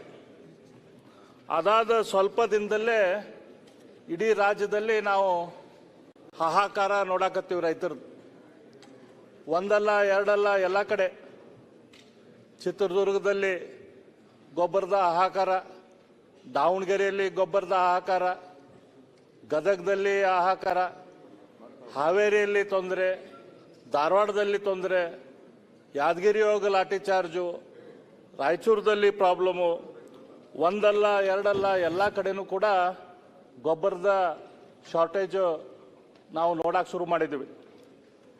ದಾವಣಗೆರೆ, ಹೊನ್ನಾಳಿ ಹೋಗ APMC ಹೋಗ ಪೊಲೀಸರು ಬಂದು ಗೊಬ್ಬರ ಡಿಸ್ಟ್ರಿಬ್ಯೂಷನ್ ಮಾಡೋದು, ಕಂಟ್ರೋಲ್ ಮಾಡುವಂಥ ಪರಿಸ್ಥಿತಿ ಬಂತು. ನಮ್ಮ ಧಾರವಾಡದ ಸೊಸೈಟಿಗಳಲ್ಲಿ 1 ಚೀಲ ನಮಗೆ ಕೊಡ್ರಿ, 1 ಚೀಲ ನಮಗೆ ಕೊಡಿಸ್ರಿ ಅಂಥೇಳಿ ನಮ್ಮ ಚೇರ್ಮನ್ಗಳು ನಮ್ಮ ಮನೆಗೆ ಅಡ್ಡಾಡಕ್ಕೆ ಶುರು ಮಾಡಿದರು. ಕೊಪ್ಪಳದಾಗ ನಾ ಕೇಳಿ ಬಂದಂಗೆ ಬೆಳಿಗ್ಗೆ 4 ಗಂಟೆಯಿಂದನೇ ಅಲ್ಲಿ ಕ್ಯೂ ಹಚ್ಚಿದ್ರು ರೈತರು. ಅಂದ್ರೆ ಸಂಜೆ ತನಕನೂ ಅವರಿಗೆ 1 ಚೀಲ ಗೊಬ್ಬರ ಮುಟ್ಟುವಂಥದ್ದಾಗಿದ್ದಿಲ್ಲ. ದಾವಣಗೆರೆ ಹೋಗ ರೈತರು ನಮ್ಗೆ ಗೊಬ್ಬರ ಕೊಡ್ರಿ, ಇಲ್ಲಕ್ರ ವಿಷಾರ ಕೊಡ್ರಿ ಅಂಥೇಳಿ ಕುಂತಿದ್ರು. ಈಗ ನಮ್ಮ ಜ್ಞಾನೇಂದ್ರ ಅವರು ಹೇಳಿದರು, ಕೊಪ್ಪಳದಲ್ಲಿ ಒಬ್ಬ ರೈತ ಮಣ್ಣು ತಿಂದ ಅಂಥೇಳಿ. ಚಂದ್ರಪ್ಪ ಬಣಗಿ ಅಂಥೇಳಿ ಕುಣಗೇರಿ ಗ್ರಾಮದ ರೈತ, ಅವನು ಕೂಡ ಮುಂಜಾನೆ 4 ಗಂಟೆಯಿಂದ ಕ್ಯೂ ಹಚ್ಚಿದ್ನಂತ. ಸಂಜೆಗೆ 4 ಗಂಟೆ ತನಕನೂ ಕೂಡ ಅವನದು ಕ್ಯೂ ಬರಲಿಲ್ಲ, ಅವ್ನಿಗೆ 1 ಚೀಲ ಗೊಬ್ಬರ ಸಿಗಲಿಲ್ಲ. ಹಾಗಾಗಿ ಅವನು ಫ್ರಸ್ಟ್ರೇಟ್ ಆಗಿ ಏನು ವಿಧಿ ಕಾಣದ ಅಲ್ಲಿದ್ದಂಥ ಮಣ್ಣು ಮಣ್ಣಾರು ತಿಂತೇನೆ, ನನಗೆ ಮಣ್ಣಾರು ಕೊಡ್ರಿ ಅಂತ ಸರ್ಕಾರಕ್ಕೆ ಅವು ಮಣ್ಣು ತಿಂದು ಸರ್ಕಾರಕ್ಕೆ ವಿನಂತಿ ಮಾಡುವಂಥ ಕೆಲಸ ಮಾಡಿದ. ಏನಾಗು ಬೆಳೆಯುವಂಥ ಟೈಮ್ ನಾನು ಮಾತಾಡಿದಾದ್ಮೇಲೆ ನೀವು ಉತ್ತರ ಕೊಡೋ ಟೈಮ್ದಾಗ ನೀವು ಮಾತಾಡಿದ್ರಲ್ಲ, ಅದು ಯಾರು ತಿನ್ಸಿದ್ರು ಅಂತ ಸ್ವಲ್ಪ ಹೇಳ್ರಿ. ಉತ್ತರ ಕೊಡ್ತಿದ್ದಲ್ಲ, ಹೇಳಿ ಯಾರು ತಿನ್ಸಿದ್ರು ಅಂತ. ಉತ್ತರ ಕೊಡ್ಬೇಕಾದ್ರೆ ನೀವೆಲ್ಲ ಉತ್ತರ ಕೊಡೋಣ, ಕೊಡ್ತೀನಿ. ಉತ್ತರ ಏನೇನೋ ಹೇಳ್ದಾಗ ಸುಮ್ಮನೆ ಕೂರಕ್ ಆಗಲ್ವಲ್ರಪ್ಪ. ಈಗ ಅವರು ಹೇಳಿದ್ರು, ನಾನು ಸುಮ್ಮನೆ ಕೂತಿದ್ದೆ.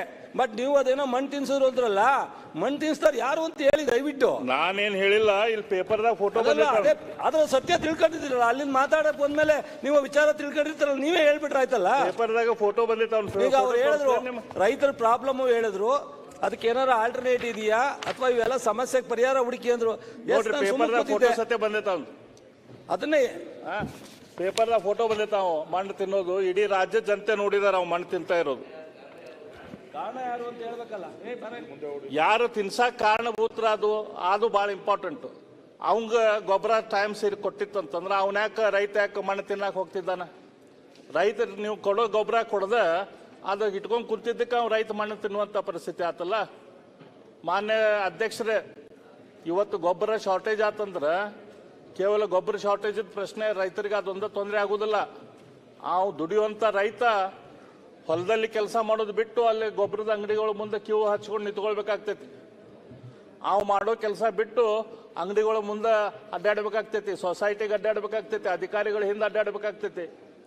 ಅವ 220 ರೂಪಾಯಿಗೆ ಕೆಜಿ ಖರೀದಿ ಮಾಡುವಂಥ ಗೊಬ್ಬರ ಇವತ್ತು ಮಾರ್ಕೆಟ್ದಾಗ 330-400 ರೂಪಾಯಿ ಪರ್ ಕೆಜಿ ಆಗೈತೆ.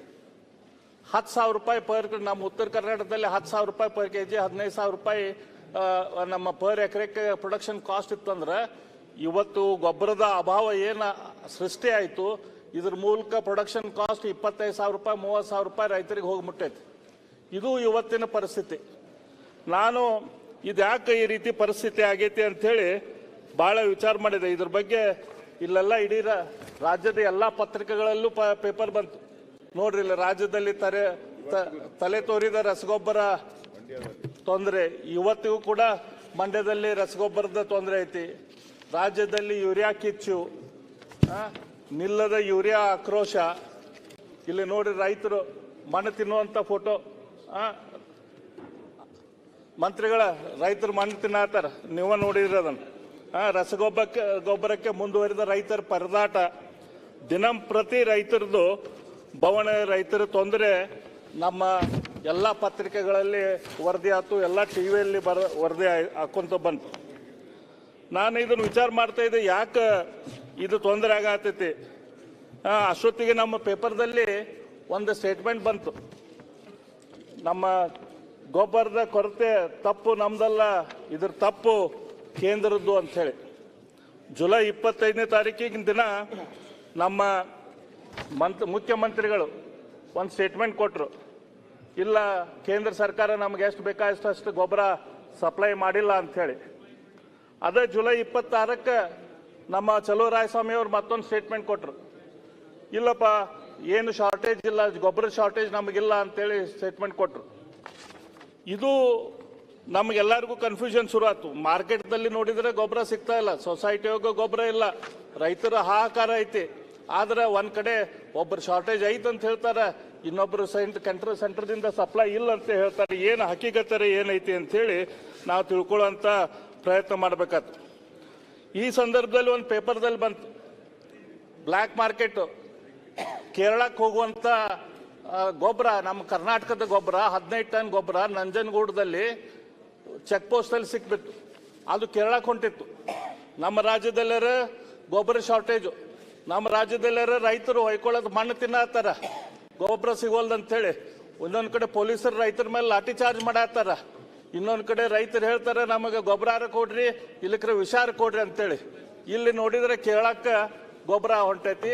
ಅದನ್ನು ನಿಮ್ಮ ಸರ್ಕಾರದವ್ರು ಬಾರ್ಡರ್ದಲ್ಲಿ ಅದನ್ನು ಬಂಧಿಸ್ತಾರೆ ಅಂಥವ್ರು ಮಾಡಿದವ್ರನ್ನ.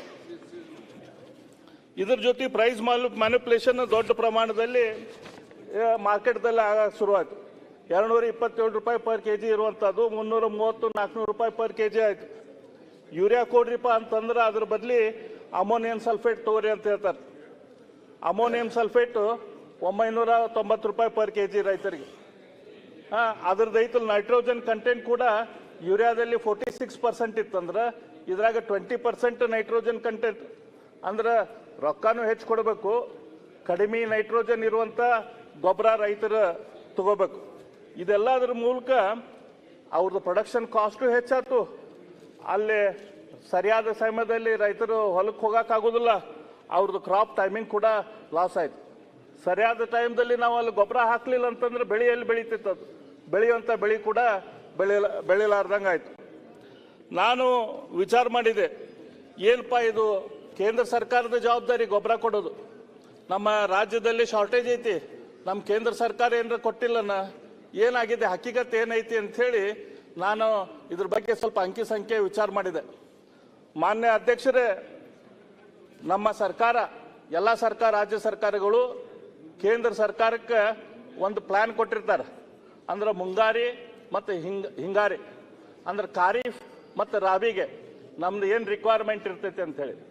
ಆ ರಿಕ್ವೈರ್ಮೆಂಟು ತಿಂಗಳ ಮೇಲೆ ಸ್ಪ್ರೆಡ್ ಇರ್ತೈತೆ. ಅದು ಈ ತಿಂಗಳಿಗಿಷ್ಟು, ಈ ತಿಂಗಳಿಗಿಷ್ಟು, ಈ ದಿನಕ್ಕಿಷ್ಟು ಅಂಥೇಳಿ. ಒಂದು ಸೀಸನಿಗೆ ಅಂದರೆ ಈ ಮುಂಗಾರಿ ಸೀಸನಿಗೆ ನಮ್ಮ ಕರ್ನಾಟಕದಿಂದ 11,17,000 ಮೆಟ್ರಿಕ್ ಟನ್ ರಿಕ್ವೈರ್ಮೆಂಟು ನಮ್ಮ ಸರ್ಕಾರ ಕೇಂದ್ರ ಸರ್ಕಾರಕ್ಕೆ ಕೊಟ್ಟಿತ್ತು ಪೂರ್ತಿ ಸೀಸನಿಗೆ. ಸೀಸನ್ ಅಂದ್ರೆ ಅಪ್ ಟು ಅಕ್ಟೋಬರ್ ತನಕ ಹೆಚ್ಚು ಕಡಿಮೆ ಸೀಸನ್ ಆಗ್ತೈತಿ. ಅದ್ರ ಪ್ರಕಾರ ಪ್ರೋ ರಾಟಾ ಬೇಸಿಸ್ ಮೇಲೆ, ಯಾಕಪ್ಪ ಸ್ಪೀಕರ್ ಬಂದ್ ಮಾಡಿಟ್ಟಿರಲ್ಲ, ಪ್ರೋ ರಾಟಾ ಬೇಸಿಸ್ ಮೇಲೆ ಅಂದ್ರೆ ಇಲ್ಲಿ ತನಕ ಆಗಸ್ಟ್ 11 ತನಕದ ಡಾಟಾ ತೆಗೆದೆ ನಾನು. ಅಂದ್ರೆ ಅದೇನು ದಿನಕ್ಕೆ ಅವ್ರೇನು ಕೇಂದ್ರ ಸರ್ಕಾರದವ್ರು ಕೊಡಬೇಕು, ಅದ್ರ ಪ್ರಕಾರ ಕೇಂದ್ರ ಸರ್ಕಾರ ಕೊಡಬೇಕಾಗಿದ್ದು 7,60,000 ಮೆಟ್ರಿಕ್ ಟನ್. 7,60,000 ಮೆಟ್ರಿಕ್ ಟನ್ನು ನಮ್ಮ ರಾಜ್ಯ ಸರ್ಕಾರದ ರಿಕ್ವೈರ್ಮೆಂಟ್ ಪ್ರಕಾರ ಕೇಂದ್ರ ಸರ್ಕಾರ ಕೊಡಬೇಕಿತ್ತು. ಆದರೆ ಕೇಂದ್ರ ಸರ್ಕಾರ ಕೊಟ್ಟಿದ್ದೆಷ್ಟು? 9,70,000 ಮೆಟ್ರಿಕ್ ಟನ್ ಕೇಂದ್ರ ಸರ್ಕಾರ ಆಗಸ್ಟ್ 11 ತನಕ ಕೊಡ್ತೇನೆ. ನೀವು ಹೇಳಿದಾಗ ಸುಳ್ಳು ಹೇಳಿದ್ರೆ ನಾನು ಮಧ್ಯೆ ಎಂಟ್ರಿ ಆಗ್ಬೇಕಾಗುತ್ತೆ. ಕೊನೆಯಲ್ಲೇ ಹೇಳ್ತೀನಿ ನೋಡಿ, ಒಂದ್ ನಿಮಿಷ ಕೇಳಿ. ನೀವೆಲ್ಲ ನಾವು ರಿಕ್ವೈರ್ಮೆಂಟ್ ಕಳ್ಸಿರೋದು ಕರ್ನಾಟಕ ರಾಜ್ಯ ಸರ್ಕಾರ, ಕೇಂದ್ರ ಸರ್ಕಾರ. ನನಗೇನು ಮಾತಾಡಿ, ಆದ್ರೆ ರೈತರ ವಿಚಾರ ಒಂದ್ ಸ್ವಲ್ಪ ಮಾತಾಡಿ. ಸಮಸ್ಯೆ ಇರೋದಕ್ಕೆ ನಾವು ಮಾತಾಡ್ತಿರೋದು. ಸುಮ್ಮನೆ ಸತ್ಯವಂತರು ಇಲ್ಲ. ನಾನು ಬಾಲಕೃಷ್ಣ ಅವರು ಸತ್ಯವಂತರು. ಈಗ ನಿಮ್ಮ ಮಂತ್ರಿಗಳು ಅಲ್ಲಿ ಬೋರ್ಡ್ ಹಾಕವ್ರೆ.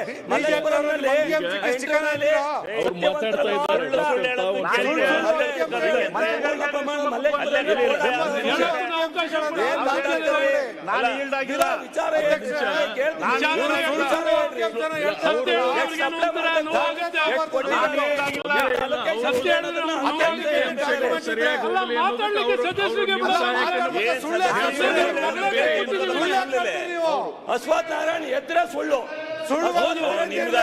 ಸುಳ್ಳು ಯಾರು ಅಂತ ಗೊತ್ತು. ಎಲ್ಲ ರೈತರನ್ನೆಲ್ಲ ಗೊತ್ತಿದೆ ಚೆನ್ನಾಗಿ. ರಾಜ್ಯ ಸರ್ಕಾರ ಹೇಳ್ತೀರಾ ಟೈಮ್ ಕೊಡ್ರಿ, ನಾನು ಅಂಕಿ ಅಂಶ ಇಡ್ತೀನಿ. ಸರ್ಕಾರ ಬಂದಾಗಿಂದನು ಅಲ್ಲ, ನಿಮ್ಮ ನಾಯಕರು ನಿಂತಿದ್ದಾರೆ.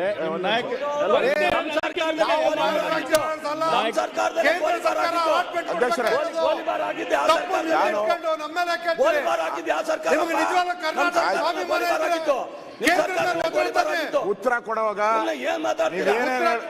ಅಧ್ಯಕ್ಷರೇ, ತಮ್ಮ ಸ್ಥಾನದಿಂದ ಇವರಿಗೆ ಮಾತಾಡಕ್ಕೆ ಅನುಮತಿ ಕೊಟ್ಟಿದ್ದೀರಾ, ತಮ್ಮ ಸ್ಥಾನದಿಂದ ಇವ್ರು ಮಾತಾಡಕ್ಕೆ ಅವಕಾಶ ಕೊಟ್ಟಿದ್ದೀರಾ. ಇವರು ಅಶ್ವತ್ಥನಾರಾಯಣ ಅವಕಾಶ ಕೊಟ್ಟಿದ್ದೀರಾ, ಅವ್ರಿಗೆ ನೀವು ಉತ್ತರ ಕೊಡೋಕೆ ಅವಕಾಶ ಕೊಟ್ಟೇ ಕೊಡ್ತೀರಾ, 100% ಕೊಡ್ತೀರಾ.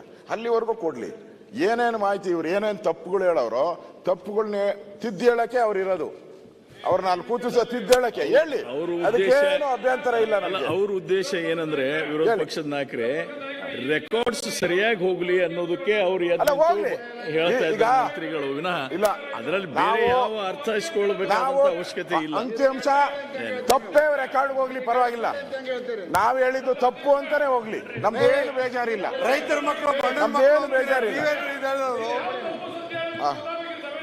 ಆಯ್ತು, ನೀವ್ ಹೇಳೋ ಸತ್ಯ ಹೇಳಿ, ನಾವು ಸುಳ್ಳು ಹೇಳ್ತೀರಿ, ನೀವು ಸತ್ಯ ಹೇಳಿ. ಬಾಲಕೃಷ್ಣ ಅವರೇ,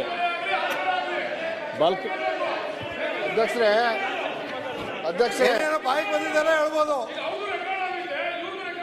ಹೌದು ಅಲ್ಲ, ಸನ್ಮಾನ್ಯ ಸಭಾಧ್ಯಕ್ಷರೇ ಆಫ್ ಮಾಡ್ಬಿಡ್ತಾರೆ ನೋಡಿ. ಸಭಾಧ್ಯಕ್ಷರೇ, ಇಲ್ಲಿ front line mic off on ಮಾಡಿದ್ರೆ ಮಾತಾಡೋದು. ಇಲ್ಲ, ಮೈಕ್ ಎಲ್ಲ ಹೌದು ಸರ್. ಈಗ ನೋಡಿ, ಹಿರಿಯ ಸದಸ್ಯರು ಅಲ್ಲೇ 3 ಜನ ಆನ್ ಮಾಡ್ಕೊಂಡ್ರೆ ಆಟೋಮೆಟಿಕ್ಲಿ ಆಫ್ ಆಗುತ್ತೆ. ನಾವು ಇಲ್ಲಿ ಏನೊಂದು ಗೊಬ್ಬರದ ವಿಚಾರದಲ್ಲಿ ಏನ್ ಸಮಸ್ಯೆ ಇರೋದನ್ನ ಸರ್ಕಾರದ ಗಮನಕ್ಕೆ ತರ್ತಾ ಇರುವಂತದ್ದು ಆಗ್ತಿದೆ. ಇದು ಹೇಳ್ತಾ ಅಂಕಿಅಂಶನ ಅವರೇ ಕೇಳಿದ್ರು, ಹೇಳಿ ಅಂಕಿಅಂಶನ ಹೇಳಿ, ಅಂಕಿಅಂಶನ ಹೇಳಿ, ಅಂಕಿಅಂಶನ ಹೇಳಿ ಅಂತ ಕೇಳ್ತಾ ಇದ್ದಾರೆ. ನಾವು ಹೇಳ್ತಾ ಇದ್ದೀವಿ ನಮ್ಮ ಅಂಕಿಅಂಶ ನಮ್ಮ ಹತ್ರ ಇರೋದು ನಾವು ಹೇಳ್ಬೋದು, ಅವ್ರ ಹತ್ರ ಇರೋದು ನಾನು ಹೇಳ್ತಾ ಇರೋದು. ಚರ್ಚೆ ಮುಂದುವರಿಸಿ ಕೋರಿಕೆ ಏನು? ಮಂತ್ರಿಗಳು ಸಮರ್ಥರಿಲ್ವಾ? ನರೇಂದ್ರ ಸ್ವಾಮಿ ಸಹಕಾರ ಬೇಕಾ? ಮಂತ್ರಿಗಳು ಸಮರ್ಥರಿದ್ದಾರೆ, ಪಾಪ ನಿಮ್ ಸಹಕಾರ ಬೇಕಿಲ್ಲ. ಪಾಪ ಅವ್ರು ಯಾಕೆ ಅವ್ರ ಅಸಹಾಯಕರು ಅಂತ ತೋರಿಸ್ತಾ ಇದ್ದೀರಾ? ನಿಮಗೆ ಉತ್ತರ ಕೊಡಕ್ಕೆ ತಪ್ಪಿಲ್ಲಂದ್ರೆ ಉತ್ತರ ಕೊಡದೆ ಓಡೋಗಿರೋ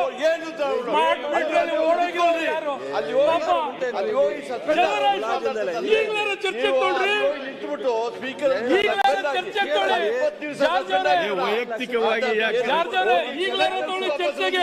ಪಾಪ ಎದ್ಬಿಟ್ಕೊಂಡವ್ರೆ, ಅವ್ರ ಇಲಾಖೆದು ಮಾತಾಡ್ಲಿಕ್ಕೆ ಪಾಪ ಬೈಕ್ ಇರ್ಲಿಲ್ಲ, ಅವ್ರ ಇಲಾಖೆದು ಮಾತಾಡ್ಲಿಕ್ಕೆ ಬೈಕ್ ಇಲ್ಲ. ನಿಮ್ಗೆ ಕೃಷಿ ನಿಮ್ಗೆ ಯಾರೇ ಕೃಷಿ ಬಗ್ಗೆ ಮಾತಾಡ್ತೀರಾ? ನನಗೆ ನನ್ನ ಕಂಪನಿ ನಾನೇ ನಡೆಸುವಂತ ಕಂಪನಿಗೆ ನಾನೇ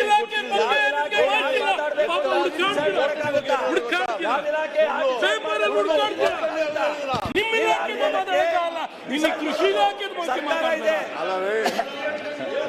ಅಶೋಕ್ ನಾರಾಯಣ ಇಟ್ಟನ್ರನ್ನು ಎಲ್ಲಿ ಇಟ್ಟನ್ರನ್ನು ಕಾನೂನಿದೆ, ಹಾಗೆ ರನ್ನು ನ್ಯಾಯಾಲಯ ಇದೆ, ನಮ್ಗೆ ಗೊತ್ತಿದೆ ಏನ್ ಮಾಡ್ಬೇಕು. ಸದನಕ್ಕಿಂತ ನೀವು ಶಾಸಕರು ಇಲ್ಲ, ನೀವು ವಕೀಲರ, ನೀವು ವಕೀಲರನ್ರಿ, ವಿಷಯಾಂತರ ದಯವಿಟ್ಟು ಮಾಡಬೇಡಿ, ವಿಷಯಾಂತರ ಮಾಡಬೇಡಿ, ದಯವಿಟ್ಟು ವಿಷಯಾಂತರ ಮಾಡಬೇಡಿ. ನೀವು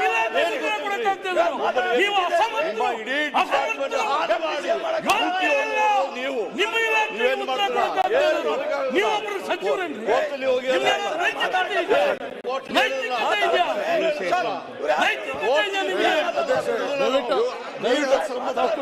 ಅಸಮರ್ಥರು, ಅಸಮರ್ಥರು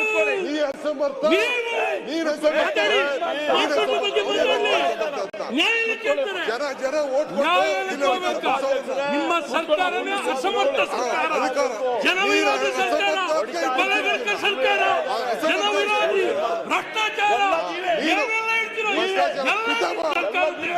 ನಿಮ್ಗೆ ಯಾವ ನೈತಿಕತೆ ಇದೆಯಾ? ₹1 ನೈತಿಕತೆ ಇಲ್ಲ ನಿಮಗೆ. ಯಾವ ನೈತಿಕತೆ ಇದೆ ನಿಮಗೆ? ಯಾವ ನೈತಿಕತೆ ಇದೆ? ಈ ಇತಿಹಾಸದಲ್ಲಿ ಭ್ರಷ್ಟಾಚಾರ ಅನ್ನುವಂಥದ್ದು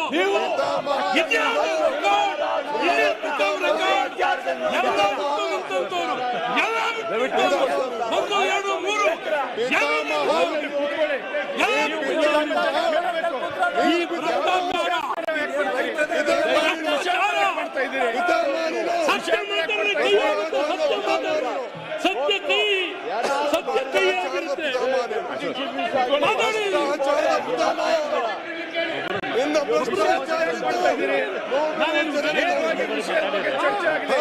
ಅವ್ರು ಎದ್ದುಕೊಂಡು ಬೇರೆ ಮಾತಾಡಿದ್ರೆ ಹೌದು, ಇಡೀ ಲೋಕ ಗೊತ್ತಿದೆ, ಇಡೀ ಲೋಕ ಗೊತ್ತಾಗಿದೆ, ಇಡೀ ಲೋಕ ಗೊತ್ತು. ಯಾರು ಹೇಳಬೇಕಿಲ್ಲ, ಯಾರನ್ನು ಕೇಳಿ ಹೇಳ್ತಾರೆ ಯಾರಪ್ಪ ಪಿತಾಮಹ ಭ್ರಷ್ಟಾಚಾರ? ಯಾರು? ನಾನು ಹೇಳಿಲ್ಲ, ನಾನು ಹೇಳಿಲ್ಲ, ನಾನು ಹೇಳಿಲ್ಲ,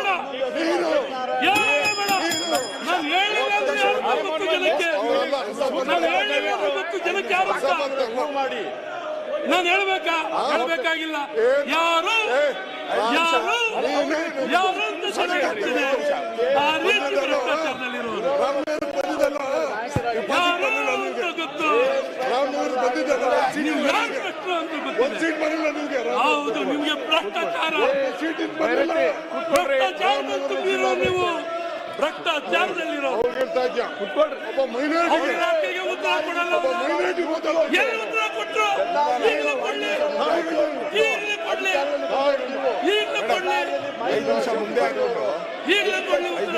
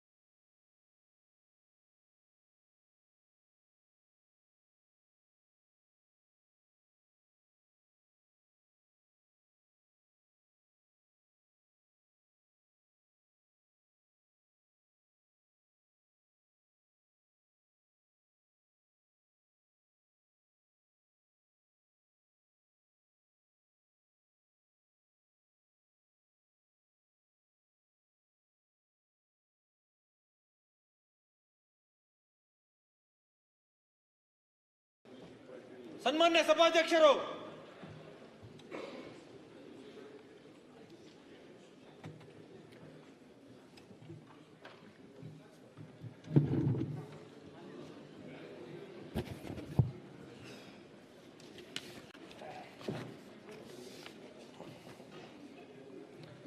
ಬೆಲ್ಲ ಯಾರು ಮಾತಾಡ್ತಿದ್ದಾರೆ? ಅಶ್ವತ್ಥನಾರಾಯಣ ಎಲ್ಲ ಹೋದ. ಅರವಿಂದ್ ಅವರು. ಸಿಮೆಂಟ್ ಮಂಜು ನೆಕ್ಸ್ಟ್ ಮಾತಾಡ್ತಾ ಇಲ್ಲಿ. ಬೆಲ್ಲದ ಭಾಗ ಎಲ್ಲಿ? ಬೆಲ್ಲದ ಕಾಣುವುದಿಲ್ಲ ಸರ್. ಬೆಲ್ಲದು ಹೌದು. ಒಂದು ಸೆಕೆಂಡ್.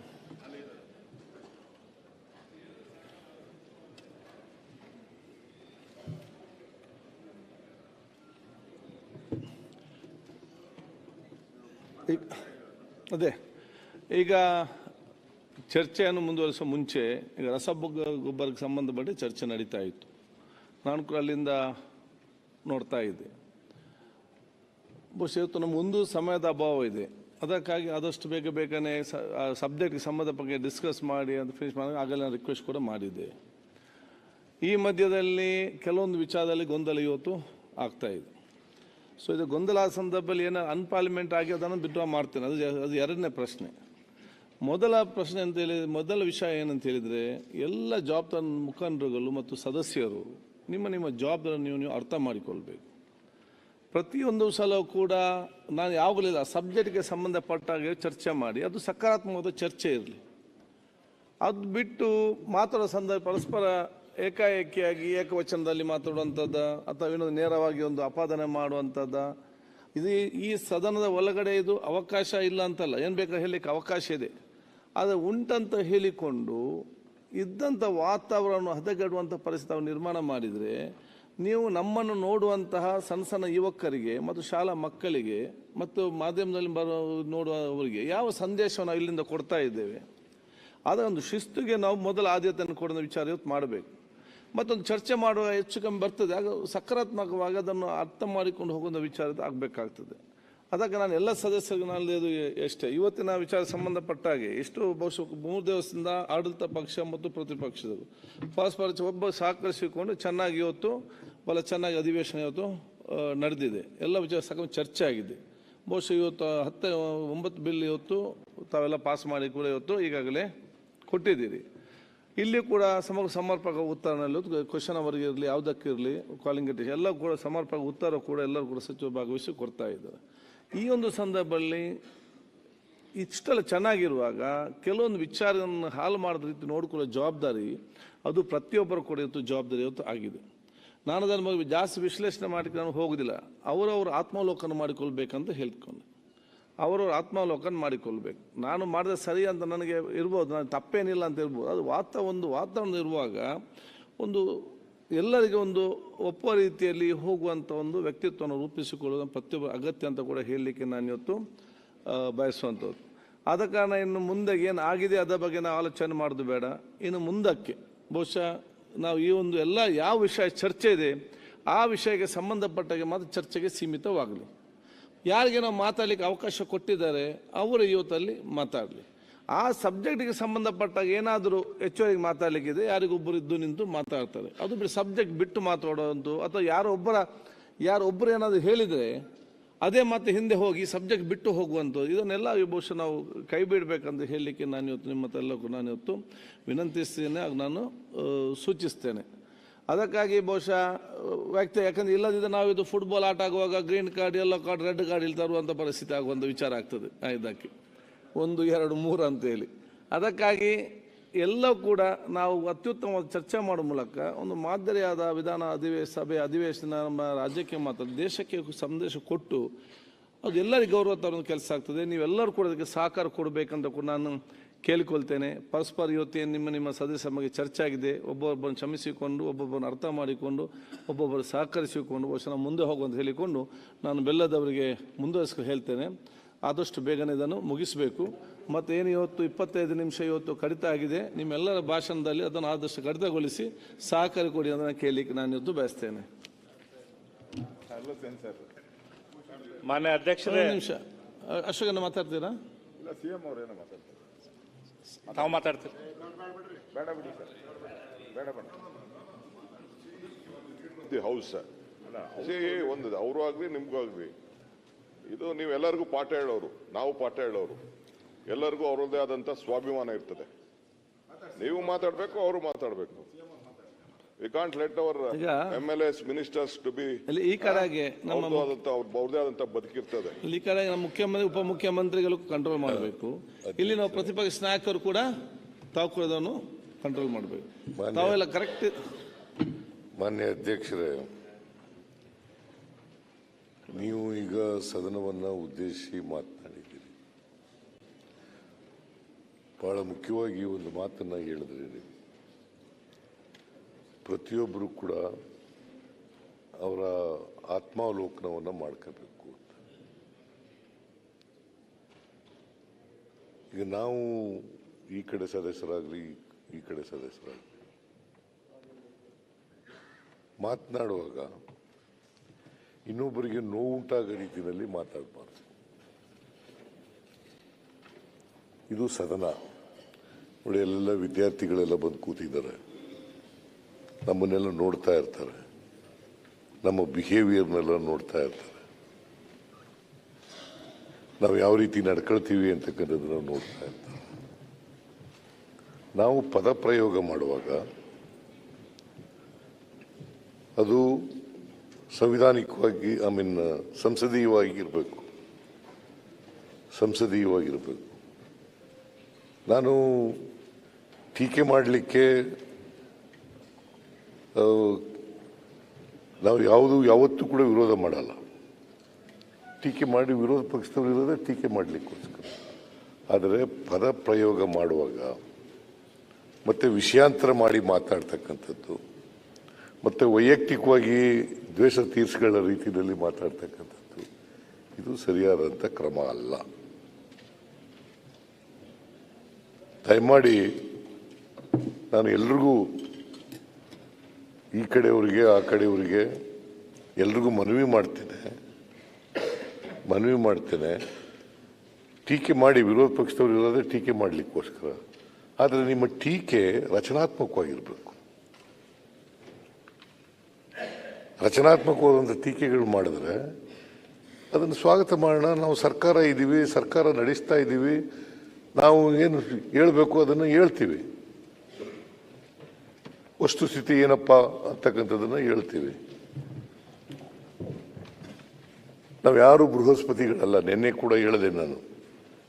ನಿನ್ನೆನೂ ಕೂಡ ಹೇಳಿದೆ, ನಾವು ಯಾರು ಬೃಹಸ್ಪತಿಗಳಲ್ಲ. ಕಲಿತಕ್ಕಂಥದ್ದು ಬಹಳ ಇರ್ತದೆ.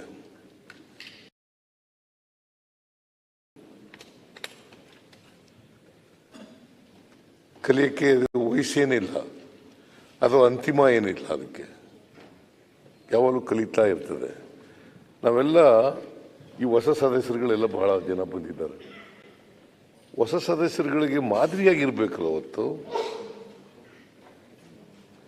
ನಾವು ದಾರಿ ತಪ್ಪತಕ್ಕಂಥ ನಡೆದ್ರೆ ಹೊಸ ಸದಸ್ಯರು ಏನು ಮಾಡ್ತಾರೆ ಪಾಪ. ಈಗ ನಾನು 9 ಚುನಾವಣೆಗಳನ್ನು ಎದುರಿಸಿದ್ದೀನಿ. ಇಲ್ಲಿ ಅಸೆಂಬ್ಲಿನ 9 ಚುನಾವಣೆಗಳನ್ನು. ಇವನು 8 ಸಾರಿ ಆಯ್ಕೆಯಾಗಿದ್ದಾನೆ. ಇಲ್ಲ 8.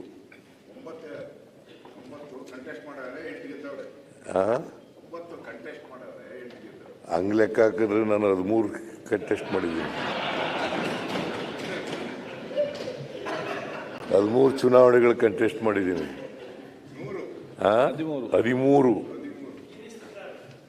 13 ಚುನಾವಣೆಗಳನ್ನು ಕಂಟೆಸ್ಟ್ ಮಾಡಿದ್ದೀನಿ. 2 ಲೋಕಸಭಾ ಸೋತಿದ್ದೀನಿ, 2 ಅಸೆಂಬ್ಲಿ ಸೋತಿದ್ದೀನಿ, 4 ಸೋತಿದ್ದೀನಿ, 9 ಸಾರಿ ಗೆದ್ದಿದ್ದೀನಿ.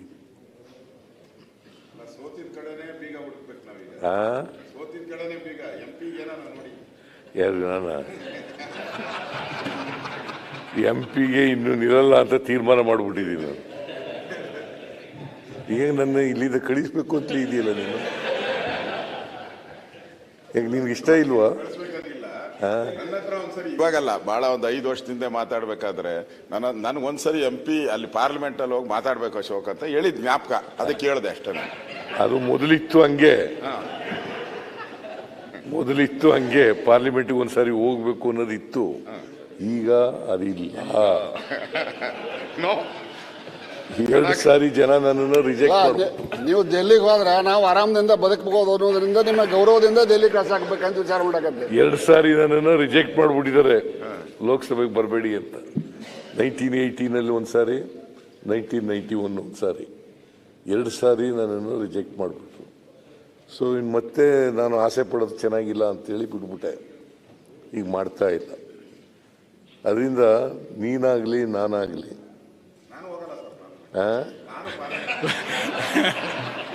ನಾವು ನೀವಿಬ್ರು ಹೋಗ್ತೀರಾ ಅಂತ ಸ್ವಲ್ಪ ಕುತೂಹಲದಿಂದ ಇದ್ರಿ ಅಷ್ಟೇ.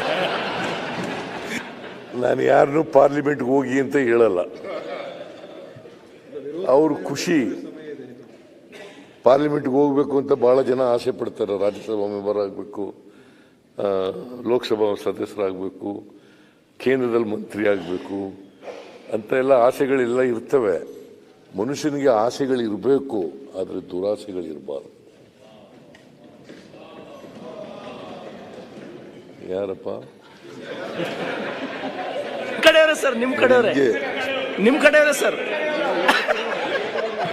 ಅಲ್ಲ, ನಮ್ಮ ಕಡೆಯವರು ಯಾರು ಅನ್ನಲ್ಲ ನೋಡಿ. ಹೀಗೆ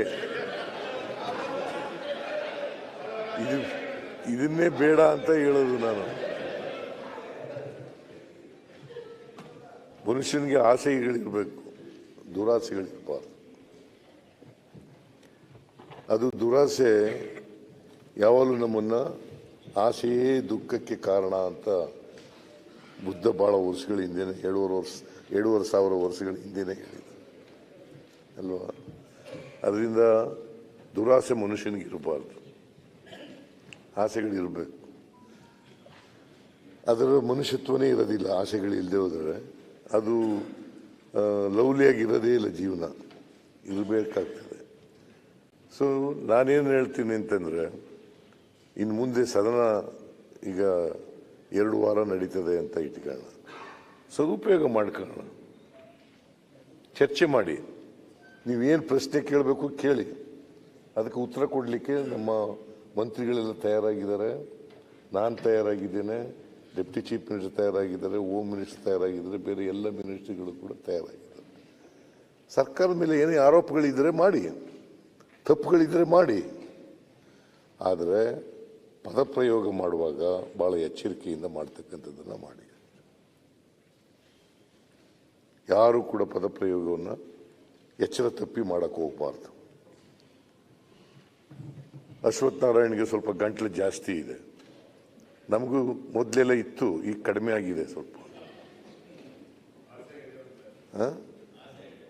ಅದನ್ನು ದುರುಪಯೋಗ ಆಗಬಾರ್ದು.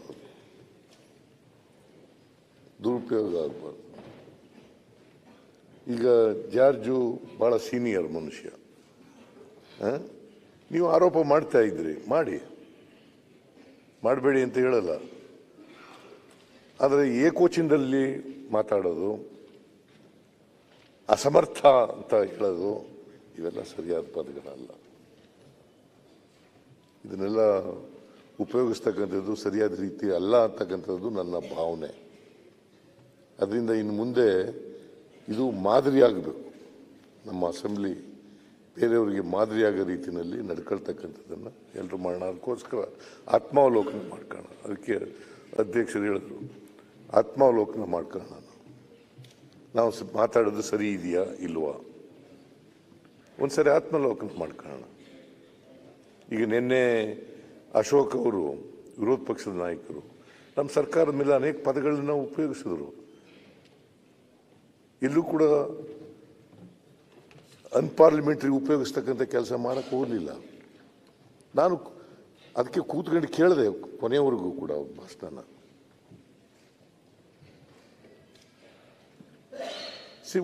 ಸರ್ಕಾರಕ್ಕೆ ಉತ್ತರ ಕೊಡಬೇಕಾದಾಗ ಕೊಡ್ತದೆ. ಯಾವುದನ್ನು ರಿಬರ್ಟ್ ಮಾಡಬೇಕು, ಯಾವುದನ್ನು ಒಪ್ಕೋಬೇಕು, ಯಾವುದನ್ನು ಒಪ್ಕೋಬಾರದು, ಮತ್ತು ಸತ್ಯ ಏನು ಅಂತಕ್ಕಂಥದ್ದು ಹೇಳ್ತಕ್ಕಂಥ ಕೆಲಸ ಮಾಡ್ತಕ್ಕಂಥದ್ದೇ ಸರ್ಕಾರ. ಸರ್ಕಾರದ ತಪ್ಪುಗಳನ್ನು ಹೇಳ್ತಕ್ಕಂಥದ್ದು ನೀವೇ ಇಲ್ಲ. ಅದನ್ನು ಹೇಳುವಾಗ ಎಚ್ಚರಿಕೆಯಿಂದ ಸಂಸದೀಯ ಪದಗಳನ್ನು ಬಳಸಿ ಹೇಳ್ತಕ್ಕಂಥ ಕೆಲಸವನ್ನು ಮಾಡಬೇಕು ಅಂತಕ್ಕಂಥದ್ದು ನನ್ನ ಮನವಿ. ಅದರಿಂದ ಎಲ್ಲ ಸದಸ್ಯರು ಕೂಡ, ಈ ಕಡೆಯವರು ಆ ಕಡೆಯವರು, ಎಲ್ಲ ಸದಸ್ಯರು ಕೂಡ ಸಂಯಮ ಕಳ್ಕೊಳ್ಳಕೂಡದು. ಸಂಯಮನ ಯಾವುದೇ ಕಾರಣಕ್ಕೋಸ್ಕರ ಕಳ್ಕೊಳ್ಳಕೂಡದು. ಆ ಸಂಯಮವನ್ನು ಇಟ್ಕೊಂಡು ನಾವು ಮಾತಾಡ್ತಕ್ಕಂಥದ್ದನ್ನು ಮಾಡಬೇಕು. ಇಲ್ಲಿ ನಾವು ವಿಧಾನಸಭೆ ಇದೆಯಲ್ಲ, ಇಲ್ಲಿ ಸಮಾಜದ ಎಲ್ಲ ಸಮಸ್ಯೆಗಳನ್ನು ಚರ್ಚೆ ಮಾಡ್ತಕ್ಕಂಥದ್ದು. ಹೊಸ ಸಮಾಜವನ್ನು ನಿರ್ಮಾಣ ಮಾಡಲಿಕ್ಕೋಸ್ಕರ ಏನು ಮಾಡಬೇಕು ಅಂತ ಯೋಚನೆ ಮಾಡಬೇಕಾಗಿರ್ತಕ್ಕಂಥದ್ದು. ಅದನ್ನು ನಾವೆಲ್ಲ ಮಾಡೋಣ. ಅದರಿಂದ ಭಾಳ ಒಳ್ಳೆಯ ಪದ ಉಪಯೋಗಿಸಿದ್ರಿ, ಆತ್ಮಾವಲೋಕನ, ಆತ್ಮವಿಮರ್ಶೆ. ಅದನ್ನು ಮಾಡ್ಕೊಂಡ್ರೆ ಸಾಕು ಅಂತ ಅನಿಸುತ್ತೆ ನನಗೆ. ಇಷ್ಟನ್ನು ಹೇಳಿ ಬಹುಶಃ ಮಾನ್ಯ ಎಲ್ಲ ಸದಸ್ಯರುಗಳು ಕೂಡ ಇನ್ನು ಮುಂದೆ, ಈಗ ಆಗ್ಬಿಟ್ಟದೆ ಅವ್ರಿಗೆ ಏನಾಗಿದೆ ಅದು ಆಗಿದೆ, ಮುಂದೆ ಆ ಪದಗಳನ್ನು ಬಳಸ್ತಕ್ಕಂಥದ್ದನ್ನು ಆತ್ಮವಿಮರ್ಶೆ ಮಾಡ್ಕೊಂಡು ಮುಂದೆ ನಡೀತಕ್ಕಂಥ ಕೆಲಸವನ್ನು ಮಾಡಬೇಕು. ಮತ್ತು ಅಸೆಂಬ್ಲಿ ಒಂದು ಮಾದರಿ ಅಸೆಂಬ್ಲಿಯಾಗಿ ಮಾಡ್ತಕ್ಕಂಥ ಜವಾಬ್ದಾರಿ ನಮ್ಮ ಮೇಲೆಲ್ಲ ಇದೆ. ಆ ಜವಾಬ್ದಾರಿಯನ್ನು ಸರಿಯಾದ ಮಾರ್ಗದಲ್ಲಿ ಉಪಯೋಗಿಸೋಣ ಅಂತೇಳಿ ನಿಮಗೆ ಒದಿಸಿ ನನ್ನ ಮಾತು ಮುಗಿಸ್ತೇನೆ.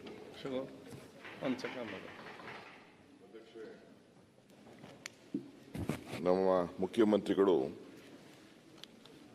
ಕೆಲವು ವಿಚಾರಗಳನ್ನು ತಾವೇನು ನಮಗೆಲ್ಲ ಮಾರ್ಗದರ್ಶನ ಕೊಟ್ಟರಿ, ಆ ಪ್ರಕಾರ ನಮಗೂ ಹೇಳಿದ್ದಾರೆ. ಒಳಗಡೆನೂ ಕೂಡ ತಾವೆಲ್ಲ ಕರೆದು ಹೇಳಿದ್ರಿ. ನಾನು 8ನೇ ಬಾರಿ ಅಸೆಂಬ್ಲಿಗೆ ಬಂದಿದ್ದೀನಿ. ಅವ್ರು ಹೇಳ್ದಂಗೆ 9 ಎಲೆಕ್ಷನ್ನು, 10 ಎಲೆಕ್ಷನ್, ಒಂದು ಪಾರ್ಲಿಮೆಂಟ್ಗೂ ನಿಂತಿದ್ದೆ. 10 ಎಲೆಕ್ಷನ್ ಆಯಿತು. 8 ಬಾರಿ ಕಂಟಿನ್ಯೂಸ್ ಆಗಿ ಅಸೆಂಬ್ಲಿಗೆ ನಾನು ರಾಮಲಿಂಗಾರೆಡ್ಡಿ ಅವರು ಬಂದಿದ್ದೀವಿ ಒಟ್ಟಿಗೆ.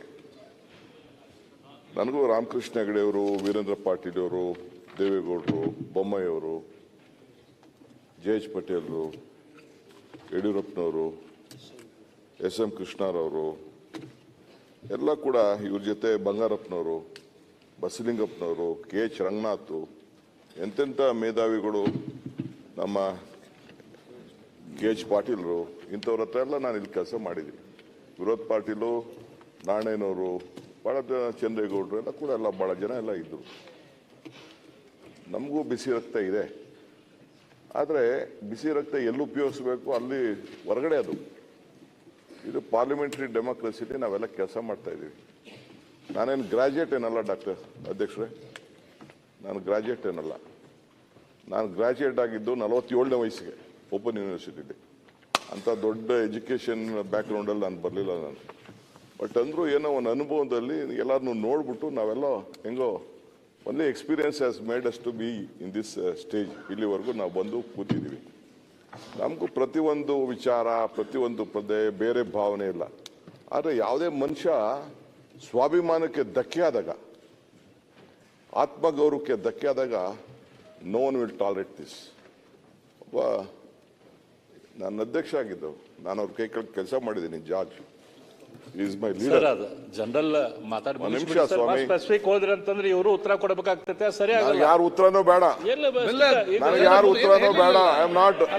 ಮತ್ತೆ ಆ ವಿಷಯಕ್ಕೆ ಹಿಂದಿನ ಯಾರು ಉತ್ತರನೂ ಬೇಡ, ಉತ್ತರ ಬೇಡ, ನಾನು ಕ್ಷಮಾಪಣೆ ಬೇಡ, ನನಗೆ ಬುದ್ಧಿವಾದ ಬೇಡ. ನಾನು ನಮ್ಮ ಅಧ್ಯಕ್ಷರಿಗೆ ನನ್ನ ಅಳಲನ್ನ ಹೇಳಿಲ್ಲಲ್ಲ, ಅದಕ್ಕೆ ಮುಂಚೆ ನಾನು ಯಾಕೆ ನಿಂತಿಗೆ ಅನ್ನೋದನ್ನ ನಾನು ಹೇಳ್ತಾ ಇದ್ದೀನಿ. Is my leader. ನಾನು ಅವ್ರ ಕೆಳಗಡೆ ಅವ್ರು ನನ್ನ ಅಧ್ಯಕ್ಷ, ನಾನು ಪ್ರೆಸಿಡೆಂಟು, ಸ್ಟೇಟ್ ಪ್ರೆಸಿಡೆಂಟು, ನಾನು ತಾಲೂಕು ಪ್ರೆಸಿಡೆಂಟಾಗಿ ಕೆಲಸ ಮಾಡಿದ್ದೀನಿ. ನನ್ನ ಲೀಡ್ರಿಗೆ ಆದಂಥ ಅವಮಾನ ಮರ್ಯಾದಿನ ನಾನು ಇಲ್ಲಿ ಕೂತ್ಕೊಂಡು ನಾನು ನೋಡ್ಕೊಂಡು ಸಹಿಸ್ಕೊಂಡೆ ಅಂತ ಅಂದರೆ ನನ್ನಂಥ ಅನಾಲಯಕ್ ಲೀಡರ್ ಆಗ್ಲಿಕ್ಕೆ ಸಾಧ್ಯ ಇಲ್ಲ. ನಾನೊಬ್ಬ ಪಕ್ಷದ ಅಧ್ಯಕ್ಷ ಕೂಡ. It is my bound duty to stand by him. So ಅದಕ್ಕೋಸ್ಕರ ನಾನು ಬಂದ ಆವೇಶದಿಂದ ನಾನು ಮಾತಾಡಿದ್ದೀನಿ. I may be wrong, I may be wrong ಇರ್ಬೋದು. ನನ್ನ ಭಾಷೆ, ನನ್ನ ಪದ, ನನ್ನ ಆವೇಶ ನಾನು ಕರೆಕ್ಟು ಅಂತ ನಾನು ಹೇಳೋದಿಲ್ಲ. But I am also N human man, human being. ನನಗೂ ಗೊತ್ತಿದೆ. ನನಗೂ ಪಬ್ಲಿಕ್ ಲೈಫಲ್ಲಿ ನಾನು ಎಲೆಕ್ಷನಲ್ಲಿ ಜನ ನನ್ನನ್ನು 8 ಬಾರಿ ನೀವು ಹೇಳ್ದಂಗೆ ಕಳಿಸ್ಕೊಟ್ಟಿದ್ದಾರೆ. ನನ್ನದೇ ಆದಂಥ ಆರ್ಗನೈಸೇಷನ್ ಸ್ಕಿಲ್ ಇದೆ, ಮಾತಾಡೋ ಸ್ಕಿಲ್ ಇದೆ, ಮತ್ತೊಂದಿದೆ, ನನ್ನದೇ ಆದಂಥ ಅನುಭವ ಇದೆ. ಬಟ್ ಇಲ್ಲಿ ನಾನು ತಮ್ಮ ಮುಖಾಂತರ ನಾನು ಕೇಳ್ಕೊಳ್ಳೋದಷ್ಟೇ, you should not hurt someone. ಯಾರೇ ಆಗಲಿ, ದೊಡ್ಡವ್ರು ಇರ್ಬೋದು, ಚಿಕ್ಕವ್ರು ಇರ್ಬೋದು, ಇಲ್ಲೆಲ್ಲ ಈ ಮನೆಗೆ ಬರೋದು ಅಷ್ಟು ಸುಲಭದಲ್ಲ. ಅವರು ಎಲ್ಲ ವಿತ್ ಎಕ್ಸ್ಪೀರಿಯನ್ಸ್ ಅವ್ರದ್ದೇ ಆದಂಥ ಅನುಭವದಲ್ಲಿ ಬಂದಿದ್ದಾರೆ. ಎಲ್ಲರಿಗೂ ಕೂಡ ನಾವು ಇಲ್ಲಿ ಇರೋಂಥ ಎಲ್ಲ ಸದಸ್ಯರು ಕೂಡ we have to respect them. ಈ ಮನೆ ಒಳಗಡೆ ಬಂದರು ಅಂದ ತಕ್ಷಣ ಹಣದ ಮೇಲೆ, ಇದ್ರದ ಮೇಲೆ, ಬ್ಯಾಕ್ಗ್ರೌಂಡ್ ಮೇಲೆ ಬರೋಕ್ಕಾಗಲ್ಲ. ಏನು ಇಲ್ಲದೆ ಹೋದವನು ಪಾಪ ಆಶ್ರಯ ಸೈಟಲ್ಲಿ ಪಾಪ, ನಾನು ಒಂದಿನ ನಮ್ಮ ಶಿವಳ್ಳಿ ಅಂತ ನನ್ನ ಸ್ನೇಹಿತ ಒಬ್ಬ ಇದ್ದ, ಅವನ ಮನೆಗೆ ಉಳಿಕೊಂಡು ಹೋಗಿದ್ದೆ. ಆಶ್ರಯ ಸೈಟಲ್ಲಿ ಅವನಿದ್ದ ಪಾಪ. ಅಂಥವ್ರು ಇಲ್ಲಿಗೆ ಬಂದಿದ್ದಾರೆ. ಮನೆ ಇಲ್ಲದೆ ಹೋದವರೆಲ್ಲ ಪಾಪ ಇಲ್ಲಿಗೆ ಬಂದಿದ್ದಾರೆ. ಸೊ ಹಂಗೆ ಚಪ್ಪಲಿಗಳ ಕಡೆ ಹಾಕಿಲ್ಲ ಬಂದಿದ್ದಾರೆ. ಹಂಗೆ ಈ ಮನೆಗೆ ಬಂದಿರೋದೇ ಒಂದು ದೊಡ್ಡ ಭಾಗ್ಯ. ಇಂಥ ಸಂದರ್ಭದಲ್ಲಿ ದೇವ್ರು ನಮ್ಮನ್ನ ಕಳಿಸ್ಕೊಟ್ಟಿದ್ದಾರಲ್ಲ, ಜನ ನಮ್ಮನ್ನ ಕಳಿಸ್ಕೊಟ್ಟಿದ್ದಾರಲ್ಲ, ಇದರಲ್ಲಿ ನಮ್ಮನ್ನು ಕೂಡ ಜನ ನೋಡ್ತಾ ಇರ್ತಾರೆ. ಸೊ ಅದರಿಂದ ತಮ್ಗೆ ನಾನು ಹೇಳಿದ್ರು, ತಾವು ಒಂದು ದೊಡ್ಡ ಪೀಠದಲ್ಲಿ ಇದ್ದೀರಿ, you are in a seat of justice. ನಿಮ್ಮ ಜಾಗದಲ್ಲಿ ಕೂತ್ಕೊಂಡು ಯಾರೇ ಆಗಲಿ ಮರ್ಸಿಲೆಸ್ ಆಗಿ ಹೇಳಿ, injustice should not be flown from the seat of justice. ನಿಮ್ಮಿಂದ ನಮ್ಗೆ ನ್ಯಾಯ ಸಿಗಬೇಕು. ನಾವು ತಪ್ಪು ಮಾಡಿದ್ರೆ ಎಸ್ ಯು ಆರ್ ರೈಟ್, ಬೇಕಾದ್ರೆ ನಮ್ಮನ್ನ ಸಸ್ಪೆಂಡ್ ಮಾಡಿ, ಯಾವ್ದಾರ ಸದಸ್ಯರು ತಪ್ಪು ಮಾಡಿದ್ರೆ ಸಸ್ಪೆಂಡ್ ಮಾಡಿ ಹೊರಗಡೆ ಇಡಿ, ಏನು ತೊಂದರೆ ಇಲ್ಲ. ಬಟ್ ಅವ್ರ ಆತ್ಮಗೌರವಕ್ಕೆ ಧಕ್ಕೆ ಆಗಬಾರ್ದು, ಅದನ್ನು ನೀವು ಕಾಪಾಡಬೇಕು ಅಂತೇಳಿ ತಮ್ಮಲ್ಲಿ ನಾನು ಪ್ರಾರ್ಥನೆ ಮಾಡ್ತೀನಿ. ಇಷ್ಟೇ.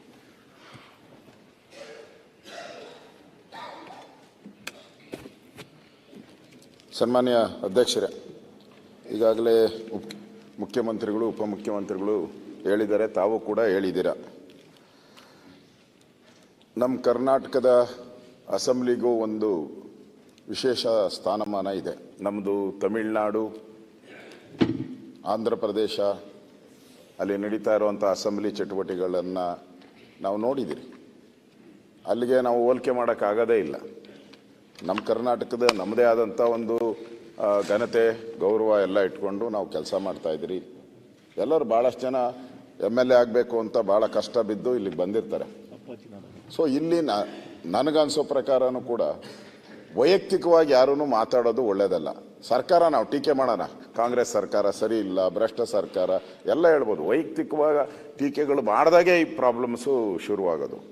ಅದಕ್ಕೆ ಆದಷ್ಟು ವೈಯಕ್ತಿಕ ಟೀಕೆಗಳನ್ನು ಮಾಡದೇ ಇದ್ದರೆ ಒಳ್ಳೆಯದು. ನಾವು ಅಪೋಸಿಷನ್ನು, ನಾವು ನಮ್ಮನ್ನು ಜನ ಇಲ್ಲಿ ಕೂತಿರ್ಸೋದೇ ಅದಕ್ಕೆ, ಟೀಕೆ ಮಾಡೋಕ್ಕೆ ನಮ್ಮನ್ನು ಕೂತಿರ್ಸಿರೋದು. ಟೀಕೆ ನಾವು ಮಾಡಲೇಬೇಕು.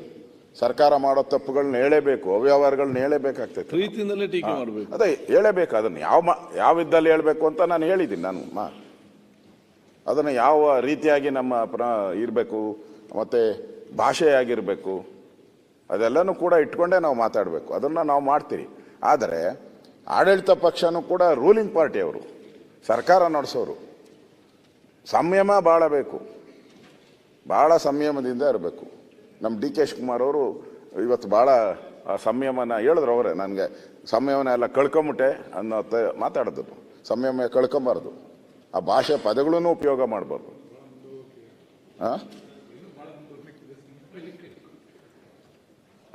ಸುನಿಲ್ ಹೇಳ್ತಾನೆ ಇನ್ನೂ ಭಾಳ ಮುಂದೆ ಹೋಗೋದಿದೆ ಅಂತ. ಇವಾಗೇ ನೀವು ಈ ಭಾಷೆಗಳು ಒಡಿ ಬಡಿ ಅದೆಲ್ಲ ಹೇಳ್ಬಾರ್ದು. ಇವತ್ತಿಗೆ ಬಿಟ್ಬಿಡಿ ಅದನ್ನೆಲ್ಲ.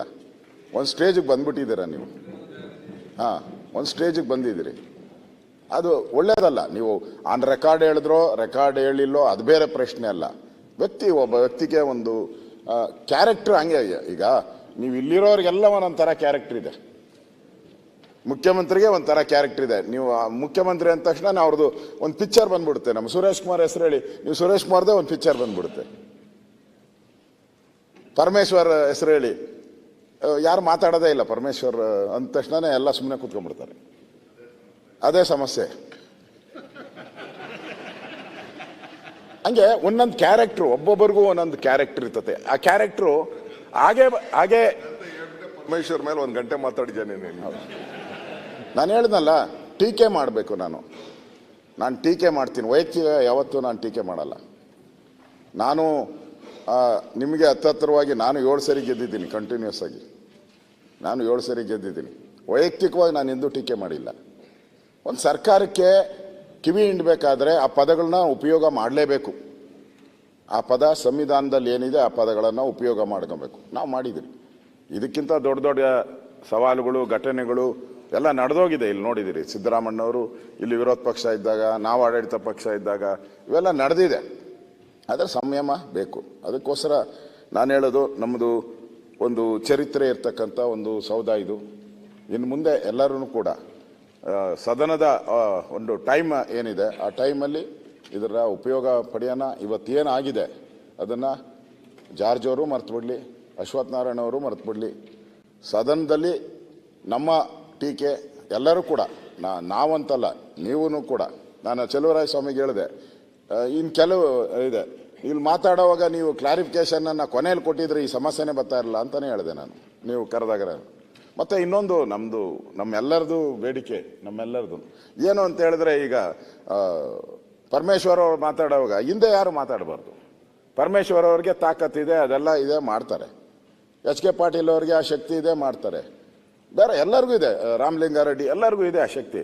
ಹಿಂದೆ ಎದ್ದು ನಿಂತ್ಕೊಂಡು ಅವ್ರದ್ದೇ ಅಂದರೆ ನಾನು ಇವರೆಲ್ಲರಿಗಿಂತ ಜಾಸ್ತಿ ಅನ್ನೋದನ್ನ ಯಾರು ದಯವಿಟ್ಟು ತೋರಿಸ್ಬೇಡಿ.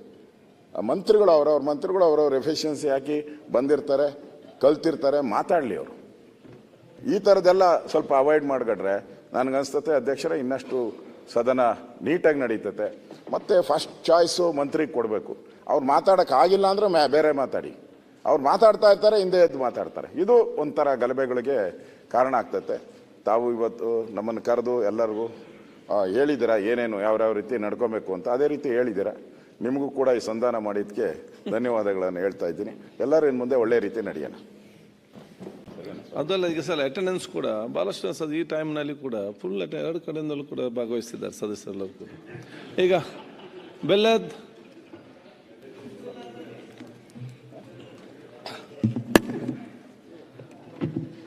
ಹೋಗಿದೆ, ಶುರು ಮಾಡಪ್ಪ. ಮಾನ್ಯ ಅಧ್ಯಕ್ಷರೇ, ಚರ್ಚೆ ರೈತರ ಬಗ್ಗೆ ನಡೆದಿತ್ತು, ಅದು ಮತ್ತೆಲ್ಲೆಲ್ಲೋ ಹೋಯ್ತು.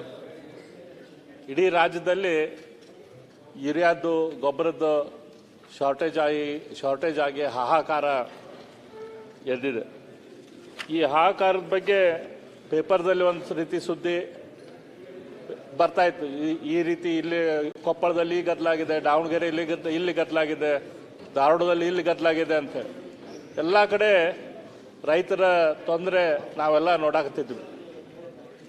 ಅದೇ ಸಂದರ್ಭದಲ್ಲಿ ಮುಖ್ಯಮಂತ್ರಿಗಳ ಸ್ಟೇಟ್ಮೆಂಟ್ ಕೂಡ ಬಂತು, ಶಾರ್ಟೇಜು ಕೇಂದ್ರ ಸರ್ಕಾರ ನಮಗೆ ಸಪ್ಲೈ ಮಾಡಿಲ್ಲ ಅಂಥೇಳಿ. ಜುಲೈ 26ಕ್ಕೆ ನಮ್ಮ ಮಂತ್ರಿಗಳು ಒಂದು ಸ್ಟೇಟ್ಮೆಂಟ್ ಕೊಟ್ಟರು, ಇಲ್ಲ ಶಾರ್ಟೇಜ್ ಏನಿಲ್ಲ, ಗೊಬ್ಬರ ಶಾರ್ಟೇಜ್ ಇಲ್ಲ ಅಂಥೇಳಿ. ತಮ್ಮ ಪತ್ರದ ಕಾಪಿನೂ ನಾನು ನೋಡಿದೆ ಸರ್. ತಮ್ಮ ಪತ್ರದ ಕಾಪಿ ಕೂಡ ನನ್ನ ಹತ್ರ ಇದೆ. ಪತ್ರದ ಕಾಪಿ ಕೂಡ ಮುಖ್ಯಮಂತ್ರಿಗಳು 25ಕ್ಕೆ ಪತ್ರನೂ ಬರೆದಾರ. ಆ ಪತ್ರದ ಕಾಪಿ ಕೂಡ ಇದೆ. ಒಂದು ಕಡೆ ಮುಖ್ಯಮಂತ್ರಿಗಳು ಶಾರ್ಟೇಜ್ ಇದೆ ಅಂತ ಹೇಳ್ತಾ ಇದ್ರು, ಇನ್ನೊಂದು ಕಡೆ ಮಂತ್ರಿಗಳು ಗೊಬ್ಬರದ ಶಾರ್ಟೇಜ್ ಇಲ್ಲ ಅಂತ ಹೇಳ್ತಿದ್ರು. ಆದ್ರೆ ಮಾರ್ಕೆಟ್ದಲ್ಲಿ ಹಾಹಾಕಾರ ಇತ್ತು. ಈ ಸಂದರ್ಭದಲ್ಲಿ ನಾನು ನೋಡಿದೆ, ನಮ್ಮ ಕೇಂದ್ರ ಸರ್ಕಾರದ ಮಿನಿಸ್ಟ್ರಿ ಆಫ್ ಫೈನಾನ್ಸಿಂದ ಅವರು ಕೂಡ ಟ್ವೀಟ್ ಮಾಡಿದರು, ನಾವೇನೇನು ಗೊಬ್ಬರ ಸಪ್ಲೈ ಮಾಡಿದ್ದೇವೆ ಏನಿಲ್ಲ ಅಂಥೇಳಿ. ನಾನು ಬೇರೆ ಬೇರೆ ರೀತಿಯ ಅಂಕಿ ಸಂಖ್ಯೆಗಳನ್ನು ತರಿಸ್ಕೊಂಡೆ. ಯಾಕಂದ್ರೆ ಇದು ನಿಜವಾದ ಪ್ರಾಬ್ಲಮ್ ಏನಿದೆ, ನಿಜವಾದ ಪ್ರಾಬ್ಲಮ್ಮು ನಮ್ಗೆ ಬೇಕಾದಷ್ಟು ಗೊಬ್ಬರ ಇವತ್ತು ನಮ್ಮ ರಾಜ್ಯದಲ್ಲಿ ಇಲ್ಲೋ, ಅಥವಾ ಕೇಂದ್ರ ಸಪ್ಲೈ ಮಾಡಿಲ್ಲ, ಅಥವಾ ಒಮ್ಮಿಂದೊಮ್ಮೆಲಿಗೆ ಭಾಳ ಇಡೀ ರಾಜ್ಯಾದ್ಯಂತ ಹೆಚ್ಚು ಡಿಮಾಂಡ್ ಆಗಿದೆಯೋ, ಅಥವಾ ಮಳೆ ಬೇಗನೆ ಬಂದಿದ್ದಕ್ಕೆ ಏನಾದರೂ ತೊಂದರೆ ಆಗಿದೆಯೋ, ಇದನ್ನೆಲ್ಲ ವಿಚಾರ ಮಾಡಿ ನಾನು ಕೂಡ ಬೇರೆ ಬೇರೆ ಅಂಕಿ ಸಂಖ್ಯೆಗಳನ್ನು ತೊಗೊಂಬಂದೆ. ಒಂದು 8 ಅಂಕಿ ಸಂಖ್ಯೆಗಳನ್ನು ನಿಮ್ಮ ಮುಂದೆ, ರಾಜ್ಯದ ಜನರ ಮುಂದೆ ಇಡುವಂಥ ಕೆಲಸ ಮಾಡ್ತೇನೆ. ಒಂದು, ನಮ್ಮ ರಾಜ್ಯ ಸರ್ಕಾರ ಆಗಲಿ ಬೇರೆ ಸರ್ಕಾರಗಳಾಗಲಿ ಸೀಸನಿಗೆ, ಅಂದರೆ ಇವತ್ತೇನು ಖಾರೀಫ್ ಮೊದಲೇ ಮುಂಗಾರು ಅಂತ ಹೇಳ್ತೇವೆ, ಅದಕ್ಕೆ ಏನು ರಿಕ್ವೈರ್ಮೆಂಟ್ ಬೇಕು ಅಂಥೇಳಿ ಒಂದು ರಿಕ್ವೈರ್ಮೆಂಟ್ ಡಿಮಾಂಡನ್ನು ಕೇಂದ್ರ ಸರ್ಕಾರಕ್ಕೆ ಕೊಟ್ಟಿರ್ತಾರೆ. ಅದ್ರ ಮೇಲೆ ಕೇಂದ್ರ ಸರ್ಕಾರ ಪ್ರೋರಾಟಾ ಬೇಸಿಸ್ ಮೇಲೆ, ಅಂದರೆ ಯಾವ ತಿಂಗಳಿಗೆ ನಾವು ಎಷ್ಟೆಷ್ಟು ಕೊಡಬೇಕು ಅನ್ನೋದ್ರ ಪ್ರಕಾರ ಅವರು ಒಂದು ಪಟ್ಟಿಯನ್ನು ಕೊಟ್ಟಿರ್ತಾರೆ. ಅದಲ್ಲದೆ ಆ ಪ್ರೋರಾಟಾ ಪ್ರಕಾರ ಯಾವ ತಿಂಗಳಿಗೆ ಯಾವ ಡೇಟಿಗೆ ಎಷ್ಟು ಕೊಡಬೇಕು ಅದ್ರ ಪ್ರಕಾರ ಕೊಟ್ಟಿದ್ದಾರೋ ಇಲ್ಲೋ ಆ ಅಂಕಿ ಸಂಖ್ಯೆಯನ್ನು ಕೂಡ ನಾನು ತೆಗೆದುಕೊಂಡೆ. ಅದಾದ ಮೇಲೆ ನಮ್ಮಲ್ಲಿ ಏನು ಓಪನಿಂಗ್ ಸ್ಟಾಕ್ ಇತ್ತು, ನಮ್ಮಲ್ಲಿ ಎಷ್ಟು ಸೇಲ್ ಆಗಿದೆ ಆ ಪ್ರೋರಾಟದಲ್ಲಿ ಬಂದಿದ್ದ ಮೇಲೆ ಆ ಸಂಖ್ಯೆಯನ್ನು ಇವತ್ತು ನಿಮ್ಮ ಮುಂದೆ ಇಡುವಂಥ ಪ್ರಯತ್ನ ಮಾಡ್ತೇನೆ. ನಮ್ಮಲ್ಲಿ ಎಷ್ಟು ಕ್ಲೋಸಿಂಗ್ ಸ್ಟಾಕ್ ಎಷ್ಟಿದೆ, ಟ್ರಾನ್ಸಿಟ್ದಲ್ಲಿ ಅಂದ್ರೆ ಗೊಬ್ಬರಗಳ ಫ್ಯಾಕ್ಟ್ರಿಯಿಂದ ಇಲ್ಲಿ ತನಕ ಟ್ರಾನ್ಸಿಟ್ದಲ್ಲಿ ಎಷ್ಟಿದೆ, ಆಮೇಲೆ ಕ್ಲೋಸಿಂಗ್ ಸ್ಟಾಕ್ ಇದೆಲ್ಲದೂ ಕೂಡಿ ಟ್ರಾನ್ಸಿಟು ಮತ್ತು ನಮ್ಮಲ್ಲಿ ಫಿಸಿಕಲ್ ಆಗಿರುವಂಥ ಕ್ಲೋಸಿಂಗ್ ಸ್ಟಾಕ್ ಎಷ್ಟಿದೆ, ಈ 8 ಅಂಕಿ ಸಂಖ್ಯೆಗಳನ್ನು ಇವತ್ತು ನಿಮ್ಮ ಮುಂದೆ ಇಡ್ತೇನೆ ಅಧ್ಯಕ್ಷರೇ. ನಮ್ಮದು ಯೂರಿಯಾ ಸೀಸನಲ್ ರಿಕ್ವೈರ್ಮೆಂಟ್, ಮುಂಗಾರಿನ ರಿಕ್ವೈರ್ಮೆಂಟು ನಮ್ಮ ರಾಜ್ಯದಲ್ಲಿ 11,17 lac metric ton, 11,17,000 lakh metric ton ಅದು ನಮ್ಮದು ಪೂರ್ತಿಯ ಮುಂಗಾರಿನ ರಿಕ್ವೈರ್ಮೆಂಟ್. ಪ್ರೋರಾಟಾ ಬೇಸಿಸ್ ಮೇಲೆ ಆಗಸ್ಟ್ 11 ತನಕದ ಅಂಕಿ ಸಂಖ್ಯೆ ಅಧ್ಯಕ್ಷರೇ, ಆಗಸ್ಟ್ 11 ತನಕ ಕೇಂದ್ರ ಸರ್ಕಾರ ನಮ್ಗೆ 7,60,000 ಲಕ್ಷ ಮೆಟ್ರಿಕ್ ಟನ್ ಕೊಡಬೇಕಾಗಿತ್ತು. ಆದರೆ ಕೊಟ್ಟಿದ್ದಂಥದ್ದು ಇಲ್ಲಿ ತನಕ 9,70,000 ಲಕ್ಷ ಮೆಟ್ರಿಕ್ ಟನ್ ಇವತ್ತಿನ ತನಕ ಸಪ್ಲೈ ಆಗಿದೆ. ನಮ್ಮ ರಾಜ್ಯದಲ್ಲಿ ಸೇಲ್ ಆಗಿದ್ದೆಷ್ಟು 8,74,000 ಲಕ್ಷ ಮೆಟ್ರಿಕ್ ಟನ್ ಆಗಿದೆ. ಕ್ಲೋಸಿಂಗ್ ಸ್ಟಾಕ್ ನಮ್ಮಲ್ಲಿರೋದು 96,000 ಲಕ್ಷ ಮೆಟ್ರಿಕ್ ಟನ್ ಇವತ್ತಿನ ತನಕನೂ ಕ್ಲೋಸಿಂಗ್ ಸ್ಟಾಕ್ ಇದೆ. 96,000 lakh metric ton. Transit stock 16,000 lakh metric ton ಇವತ್ತು LMT ಟ್ರಾನ್ಸಿಟ್ ಸ್ಟಾಕ್ ಇದೆ. ಅಂದ್ರೆ ಇದೇನು ನಮ್ದು ಎಕ್ಸ್ಪೆಕ್ಟೆಡ್ ಸೇಲ್ ಏನಿತ್ತು ಅದಕ್ಕಿಂತನೂ ಹೆಚ್ಚು ಸೇಲ್ ಇವತ್ತು ನಮ್ಮ ರಾಜ್ಯದಲ್ಲಿ ಆಗಿದೆ. ಎಕ್ಸ್ಪೆಕ್ಟೆಡ್ ನಮ್ದು ಎಷ್ಟು ಗೊಬ್ಬರ ಬೇಕಂತಿತ್ತು ಅದಕ್ಕಿಂತ ಹೆಚ್ಚಿನ ಗೊಬ್ಬರ ಇವತ್ತು ಕೇಂದ್ರದಿಂದ ಸಪ್ಲೈ ಆಗಿದೆ. ಅಂದರೂ ಕೂಡ ಇವತ್ತು ಮಾರ್ಕೆಟ್ದಲ್ಲಿ ಶಾರ್ಟೇಜ್ ಇದೆ. ಇದು ಕೇವಲ ಯೂರಿಯಾಕ್ಕಷ್ಟೇ ಅಲ್ಲ, DAPಗೂ ಕೂಡ ಅದೇ ರೀತಿಯ ಪರಿಸ್ಥಿತಿ. DAP seasonal requirement 4 lakh metric ton ಇತ್ತು. ಪ್ರೋರಾಟಾ ಬೇಸಿಸ್ ಮೇಲೆ 3.22 LMT ಆಗಬೇಕಾಯ್ತು. ಆದರೆ ಸಪ್ಲೈ ಆಗಿದ್ದು 3.36 lakhs, 3,36,000 lakh metric ton supply ಆಗಿದೆ. ಪ್ರೋರಾಟಾಕ್ಕಿಂತ ಹೆಚ್ಚು ಸಪ್ಲೈ ಆಗಿದೆ. ನಮ್ಮಲ್ಲಿ ಸೇಲ್ ಆಗಿದ್ದು 2,70,000. ಕ್ಲೋಸಿಂಗ್ ಸ್ಟಾಕು 66,000 ಇನ್ನೂ ತನಕನೂ ಇದೆ. ಇದರ ಅರ್ಥ ಏನು ಅಧ್ಯಕ್ಷರೇ? ಇದರ ಅರ್ಥ ಒಂದು, ಆಕ್ಚುಲಿ ಗೊಬ್ಬರದ ಅವೈಲೇಬಲ್ ಇದ್ರೂ ಕೂಡ ಕಾಳಸಂತೆ ಆರ್ಟಿಫಿಷಿಯಲ್ ಶಾರ್ಟೇಜ್ ಕ್ರಿಯೇಟ್ ಆಗಿದೆ.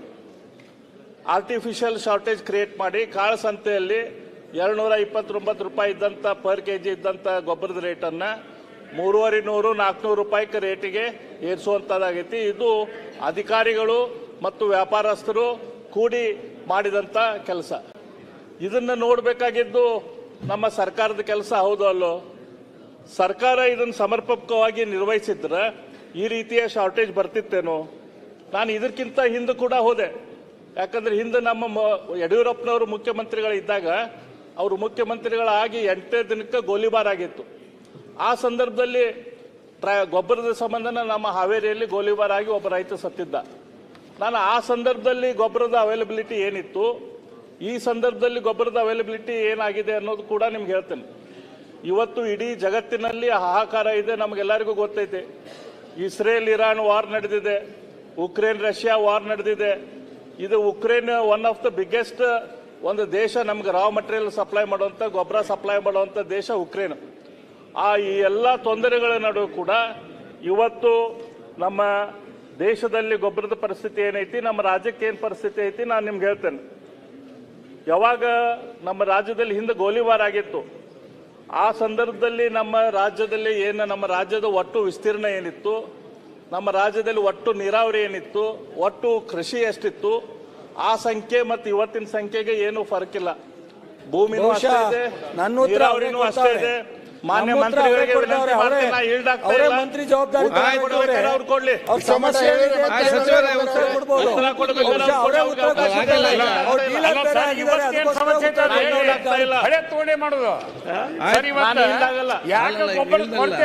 ಸಂದರ್ಭದಲ್ಲಿ ಮಾನ್ಯ ಅಧ್ಯಕ್ಷರ, ಆ ಸಂದರ್ಭದಲ್ಲಿ 12,82,000 ಲಕ್ಷ ಮೆಟ್ರಿಕ್ ಟನ್ ಸಪ್ಲೈ ಆಗಿತ್ತು, ಅಷ್ಟೇ ಇತ್ತು. ಅಂದ್ರೆ ಅವಾಗ ಕೇಂದ್ರ ಸರ್ಕಾರದಲ್ಲಿ ಕಾಂಗ್ರೆಸ್ ಸರ್ಕಾರ ಇತ್ತು, ಅವಾಗ 12,82,000 ಟನ್ ಇದ್ರೆ 24-25ರಲ್ಲಿ 19 ಲಕ್ಷ 16,000 ಲಕ್ಷ ಮೆಟ್ರಿಕ್ ಟನ್ ಅಷ್ಟು ಸಪ್ಲೈ ಆಗಿದೆ. ಅಂದ್ರೆ ಸೇಮ್ ಏರಿಯಾ ಇದ್ರೂ ಕೂಡ ಇಲ್ಲಿ ನಮ್ಮ ಕೇಂದ್ರದಲ್ಲಿ NDA ಸರ್ಕಾರ ಬಂದ ಮೇಲೆ ಈ ವರ್ಷ ಏನಾಗಿದೆ? ದೊಡ್ಡ ಪ್ರಮಾಣದಲ್ಲಿ ಗೊಬ್ಬರದ ಸಪ್ಲೈ ಹೆಚ್ಚಾಗಿದೆ. ಈ ವರ್ಷ ಕೂಡ ಅಷ್ಟೇ ನಮ್ಮ ಏನ್ ರಿಕ್ವೈರ್ಮೆಂಟ್ ನೀವೇನ್ ಕೊಟ್ಟಿದ್ರಿ ಪ್ರೋರಾಟ ಬೇಸಿಸ್ ಮೇಲೆ ಅದಕ್ಕಿಂತನೂ ಹೆಚ್ಚು ಇವತ್ತು ಸಪ್ಲೈ ಆಗಿದೆ. ಇದರಲ್ಲಿ ಶಾರ್ಟೇಜ್ ಬಂದಿದ್ದೆ ಎಲ್ಲಿ ಮಾನ್ಯ ಅಧ್ಯಕ್ಷರೇ? ಈ ಶಾರ್ಟೇಜ್ ಬಂದಿದ್ದು ಮಾನ್ಯ ಬೆಲ್ಲದವರ ಗಮನಕ್ಕೆ ತರೋದಕ್ಕೆ ಬಯಸ್ತೇನೆ ನಾನು. ಅವ್ರು ಒಪ್ಪೋದಾದ್ರೆ ಸರ್ ನಾ ಮಾತಾಡಾದ್ಮೇಲೆ ಮುಗಿಸ್ತೇನೆ. ನಾನು ಭಾಳ ಟೈಮ್ ಯಾಕೆ ಹೇಳ್ತಾ ಇದ್ದೇನೆ ಅಂದ್ರೆ ಗವರ್ಮೆಂಟ್ ಆಫ್ ಇಂಡಿಯಾದವರು ಏನು ಪಾಲಿಸಿ ಮಾಡಿದ್ದಾರೆ, ಯಾಕೆ ಇವತ್ತು ಶಾರ್ಟೇಜನ್ನು ಎಲ್ಲ ಕಡೆ ಅನುಭವಿಸ್ತಾ ಇದ್ದಾರೆ. ಗವರ್ಮೆಂಟ್ ಆಫ್ ಇಂಡಿಯಾದವರು ಈ ರಾಸಾಯನಿಕ ಗೊಬ್ಬರದ ಬಳಕೆಯನ್ನು ಕಡಿಮೆ ಮಾಡಬೇಕು ಅಂತ ಪ್ರಯತ್ನಿಸ್ತಾ ಇದ್ದಾರೆ. ಅದನ್ನು ಓಪನ್ ಆಗಿ ನಿಮ್ಮ ಮಂತ್ರಿಗಳು ಮಾತನಾಡಿದ್ದಾರೆ. ಅದನ್ನೆಲ್ಲ ಗಮನದಾಗ ಇಟ್ಕೊಡ್ರಿ ಸರ್. ಮಾನ್ಯ ಮಂತ್ರಿಗಳು ಹೇಳಿದಂಥ ವಿಷಯ ಸರಿ ಇದೆ. ಇವತ್ತು ಗೊಬ್ಬರದ ಬಗ್ಗೆ ಅದನ್ನ ಬೇರೆ ಬೇರೆ ರೀತಿಯ ಗೊಬ್ಬರಗಳನ್ನು ಇಂಟ್ರೊಡ್ಯೂಸ್ ಮಾಡಕ್ಕೆ ಕೇಂದ್ರ ಸರ್ಕಾರ ಪ್ರಯತ್ನ ಮಾಡ್ತಾ ಇದೆ. ಅದಕ್ಕಿನ್ನೂ ನಮ್ಮ ರೈತರಿಂದ ಬೇಕಾದಂಥ ಪ್ರತಿಕ್ರಿಯೆ ಬರ್ತಾ ಇಲ್ಲ. ಹಂಗಂತ ಹೇಳಿ ಗೊಬ್ಬರದ ಸಪ್ಲೈ ಏನು ಕಡಿಮೆ ಆಗಿಲ್ಲ. ಮೊದಲಿನಕ್ಕಿಂತನೂ ಗೊಬ್ಬರದ ಸಪ್ಲೈ ಭಾಳ ದೊಡ್ಡ ಪ್ರಮಾಣದಲ್ಲಿ ನಾವು ನಮ್ಮ ರಾಜ್ಯನೇ ಏನು ರಿಕ್ವೈರ್ಮೆಂಟ್ ಕೊಟ್ಟೇವಿ ಅದಕ್ಕಿಂತ ಹೆಚ್ಚಿನ ಪ್ರಮಾಣದ ಗೊಬ್ಬರ ಇವತ್ತು ಸಪ್ಲೈ ಆಗಿದೆ. ಈ ನೆಗ್ಲೆಕ್ಟ್ ಆಗಿದ್ದು ಇದರಲ್ಲಿ ಬೇಕಾದಂಥ ಇದಕ್ಕೆ ಟ್ವೀಟ್ ಕೂಡ ಡಿಪಾರ್ಟ್ಮೆಂಟ್ ಆಫ್ ಫರ್ಟಿಲೈಸರ್ಸ್ನಿಂದ ಆಗಿದ್ದಿದೆ.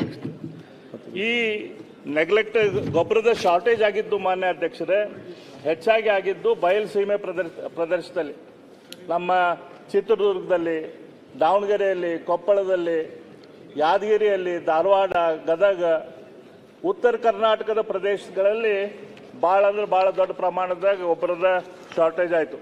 ಮಾನ್ಯ ಅಧ್ಯಕ್ಷರೇ ತಾವು ಕೂಡ ಉತ್ತರ ಕರ್ನಾಟಕದಿಂದ ಬಂದವರು ಅದೇರಿ. ನಾನು ಈ ಸಂದರ್ಭದಲ್ಲಿ ಕೆಲವು ಅಂಕಿ ಸಂಖ್ಯೆಗಳನ್ನು ನಿಮ್ಮ ಮುಂದೆ ಇಡಕ್ಕೆ ಇಚ್ಛೆ ಪಡ್ತೇನೆ. ಯಾಕಂತಂದ್ರೆ ಇದ್ರ ಬಗ್ಗೆ ಭಾಳ ನಾವು ಸೂಕ್ಷ್ಮವಾಗಿ ಈ ವಿಚಾರವನ್ನು ನಾವು ಗಮನಿಸಬೇಕಾಗ್ತೈತಿ. ಇದು ಇವತ್ತು ಅತ್ಯಂತ ದುಃಖದಿಂದ ಹೇಳೋದಂತಂದ್ರೆ ಎಲ್ಲಿ ರೈತರದ್ದು ಹೆಚ್ಚು ಪ್ರಾಬ್ಲಮ್ ಐತಿ ಅದೇ ಏರಿಯಾದಲ್ಲಿ ಇವತ್ತು ಗೊಬ್ಬರದ ಶಾರ್ಟೇಜ್ ಹೆಚ್ಚೈತಿ. ಬಯಲುಸೀಮೆ ಪ್ರದೇಶದಲ್ಲಿ ನಾವು 2023ರಿಂದ 2025 ತನಕ ರೈತರ ಸುಸೈಡ್ ಸಂಖ್ಯೆ ನೋಡಿದ್ರೆ 1115 ಜನ ರೈತರು ಸುಸೈಡ್ ಮಾಡ್ಕೊಂಡಿದ್ದಾರೆ. ಈ ರೈತರು ಸುಸೈಡ್ ಮಾಡ್ಕೊಂಡ್ರೆ 5 ಲಕ್ಷ ರೂಪಾಯಿ ನಾವು ಕೊಡ್ತೇವೆ ಹೇಳಿದ್ರಿ. ಈಗ ನಮ್ಮ ನಾಯಕರು 5 ಲಕ್ಷ ರೂಪಾಯಿ ಕೊಡ್ತೇವೆ ಅಂತ. ಆದ್ರೆ ಎಷ್ಟು ಬೇಜವಾಬ್ದಾರಿಗಳಿಂದ ಮಂತ್ರಿಗಳು ಅದ್ರ ಬಗ್ಗೆ ಹೇಳ್ತಾರಂದ್ರೆ 5 ಲಕ್ಷ ರೂಪಾಯಿ ಸಿಗ್ತೈತಂತೆ ಸುಸೈಡ್ ಮಾಡ್ಕೊಂತಾರಂತ ಹೇಳಿ ನಿಮ್ಮ ಮಂತ್ರಿಗಳು ಹೇಳ್ತಾರೆ. ಯಾವ ಮಂತ್ರಿಗಳು ಹೇಳ್ಯಾರಂತೆ ಹೆಸರು ಹೇಳ್ಬೇಕಂದ್ರೆ ನಾ ಹೇಳ್ತೇನೆ. ನಿಮ್ಮವರ ಮಂತ್ರಿಗಳು 5 ಲಕ್ಷ ರೂಪಾಯಿ ಸಿಗ್ತೈತಿ ಅಂತೇಳಿ ರೈತರು ಸುಸೈಡ್ ಮಾಡ್ಕೊಂತಾರೆ ಅಂತೇಳಿ ಸ್ಟೇಟ್ಮೆಂಟ್ ಕೊಡ್ತಾರಂದ್ರೆ ಏನು ಸಂದೇಶ ನಾವು ಕೊಡ್ತೇವೆ? ಈ ರೀತಿ ಹೇಳ್ತಾರಂತಂದ್ರೆ ಎಷ್ಟು ಬೇಜವಾಬ್ದಾರಿಯಿಂದ ಹೇಳ್ತಾರ. ಇವ್ರು ಈ ರೀತಿ ಹೇಳ್ತಾರಂತ ಕೂಡ ಅಧಿಕಾರಿಗಳಿಗೆ ಸಡ್ಲ ಸಿಕ್ಕಂಗ ಆಗ್ತೈತಿ. ಅವ್ರೇನು ಲಕ್ಷ್ಯ ತೆಗೆದುಕೊಳ್ಳೋದಿಲ್ಲ. ಹಾಗಾಗಿ ಇವತ್ತು ನಮ್ಮ ಉತ್ತರ ಕರ್ನಾಟಕ ಇದೇನು 1115 ಡೆತ್ ಏನಾಗ್ಯಾವಲ್ಲ, ಈ ಡೆತ್ದಲ್ಲಿ ಅತ್ಯಂತ ಹೆಚ್ಚು ಡೆತ್ ಆಗಿದ್ದು ನಿಮ್ಮ ಜಿಲ್ಲೆಯಿಂದ ಹಾವೇರಿ ಜಿಲ್ಲೆಯಲ್ಲಿ 248 ಡೆತ್ಗಳಾಗಿದ್ದಾವೆ. ಅದ್ರ ನಂತರ ಬೆಳಗಾವಿಯಲ್ಲಿ 193 ಸಾವುಗಳಾಗಿದ್ದಾವೆ. ನಮ್ಮ ಧಾರವಾಡ ಜಿಲ್ಲೆಯಲ್ಲಿ 173 ಸಾವುಗಳಾಗಿದ್ದಾವೆ. ನಮ್ಮ ಪ್ರಿಯಾಂಕ ಖರ್ಗೆ ಅವರ ಜಿಲ್ಲೆಯಲ್ಲಿ ಅತ್ಯಂತ ಹೆಚ್ಚು ಸಾವುಗಳಾಗಿದ್ದಾವೆ ಕಲಬುರಗಿಯಲ್ಲಿ. ಈ ರೀತಿ ಉತ್ತರ ಕರ್ನಾಟಕದ ಜಿಲ್ಲೆಗಳಿಗೆ ಗೊಬ್ಬರದ ಸಪ್ಲೈದಲ್ಲಿ ದೊಡ್ಡ ಪ್ರಮಾಣದ ಶಾರ್ಟೇಜ್ ಆಗಿದೆ. ಬಯಲುಸೀಮೆ ಜಿಲ್ಲೆಗಳಿಗೆ ದೊಡ್ಡ ಪ್ರಮಾಣದ ಸಪ್ಲೈ ಶಾರ್ಟೇಜ್ ಆಗಿದೆ. ಹಾಗಾಗಿ ಈ ಸಪ್ಲೈ ಶಾರ್ಟೇಜ್ ಏನೈತಲ್ಲ, ಇವತ್ತು ರೈತರ ತೊಂದರೆ ಏನೈತಲ್ಲ, ಇದು ಅವೈಲಬಿಲಿಟಿ ತೊಂದರೆ ಅಲ್ಲ, ಇದು ಡಿಸ್ಟ್ರಿಬ್ಯೂಷನ್ ಮತ್ತು ಮ್ಯಾನೇಜ್ಮೆಂಟ್ ಇದ್ರದ್ದು ತೊಂದರೆಯಿಂದ ಇವತ್ತು ಇಡೀ ರಾಜ್ಯದಲ್ಲಿ ಹಾಹಾಕಾರ ಆಗಿದೆ. ಅದಕ್ಕೆ ಮಾನ್ಯ ಮಂತ್ರಿಗಳಲ್ಲಿ ಸರ್ಕಾರದಲ್ಲಿ ಘನ ಸರ್ಕಾರದಲ್ಲಿ ನಾ ಕೇಳ್ಕೊಳ್ಳೋದಂತಂದ್ರೆ ರೈತರಿಗೆ ಸ್ವಲ್ಪ ಸ್ಪಂದನೆ ಮಾಡುವಂಥದ್ದು ಮಾಡ್ರಿ. ಕೇವಲ ಸಿಟಿ ಸೆಂಟ್ರಿಕ್ ಗವರ್ನೆನ್ಸ್ ಮಾಡಕ್ಕೆ ಹೋಗ್ಬೇಡ್ರಿ. ನೀವು ಕೇವಲ ನಗರದ ಬಗ್ಗೆ ವಿಚಾರ ಮಾಡ್ಕೊಂತ ಕುಂತ್ರಂತಂದ್ರೆ ಅಲ್ಲಿ ನಾವು ರೈತರು ದುಡಿತಾರ ಅನ್ನೋದಕ್ಕೆ ನಾವೆಲ್ಲರೂ ಅದೇವಿ ಆರಾಮದಿಂದ. ಅವ್ರ ಬಗ್ಗೆ ಸ್ವಲ್ಪ ಚಿಂತನೆ ಮಾಡ್ರಿ. ಅವರಿಂದ ನೀವೆಲ್ಲರೂ ಇಲ್ಲಿ ಕುಂತೀರಿ, ನೀವು ಅವ್ರ ಬಗ್ಗೆ ಏನೂ ಕಾಳಜಿ ಮಾಡ್ದ ಅವ್ರ ಎಲ್ಲೋ ಕಾಳು ಸಂತೆಯಲ್ಲಿ ಇದು ಹೋಗ್ತೈತಂತಂದ್ರೆ ನಮ್ದು ರೆಗ್ಯುಲರ್ ಸೇಲ್ಕಿಂತ ಈ ವರ್ಷ ಹೆಚ್ಚು ಗೊಬ್ಬರ ಸೇಲ್ ಆಗೈತಂತೆ ನಿಮ್ಮ ಅಂಕಿ ಸಂಖ್ಯೆನೂ ತೋರಿಸ್ತೈತಿ. ಆ ಗೊಬ್ಬರ ಸೇಲ್ ಆಗಿದ್ದು ಗೊಬ್ಬರ ಎಲ್ಲ ಸೇಲ್ ಆಗಿದೆ? ಯಾವುದೋ ಒಂದು ಪ್ಲೈವುಡ್ ಫ್ಯಾಕ್ಟ್ರಿಗೆ ಹೋಗೈತಿ, ಕೆಮಿಕಲ್ ಫ್ಯಾಕ್ಟ್ರಿಗೆ ಹೋಗೈತಿ, ಪಕ್ಕದ ಕೇರಳಕ್ಕೆ ಅದು ಹೊರಟಿದೆ.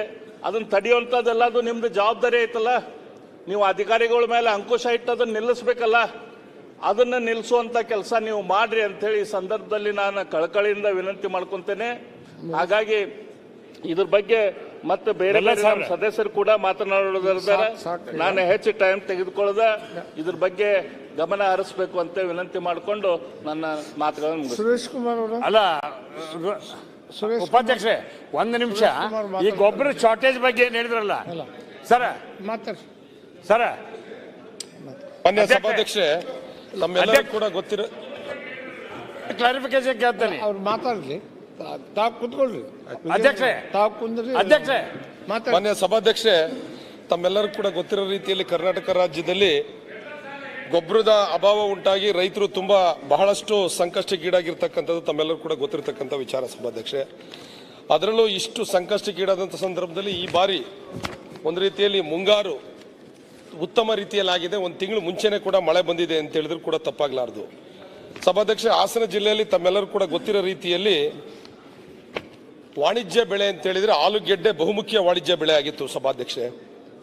ಕಾರಣಾಂತರದಿಂದ ಇವತ್ತು ಹಾಸನ ಜಿಲ್ಲೆಯಲ್ಲಿ ಆಲೂಗೆಡ್ಡೆ ಬೆಳೆನೇ ಒಂದು ರೀತಿಯಲ್ಲಿ ಕಣ್ಣಿಗೆ ಕಾಣದ ರೀತಿಯಲ್ಲಿ ಆಗಿದೆ. ಅದಕ್ಕೆ ಬೇರೆ ಬೇರೆ ರೀತಿಯಲ್ಲಿ ಕಾರಣ ಇರಬಹುದು. ಏಕೆಂದರೆ ಅದು ಗೊಬ್ಬರವನ್ನು ಭೂಮಿಗೆ ಹಾಕಿ ಇವತ್ತು ಭೂಮಿಯ ಫಲವತ್ತತೆ ಕಡಿಮೆ ಆಗಿ ಅಲ್ಲಿ ಇವತ್ತು ಆಲೂಗೆಡ್ಡೆ ಯಾವಾಗಲೇ ಬೆಳೆದರೂ ಕೂಡ ಆಲೂಗೆಡ್ಡೆಯಲ್ಲಿ ಬೇರೆ ಬೇರೆ ರೀತಿಯ ಕಾಯಿಲೆಗಳು ಬರಲಿಕ್ಕೆ ಶುರು ಆಗಿದ್ದಾವೆ. ಈ ನಿಟ್ಟಿನಲ್ಲಿ ಹಾಸನ ಜಿಲ್ಲೆಯಿಂದನೇ ಒಂದು ರೀತಿಯ ಬಹುಮುಖ್ಯ ವಾಣಿಜ್ಯ ಬೆಳೆ ಹಾಸನ ಜಿಲ್ಲೆಯಲ್ಲಿ ಆಲೂಗೆಡ್ಡೆ ಅಂತ ಹೇಳಿದ್ರೆ ತುಂಬಾ ಫೇಮಸ್ಸು. ಹಾಸನದ ಆಲೂಗೆಡ್ಡೆ ಅಂದರೆ ತುಂಬ ಫೇಮಸ್ಸು. ಆ ರೀತಿ ಇದ್ದಂಥ ಪರಿಸ್ಥಿತಿ ಇವತ್ತು ಹಾಸನ ಜಿಲ್ಲೆಯಲ್ಲಿ ಎಲ್ಲೂ ಕೂಡ ಆಲೂಗೆಡ್ಡೆನೇ ಬೆಳೆದೇ ಇರ್ತಕ್ಕಂಥ ಪರಿಸ್ಥಿತಿ ನಿರ್ಮಾಣ ಆಗಿದೆ. ಇವತ್ತು ಹಾಸನ ಜಿಲ್ಲೆಯಲ್ಲಿ ಬಹುಮುಖ್ಯವಾಗಿ ವಾಣಿಜ್ಯ ಬೆಳೆ ಅಂತ ಹೇಳಿದ್ರೆ ಇವತ್ತು ಜೋಳ. ಈ ಜೋಳ ಸುಮಾರು 1,10,000 ಎಕರೆಯಲ್ಲಿ ಏನು ಕೃಷಿ ಮಾಡಿದ್ದಾರೆ ಅದರಲ್ಲಿ 85,000 ಎಕರೆಯಲ್ಲಿ ಇವತ್ತು ಜೋಳವನ್ನು ಹಾಸನ ಜಿಲ್ಲೆಯಲ್ಲಿ ಬೆಳೆದಿದ್ದಾರೆ ಸಭಾಧ್ಯಕ್ಷೆ.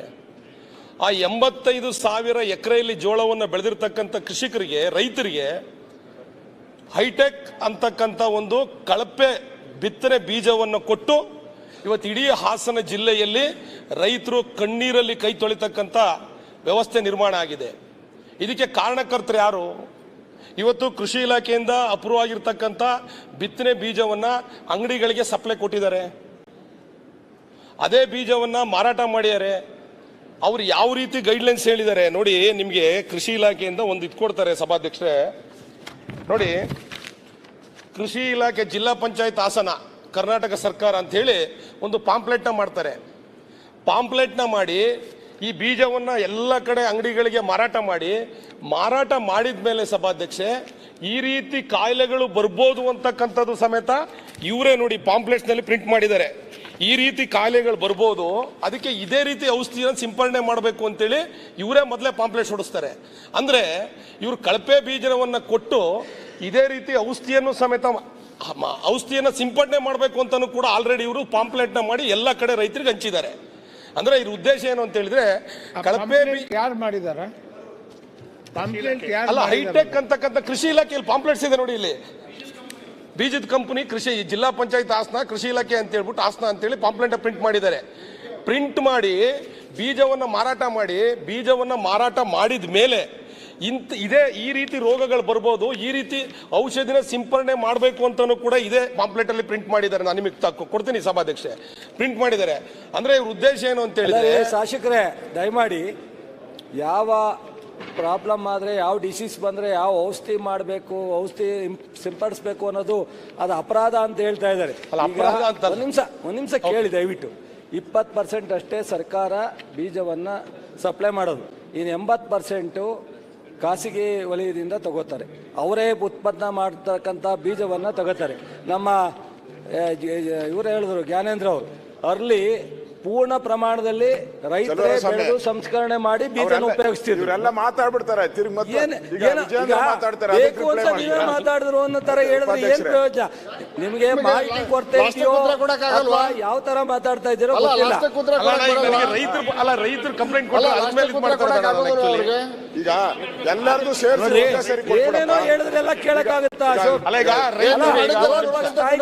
ನೀವು ಮಂತ್ರಿ ಆಗಿ ಕೆಲಸ ಮಾಡ್ತಿದ್ರಿ, ಏನ್ ಹೇಳಿದ್ರು ಕೇಳ್ತೀರಾ?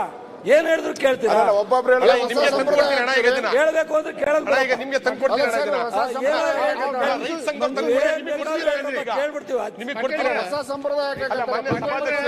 ಈಗ ನಾನು ಮುಗಿಸ್ಲಿ, ಅವ್ರು ಹೇಳಿ ಮುಗಿಸ್ಲಿ. ಸಿ ಪಾಟೀಲ್ರೆ, ನೀವು ಮಂತ್ರಿ ಆಗಿ ಕೆಲಸ ಮಾಡಿದ್ದೀರಾ? ಹೌದು.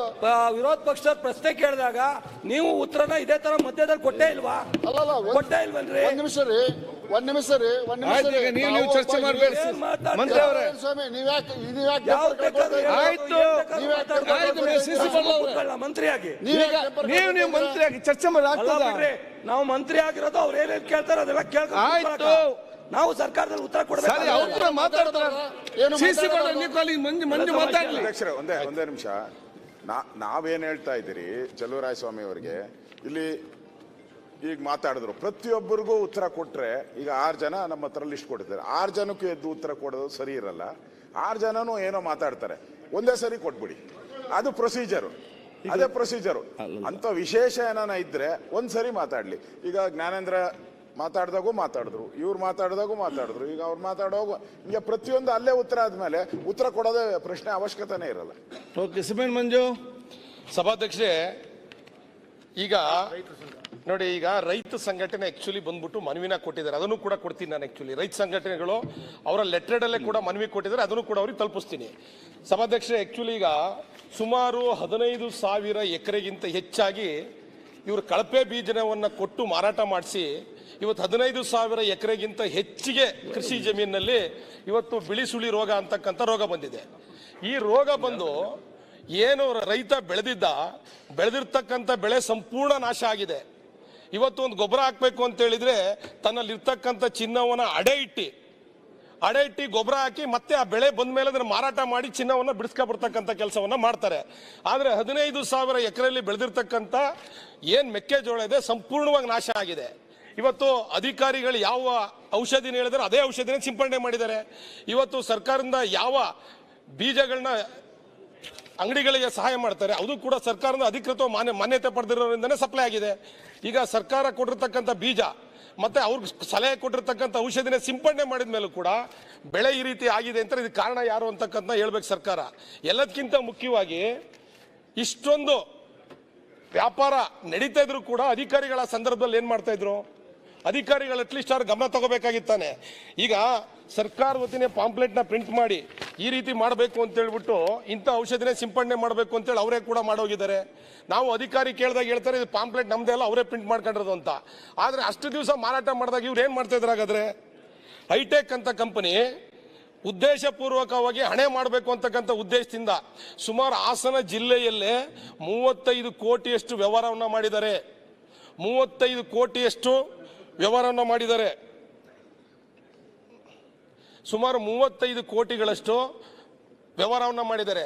ಇವತ್ತು ರೈತರು ಇಷ್ಟು ಸಂಕಷ್ಟಕ್ಕೀಡಾಗಿದಾರಲ್ಲ, ಅವ್ರಿಗೆ ಪರಿಹಾರ ಏನು? ಮತ್ತೆ ಇನ್ನೊಂದೇನಾಗಿದೆ ಸಭಾಧ್ಯಕ್ಷರೇ, ಇವತ್ತು ಜೋಳನ ಕಿತ್ಬಿಟ್ಟು ಬೇರೆ ಬೆಳೆ ಹಾಕೋಣಂದ್ರೆ ಏನ್ ರಿಪೋರ್ಟ್ ಕೊಟ್ಟಿದ್ದಾರೆ ಕೃಷಿ ಇಲಾಖೆ ಅಧಿಕಾರಿಗಳು ಅಂತ ಹೇಳಿದ್ರೆ, ಇವತ್ತು ಏನ್ ಕಾಯಿಲೆ ಬಂದಿದೆಯಲ್ಲ ಆ ಜಮೀನಿನಲ್ಲಿ ಕನಿಷ್ಠ 10 ರಿಂದ 13 ವರ್ಷ ಮತ್ತೆ ಅದೇ ಜೋಳದ ಬೆಳೆನ ಬೆಳೆಯಕ್ಕಾಗಲ್ಲ. ಅಟ್ಲೀಸ್ಟ್ ಆ ಬೆಳೆನ ಕುಯ್ದು ಹಸುಗೆ ಹಾಕೋಣಂದ್ರೆ ಹಸುಗೂ ಸಮೇತ ಹಾಕಂಗಿಲ್ಲ, ಅದನ್ನ ನಾಶ ಮಾಡಬೇಕು. ಈ ವ್ಯವಸ್ಥೆ ನಿರ್ಮಾಣ ಆಗಿದೆ. ಸಾಲ ಸೋಲ ಮಾಡಿ ಕಷ್ಟಪಟ್ಟು ಬೆವರು ಸುರಿಸಿ ಇವತ್ತು ಜಮೀನಿನಲ್ಲಿ ಜೋಳ ಬೆಳೆದಿದಾರಲ್ಲ ಅವ್ರಿಗೆ ಏನ್ ಪರಿಹಾರ ಕೊಡಬೇಕು? ನಾನು ಸರ್ಕಾರಕ್ಕೆ ಒತ್ತಾಯ ಮಾಡ್ತೀನಿ, ಹಾಸನ ಜಿಲ್ಲೆಯಲ್ಲಿ ಇರ್ತಕ್ಕಂಥ ಎಲ್ಲರೂ ಕೂಡ ಬಡ ರೈತರು, 2 ಎಕರೆ 3 ಎಕರೆ ಆಲೂರು ಇರ್ಬೋದು, ಕಟ್ಟಾಯ ಇರ್ಬೋದು, ಇಡೀ ಹಾಸನ ಜಿಲ್ಲೆ ಎಲ್ಲ ತಾಲೂಕುಗಳಲ್ಲೂ ಕೂಡ ಮುಖ್ಯವಾಗಿ ನಮ್ಮ ಅರಸೀಕೆರೆಯಲ್ಲೂ ಇದೆ, ಬೇಲೂರು ಇದೆ, ಹಾಸನದಲ್ಲಿದೆ. ನಾನು ಹೇಳೋದೇನು ಅಂತ ಸಭಾಧ್ಯಕ್ಷೆ, ಇಷ್ಟೆಲ್ಲ ಕಷ್ಟಪಟ್ಟು ಬೆಳೆದಂತ ಬೆಳೆ ಇವತ್ತು ನೀರಲ್ಲಿ ಹೋಮ ಆಗಿದೆ, ವಿಷ ಕುಡಿಯಂತ ಪರಿಸ್ಥಿತಿ ನಿರ್ಮಾಣ ಆಗಿದೆ. ನಾನು ಹೇಳೋದು ಸರ್ಕಾರಕ್ಕೆ ಒತ್ತಾಯ ಮಾಡ್ತೀನಿ, ಯಾರು ತಪ್ಪಿತಸ್ಥರಿದ್ದಾರೆ ಅವ್ರ ಮೇಲೆ ಕ್ರಮ ಆಗಬೇಕು. ನಾನು ಮಾನ್ಯ ಸಚಿವರಿಗೆ ಇನ್ನೊಂದು ಮಾತು ಹೇಳಕ್ ಇಷ್ಟಪಡ್ತೀನಿ, ಈ ಔಷಧಿಗಳು ಮತ್ತೆ ಯಾರು ಬಿತ್ತನೆ ಬೀಜವನ್ನ ಈ ರೀತಿ ರೈತರಿಗೆ ಕಳಪೆ ಬಿತ್ತನೆ ಬೀಜವನ್ನು ಮಾಡಿ ಮೋಸ ಮಾಡ್ತಾರೆ. ಅವ್ರಿಗೆ ತಕ್ಕನಾದ ಶಿಕ್ಷೆ ಆಗ್ಲಿಕ್ಕೆ ನೀವು ಒಂದು ಉಗ್ರವಾದ ಕಾನೂನನ್ನ ತಾವು ದಯವಿಟ್ಟು ತರಬೇಕು ಸಚಿವರೇ. ಅನ್ನ ಕೊಡ್ತಕ್ಕಂಥ ರೈತನಿಗೆ ಈ ಪರಿಸ್ಥಿತಿ ಆದ್ರೆ ವರ್ಷ ಎಲ್ಲ ದುಡಿದಂತ ಬೆಳೆಗೆ ಈ ಪರಿಸ್ಥಿತಿ ಆದ್ರೆ ಏನಾಗಬೇಕು? ಮಂಜು ದಯವಿಟ್ಟು ಆಯ್ತು ಸಭಾಧ್ಯಕ್ಷ, ದಯವಿಟ್ಟು ಅವ್ರಿಗೆ ಸೂಕ್ತ ಕಾನೂನು ಕ್ರಮವನ್ನು ತಗೋಬೇಕು. ಎಲ್ಲದಕ್ಕಿಂತ ಮುಖ್ಯವಾಗಿ ತಮಗೆ ಪ್ರಾರ್ಥನೆ ಮಾಡ್ತೀನಿ, ಏನು ಬೆಳೆಯಿಂದ ನಾಶ ಆಗಿದೆ ಈ ರೈತರುಗಳಿಗೆ ಕನಿಷ್ಠ ಎಕರೆಗೆ 1 ಲಕ್ಷ ರೂಪಾಯಿ ಪರಿಹಾರನ ತಾವು ಕೊಡಬೇಕು. ತಾವು ಕೊಡ್ತೀರಾ ಅಂತೇಳಿ ತಿಳ್ಕೊಂಡು ನಾನು ಮಾತನ್ನ ಮುಗಿಸ್ತೀನಿ ಸಭಾಧ್ಯಕ್ಷ. ಸುರೇಶ್ ಬಾಬು ಅವರೇ ನೆಕ್ಸ್ಟ್. ಅಧ್ಯಕ್ಷರೇ, ಇವತ್ತು ನಾವೆಲ್ಲರೂ ಕೂಡ ಕೃಷಿನೇ ನಂಬ್ಕೊಂಡು ಜೀವನ ಮಾಡ್ತಾ ಇರ್ತಕ್ಕಂಥವ್ರು. ಕೃಷಿ ರೈತ ಇಲ್ಲದೆ ಇದ್ರೆ ನಾವ್ಯಾರು ಕೂಡ ಇವತ್ತು ಬಾಳ್ಮೆ ಮಾಡ್ಲಿಕ್ಕೆ ಆಗಲ್ಲ ಅಂತಕ್ಕಂಥದ್ದು ಅವನೇ ಬೆನ್ನೆಲುಬು ಅಂತ ಅಂದ್ಕೊಂಡಿದ್ದೇವೆ. ಈ ರೈತಂಗೆ ಬೇಕಾದಂಥ ಎಲ್ಲ ಸವಲತ್ತು ಕಾಲಕ್ಕೆ ನಾವು ವಿತರಿಸ್ತಕ್ಕಂಥದ್ದು ನಮ್ಮ ಜವಾಬ್ದಾರಿ. ಸರ್ಕಾರ ನಡೆಸ್ತಕ್ಕಂಥವ್ರದ್ದು ಯಾವ ಕಾಲದಲ್ಲಿ ಏನೇನು ಅವಶ್ಯಕತೆ ಬೀಳ್ಬೋದು ರೈತಂಗೆ, ಅಲ್ಲಿ ಮಳೆ ಎಷ್ಟಾಗ್ತದೆ, ಹವಾಮಾನ ವರದಿ ಏನಿದೆ ಅದೆಲ್ಲದನ್ನು ಕೂಡ ಲೆಕ್ಕ ಹಾಕಿ ಕೃಷಿ ಇಲಾಖೆಯ ಸಚಿವರು ಅದೆಲ್ಲದಕ್ಕೂ ಕೂಡ ಮೊದಲೇ ತಯಾರಿ ಮಾಡ್ಕೋಬೇಕಾಗ್ತದೆ. ಈ ಕೇಂದ್ರ ಕೊಡ್ತದೆ, ಆದರೆ ಅದು ಕೊಡಲಿಲ್ಲ ಅಂತಕ್ಕಂಥ ದೃಷ್ಟಿಯಿಂದ ನಾವು ರೈತರಿಗೆ ಕೊಡದೇ ಇರ್ತಕ್ಕಂಥದ್ದು ಎಷ್ಟು ಸರಿ, ಆ ಥರ ಸಬೂಬು ಯಾವತ್ತೂ ಕೂಡ ಹೇಳಲಿಕ್ಕೆ ಹೋಗಬಾರ್ದು ಅನ್ನೋದು ನನ್ನ ಒಂದು ಆಗ್ರಹ ಕೂಡ. ಅದನ್ನು ದಯಮಾಡಿ ಕೃಷಿ ಸಚಿವರು ಇವತ್ತು ರೈತರಿಗೆ ಬೇಕಾದಂಥ ಬಿತ್ತನೆ ಬೀಜ ಇರ್ಬೋದು, ರಸಗೊಬ್ಬರ ಇರ್ಬೋದು, ಇದೆಲ್ಲದನ್ನು ಕೂಡ ಎಷ್ಟು ಬೇಕಾಗ್ಬೋದು. ಈ ಸಲ ಹೆಚ್ಚಿನ ಮಳೆ ಆಗಿರೋದ್ರಿಂದ ಆ ಮಳೆಗೆ ಅನುಗುಣವಾಗಿ ರೈತರು ಎಲ್ಲೆಲ್ಲಿ ಏನೇನು ಬೆಳೀತಾರೆ, ಅವ್ರಿಗೆ ಯಾವ್ಯಾವ ರೀತಿಯಲ್ಲಿ ನಮಗೆ ಯೂರಿಯಾ ರಸಗೊಬ್ಬರಗಳು ಬೇಕು, ಇದೆಲ್ಲದನ್ನು ಕೂಡ ಅವರು ದಾಸ್ತಾನುಗಳನ್ನ ನಮ್ಮಲ್ಲಿ ಗೋಡಾನ್ಗಳಲ್ಲಿ ಒಂದು ಎಲ್ಲ ಇಟ್ಕೊಳ್ಳೋವಂಥ ಕೆಲಸ ಮಾಡಿದ್ರೆ ಖಂಡಿತ ಈ ಥರ ಏನು ಸ್ಕೇರ್ಸಿಟಿ ಉದ್ಭವ ಆಗ್ತಿರಲಿಲ್ಲ ಅಂತಕ್ಕಂಥದ್ದು ಒಂದು. ಅದ್ರ ಜೊತೆಯಲ್ಲಿ ಇಲ್ಲಿ ಒಂದು ಕಡೆ ನಮಗೆ ಜನಗಳಿಗೆ ಸಿಗ್ತಾ ಇಲ್ಲ ಅಂತ ಜನಗಳು ಗದಗಲ್ಲಿರ್ಬೋದು, ಬೇರೆ ಬೇರೆ ಕಡೆ ಎಲ್ಲ ಕಡೆ ಇವತ್ತು ಹಾಹಾಕಾರ ಉಂಟಾದರೆ, ಇಲ್ಲಿ ಕೆಲವು ಕಡೆ ಈ ನಂಜನಗೂಡು ಭಾಗದಲ್ಲಿ ಕೇರಳ ಬೇರೆ ರಾಜ್ಯಗಳಿಗೆ ಹೊರಗೆ ತಗೊಂಡೋಗ್ತಾ ಇರ್ತಕ್ಕಂಥದ್ದು ನೋಡಿದ್ರೆ ಖಂಡಿತ ಎಲ್ಲೋ ಕಾಳು ಸಂತೆನಲ್ಲಿ ಇದು ವ್ಯಾಪಾರ ಆಗ್ತಾ ಇದೆಯೇನೋ ಅಂತಕ್ಕಂಥದ್ದು ನಾವು ಕೊಡಿಸ್ತೀವಿ. ನೀವು ಮನವಿನೇ ಮಾಡ್ಕೊಳ್ಳಲ್ವಲ್ಲ. ಲಾರ್ಜ್ ಸ್ಕೇಲ್ ಇಂಡಸ್ಟ್ರೀಸ್ ಅವರೆಲ್ಲಿ ಅವ್ರನ್ನ ಕೇಳ್ಬಿಟ್ರೆ ನಮಗೆ ಅವ್ರ ಹೆಸರು ಬಂದ್ಬಿಡುತ್ತೋ ಅಂತ ನೀವು ಕೇಳೋದೇ ಇಲ್ಲ. ಅವ್ರನ್ನ ಕೊಡಕ್ಕೆ ತಯಾರಿದ್ದಾರೆ ಅವರು. ನಿಮಗೆ ಬಸ್ಗಳು ಕೊಟ್ಟರು, ಮತ್ತು ಮಾವಿನ ಹಣ್ಣಿಗೆಲ್ಲ ಸಪೋರ್ಟ್ ಮಾಡಿದ್ರು, ಎಲ್ಲ ಮಾಡಿದ್ರು, ನೀವು ಕೇಳಕ್ಕೆ ತಯಾರಿಲ್ಲ ಸರ್. ನೀವು ಅದನ್ನು ಅವ್ರನ್ನ ಉಪಯೋಗಿಸ್ಕೋತಾ ಇಲ್ಲ. ಅದೊಂದು ದಯಮಾಡಿ ಅದಕ್ಕೆ ಬೇಕಾದಂಥದ್ದನ್ನ ಇವತ್ತು ಬಸ್ಗಳು ಇರ್ಬೋದು ಎಲ್ಲ ಅಲ್ಲ ಮಿನಿಸ್ಟರ್ ಕೇಳೋದು. ಆದ್ರಿಂದ ದಯಮಾಡಿ ಇವತ್ತು ಗದಗಲ್ಲಿ ಅಲ್ಲಿ ರಸಗೊಬ್ಬರಕ್ಕೆ 266 ರೂಪಾಯಿ ಇದ್ರೆ ಅಲ್ಲಿ ಹೆಚ್ಚಿನ ಹಣ ತಗೊಂಡು ಕೊಡ್ತಾರೆ. 320 ರೂಪಾಯಿಗೆ ಅವ್ರು ಮಾರ್ತಾ ಇರ್ತಕ್ಕಂಥದ್ದು. ಈ ಥರ ಎಲ್ಲ ಕೂಡ ಹಲವಾರು ನಿದರ್ಶನಗಳು ಬಂದಿದ್ದಾವೆ. ನಂಜನಗೂಡಲ್ಲಿ ಇವರೇ ಒಂದು ಗಾಡಿನ ನಮ್ಮ ಪೊಲೀಸ್ನವರೇ ಹಿಡಿದಿರ್ತಕ್ಕಂಥದ್ದು. ಅಲ್ಲಿ ಬೇರೆ ಕಡೆ ಮಾರಾಟಕ್ಕೆ ಹೋಗ್ತಾ ಇರ್ತಕ್ಕಂಥ ವಾಹನಗಳನ್ನೆಲ್ಲ ಹಿಡಿದಿರ್ತಕ್ಕಂಥದ್ದು ನೋಡಿದ್ರೆ ಖಂಡಿತ ಇದೆಲ್ಲೋ ಕಾಳಸಂತೆಯಲ್ಲಿ ಮಾರ್ತಾ ಇದ್ದಾರೆ. ಅಂಥವ್ರಿಗೆ ಕಡಿವಾಣ ಆಗ್ತಕ್ಕಂಥ ಕೆಲಸ ಇವ್ರು ಮಾಡಬೇಕು. ಗುಂಡ್ಲುಪೇಟೆ ಭಾಗದಲ್ಲಿ ಇದೆಲ್ಲದನ್ನು ಕೂಡ ಹಿಡಿದಿರ್ತಕ್ಕಂಥದ್ದನ್ನ ನೀವು ಕಡಿವಾಣ ಹಾಕಬೇಕು ಅಂತಕ್ಕಂಥದ್ದನ್ನ ನಾನು ಒತ್ತಾಯ ಮಾಡೋದ್ರ ಜೊತೆಯಲ್ಲಿ ಇವತ್ತು ಬಿತ್ತನೆ ಬೀಜಗಳ ಬಗ್ಗೆ ಮಂಜು ಅವರು ಸಾಕಷ್ಟು ಹೇಳಿದ್ರು. ಆಲೂಗೆಡ್ಡೆ ಬಿತ್ತನೆ ಬೀಜ ಇರ್ಬೋದು, ಇವು ಕಳಪೆ ಬೀಜಗಳನ್ನ ಕೊಡ್ತಾ ಇರ್ತಕ್ಕಂಥದ್ದು ನೋಡಿದ್ರೆ ಯಾಕೆ ನಮ್ಮಲ್ಲಿ ಸಮರ್ಥರಿಲ್ವಾ? GKVK ಇದೆ, ಹೆಸರುಘಟ್ಟ ಇದೆ, ಇಲ್ಲೆಲ್ಲ ಸಂಶೋಧನಾ ಕೇಂದ್ರಗಳಿದೆ. ಅಲ್ಲಿ ತಳಿಗಳನ್ನ ಉತ್ಪಾದನೆ ಮಾಡಲಿಕ್ಕೆ ಏನು ಕೊರತೆ ಆಗಿದೆ ನಮ್ಮಲ್ಲಿ? ಅದನ್ನು ದಯಮಾಡಿ ಬೇರೆ ರಾಜ್ಯದಿಂದ ನಾವು ಯಾಕೆ ಬಿತ್ತನೆ ಬೀಜ ಇದೆಲ್ಲ ತೊರಗಿಸ್ಕೋಬೇಕು? ನಮ್ಮಲ್ಲೇ ಅದೆಲ್ಲದನ್ನು ಕೂಡ ಯೂನಿವರ್ಸಿಟಿಗಳಿದ್ದಾವೆ, ಅಗ್ರಿಕಲ್ಚರ್ ಯೂನಿವರ್ಸಿಟಿಗಳು ಸಾಕಷ್ಟು ಇದ್ದಾವೆ. ಅಲ್ಲಿ ನಾವು ತಳಿಗಳನ್ನ ಉತ್ಪಾದನೆ ಮಾಡಿ ಅಲ್ಲಿ ಹೆಚ್ಚಿನ ಇಳುವರಿ ಬರ್ತಕ್ಕಂಥ ತಳಿಗಳಿಗೆ ನಮ್ಮ ಸೈಂಟಿಸ್ಟ್ಗಳಿದ್ದಾರೆ. ಅದೆಲ್ಲದನ್ನು ಕೂಡ ಬಳಸ್ಕೊಂಡು ಇವರು ಇದನ್ನು ಇಲ್ಲೇ ನಮ್ಮ ಬಿತ್ತನೆ ಬೀಜಗಳನ್ನ ತಯಾರು ಮಾಡೋದಕ್ಕೆ ಹೆಚ್ಚಿನ ಒತ್ತನ್ನು ಕೊಡಬೇಕು ಅಂತಕ್ಕಂಥದ್ದನ್ನ ನಾನು ಈ ಸಂದರ್ಭದಲ್ಲಿ ಒತ್ತಾಯ ಮಾಡೋದ್ರ ಜೊತೆಯಲ್ಲಿ ಇವತ್ತು ಏನು ರೈತರಿಗೆ ಎಲ್ಲ ಭಾಗದಲ್ಲೂ ಇವತ್ತು ರೈತರಿಗೆ ಏನೇನು ಅವಶ್ಯಕತೆ ಇದೆ ಎಲ್ಲದನ್ನು ಕೂಡ ಒದಗಿಸ್ಕೊಡೋದಕ್ಕೆ ಇವತ್ತು ಕೃಷಿ ಇಲಾಖೆ ಮುಂದಾಗಬೇಕು. ಯಾರ ಬಗ್ಗೆನೂ ಕೂಡ ಸಬೂಬು ಹೇಳಿದ ರೀತಿಯಲ್ಲಿ ಇವತ್ತು ನಮಗೆ ರೈತರಿಗೆ ಬೇಕಾದಂಥ ಬಿತ್ತನೆ ಬೀಜ ರಸಗೊಬ್ಬರವನ್ನು ಕಾಲಕ್ಕೆ ಸರಿಯಾಗಿ ಕೊಡಿ ಅಂತಕ್ಕಂಥದ್ದನ್ನ ನಾನು ಈ ಸಂದರ್ಭದಲ್ಲಿ ಆಗ್ರಹಿಸಿ ನನ್ನ ಮಾತು ಮುಗಿಸ್ತೀನಿ. ಈಗ ಬೇಗ ಅಲ್ಲ ಮಾತಾಡಿ, ಪಾಯಿಂಟ್ ಮಾತಾಡಿದ್ರೆ ಇವತ್ತೇ ಉತ್ತರ ಕೊಡ್ತಾರೆ. ಅಧ್ಯಕ್ಷ ಒಂದು ಸೆಕೆಂಡ್ ನನಗೆ ಆಮೇಲೆ ಎಲ್ಲ ಒಂದು ಸೆಕೆಂಡ್ ಹೇಳಿ ಬಿಡಿ ಸರ್. ಏನಿಲ್ಲ, ಈಗ ಯೂರಿಯಾ ಗೊಬ್ಬರ ಕಡಿಮೆ ಆಗೈತೆ ಅಂದ್ರೆ ಅದಕ್ಕೆ ಕಾರಣ ಇದೆ ಸರ್. ಏನಾಗಿದೆ ಅಂದ್ರೆ ಮುಂಗಾರು ಬೆಳೆ ಮಳೆ ಅರ್ಲಿ ಆಗಿಬಿಡ್ತೀವಿ ಸಲ. ಮಳೆ ಅರ್ಲಿ ಆಗಿರೋದ್ರಿಂದ ಆಯ್ತು, ಒಂದ್ ಸೆಕೆಂಡ್ ಮುಗೀತಲ್ಲ. ಅಲ್ಲ ಸರ್, ಮುಂಗಾರು ಮಳೆ ಜಲ್ದಿ ಆಗಿರೋದ್ರಿಂದ ಮೊದ್ಲೇಕೆ ಬಿತ್ತಿ ಬಿಟ್ವಿ. ಬಿತ್ತಿದ ನಂತರ ಸರ್ ಏನಾಗ್ಬಿಡ್ತದೆ, ದೊಡ್ಡ ಮಳೆ ಬಂದ ಎರಡನೇ ಬಾರಿ ಬಿತ್ತನೆ ಮಾಡಿ, ಎರಡನೇ ಬಾರಿ ಬಿತ್ತನೆ ಮಾಡಿದ ನಂತರ ಅದು ಗೊಬ್ಬರದ ಕೊರತೆ ಆಯ್ತು, ಎರಡನೇ ಬಾರಿ ಯೂಸ್ ಮಾಡಿದ್ರೆ ಅದಕ್ಕೆ ಸಚಿವರಿಗೆ ಹೇಳಿದ್ವಿ ಬಹಳ ಸಲ. ಈಗ ಗೊಬ್ಬರದ ಕೊರತೆ ಇದೆ, ಕೇಂದ್ರ ಸರ್ಕಾರ ಪೂರ್ತಿ ಪೂರೈಕೆ ಮಾಡಿದ್ರೆ ನಾವು ಪೂರೈಕೆ ಮಾಡಿಲ್ಲ ಅಂತ ಅಪಾದ ಕೊರತೆ ಅಲ್ಲ, ಕೇಂದ್ರ ರಾಜ್ಯ ಸರ್ಕಾರ ಜವಾಬ್ದಾರಿ. ಮಂತ್ರಿಗಳು ಹೇಳ್ತಾರೆ ಸರ್ ನೀವು ನಮ್ಗೆ ಮಾತಾಡಕ್ಕೆ ಅವಕಾಶ ಕೊಡಲ್ಲ. ನೀವು ಒಂದು ನಿಮಿಷ ಕೇಳಿ, ಒಂದು ಸೆಕೆಂಡ್ ಕೇಳಿ, ಸುಮ್ ಕೊಡ್ತೇವೆ. ದಯವಿಟ್ಟು ಒಂದು 5 ನಿಮಿಷ ರೈತರ ಪರ ಮಾತಾಡಿ, ನಮ್ಮಲ್ಲಿ ಗೋಪುರ ಇಲ್ಲ, ಅವ್ರು ಮಾತಾಡಿದ ನಂತರ ಮಂತ್ರಿ ಉತ್ತರ ಕೊಡ್ತೇನೆ. ಮಾತಾಡಿ. ಮಾನ್ಯ ಸಭಾಧ್ಯಕ್ಷರೇ, ರಾಜ್ಯದಲ್ಲಿ ಇವತ್ತು ರೈತರು ಕಳೆದ ಒಂದು ತಿಂಗಳಿಂದ ಇವತ್ತು ಬೀದಿಗಿಳಿದು ಹೋರಾಟ ಮಾಡ್ತಾ ಇದ್ದಾರೆ.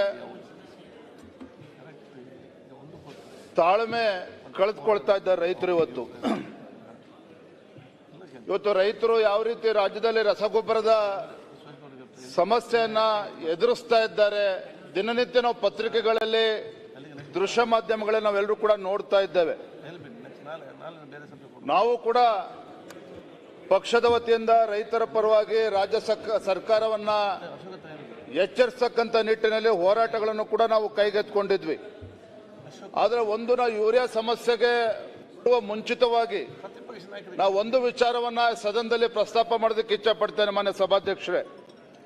ಅದು ಯಾಕೇನೋ ಗೊತ್ತಿಲ್ಲ, ಇವತ್ತು ರಾಜ್ಯ ಸರ್ಕಾರ, ಕಾಂಗ್ರೆಸ್ ಸರ್ಕಾರ ಬಂದಾಗಿನಿಂದ ರೈತರ ಬಗ್ಗೆ ಚಿಂತನೆ ಮಾಡ್ತಕ್ಕಂಥದ್ದಾಗಲಿ, ರೈತರ ಸಮಸ್ಯೆಗಳಿಗೆ ಪರಿಹಾರ ಕಂಡುಕೊಳ್ತಕ್ಕಂಥದ್ದಾಗಲಿ, ರೈತರ ಸಮಸ್ಯೆಗೆ ಸ್ಪಂದನೆ ಮಾಡ್ತಕ್ಕಂಥ ನಿಟ್ಟಿನಲ್ಲಿ ಅಥವಾ ಯಾವುದೇ ಯೋಜನೆಗಳನ್ನು ಕೊಡ್ತಕ್ಕಂಥ ನಿಟ್ಟಿನಲ್ಲೂ ಕೂಡ ರಾಜ್ಯ ಸರ್ಕಾರ ಸಂಪೂರ್ಣವಾಗಿ ವಿಫಲ ಆಗಿದೆ ಅಂತಾನೆ ನಾವು ಹೇಳಬೇಕಾಗ್ತದೆ. ಇವತ್ತೇನು ಈ ಸರ್ಕಾರ ಬಂದು ಒಂದು ಮೊದಲ ತಿಂಗಳಲ್ಲೇ ಇವತ್ತು ರೈತರ ಹಿಂದಿನ ಬಿಜೆಪಿ ಸರ್ಕಾರ ಕೊಟ್ಟಂತ ರೈತ ವಿದ್ಯಾನಿಧಿಯನ್ನು ನಿಲ್ಲಿಸಿದ್ರು. ಪ್ರಧಾನಮಂತ್ರಿ ಕಿಸಾನ್ ಸಮ್ಮಾನ್ ಯೋಜನೆಯನ್ನು ಹಿಂದಿನ ಬಿಜೆಪಿ ಸರ್ಕಾರ ಯಡಿಯೂರಪ್ಪ 4,000 ರೂಪಾಯಿ ಕೊಡ್ತಿದ್ರು, ಅದನ್ನು ಕೂಡ ನಿಲ್ಲಿಸ್ತಕ್ಕಂಥ ಕೆಲಸ ಆಯ್ತು. ಅದ್ರ ಬಗ್ಗೆ ನಾನು ಹೆಚ್ಚು ಚರ್ಚೆ ಮಾಡೋದಕ್ಕೆ ಹೋಗೋದಿಲ್ಲ. ಆದರೆ ಒಂದಂತೂ ಸತ್ಯ, ರಾಜ್ಯ ಸರ್ಕಾರದ ನಡವಳಿಕೆಗಳನ್ನು ಗಮನಿಸ್ತಾ ಇದ್ರೆ ಖಂಡಿತ ರಾಜ್ಯ ಸರ್ಕಾರಕ್ಕೆ ನಾಡಿಗೆ 2 ತುತ್ತು ಅನ್ನವನ್ನು ಕೊಡ್ತಕ್ಕಂಥ ರೈತನ ಬಗ್ಗೆ ಕಿಂಚಿತ್ತೂ ಕಾಳಜಿ ಇಲ್ಲ ಅಂತಕ್ಕಂಥದ್ದು ಸ್ಪಷ್ಟವಾಗಿ ಗೋಚರ ಆಗ್ತದೆ. ನಾನು ಮಾನ್ಯ ಸಚಿವರು ಇವತ್ತು ಇಲ್ಲಿದ್ದಾರೆ, ಕೃಷಿ ಸಚಿವರು ಶರಣ್ ಪ್ರಕಾಶ್ ಷಡಕ್ಷರ ಮಾತಾಡೋದು. ಇವತ್ತೇನು ಈ ಅಧಿವೇಶನ ಪ್ರಾರಂಭ ಆಯಿತು, ಅಧಿವೇಶನ ಪ್ರಾರಂಭ ಆಗೋದನ್ನೇ ನಾಡಿನ ರೈತರು, ಲಕ್ಷಾಂತರ ರೈತರು ಇವತ್ತು ಎದುರು ನೋಡ್ತಾ ಇದ್ರು. ಯಾಕಂದ್ರೆ ಕಳೆದ ಒಂದು ತಿಂಗಳಿಂದ ಸತತವಾಗಿ ಬೀದಿಗಿಳಿದು ಹೋರಾಟ ಮಾಡ್ತಾ ಇದ್ದಾರೆ. ಸಮಸ್ಯೆಗೆ ಉತ್ತರ ಸಿಗ್ತದೆ, ಸಮಸ್ಯೆಗೆ ಪರಿಹಾರ ಸಿಗ್ತದೆ ಅಂತ ಹೇಳಿ ಬಕಪಕ್ಷಿಗಳಂತೆ ಇವತ್ತು ರೈತರು ಈ ಅಧಿವೇಶನದ ಬಗ್ಗೆ ಇವತ್ತು ಎದುರು ನೋಡ್ತಾ ಇದ್ದಾರೆ. ಇವತ್ತು ಅನೇಕ ನಮ್ಮ ಸದನದ ಹಿರಿಯ ಸದಸ್ಯರು ಅರ್ಗ ಜ್ಞಾನೇಂದ್ರ ಅವರಿಂದಾಗಿ ಅನೇಕ ಹಿರಿಯರು ಇವತ್ತು ನಮ್ಮ ಸಕಲೇಶಪುರದ ಶಾಸಕರು, ಅನೇಕ ಶಾಸಕರು ಇವತ್ತು ಮಾತನಾಡಿದ್ದಾರೆ. ಒಂದಂತೂ ಸತ್ಯ, ಇವತ್ತು ಕೇಂದ್ರದಿಂದ ಏನು ಪ್ರೋರಾಟ ಬೇಸಿಸ್ ಮೇಲೆ ಎಷ್ಟು ಬರಬೇಕಾಗಿತ್ತು ರಾಜ್ಯಕ್ಕೆ, ಅದಕ್ಕಿಂತ ಹೆಚ್ಚು ಇವತ್ತು ರಸಗೊಬ್ಬರ ಬಂದಿದೆ, ಯೂರಿಯಾ ಬಂದಿದೆ ಅಂತಕ್ಕಂಥದ್ದು ಸತ್ಯ. ಅದನ್ನ ಯಾರು ಕೂಡ ಅಲ್ಲಗಳಿಸೋಕೆ ಸಾಧ್ಯ ಇಲ್ಲ. ಆದ್ರೆ ಇವತ್ತು ಕೃಷಿ ಇಲಾಖೆ ಆಗಲಿ, ಸಚಿವರಾಗಲಿ ಇವತ್ತು ಮುಂಗಾರು 1 ತಿಂಗಳು ಮುಂಚಿತವಾಗಿ ಪ್ರಾರಂಭ ಆಗಿದೆ. ಆ ನಿಟ್ಟಿನಲ್ಲಿ ಇವತ್ತು ಸುಮಾರು 1.5 ಲಕ್ಷಕ್ಕೂ ಹೆಚ್ಚು ಎಕರೆನಲ್ಲಿ ಇವತ್ತು ರೈತರು ಹೆಚ್ಚು ಬಿತ್ತನೆಯನ್ನ ಮಾಡ್ತಾರೆ ಅಂತಕ್ಕಂಥ ಮುನ್ಸೂಚನೆ ಇದ್ರೂ ಸಹ ಇವತ್ತು ಕೃಷಿ ಇಲಾಖೆ ಕೈ ಕಟ್ಕೊಂಡು ಕೂತ್ಕೊಂಡು, ಕಣ್ಮುಚ್ಕೊಂಡು ಕೂತ್ಕೊಂಡು ಇವತ್ತು ಕೂತ್ಕೊಂಡಿರ್ತಕ್ಕಂಥ ಪರಿಣಾಮ ಇವತ್ತು ರೈತರು ಬೀದಿಗಿಳಿದು ಹೋರಾಟ ಮಾಡ್ತಾ ಇದ್ದಾರೆ ಅಂತೇಳಿ ನಾನು ನೇರವಾಗಿ ಹೇಳ್ಬೇಕಾಗ್ತದೆ ಮಾನ್ಯ ಸಭಾಧ್ಯಕ್ಷರೇ. ಇವತ್ತು ಏನು ಕೇಂದ್ರದಿಂದ ಸಪ್ಲೈ ಆದಂತ ಯೂರಿಯಾ ಇರ್ಬೋದು, ಇವತ್ತು ನಮ್ಮ ರಾಜ್ಯದಲ್ಲಿ ಯಾಕಂದ್ರೆ ಇಡೀ ರಾಜ್ಯದಲ್ಲಿ ಒಟ್ಟಿಗೆ ಬಿತ್ತನೆ ಆಗೋದಕ್ಕೆ ಸಾಧ್ಯ ಇಲ್ಲ. ಗುಲ್ಬರ್ಗದಲ್ಲಿ ಯಾವಾಗ ಬಿತ್ತನೆ ಆಗ್ತದೆ, ಮಲೆನಾಡು ಪ್ರದೇಶದಲ್ಲಿ ಯಾವಾಗ ಬಿತ್ತನೆ ಆಗ್ತದೆ, ರಾಜ್ಯದ ಬೇರೆ ಬೇರೆ ಜಿಲ್ಲೆಗಳಲ್ಲಿ ಯಾವಾಗ ಬಿತ್ತನೆ ಆಗ್ತದೆ, ಯಾವ ಜಿಲ್ಲೆಗಳಲ್ಲಿ ಅಲ್ಲಿ ಅಗತ್ಯ ಇರ್ತಕ್ಕಂಥ ರಸಗೊಬ್ಬರಗಳನ್ನು ಸ್ಟಾಕ್ ಮಾಡಬೇಕಾಗಿತ್ತು, ಅದನ್ನ ಸಮರ್ಪಕವಾಗಿ ಸ್ಟಾಕ್ ಮಾಡೋದಕ್ಕಾಗಲಿಲ್ಲ. ಯಾವ್ಯಾವ ಜಿಲ್ಲೆಗೆ ಎಷ್ಟಿರ್ಬೇಕಿತ್ತು ಅದನ್ನ ಸ್ಟಾಕ್ ಮಾಡ್ಕೊಳ್ದೇನೆ ಇದು ರೈತರಿಗೆ ಆತಂಕ ಸೃಷ್ಟಿ ಮಾಡ್ತಕ್ಕಂಥ ಸಂದರ್ಭ ಸೃಷ್ಟಿಯಾಗಿದೆ. ಕೃಷಿ ಸಚಿವರು ಒಂದ್ ಕಡೆ ಹೇಳ್ತಾರೆ ನಮಗೆ ಸಾಕಷ್ಟು ಸ್ಟಾಕ್ ಇದೆ, ಯಾವುದೇ ಯೂರಿಯಾ ಸಮಸ್ಯೆ ಇಲ್ಲ ಅಂತೇಳಿ ಒಂದಿನ ಹೇಳ್ತಾರೆ, ಒಂದು ವಾರ ಆದ್ಮೇಲೆ ಹೇಳ್ತಾರೆ. ಯಾವಾಗ ಬೀದಿಗಿಳಿದು ರೈತರು ಹೋರಾಟ ಮಾಡ್ತಾರೆ, ಕೇಂದ್ರದ ಮೇಲೆ ಆರೋಪ ಮಾಡ್ತಕ್ಕಂಥ ಮಾಡಿದ್ರು, ಅದಿರಲಿ ಅವ್ರು ಉತ್ತರ ಕೊಡ್ಬೇಕಾದ್ರೆ ಹೇಳಿ. ಆದ್ರೆ ಇವತ್ತು ಸತ್ಯ ಏನಪ್ಪಾ ಅಂತ ಹೇಳಿದ್ರೆ, ಇಲಾಖೆ ಇವತ್ತು ಕಾಳಸಂತೆಯಲ್ಲಿ ಮಾರೋದಕ್ಕೆ ಅವಕಾಶನ ಕೊಡದೆ ಹೋಗಿದ್ರೆ, ಅವಾಗೇ ಎಚ್ಚೆತ್ಕೊಂಡಿದ್ದಿದ್ರೆ ಇವತ್ತು ಈ ಪರಿಸ್ಥಿತಿ ಬರ್ತಾ ಇರಲಿಲ್ಲ.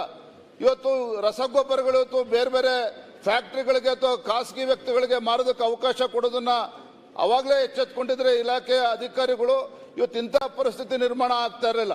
ಇವತ್ತು ನಾವು ವಿರೋಧ ಪಕ್ಷದವರು ಟೀಕೆ ಮಾಡಬೇಕು ಅಂತ ಟೀಕೆ ಮಾಡ್ತಾ ಇಲ್ಲ. ನಾನು ಮೊದಲ ಬಾರಿ ಶಾಸಕ ಇದ್ದೇನೆ.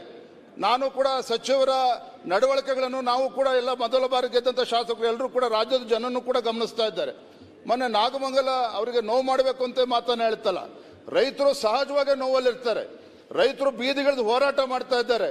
ರೈತರ ಸಮಸ್ಯೆಗೆ ಸ್ಪಂದನೆ ನೀಡ್ತಾ ಇಲ್ಲ ಸರ್ಕಾರ ಅಂತೇಳಿ ಹೋರಾಟ ಮಾಡಬೇಕಾದ್ರೆ ಒಬ್ರು ಕೃಷಿ ಸಚಿವರು ಇವತ್ತು ಅಲ್ಲಿ ತಾಳ್ಮೆ ಕಳ್ಕೊಳ್ತಾರೆ, ರೈತರ ಮೇಲೆ ಕೂಗಾಡ್ತಾರೆ ಅಂತ ಹೇಳಿದ್ರೆ ಇದು ಕೇವಲ ಅಲ್ಲಿರ್ತಕ್ಕಂಥ ರೈತಲ್ಲ, ರಾಜ್ಯದ ರೈತರಿಗೆ ಮಾಡಿರ್ತಕ್ಕಂಥ ಅಪಮಾನ ಇದು. ಅದನ್ನು ಕೂಡ ಮನೆ ಸಭಾಧ್ಯಕ್ಷನ ಹೇಳ್ತೇನೆ. ಇವತ್ತು ಅವರ ವೈಫಲ್ಯಗಳನ್ನ ಮುಚ್ಚಾಕೊಳ್ತಕ್ಕಂಥ ಸಲುವಾಗಿ ಬೇರೆಯವ್ರ ಮೇಲೆ ದೂರ್ಕೊಂಡು ಕೂರಿದ್ರೆ ಸಾಕಾಗೋದಿಲ್ಲ. ನಾನು ಹೇಳ್ತಕ್ಕಂಥದ್ದು ಇಷ್ಟನೇ. ಇವತ್ತು ಈಗಲೂ ಕೂಡ ಕಾಲ ಮಿಂಚಿಲ್ಲ. ಈಗ ತತ್ಕ್ಷಣ ಕ್ರಮವನ್ನು ಕೈಗೊಂಡು ಎಲ್ಲಿ ಕಾಳಸಂತೆಯಲ್ಲಿ ಮಾರ್ತಾ ಇದೆ ಅಲ್ಲಿ ಎಲ್ಲ ತನಿಖೆ ಮಾಡಿ ಸರಿಯಾದ ರೀತಿಯಲ್ಲಿ ನುಗ್ಗದೆ ಖಂಡಿತ ಅದು ಸಮರ್ಪಕ ರೈತರಿಗೆ ಕೊಡೋದಕ್ಕೆ ಸಾಧ್ಯ ಆಗ್ತದೆ. ಆ ನಿಟ್ಟಿನಲ್ಲಿ ಕೃಷಿ ಸಚಿವರು ಅಥವಾ ಇಲಾಖೆ ಮುಂದಾಗಬೇಕು ಅಂತೇಳಿ ನಾನು ಈ ಸಂದರ್ಭದಲ್ಲಿ ಹೇಳ್ತೇನೆ. ಮೊನ್ನೆ ಶಾಸಕರಾಗಿರ್ತಕ್ಕಂಥ ನಮ್ಮ ಮಂಜು ಅವರು ಸಕಲೇಶ್ಪುರ ಶಾಸಕರು ಹೇಳಿದ್ರು, ಇವತ್ತು ಹಾಸನ ಜಿಲ್ಲೆಯಲ್ಲಿ ಏನು ಕಳಪೆ ಬೀಜವನ್ನ ಕೊಟ್ಟಿರ್ತಕ್ಕಂಥ ಸಂದರ್ಭದಲ್ಲಿ ರೈತರು ಬೀದಿಗಿಳಿದು ಹೋರಾಟ ಮಾಡ್ತಾ ಇದ್ದಾರೆ. ಮೊನ್ನೆನೂ ಕೂಡ ಬೆಂಗಳೂರಿಗೆ ಬಂದು ರೈತ ಮುಖಂಡರು ಎಲ್ಲರೂ ಕೂಡ ನಮ್ಮನ್ನು ಕೂಡ ಭೇಟಿ ಮಾಡಿ ಮನವಿಯನ್ನು ಕೂಡ ಕೊಟ್ಟಿದ್ದಾರೆ. ಅವರ ಆಗ್ರಹ ಏನು ಅಂತ ಹೇಳಿದ್ರೆ, ಯಾವ ಖಾಸಗಿ ಕಂಪನಿಗಳು ಈ ರೀತಿ ರೈತರಿಗೆ ಇವತ್ತು ಕಳಪೆ ಬೀಜನ ಕೊಟ್ಟು ಅನ್ಯಾಯ ಮಾಡಿದ್ದಾರೆ, ಆ ಕಂಪನಿಗಳ ಮೇಲೆ ಒಂದು ಕ್ರಿಮಿನಲ್ ಮೊಕದ್ದಮೆ, ಕೇವಲ ಹಾಸನ ಜಿಲ್ಲೆ ಅಲ್ಲ ರಾಜ್ಯದ ಅನೇಕ ಜಿಲ್ಲೆಗಳಲ್ಲಿ ಈ ರೀತಿ ಅನಾಹುತಗಳಾಗಿದ್ದಾವೆ. ಯಾವ ಖಾಸಗಿ ಕಂಪನಿಗಳು ಈ ರೀತಿ ಈ ಒಂದು ಕೆಲಸಕ್ಕೆ ಕೈ ಹಾಕಿದ್ದಾರೆ ಅವರ ವಿರುದ್ಧ ನಿರ್ದಾಕ್ಷಿಣ್ಯವಾಗಿ ಕ್ರಿಮಿನಲ್ ಮೊಕದ್ದಮೆನ ದಾಖಲು ಮಾಡಿ ಅವ್ರ ಮೇಲೆ ಕ್ರಮವನ್ನ ಕೈಗೊಳ್ಳಿಲ್ಲ ಅಂತ ಹೇಳಿದ್ರೆ ಇದು ನಿರಂತರವಾಗಿ ನಡೀತಾ ಇರ್ತದೆ. ಅದ್ರ ಯಾವುದೇ ಅನುಮಾನ ಇಲ್ಲ. ಮತ್ತೆ ಇವತ್ತೇನು ಯಾವ ಜಿಲ್ಲೆನಲ್ಲಿ ಈ ರೀತಿ ಕಳಪೆ ಬೀಜದಿಂದ ಅನ್ಯಾಯ ಆಗಿದೆ ರೈತರಿಗೆ, ಎಕರೆಗೆ ಕನಿಷ್ಠ 1 ಲಕ್ಷ ಪರಿಹಾರ ಕೊಡಬೇಕು ಅನ್ನುವ ಅಪೇಕ್ಷೆ ಇವತ್ತು ರೈತರಲ್ಲಿ ಇರ್ತಕ್ಕಂಥದ್ದು. ಇವತ್ತು ಆ ನಿಟ್ಟಿನಲ್ಲೂ ಕೂಡ ಮಾನ್ಯ ಕೃಷಿ ಸಚಿವರು ಅದ್ರ ಬಗ್ಗೆ ಉತ್ತರವನ್ನು ನೀಡಬೇಕು ಅಂತೇಳಿ ನಾನು ಈ ಸಂದರ್ಭ ಹೇಳಕ್ಕೆ ಇಚ್ಛೆ ಪಡ್ತೇನೆ. ನನ್ನ ಸಭಾಧ್ಯಕ್ಷೆ ಒಂದು ಮಾತನ್ನು ಹೇಳಿ ನನ್ನ ಮಾತನ್ನು ಮುಗಿಸ್ತೀನಿ. ಇವತ್ತು ಹಿರಿಯರಾಗಿರ್ತಕ್ಕಂಥ ಆಡಳಿತ ಪಕ್ಷ ಶಾಸಕರು ಕೂಡ ಇವತ್ತು ಉಲ್ಲೇಖ ಮಾಡಿದ್ರು. ಇವತ್ತು ಇದೇ ಸಂದರ್ಭ ರೈತರ ಬಗ್ಗೆ ಮಾತನಾಡ್ತಾ ಇವತ್ತೇನು ತುಂಗಭದ್ರಾ ಜಲಾಶಯದಲ್ಲಿ ಕಳೆದ ಬಾರಿ ನಮಗೆ ಗೊತ್ತಿದೆ, ಅವತ್ತು ಒಂದು ಕ್ರಸ್ಟ್ ಗೇಟ್ ಮುರಿದು ಬಿದ್ದಂಥ ಸಂದರ್ಭದಲ್ಲಿ ಸ್ವತಃ ಮುಖ್ಯಮಂತ್ರಿಗಳೇ ಭರವಸೆನ ಕೊಟ್ಟರು. ಇರ್ತಕ್ಕಂಥ ಉಳಿದಂಥ ಗೇಟ್ಗಳನ್ನು ಕೂಡ ತತ್ಕ್ಷಣ ದುರಸ್ತಿ ಮಾಡ್ತೇವೆ ಅಂತೇಳಿ ಭರವಸೆನ ಕೊಟ್ಟಿದ್ರು. ಆದ್ರೆ ಆ ವಿಚಾರದಲ್ಲಿ ಇನ್ನೂ ಕೂಡ ಆಮೆಗತಿಯಲ್ಲಿ ಸಾಗ್ತಾ ಇದೆ ಹೊರತು ಆ ವಿಚಾರದಲ್ಲಿ ರೈತರಿಗೆ ಸಹಕಾರ ಕೊಡ್ತಕ್ಕಂಥ ನಿಟ್ಟಿನಲ್ಲಿ ಆ ಗೇಟನ್ನು ರಿಪೇರಿ ಮಾಡ್ತಕ್ಕಂಥ ನಿಟ್ಟಿನಲ್ಲಿ ರಾಜ್ಯ ಸರ್ಕಾರ ಇನ್ನೂ ಕೂಡ ಮುಂದೆ ಹೆಜ್ಜೆ ಇಟ್ಟಿಲ್ಲ. ದುರಂತ ಏನಪ್ಪಾ ಅಂತ ಹೇಳಿದ್ರೆ ಇವತ್ತು ರಾಯಚೂರು ಇರ್ಬೋದು, ಕೊಪ್ಪಳ ಇರ್ಬೋದು, ಯಾದಗಿರಿ ಇರ್ಬೋದು, ಈ ಭಾಗದ ಕಲ್ಯಾಣ ಕರ್ನಾಟಕದ ಜಿಲ್ಲೆಗಳು ಪ್ರತಿ ಬಾರಿನೂ ಕೂಡ ರೈತರು 2 ಬೆಳೆಯನ್ನ ನಿರೀಕ್ಷೆ ಮಾಡ್ತಾ ಇದ್ರು, 2 ಬೆಳೆಯನ್ನ ತೆಗಿತಾ ಇದ್ರು. ಇವತ್ತು ರಾಜ್ಯ ಸರ್ಕಾರ ಮಾಡಿರ್ತಕ್ಕಂಥ ಅನಾಹುತದಿಂದ ಈ ಬಾರಿ ರೈತರು ಒಂದೇ ಬೆಳೆಗೆ ಇವತ್ತು ಸೀಮಿತ ಆಗ್ತಕ್ಕಂಥ ಸಂದರ್ಭ ಸೃಷ್ಟಿಯಾಗಿದೆ ಮಾನ್ಯ ಸಭಾಧ್ಯಕ್ಷರೇ. ಹಾಗಾಗಿ ನಾನು ಹೇಳ್ತಕ್ಕಂಥದ್ದು, ಇವತ್ತು ರೈತರ ವಿಚಾರ ಬಂದಾಗ ನಾವೇನಂತ ಕರಿತೇವೆ, ರೈತರು ಇವತ್ತು ನಾಡಿಗೆ 2 ತುತ್ತು ಅನ್ನವನ್ನ ಕೊಡ್ತಕ್ಕಂಥ ರೈತ ಬಡ ರೈತ ಅಂತೇಳಿ ನಾವು ಉಲ್ಲೇಖ ಮಾಡ್ತಾ ಇದ್ದೇವೆ. ಇಂಥ ದುಸ್ಥಿತಿಗೆ ಇವತ್ತು ರಾಜ್ಯದ ರೈತನ ಪರಿಸ್ಥಿತಿಗೆ ಬಂದಿದೆ ಅಂತ ಹೇಳಿದ್ರೆ ಈಗಲಾದ್ರೂ ಕೂಡ ರಾಜ್ಯ ಸರ್ಕಾರ ಎಚ್ಚೆತ್ತುಕೊಂಡು ಇವತ್ತು ರೈತರ ಸಂಕಷ್ಟಕ್ಕೆ ಸಹಾನುಭೂತಿಯಿಂದ ಸ್ಪಂದನೆ ಮಾಡಬೇಕು. ಎಲ್ಲಿ ಬೆಳೆ ನಾಶ ಆಗಿದೆ, ಬೆಳೆ ನಾಶ ಆಗಿರ್ತಕ್ಕಂಥ ತತ್ಕ್ಷಣ ಅಧಿಕಾರಿಗಳು ಹೋಗ್ಬೇಕಲ್ಲಿ, ಆ ಹೊಲಕ್ಕೆ ಹೋಗಿ ಸರ್ವೆ ಮಾಡಿ ಯಾವ ರೀತಿ ಅದಕ್ಕೆ ಪರಿಹಾರ ಕೊಡಬೇಕು, ಸರ್ವೆ ಮಾಡೋದಕ್ಕೂ ಕೂಡ ರೈತರು ಹೊಲಕ್ಕೆ ಹೋಗೋದಿಲ್ಲ, ಹಳ್ಳಿಗಳಿಗೆ ಹೋಗೋದಿಲ್ಲ. ಇವತ್ತು ಎಸಿ ರೂಮಲ್ಲೇ ಕೂತ್ಕೊಂಡು ಚರ್ಚೆ ಮಾಡ್ತಾರೆ ಅಂದ್ರೆ ಖಂಡಿತ ಆ ಒಳ್ಳೇದಾಗೋದಕ್ಕೆ ಸಾಧ್ಯ ಇಲ್ಲ. ಆ ನಿಟ್ಟಿನಲ್ಲೂ ಕೂಡ ಮಾನ್ಯ ಕೃಷಿ ಸಚಿವ ತಮ್ಮ ಮೂಲಕ ವಿನಂತಿ ಮಾಡ್ತೇನೆ, ರೈತರ ವಿಚಾರದಲ್ಲಿ ಇವತ್ತು ಎಚ್ಚರಿಕೆ ನಾವು ನಡ್ಕೋಬೇಕಾಗ್ತದೆ. ಇವತ್ತು ಕೊನೆ ನಾನು ಹೇಳ್ಬೇಕು ಬೇಡ ಗೊತ್ತಿಲ್ಲ, ಆದ್ರೂ ಕೂಡ ಒಂದು ಮಾತು ಹೇಳ್ತೇನೆ. ಇವತ್ತು ರಾಜ್ಯದಲ್ಲಿ ರೈತರು ಪ್ರಶ್ನೆ ಮಾಡ್ತಾ ಇದ್ದಾರೆ, ಎಲ್ಲಿದ್ದಾರೆ ಕೃಷಿ ಸಚಿವರು ಅಂತೇಳಿ. ಹಾಗಾಗಿ ತಮ್ಮ ಮೂಲಕ ನಾವು ವಿನಂತಿ ಮಾಡ್ತಕ್ಕಂಥದ್ದು, ಪ್ರತಿ ಜಿಲ್ಲೆಗೂ ಹೋಗಿ ಅಧಿಕಾರಿಗಳ ಜೊತೆ ಸಮಾಲೋಚನೆ ಮಾಡಿ ರೈತರ ಸಮಸ್ಯೆಗೆ ಸ್ಪಂದನೆ ಮಾಡ್ತಕ್ಕಂಥ ಕೆಲಸವನ್ನ ಪ್ರಾಮಾಣಿಕವಾಗಿ ಮಾಡಬೇಕು ಅಂತಕ್ಕಂಥ ವಿನಂತಿನ ಮಾಡ್ತಾ ನನ್ನ ಮಾತನ್ನು ಮುಗಿಸ್ತೇನೆ. ನಮಸ್ಕಾರ. ಬೇಗ ಬೇಗ ಫಿನಿಶ್ ಮಾಡಿ. ಸನ್ಮಾನ್ಯ ಸಭಾಧ್ಯಕ್ಷರೇ, ನೀವೆಂತ ಮಾಡಲಿಲ್ಲ ನಾವು ಇಲ್ಲ ಯಾರಿಲ್ಲ ಲಾಸ್ಟ್ ಇದು ಬಿತ್ತಿ ಬೆವರ ಕಟ್ಟಿ ರಕ್ತ ಬಸಿದು ಕಾರಣನಾದ ಹೊಟ್ಟೆ ತುಂಬಿಸುವ ದೇವರು ಈ ರೈತರು. ಸನ್ಮಾನ್ಯ ಅಧ್ಯಕ್ಷರೇ, ಈಗಾಗಲೇ ನಮ್ಮ ಅರ್ಜುನ್ ಜ್ಞಾನೇಂದ್ರ ಅವರು, ನಮ್ಮ ಉಪನಾಯಕರು, ನಮ್ಮ ಅಧ್ಯಕ್ಷರೆಲ್ಲ ಮಾತಾಡಿದರು. ಗೊಬ್ಬರದ ಬಗ್ಗೆ ನಾನು ಚರ್ಚೆ ಮಾಡೋಕ್ಕೆ ಹೋಗಲ್ಲ. ಕಳ್ಳೆ ಸಂತೆನಲ್ಲಿ ಇಡೀ ಜಿಲ್ಲೆನಲ್ಲಿ ರಾಜ್ಯದಲ್ಲಿ ಗೊಬ್ಬರ ವ್ಯಾಪಾರ ಆಗ್ತಾ ಇದೆ ಅಂತಕ್ಕಂಥದ್ದು, ಅದ್ರ ಬಗ್ಗೆ ನಾನು ಚರ್ಚೆ ಮಾಡಲ್ಲ. ಎಲ್ಲ ನಾಯಕರು ಮಾತಾಡಿದ್ದಾರೆ. ನಮ್ಮ ಜಿಲ್ಲೆಗೆ ಸಂಬಂಧಪಟ್ಟಂತಹ ಸುಮಾರು 15,000 ಹೆಕ್ಟೇರಿಂದ 20,000 ಹೆಕ್ಟೇರಲ್ಲಿ ಮೆಕ್ಕೆಜೋಳವನ್ನು ಬೆಳೀತಕ್ಕಂತಹ ಅತಿ ಹೆಚ್ಚು ಮಲೆನಾಡು ಭಾಗ 20% ಇದ್ದರೆ 80% ಬಯಲು ಸೀಮೆ ಇರ್ತಕ್ಕಂಥವ್ರು ನಮ್ಮ ಜಿಲ್ಲೆನಲ್ಲಿ ಕಮರ್ಷಿಯಲ್ ಕ್ರಾಪ್ ಇರ್ತಕ್ಕಂಥದ್ದು ಇದು ಮೆಕ್ಕೆಜೋಳ. ಇವತ್ತು ಸುಮಾರು 35ರಿಂದ 40 ಕೋಟಿಗಳನ್ನು ವೆಚ್ಚವನ್ನು ಮಾಡಿ ರೈತರುಗಳು ಇವತ್ತು ಮಾಡಿದ್ದಾರೆ. ಆದರೆ ಇವತ್ತು ರೈತರುಗಳ ಪರಿಸ್ಥಿತಿ ಏನಿದೆ ಅಂದರೆ ಎಲ್ಲ ಒಡವೆಗಳನ್ನ ಅಡ ಇಟ್ಟಿದ್ದಾರೆ. ಬೆಳೆ ಇಲ್ಲ, ಬಿಳಿ ಸುಳಿ ರೋಗ ಅಂತಕ್ಕಂಥದ್ದು ತತ್ತರಿಸಿ ಹೋಗಿದೆ. ಇಡೀ ಹಾಸನ ಜಿಲ್ಲೆ 80% ರೈತರು ಇವತ್ತು ಅಸಹಾಯಮುಖಿಯಾಗಿ ಇವತ್ತು ಜೀವನವನ್ನು ಮಾಡ್ತಾ ಇದ್ದಾರೆ. ಸನ್ಮಾನ್ಯ ಅಧ್ಯಕ್ಷರೇ, ನಾವು ಕೃಷಿ ಇಲಾಖೆ ಮುಂದೆ ಧರಣಿಯನ್ನು ಮಾಡಿದು ಕೃಷಿ ಇಲಾಖೆಗೆ ಮನವಿಯನ್ನು ಕೊಟ್ಟು ಈ ಥರ ಕಳಪೆ ಬೀಜವನ್ನು ಮಾಡ್ತಾ ಇದ್ದಾರೆ. ದಯವಿಟ್ಟು ಈ ಕಳಪೆ ಬೀಜದಿಂದ ಏನು ಬಿಳಿ ಸುಳಿ ರೋಗ ಬಂದಿದೆ, ಇದರಿಂದ ರೈತರಿಗೆ ಆಗ್ತಕ್ಕಂಥ ಅನ್ಯಾಯ ಅಂತಕ್ಕಂಥದ್ದನ್ನು ನಾವು ಕೃಷಿ ಇಲಾಖೆ ಅಧಿಕಾರಿಗಳಿಗೆ ತಿಳಿಸ್ತು. ಸನ್ಮಾನ್ಯ ಅಧ್ಯಕ್ಷರೇ, ಆದರೆ ಇವತ್ತು ಕೃಷಿ ಇಲಾಖೆಯ ಲೋಗವನ್ನು ಹಾಕೊಂಡು ಕೃಷಿ ಇಲಾಖೆಯಿಂದ ಇದನ್ನು ಹಾಕ್ಬಿಟ್ಟು ಇದರ ಅಡಿನಲ್ಲಿ ವ್ಯಾಪಾರವನ್ನು ಮಾಡಿ ರೈತರನ್ನು ದಿಕ್ಕು ತಪ್ಪಿಸ್ತಕ್ಕಂಥ ಕೆಲಸವನ್ನು ಮಾಡಿದ್ದಾರೆ. ಆದರೆ ಸರ್ಕಾರದ ಗಮನಕ್ಕೆ ಬಂದಿದೆಯಲ್ಲೋ ಗೊತ್ತಿಲ್ಲ. ಸರ್ಕಾರಕ್ಕೂ ಸಹ ನಾವು ಹೇಳ್ದು ಈ ಥರದ್ದಾಗಿದೆ ಅಂತಕ್ಕಂಥದ್ದು. ಆದರೆ ರೈತ ಇನ್ನೊಂದು ಹೆಜ್ಜೆ ಮುಂದೆ ಹೋಗಿ ಇದನ್ನು FIRನ ಹಾಕಿಸ್ತಕ್ಕಂಥದ್ದು ಅವ್ರ ಮೇಲೆ ಮಾಡಿದ್ದಾರೆ. ಅದ್ರ ಜೊತೆಯಲ್ಲಿ ಅಹೋರಾತ್ರಿ ಧರಣಿಯನ್ನು ಇಡೀ ಜಿಲ್ಲೆಯಲ್ಲಿ ರೈತರುಗಳು ಅಹೋರಾತ್ರಿ ಧರಣಿಯನ್ನು ಮಾಡಿ ಬಿಳಿ ಸುಳಿ ರೋಗ ಯಾವ ರೀತಿ ಬಂದಿದೆ ಅಂತಕ್ಕಂಥದ್ದನ್ನು ಇದು ಮಾಡಿದ್ದಾರೆ. ಆದರೆ ನಾನು ನಿಮ್ಮಲ್ಲಿ ಮನವಿ ಮಾಡ್ತಕ್ಕಂಥದ್ದು, ಕೃಷಿ ಸಚಿವರಲ್ಲಿ ಮನವಿ ಮಾಡ್ತಕ್ಕಂಥದ್ದು, ಇವತ್ತು ಸುಮಾರು 15,000ದಿಂದ 20,000 ಹೆಕ್ಟೇರ್ಗೆ ಆಗಿರ್ತಕ್ಕಂಥದ್ದನ್ನು ಈಗಾಗಲೇ ಅಂಕಿಅಂಶ ಅವ್ರ ಹತ್ರ ಇರುತ್ತೆ. ಜಿಲ್ಲೆನಲ್ಲಿ ಯಾವ್ಯಾವ ಭಾಗದಲ್ಲಿ ಜೋಳವನ್ನು ಬೆಳೀತಾರೆ ಅಂತಕ್ಕಂಥದ್ದು. ರೈತರು ಕಂಗಾಲಾಗಿದ್ದಾರೆ. ನಾನು ತಮ್ಮ ಮೂಲಕ ಸದನಕ್ಕೆ ಮನವಿ ಮಾಡ್ತಕ್ಕಂಥದ್ದು, ಇವತ್ತು ಆಗಿರ್ತಕ್ಕಂಥ ಪ್ರತಿ ಹೆಕ್ಟೇರ್ಗೆ ಅಂದ್ರೆ 1 ಎಕರೆಗೆ 1,20,000 ರೂಪಾಯಿಗಳನ್ನ ಪರಿಹಾರವನ್ನ ಕೊಡಬೇಕು ಅಂತಕ್ಕಂಥದ್ದನ್ನ ರಾಜ್ಯ ಸರ್ಕಾರಕ್ಕೆ ತಮ್ಮ ಮೂಲಕ ಮನವಿಯನ್ನ ಮಾಡ್ತಾ ಇದ್ದೀನಿ. ರೈತರು ಈಗಾಗಲೇ ದಿಕ್ಕು ತಪ್ಪಿದ್ದಾರೆ. ಅವ್ರ ದಿಕ್ಕನ್ನು ಉಳಿಸ್ತಕ್ಕಂಥದ್ದು, ಅವ್ರ ಕುಟುಂಬ ಇವತ್ತು ಸೂಸೈಡ್ ಮಾಡ್ಕೊಂತಕ್ಕಂಥ ಸ್ಥಿತಿಯಲ್ಲಿದ್ದಾರೆ. ಹಾಗಾಗಿ ನಾನು ತಮ್ಮ ಮೂಲಕ ಮತ್ತೊಮ್ಮೆ ಇವತ್ತು ಬೇರೆ ಬೇರೆ ವಿಚಾರಗಳನ್ನ ಬೇರೆ ಬೇರೆ ಎಲ್ಲ ಮಾತಾಡಿದ್ದಾರೆ. ಇದನ್ನ ಮಾನ್ಯ ಕೃಷಿ ಸಚಿವರ ಗಮನಕ್ಕೆ ತರ್ತಾ ಇದ್ದೀನಿ. 1 ಹೆಕ್ಟೇರ್ಗೆ 1,20,000 ಪರಿಹಾರವನ್ನ ಕೊಟ್ಟು ರೈತರ ಜೀವನವನ್ನ ಹಸನಮುಖಿಯಾಗಿ ಮಾಡಬೇಕು ಅಂತಕ್ಕಂಥದ್ದ ತಮ್ಮ ಮೂಲಕ ನಾನು ಮನವಿಯನ್ನ ಮಾಡ್ತಾ ಇದ್ದೀನಿ. ಕೋನರೆಡ್ಡಿ ಮಾತಾಡ್ಲಿಕ್ಕಿದೆ ಲಾಸ್ಟ್ ಮತ್ತೆ ಉತ್ತರ ನೆಕ್ಸ್ಟ್. ಈ ಯೂರಿಯಾ ಗೊಬ್ಬರ ಯಾಕೆ ಶಾರ್ಟೇಜ್ ಆಗೈತಿ ಅಂತ ಅವ್ರದ್ದು ಯಾಕೆ ಶಾರ್ಟೇಜ್ ಅಂತ ನಿಮ್ಮ ಮಂತ್ರಿ ಉತ್ತರ ಕೊಡ್ತಾರೆ. ಕೇಳಿ ಒಂದ್ ನಿಮಿಷ. ಈಗ ಏನ್ ಹೇಳ್ಬಿಟ್ರು ಪೂರ್ತಿ ಉತ್ತರ ಕೊಡ್ಬೇಡಿ. ಒಂದ್ ನಿಮಿಷ ಸರ್. ಪೂರ್ತಿ ಕಳ್ಳ ಸಂತೆಯಲ್ಲಿ ಮಾರಾಟ ಆಯ್ತು ಹಂಗಾಯ್ತು ಅಂತ ಹೇಳಿದ್ರು. ಎಲ್ಲೇ ಏನೊಂದು ಪತ್ತೆ ಹಚ್ಕೊಡ್ಲಿ ಒಬ್ರು ಯಾರು? ಅದು ಮಂತ್ರಿ ಒಂದ್ ನಿಮಿಷ. ಪೂರ್ತಿ ರಸಗೊಬ್ಬರವನ್ನ ಕೇಂದ್ರ ಸರ್ಕಾರ ಕೊಟ್ಟಿಲ್ಲ. ಅದಕ್ಕೆ ನೀವು ರಾಜ್ಯ ಸರ್ಕಾರ ಮೇಲೆ ಯಾಕೆ ಕೊಟ್ರಿ? ನೀವು ನಾವು ಕೂಡಿದಾಗ ಮಾತ್ರ ಸಾಧ್ಯ ಇದೆ. ಅದಕ್ಕೆ ಸರಿಗೆ ನಾನು ಹೇಳ್ತಕ್ಕಂಥದ್ದು ಸರ್, 1 ನಿಮಿಷ ಕೊಡಿ ಸರ್. ನೀವು ಸಚಿವರು ಉತ್ತರ ಕೊಡ್ರಿ ಅಂತ. ಸರಿಗ ಮುಂಗಾರು ಬೆಳೆ ಮಂತ್ರಿ ಇಲ್ಲ ಮಾನ್ಯ ಸಭಾಧ್ಯಕ್ಷರೇ, ಉತ್ತರ ಕೊಡ್ತಾವ್ರೆ. ಪ್ರತಿಪಕ್ಷ ನಾಯಕ ಎಲ್ಲ ನಾಳೆ ಕೊಟ್ಟರೆ ಆಗ್ಲಿಕ್ಕಿಲ್ಲ. ಎಷ್ಟು ಉತ್ತರ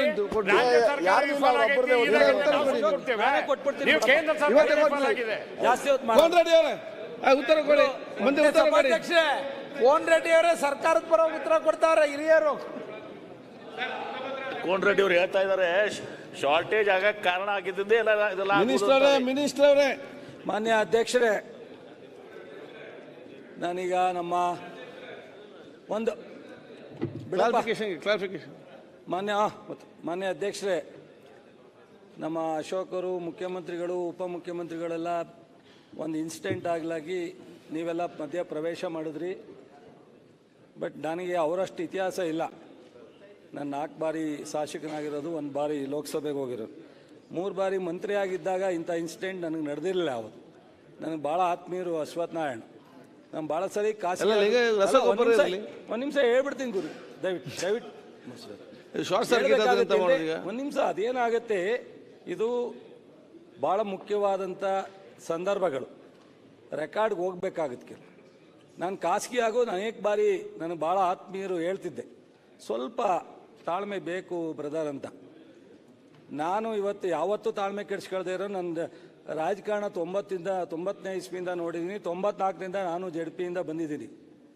ಯಾರಿಗೂ ನಾವು ರಿಯಾಕ್ಟ್ ಮಾಡದೇ ಇರೋ ಇವತ್ತು ರಿಯಾಕ್ಟ್ ಮಾಡೋವಂಥ ಪರಿಸ್ಥಿತಿ ನಿರ್ಮಾಣ ಆಯಿತು ಅಂದರೆ, ನನಗೂ ನನ್ನ ಸಬ್ಜೆಕ್ಟ್ ಇದ್ದಾಗ ಈ ಸನ್ನಿವೇಶ ನಡೀತಲ್ಲ ಜಾರ್ಜರ್ಗಾಲಿ ಅಥವಾ ಇದಕ್ಕೆಲ್ಲ ಅಂತೇಳಿ ನನಗೂ ನೋವಾಗಿದೆ. ನನಗೆ ಉತ್ತರ ಹೇಳ್ತಕ್ಕಂಥ ಮನಸ್ಥಿತಿನೇ ಇಲ್ಲ ಆ್ಯಕ್ಚುಲಿ. ಆದರೆ ರೈತರ ವಿಚಾರ, ಬಟ್ ನಮ್ಮ ವಿಜೇಂದ್ರ ಅವರು ಅಧ್ಯಕ್ಷರು, ನನಗೆ ಏನಾಗುತ್ತೆ ಇರೋದನ್ನು ಇದ್ದಂಗೆ ಹೇಳ್ಬೇಕು. ಅವರು ಸಹ ಒಂದು ರೆಪ್ರೆಸೆಂಟೇಷನ್ ಕೊಡೋಕೆ ಹೋಗ್ತಾರೆ ತುಮಕೂರಿಗೆ, ಬಿತ್ತನೆ ಸ್ಟಾರ್ಟ್ ಆಗಿರಲ್ಲ, ಗೊಬ್ಬರನೇ ಇನ್ನೂ ತೊಗೊಳ್ಳಿಕ್ಕೆ ಬರೋಲ್ಲ ರೈತರು. ಅವರ ಮಂತ್ರಿಗಳು ಸಪೋರ್ಟ್ ಮಾಡಿದ್ರು ಅಂತ. ಹೌದು, ಮಾವು ಹಾಳಾದಾಗ ಕೇಂದ್ರ ಸರ್ಕಾರದ ಮಂತ್ರಿ ಫಸ್ಟ್ ಟೈಮ್ ಇತಿಹಾಸದಲ್ಲಿ ನಮ್ಮ ರಿಕ್ವೆಸ್ಟ್ಗೆ ಒಂದೇ ದಿವಸ ಸ್ಪಂದಿಸಿ 2ನೇ ದಿವಸಕ್ಕೇ ನಲ್ಲಿ ಬಂದು ಅಪ್ರೂವ್ ಮಾಡಿಕೊಟ್ಟಂಥವ್ರು 50-50 ರೇಷಿಯೋದಲ್ಲಿ ನಾವು ರೈತರಿಗೆ 45 ಕೋಟಿ ಪರಿಹಾರ ಕೋಲಾರ, ರಾಮನಗರ, ಚಿಕ್ಕಬಳ್ಳಾಪುರ ಕೊಟ್ಟಿದ್ದೀವಿ. ನಾನು ಕ್ಯಾಬಿನೆಟ್ ಹಾಲಿಂದನೇ ಫೋನ್ ಮಾಡಿದ ತಕ್ಷಣ ನೆಕ್ಸ್ಟ್ ಡೇನೇ ಅಪ್ರೂವ್ ಮಾಡಿಕೊಡ್ತೀನಿ ಅಂತ ಅಪ್ರೂವ್ ಮಾಡಿಕೊಟ್ಟವ್ರು. ಅದಾದಮೇಲೆ ಇವ್ರು ಲೆಟ್ರ್ ಬರೆದಾಗ ಆಲ್ರೆಡಿ ಡನ್ ಅಂತ ಬರೆದಿದ್ರು ಅವರು. ಸೊ ನಾನು ಒಂದು ನಿಮಿಷ ಇರಪ್ಪ, ಎಲ್ಲ ನಿಮ್ಮ ಮಂತ್ರಿದೆ, ನಾನು ಮಾತಾಡೋನಾಗ ಸುಮ್ಮನೆ ಇರಬೇಕು ದಯವಿಟ್ಟು. ನಾನು ಸುಮ್ಮನೆ ಇದ್ದಲ್ಲ ನೀನು ಮಾತಾಡಿದಾಗ ದಯವಿಟ್ಟು. ಸೊ ಇವತ್ತು ಶಿವರಾಜ್ ಸಿಂಗ್ ಚೌಹಾಣ್ ಭಾಳ ಸಂಪರ್ಕದಲ್ಲಿದ್ದಾರೆ ನಮಗೂ. ರೈತರ ವಿಚಾರದಲ್ಲಿ ಕೇಳೋಕೆ ಸ್ಪಂದಿಸ್ತಾರೆ. ನಾನು ಅವರ ಕೇಂದ್ರ ಸರ್ಕಾರ ಅಂತ ಟೀಕೆ ಮಾಡೋಕ್ಕೆ ಹೋಗಲ್ಲ. ಅಂಕಿಅಂಶ ಹೇಳಬೇಕಾದ್ರೆ ಒಂದು ಸ್ವಲ್ಪ ನಿಖರವಾಗಿ ಹೇಳಬೇಕು. ನಾವು ಆತ್ಮಹತ್ಯೆ ಪ್ರಕರಣವನ್ನು ಪ್ರಮೋಟ್ ಮಾಡೋಕ್ಕಲ್ಲ ಸರ್ಕಾರ ಇರೋದು, ಆದಷ್ಟು ಜೀರೋ ಮಾಡಬೇಕು. ಇವತ್ತು 5 ಗ್ಯಾರಂಟಿ ನಮ್ಮ ಸರ್ಕಾರ ಕೊಡ್ಲಿಕ್ಕೆ ಸ್ಟಾರ್ಟ್ ಮಾಡಿದ್ದು ಈ ಥರದೆಲ್ಲ ರೈತರ ಸಮಸ್ಯೆಗೆ ಪರಿಹಾರ ಕೊಡಬೇಕು ಅಂತ. ಯಾವುದೋ ಒಂದು ಕೃಷಿ ಸಾಲ ಮನ್ನಾ ಮಾಡಿದ್ರೆ 10 ಜನಕ್ಕೆ ಸಿಗುತ್ತೆ. ಇದು ಪ್ರತಿ ಹಳ್ಳಿನಲ್ಲಿ ಪ್ರತಿ ಮನೆಗೆ ಇವತ್ತು 56,000 ಕೋಟಿ ಹೋಗುತ್ತೆ ಅಂದರೆ ಅದು ಇಂಡೈರೆಕ್ಟ್ ಆಗಿ ಎಲ್ಲ ರೈತರಿಗೆ, ಎಲ್ಲ ಕುಟುಂಬಗಳಿಗೆ ಸಹಾಯ ಆಗಬೇಕು ಆರ್ಥಿಕವಾಗಿ ಅಂತ. ಇವತ್ತು ತಲಾ ಆದಾಯ ರಾಷ್ಟ್ರದಲ್ಲಿ ಪ್ರಪ್ರಥಮವಾಗಿ ಕರ್ನಾಟಕ ರಾಜ್ಯದ ಹೆಚ್ಚುವರಿ ಇದೆ ಅಂದರೆ ನಮ್ಮ ಸರ್ಕಾರದ ಸೌಲಭ್ಯಗಳು ಮತ್ತು 5 ಗ್ಯಾರಂಟಿಗಳು, ನಾವು ತಾಂತಕ್ಕಂಥ ತೀರ್ಮಾನಗಳು ಅನ್ನೋದನ್ನು ನಾನು ಇಲ್ಲಿ ಹೇಳಬೇಕಾಗುತ್ತೆ. ಇವತ್ತು ರೈತರಿಗೆ ನೆಟ್ಟೆ ರೋಗ ಬಂತು ನಮ್ಮ ಸರ್ಕಾರ ಬಂದಾಗ. ಇಂದಿನ ಬೊಮ್ಮಾಯಿ ಸರ್ಕಾರದಲ್ಲಿ ತೀರ್ಮಾನ ಮಾಡಿದ್ನ ಅವ್ರು ಕೊಡಲಿಲ್ಲ ಪೇಮೆಂಟ್ನ, ಗುಲ್ಬರ್ಗಾದಲ್ಲಿ ವಿಜೇಂದ್ರ ಸಾಹೇಬ್ರೆ. ನಾವು ಬಂದ ತಕ್ಷಣವೇ ಅವ್ರು ಘೋಷಣೆ ಮಾಡಿದ್ದನ್ನು 233 ಕೋಟಿ ನಾವು ಇದನ್ನು ಪರಿಹಾರವನ್ನು ಕೊಟ್ಟಿದ್ದೀವಿ. ಇವತ್ತು ಅನೇಕ ಬೇರೆ ಬೇರೆ ಕಾರಣಕ್ಕೆ ರೈತರ ಸಮಸ್ಯೆ ಬಂದಾಗ ನಮ್ಮ ರೆವಿನ್ಯೂ ಇಲಾಖೆ ಇರ್ಬೋದು, ನಾವಿರ್ಬೋದು, ಸ್ಪಂದಿಸಿ ಅವರಿಗೆ ಇವತ್ತು 50 ಲಕ್ಷ ಸಬ್ಸಿಡಿ ಕೊಟ್ಟಿದ್ದೀವಿ ಹಾರ್ವೆಸ್ಟ್ ಕಬ್ಬು, ಶುಗರ್ ಹಾರ್ವೆಸ್ಟ್ ಕಬ್ಗೆ. ಯಾವ್ದಾರ ಇತಿಹಾಸದಲ್ಲಿ ಯಾವ್ದಾರ ರಾಜ್ಯದಲ್ಲಿ ಇದೆಯಾ ಅನ್ನೋದು ನೋಡಬೇಕು. ಸಭಾನಾಯಕರು JDSನ ಬಹಳ ಪ್ರಮುಖರು, ತುಂಬ ಬುದ್ಧಿವಂತರಿದ್ದೀರಾ ನೀವು. ಚಿಕ್ಕನಾಯಕನಹಳ್ಳಿ ಭಾಳ ರೈತರ ಮಧ್ಯದಲ್ಲಿರೋರು ನೀವು. ಯಾಕೆಂದರೆ ನೀವು ಹೊಲ ಉತ್ತಿದ್ರೆಲ್ಲ ಗೊತ್ತಿಲ್ಲ, ನಾನು ಹೊಲ ಉತ್ತಿದ್ದೀನಿ, ಜ್ಞಾನೇಂದ್ರ ಅವರು ಹೊಲ ಉತ್ತವ್ರೆ, ನೀನು ಹೊಲ ಉತ್ತಿ. ಯಾಕೆ ನಿಮ್ಮ ಅಪ್ಪಾರು ಅವಾಗಲೇ ಮಂತ್ರಿ ಆಗಿದ್ರು, ನಿಮ್ಮ ಅಪ್ಪಾರು ಅವಾಗಲೇ ಶಾಸಕರಾಗಿದ್ದರು, ನಮ್ಮ ಅಪ್ಪ ಶಾಸಕರಾಗಿರಲಿಲ್ಲ, ಗೊತ್ತಾಯ್ತಾ? ಆದ್ದರಿಂದ ನಾವು ಹೊಲ ಉತ್ತಿದ್ದೀವಿ, ಜಮೀನನ್ನ ಉಳುಮೆ ಮಾಡಿದ್ದೀವಿ, ಗೊಬ್ಬರ ಹಾಕಿದ್ದೀವಿ. ನಮಗೆ ರೈತರದು ಜ್ಞಾನೇಂದ್ರ ಅವರು ಹೇಳ್ದಂಗೆ ಇವತ್ತು ಜ್ಞಾನೇಂದ್ರ ಅವ್ರು ಮಾತನಾಡಿದ್ರು, ಅವ್ರು ಹಿರಿಯ ಶಾಸಕರು ಇದ್ದಾರೆ. ನನಗೇನು ಅನ್ನಿಸ್ಲೇ ಇಲ್ಲ, ಯಾಕೆಂದ್ರೆ ಅವ್ರು ಸತ್ಯ ಹೇಳ್ತಾ ಇದ್ರು. ಒಂದು ಸ್ವಲ್ಪ ಸಣ್ಣ ಪುಟ್ಟ ಟೀಕೆ ಟಿಪ್ಪಣಿ ಮಾಡಬೇಕಾಗತ್ತೆ, ಸರ್ಕಾರದ ಮೇಲೆ ಜವಾಬ್ದಾರಿ ಹೇಳ್ಬೇಕಾಗತ್ತೆ. ಇನ್ನು ಉಳಿದಂಥ ಅನೇಕರು ಮಾತಾಡಿದಾಗಲೂ ನಾನು ನೋಡಿದೆ ಯಾವ್ಯಾವ ರೀತಿ ಮಾತಾಡ್ತಾ ಇದ್ದಾರೆ ನೋಡಿ. ನಮ್ಮ ಬೆಲ್ಲದವರು ನನಗೆ ಗೊತ್ತಿಲ್ಲ, ಡೈರೆಕ್ಟಾಗಿ ತಪ್ಪಿದ್ರೆ ಕ್ಷಮಿಸಬೇಕು. ಅವ್ರು ಡೀಲರ್ ಅಂತ ಹೇಳಿ ನಾನು ಅನ್ಕೊಂಡಿದ್ದೀನಿ. ಯಾಕೆಂದರೆ ಅವರು ಒಂದು ಸ್ವಲ್ಪ ಅಂಕಿಅಂಶ ಕೊಟ್ಟರು, ಅಥವಾ ಡೀಲರ್ ಕಂಪ್ನಿ ಅವ್ರಿಗೆ ಏನಾರ ಇಂಡೈರೆಕ್ಟ್ ಆಗಿ ಯಾರು ಅವ್ರ ಸಂಬಂಧಿಕರು ಇದ್ದಾರೆ ಅನ್ನೋ ಗೊತ್ತಿಲ್ಲ. ನಾವೇನು ಡೀಲರ್ ಅಲ್ಲ ಅಲ್ಲದೇ ಇದ್ರು ಪರವಾಗಿಲ್ಲ, ನನಗೆ ಗೊತ್ತಿಲ್ಲ. ಯಾಕೆಂದರೆ ಕೆಲವೇ ವ್ಯಾಪಾರಸ್ಥರು ಆಯಿತು ಯಾವುದೋ ರೀತಿನಲ್ಲಿ ಇರ್ಬೋದು ಅಂತ ಅನ್ಕೊಂಡೆ. ಅಲ್ಲಪ್ಪ, ಅಲ್ಲ ಈ ರೀತಿ ಮಾತಾಡಕ್ ಹೋಗ್ಬೇಡ್ರಿ. ಇಲ್ಲ ಅಂದ್ರೆ ಮುಗಿತಲ್ಲ, ನಾನು ಅದನ್ನೇ ಹೇಳಿದೆ. ಇಲ್ಲ ಅಂದ್ರೆ ಮುಗಿತಲ್ಲ, ಯಾಕೆಂದ್ರೆ ಕೆಲವು ಅಂಕಿಅಂಶ ಹೇಳಿದ್ರಲ್ಲ, ಅದರಿಂದ ಹೇಳಿದೆ ಅಷ್ಟೇ. ಡಿಪಾರ್ಟ್ಮೆಂಟ್ ಆಫ್ ಫರ್ಟಿಲೈಸರ್ ದಿಂದ ಡಾಟಾ ತರಿಸಿ ನಾನು ಮಾತಾಡಿದ್ದೇನೆ.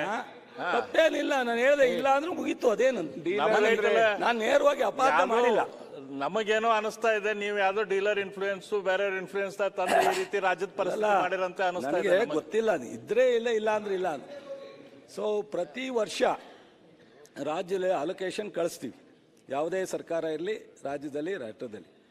ನಾವು 12,95,000 ನಮ್ಮ ರಾಜ್ಯಕ್ಕೆ ಬೇಕು ಅಂತ ಕಳಿಸಿದ್ವಿ. ಆದರೆ ಅಲೋಕೇಶನ್ನ ಫೈನಲೈಸ್ ಮಾಡೋನಾಗ ಅವರು 11,17,000 ಮಾಡಿದ್ದಾರೆ. 11,95,000 ಮೆಟ್ರಿಕ್ ಟನ್ನನ್ನು ನಮ್ಮ ರಾಜ್ಯಕ್ಕೆ ಬೇಕು ಹಿಂಗಾರು ಮುಂಗಾರಿಗೆ ಏಪ್ರಿಲಿಂದ ಸೆಪ್ಟೆಂಬರ್ವರೆಗೆ ಅನ್ನೋದನ್ನು ಮಾಹಿತಿಯನ್ನು ನಮ್ಮ ಸರ್ಕಾರ ಕೇಂದ್ರಕ್ಕೆ ಕಳಿಸಿರ್ತಕ್ಕಂಥದ್ದು. ಆದರೆ ಅವರು ಎಲ್ಲ ರಾಜ್ಯಕ್ಕೆ ಅಲೋಕೇಶನ್ ಮಾಡೋವಂಥ ಸಂದರ್ಭದಲ್ಲಿ ಅಲ್ಲೇ 70,000-80,000 ಕಡಿಮೆ ಮಾಡಿ 11,17,000 ಮೆಟ್ರಿಕ್ ಟನ್ನನ್ನು ನಮಗೆ ಅಲೋಕೇಶನ್ ಕೊಟ್ಟಿದ್ದಾರೆ. ಅದು ಒಂದು ಭಾಗ. ಎರಡನೇದು, ಈ ವರ್ಷ 1 ತಿಂಗಳು ಮುಂಗಾರು ಬೇಗ ಆಯಿತು. ಮಳೆ ಏಪ್ರಿಲಿಂದನೇ ಸ್ಟಾರ್ಟ್ ಆಯಿತು, ಮೇಯಿಂದನೇ ಸ್ಟಾರ್ಟ್ ಆಯಿತು. ಡ್ಯಾಮ್ ನೀರು ಜೂನ್ನಲ್ಲೇ ಬಿಟ್ಟು, ಜುಲೈ ಆಗಸ್ಟಲ್ಲಿ ನೀರು ಬಿಡಬೇಕಾದ್ದು ಜುಲೈ ಮೊದಲನೇ ವಾರದಲ್ಲೇ, ಜೂನ್ ಎಂಡಲ್ಲೇ ಆಯಿತು. ನಮ್ಮ KRS ಅಲ್ಲಿ ಫಸ್ಟ್ 93 ವರ್ಷದ ನಂತರ ಜೂನ್ನಲ್ಲಿ ಫಸ್ಟ್ ಟೈಮ್ ನಾವು ತುಂಬಿ ಬಾಗ್ನ ಹರಿಸಿದ್ವಿ.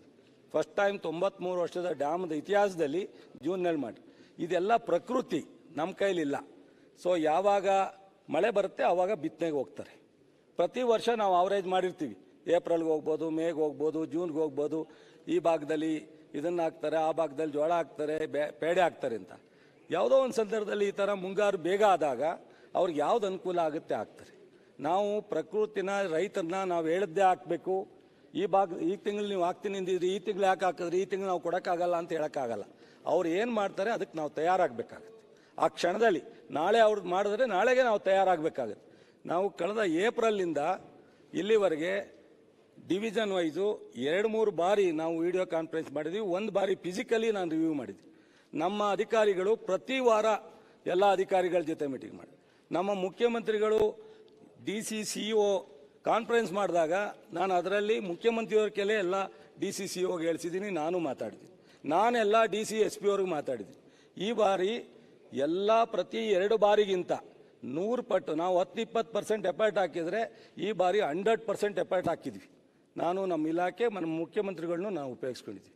ಕೇಂದ್ರಕ್ಕೆ ಮುಖ್ಯಮಂತ್ರಿಯವರು ಲೆಟ್ರ್ ಬರೆದಿರೋದು, ನಾನು ಲೆಟ್ರ್ ಬರೆದಿರೋದಲ್ದಲೇ ನಮ್ಮ ಇಲಾಖೆಯವರು ಪ್ರತಿ ವಾರ ಕೇಂದ್ರದ ಡೈರೆಕ್ಟರ್, ಫರ್ಟಿಲೈಸರ್ ಡೈರೆಕ್ಟರ್ ಜೊತೆ ಸಂಪರ್ಕದಲ್ಲಿರ್ತಾರೆ, ವಿಡಿಯೋ ಕಾನ್ಫರೆನ್ಸಲ್ಲಿ ಇರ್ತಾರೆ. ನಾವು ಕಡಿಮೆ ಎಫರ್ಟ್ ಹಾಕಿಲ್ಲ. ಹೇಳಿದ್ರು ನಮ್ಮ ವಿಜೇಂದ್ರ ಅವರು, ಕೆಲವರು ಹೇಳಿದ್ರು, ಸೊ ಬರೀ ಅರ್ಬನ್ ಕಡೆ ಗಮನ ಹರಿಸಬಾರ್ದು, ಹಳ್ಳಿ ಕಡೆ ಹೋಗ್ಬೇಕು ಅಂತ. ನಾವು ರೈತರ ಕುಟುಂಬದಿಂದ ಬಂದಿರೋದ್ರಿಂದ, ಅದರಲ್ಲೂ ಕಾಂಗ್ರೆಸ್ ಪಕ್ಷ, ನಮ್ಮ ಸರ್ಕಾರ, ಸಿದ್ದರಾಮಯ್ಯನವ್ರ ಸರ್ಕಾರ ರೈತರ ಬೆನ್ನೆಲುಬು ನಿಂತ್ಕೊಳ್ಳೋಕ್ಕೋಸ್ಕರ ಈ ಬಾರಿ ಇಷ್ಟನ್ನು ನಾವು ಎಫರ್ಟನ್ನು ಹಾಕ್ತೀವಿ. ಆದರೆ ಕೊನೆಗೆ ಇಷ್ಟೆಲ್ಲ ನಾವು ಎಫರ್ಟ್ ಹಾಕಿದ್ರೂ ನಾನು ಯಾಕೆ ಗೊಬ್ಬರ ತೊಂದರೆ ಇಲ್ಲ ಮಾಡ್ತೀವಿ ಅಂತ ನಾನು ಅರ್ಲಿ ಹೇಳಿದ್ದೆ, ಸತ್ಯ ಇಲ್ಲ ಅಂತ ಹೇಳಲ್ಲ. ಆದರೆ DAPನ ಕೇಂದ್ರ ಸರ್ಕಾರ ನಮಗೆ DAPನ ಕಡಿಮೆ ಯೂಸ್ ಮಾಡಿ ಅಂತ ಅವರಿಂದ ನಮಗೆ ಕಳಿಸಿದಂಥ ಅಭಿಪ್ರಾಯ. ಮೋದಿಯವರು ಸಹ ವಿಡಿಯೋ ಮಾಡಿ ಒಂದು ರಿಲೀಸ್ ಮಾಡಿದ್ದಾರೆ, DAP ಮತ್ತು ಯೂರಿಯಾನ ಕಡಿಮೆ ಯೂಸ್ ಮಾಡಿ. 2-3 ಕಾರಣ ಇದೆ. ಒಂದು, ಅವರಲ್ಲೇ ಯಾರು ಹೇಳಿದ್ರು, ಇರಾನಿಂದ ಸಪ್ಲೈ ಆಗ್ತಾ ಇಲ್ಲ, ಚೈನಾದಿಂದ ಇಂಪೋರ್ಟ್ ಆಗ್ತಾ ಇಲ್ಲ, ನಮ್ಮ ರಾಷ್ಟ್ರದಲ್ಲೇ ಆಗ್ತಾ ಇರ್ತಕ್ಕಂಥ ಪ್ರೊಡಕ್ಷನ್ ಕಡಿಮೆ ಆಗಿದೆ, ಅದಕ್ಕೆ ಸಬ್ಸಿಡಿ ಸಮಸ್ಯೆ ಇದೆಯೋ, ವಾರ್ ಸಮಸ್ಯೆ ಇದೆಯೋ, ಚೈನಾದವ್ರು ಬ್ಯಾನ್ ಮಾಡಿರೋ ಸಮಸ್ಯೆ ಇದೆಯೋ, ಅದು ಸಪ್ರೇಟು. ಆದರೆ ಇವತ್ತು ಅದೆಲ್ಲ ಕಾರಣದಿಂದ ಒಂದು ಕಡೆ ಆದರೆ ರೈತರ ಭೂಮಿ ಶಕ್ತಿ ಕಡಿಮೆ ಆಗುತ್ತೆ ಮತ್ತು ಬೆಳೆ ಇಳುವರಿ ಕಡಿಮೆ ಆಗುತ್ತೆ, ರೋಗಗಳು ಹೆಚ್ಚು ಬರುತ್ತೆ, ಅದನ್ನು ಉಪಯೋಗಿಸುವಂಥ ಜನರ ಆರೋಗ್ಯ ಕೆಡುತ್ತೆ. ಸೊ ಇದನ್ನು ಕೆಮಿಕಲ್ ತಾವು ಹೇಳಿದ್ರಲ್ಲ, ಕೆಮಿಕಲ್ನ ಕಡಿಮೆ ಯೂಸ್ ಮಾಡಬೇಕು ಅನ್ನೋದು ಕಳೆದ 2-3 ವರ್ಷದಿಂದ ಕೇಂದ್ರದಲ್ಲೂ ಸಹ ICR ಅಲ್ಲಿ ಯೂನಿವರ್ಸಿಟಿನಲ್ಲಿ ನಡೀತಾ ಇರ್ತಕ್ಕಂಥ ರಿಸರ್ಚ್ ಬ್ಯಾಕ್ಗ್ರೌಂಡಲ್ಲಿ ನಡೀತಾ ಇದೆ. ನಾನು ಅದಕ್ಕೆ ಪೂರಕವಾಗಿ ಕೇಂದ್ರ ಸರ್ಕಾರದ ಅಭಿಪ್ರಾಯನ ನಾವು ಸಹ ಅದಕ್ಕೆ ಸ್ಪಂದಿಸಬೇಕು ಅಂತೇಳಿ ಮುಖ್ಯಮಂತ್ರಿಗಳಿಗೆ ಪತ್ರ ಬರೆಸಿದ್ದೀವಿ, CEO DC ಅವ್ರಿಗೆ ಹೇಳಿಸಿದ್ದೀವಿ. ಸೊ DAPನ 70,000 ಮೆಟ್ರಿಕ್ ಟನ್ ಕಡಿಮೆ ಉಪಯೋಗಿಸ್ತು. 70,000 ಮೆಟ್ರಿಕ್ ಟನ್ನನ್ನು ಕಡಿಮೆ ಉಪಯೋಗಿಸ್ತಕ್ಕಂಥ ರೈತರಿಗೆ ಪಾಂಪ್ಲೆಟ್ ಹಾಕ್ತೋ, ಆಲ್ಟರ್ನೇಟ್ ಗೊಬ್ಬರ ಉಪಯೋಗಿಸಿ ಅಂತ ಹೇಳ್ದೋ, ಇದನ್ನೆಲ್ಲ. ಇವತ್ತು ಯೂರಿಯಾನು ಸಹ ನಾವು ಪ್ರಾರಂಭದಲ್ಲಿ ನಮ್ಮ ಹತ್ರ ಇದೆ, ಕೊಡ್ತೀವಿ. ನೀವು ಆದರೆ ಹಂತವಾಗಿ ಉಪಯೋಗಿಸಿ. ನ್ಯಾನೋ ಯೂರಿಯಾಕ್ಕೂ ಸಹ ಶಿಫ್ಟ್ ಆಗಿ ಮುಂದೆ ದಿನಗಳಲ್ಲಿ ಇನ್ನೊಂದು 2-3 ವರ್ಷ ಆದಾಗ ಕಡಿಮೆ ಆಗುವಂಥ ಅವಕಾಶ ಇದೆ ಅಂತ ಹೇಳಿ ಎಲ್ಲ ರೈತರು ಸಮಾಧಾನವಾಗಿರೋ ಟೈಮ್ನಲ್ಲಿ ನೀವು ರಾಜಕಾರಣ ಮಾಡಿಬಿಟ್ರಿ. ಯಾಕೆ ಮಾಡಿದ್ರೋ ಏನು ಮಾಡಿದ್ರೋ ನಂಗೆ ಗೊತ್ತಿಲ್ಲ. ಆದರೆ ಇದು ರಾಜ್ಯ ಸರ್ಕಾರದ ಮೇಲೆ ಇದೊಂದು ಅಲಿಗೇಷನ್ ಮಾಡಿಬಿಡೋಣ ಅಂತ ಡೈರೆಕ್ಟಾಗಿ ಎಲ್ಲ ಒಂದು ಕಡೆ ಸಣ್ಣ ಪುಟ್ಟ ಒತ್ತಡ ಬಂದಾಗ ನೀವು ಅವ್ರ ಜೊತೆ ಕೈ ಜೋಡಿಸ್ಬಿಟ್ರಿ. ನೀವು ಅಲ್ಲಿ ಹೋಗಿ ಪ್ರತಿಭಟನೆ ಮಾಡಿದ್ರಿ, ನೀವು ಮೆಮೊರಂಡಮ್ ಕೊಟ್ರಿ, ನೀವು ರೈತರ ಜೊತೆ ಒಂದಷ್ಟು ಜನ, ಈಗ ನಮಗೂ ರೈತರು ಇರ್ತಾರೆ, ನಿಮಗೂ ರೈತರು ಇರ್ತಾರೆ, ಒರಿಜಿನಲ್ ಎಲ್ಲರೂ ರೈತರೇ, ಬಟ್ ಆದರೆ ಪಕ್ಷಕ್ಕೆ ಸ್ವಲ್ಪ ಅಟ್ಯಾಚ್ ಇರ್ತಕ್ಕಂಥ ರೈತರು ಇರ್ತಾರೆ.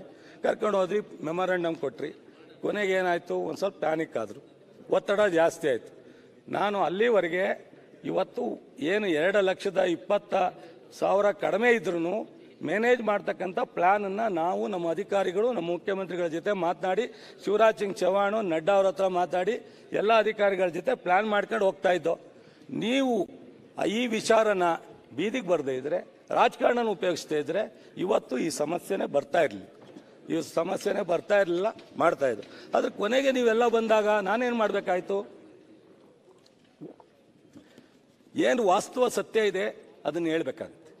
ಆವಾಗ ನಾನು ನೇರವಾಗಿ ಮುಖ್ಯಮಂತ್ರಿಗಳಿಗೆ ಪತ್ರ ಬರೆಸ್ತಾ, ನಾನು ಸಹ ಈ ಶಾರ್ಟೇಜ್ ಇದೆ, ಸೊ ಇಷ್ಟೆಲ್ಲ ಏರಿಯಾ 2 ಲಕ್ಷ ಹೆಕ್ಟೇರ್ಸ್ ಜಾಸ್ತಿ ಆಗಿದೆ ಜೋಳ. ಕೆಲವರು ಹೇಳ್ತಾರೆ ನೀವು ಮೊದಲೇ ಪ್ಲಾನ್ ಮಾಡಬೇಕಾಯ್ತು ಅಂತ. ರೈತರು ಮಲಗಿದ್ದಾಗ ಒಂದು ತಲೆ ಒಳಗೆ ಯೋಚನೆ ಮಾಡಿರ್ತಾರೆ, ಬೆಳಿಗ್ಗೆ ಇದ್ದಾಗ ಇನ್ನೊಂದು ಬೆಳೆ ಹಾಕ್ತಾರೆ. ಅವ್ರಿಗೆ ಯಾವ್ದು ಅನುಕೂಲ ಆಗುತ್ತೆ, ಅಲ್ಲಿ ವಾತಾವರಣ ಯಾವುದಿರುತ್ತೆ, ಮಳೆ ಯಾವಾಗ ಬರುತ್ತೆ ಅದನ್ನು ನೋಡಾಕ್ತಾರೆ. ಸುರೇಶ್ ಅಣ್ಣ ನೀನು ರೈತ ಅಲ್ಲ ಪಾಪ, ನಿನಗೆ ಗೊತ್ತಿಲ್ಲ. ಒಳ್ಳೇದು ಹವಾಮಾನ ವರದಿ ಇಲ್ವಾ ಸ್ವಾಮಿ ನಿಮ್ಮ ಸರ್ಕಾರದಲ್ಲಿ?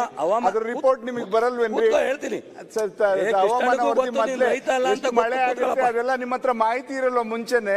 ಅದೆಲ್ಲ ತಗೊಂಡು ನೀವು ರೆಡಿ ಇರಬೇಕು ಅಂತ ಹೇಳ್ತಾ ಇರೋದು ನಾವು. ದಯವಿಟ್ಟು ನಾನು ಹೇಳಿದ್ದು ನೀವು ರೈತರಲ್ಲ ಅಂತ ಹೇಳಿದೆ ಅಷ್ಟೇ. ನಾನೇನು ನಿನ್ಗೆ ಗೊತ್ತು ಮಂತ್ರಿಗಳೇ, ಅವ್ರು ರೈತರಾಗಿರ್ಲಿ ಇಲ್ಲದಿರಲಿ, ನಾವೀಗ ನೀವು ಉತ್ತರ ಕೊಡಿ. ಸರ್ಕಾರ ಮಳೆ ಯಾವಾಗ ಬರುತ್ತೆ, ಹವಾಮಾನ ವರದಿ ಅದ್ರ ಮೇಲೆ ಅವ್ರು ತಯಾರಾಗಿರ್ಬೇಕು ಅಂತ. ರೈತರು ಮಳೆ ಯಾವಾಗ ಬರುತ್ತೆ ಅನ್ನೋದನ್ನ ನಮಗೂ ಗೊತ್ತಿರುತ್ತೆ. ಬೆಳೆನ ಯಾವುದು ಅವ್ರಿಗೆ ಬೇಗ ಮಳೆ ಬಂದರೆ ಯಾವ್ದು ಹಾಕಬೇಕು, ಲೇಟಾಗಿ ಮಳೆ ಬಂದರೆ ಹಾಕಬೇಕು ಅನ್ನೋದನ್ನ ಅವ್ರು ಯಾರಿಗೂ ಅಡ್ವಾನ್ಸಾಗಿ ಹೇಳಲ್ಲ. ಅವ್ರಿಗೆ ಯಾವ್ದು ಅನುಕೂಲ ಆಗುತ್ತೆ ಆ ಬೆಳೆನ ಹಾಕ್ತಾರೆ. ಅದು ಒಂದು ಕಡೆ. ಒಂದೇ ಬಾರಿ ಸಬ್ಸಿಡಿ ಬಿತ್ತನೆ ಕೊಡ್ತಕ್ಕಂಥದ್ದು ಒಂದೇ ಬಾರಿ. ಆದರೆ ಕಳೆದ ಬಾರಿಯಿಂದ ನಮ್ಮ ಮುಖ್ಯಮಂತ್ರಿಗಳು ರೈತರ ವಿಚಾರದಲ್ಲಿ ನೀವು ಹಂಗೆ ಮಾಡಬೇಡಿ, ಅಡಿಷನಲ್ ಬೇಕಾದ್ರೆ ಫೈನಾನ್ಸಲ್ಲಿ ಕೊಡೋಣ. ಈಗ ಧಾರವಾಡದಲ್ಲಿ ಹೆಚ್ಚು ಮಳೆ ಬಿದ್ದು ಬಿತ್ತನೆ ಹೋದಾಗ ಮತ್ತೆ ಬಿತ್ತನೆ ಕೊಟ್ಟಿದ್ದೀವಿ ಲಾಸ್ಟ್ ಇಯರ್, ನಿಮ್ಗೆ ಗೊತ್ತಿರಬೇಕು. ನನ್ನಷ್ಟಕ್ಕೆ ಬಿತ್ತನೆ ಹೋದಾಗ ಒಂದೇ ಬಾರಿ ಕೊಡೋದು, ಹಿಂದೆಲ್ಲ ಒಂದೇ ಬಾರಿ ಕೊಟ್ಟಿರೋದು. ಈ ಬಾರಿ ಲಾಸ್ಟ್ ಬಾರಿ 2 ಬಾರಿ ಬಿತ್ತನೆ ಕೊಟ್ಟಿದ್ರು. ನಮಗೆ ರೈತರ ವಿಚಾರ ಬಂದಾಗ ಅತ್ಯಂತ ಸ್ಪಂದನೆ ಮಾಡಿ ಅವ್ರಿಗೆ ಸ್ಪಂದಿಸಬೇಕು ಅನ್ನೋದು ನಮ್ಮೆಲ್ಲರ ಜವಾಬ್ದಾರಿ, ನಮ್ಮ ಸರ್ಕಾರದ್ದು, ನಂದು, ಮುಖ್ಯಮಂತ್ರಿಗಳದ್ದು, ನಮ್ಮ ಕಾಂಗ್ರೆಸ್ ಜವಾಬ್ದಾರಿ. ನಾವು ಆ ವಿಚಾರದಲ್ಲಿ ಯಾವತ್ತೂ ಮೈಮರ್ತಿಲ್ಲ. ಮತ್ತು ಅಧಿಕಾರಿಗಳ ಜೊತೆ ಮೀಟಿಂಗ್ ಮಾಡೋದಾಗಲಿ, ಟೂರ್ ಮಾಡೋದಾಗಲಿ, ರಿವ್ಯೂ ಮಾಡೋದಾಗಲಿ, ಕೇಂದ್ರ ಸರ್ಕಾರ ಜೊತೆ ಸಂಪರ್ಕ ಇರೋದಾಗಲಿ ಇಲ್ಲ. ಆದರೆ ಅಲ್ಟಿಮೇಟ್ ಕೊನೆಗೆ ಏನಾಯಿತು, ರಿಸಲ್ಟು ನಮಗೆ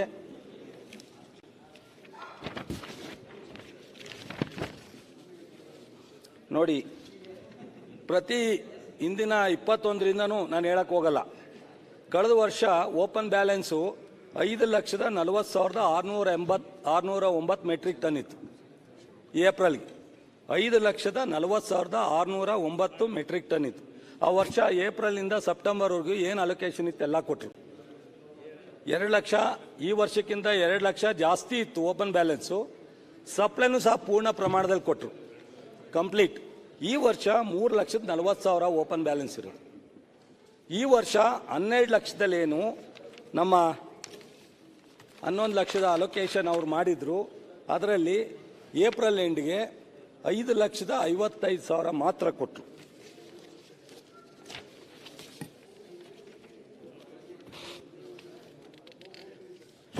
5,55,000 ಮಾತ್ರ ಕೊಟ್ಟರು. ಒಂದು ಸೆಕೆಂಡ್.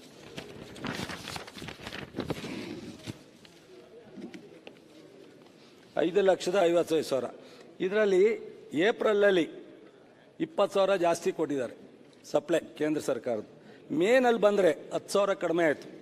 ಜೂನ್ನಲ್ಲಿ ಬಂದರೆ 79,000 ಕಡಿಮೆ ಆಯಿತು. ಜುಲೈನಲ್ಲಿ ಬಂದರೆ 58,000 ಕಡಿಮೆ ಆಯಿತು. ಆಗಸ್ಟಲ್ಲಿ ಇವಾಗ ಆಗಸ್ಟದ್ದು ಸೇರಿ 2,75,428 ಮೆಟ್ರಿಕ್ ಟನ್ನು ಕಡಿಮೆ ಸಪ್ಲೈ ಆಗಿದೆ.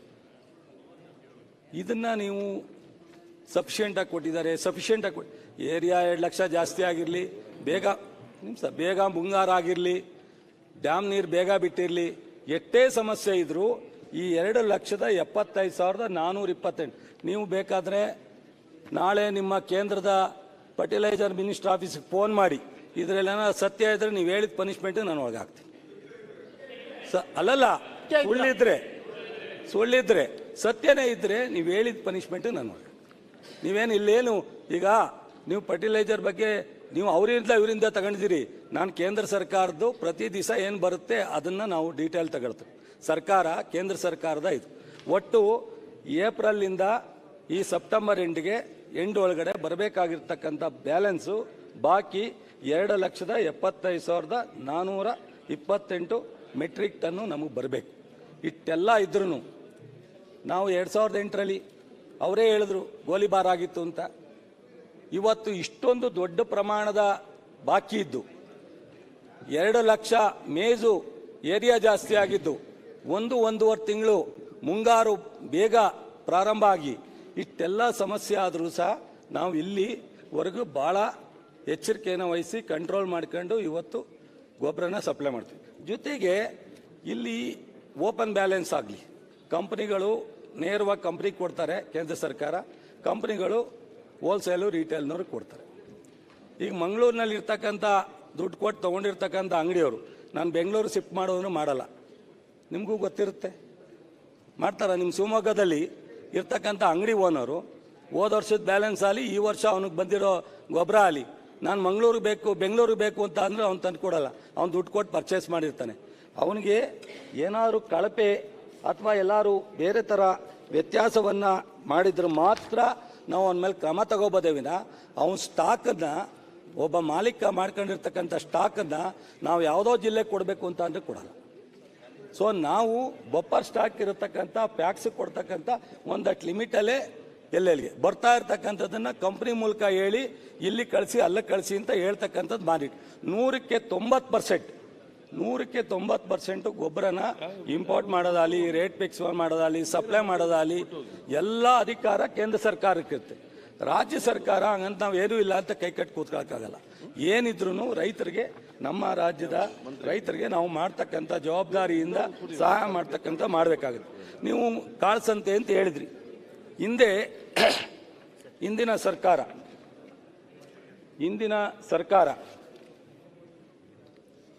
9 ಕೇಸನ್ನ ಅಂತಾರಾಜ್ಯಕ್ಕೆ ಹೋಗೋದನ್ನು ಹಾಕಿ CIDಗೆ ಆರ್ಡರ್ ಮಾಡಿ. ಅನಿಲ್, ಹಿಂದಿನ ಸರ್ಕಾರ ಅಂದರೆ ನಿಮ್ಮ ಸರ್ಕಾರ ಇದ್ದಾಗ ನೋಡಿ, ಚಿತ್ರದುರ್ಗ, ಕೋಲಾರ, ಮಂಡ್ಯ, ಗದಗ, ಚಿತ್ರದುರ್ಗ, ವಿಜಯನಗರ, ಯಾದಗಿರಿ CIDಗೆ ನಿಮ್ಮ ಸರ್ಕಾರ ಇದ್ದಾಗಲೇ ಮಾಡಿದೆ. ಇದು ಇವತ್ತು ನಾವು ಕಂಟ್ರೋಲ್ ಮಾಡಬೇಕು, ಕ್ರಮ ತಗೋಬೇಕು, ಅದು ಒಪ್ಕೋತೀನಿ, ನಮ್ಮ ಜವಾಬ್ದಾರಿ ಇದೆ. ಇದು ಇವತ್ತಿಂದ ಅಂತಾರಾಜ್ಯಕ್ಕೆ ಅಥವಾ ಗಮ್ ಮಾಡೋಕ್ಕೆ ಅಥವಾ ಬೇರೆ ಥರದ ಇಂಡಸ್ಟ್ರಿಯಲ್ ಉಪಯೋಗಕ್ಕೆ ಇವತ್ತು ಈ ಕೆಮಿಕಲ್ನ ಉಪಯೋಗಿಸುವಂಥ ಪದ್ಧತಿ ಇಲ್ಲ. ಆದರೆ ನಾವು ಈ ಬಾರಿ 24/7 ಕವಲ್ ಹಾಕಿದ್ದೀವಿ. 24/7 ಕವಲ್ ಹಾಕಿದ್ದೀನಿ. ಇವತ್ತಾಗಿರ್ತಕ್ಕಂಥ ಕೇಸ್ ಎಷ್ಟು? ಒಂದು 450 ಮೆಟ್ರಿಕ್ ಟನ್ ಅಷ್ಟೇ ಸೀಜ್ ಮಾಡಿರ್ತಕ್ಕಂಥ.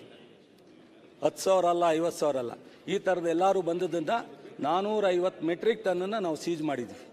ಇವತ್ತು ನಮ್ಮ ಬೆಲ್ಲದವರು ಎದ್ದೇಳಕ್ಕೆ ಹೋಗ್ತಾವ್ರೆ. ಅವ್ರು ಎದ್ದೇಳೋದು ಬೇಡ. ನೋಡು, ನಿಮ್ಮ ಮಂತ್ರಿಗಳು, MP ಗಳು, ಜೋಶಿಯವರು ಮಂತ್ರಿಯವ್ರ ಹತ್ರ ಹೋಗಿದ್ದಾರೆ, ರೆಡ್ಡ ಹತ್ರ.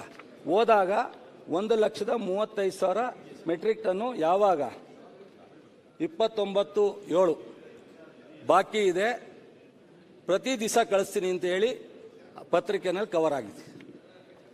ಅವರ ಸಂಸದರು, ಮಂತ್ರಿಗಳು ಹೋದಾಗಲೇ ಬಸವರಾಜ ಬೊಮ್ಮೆಯವರು ಸ್ಟೇಟ್ಮೆಂಟ್ ಮಾಡಿದ್ದಾರೆ.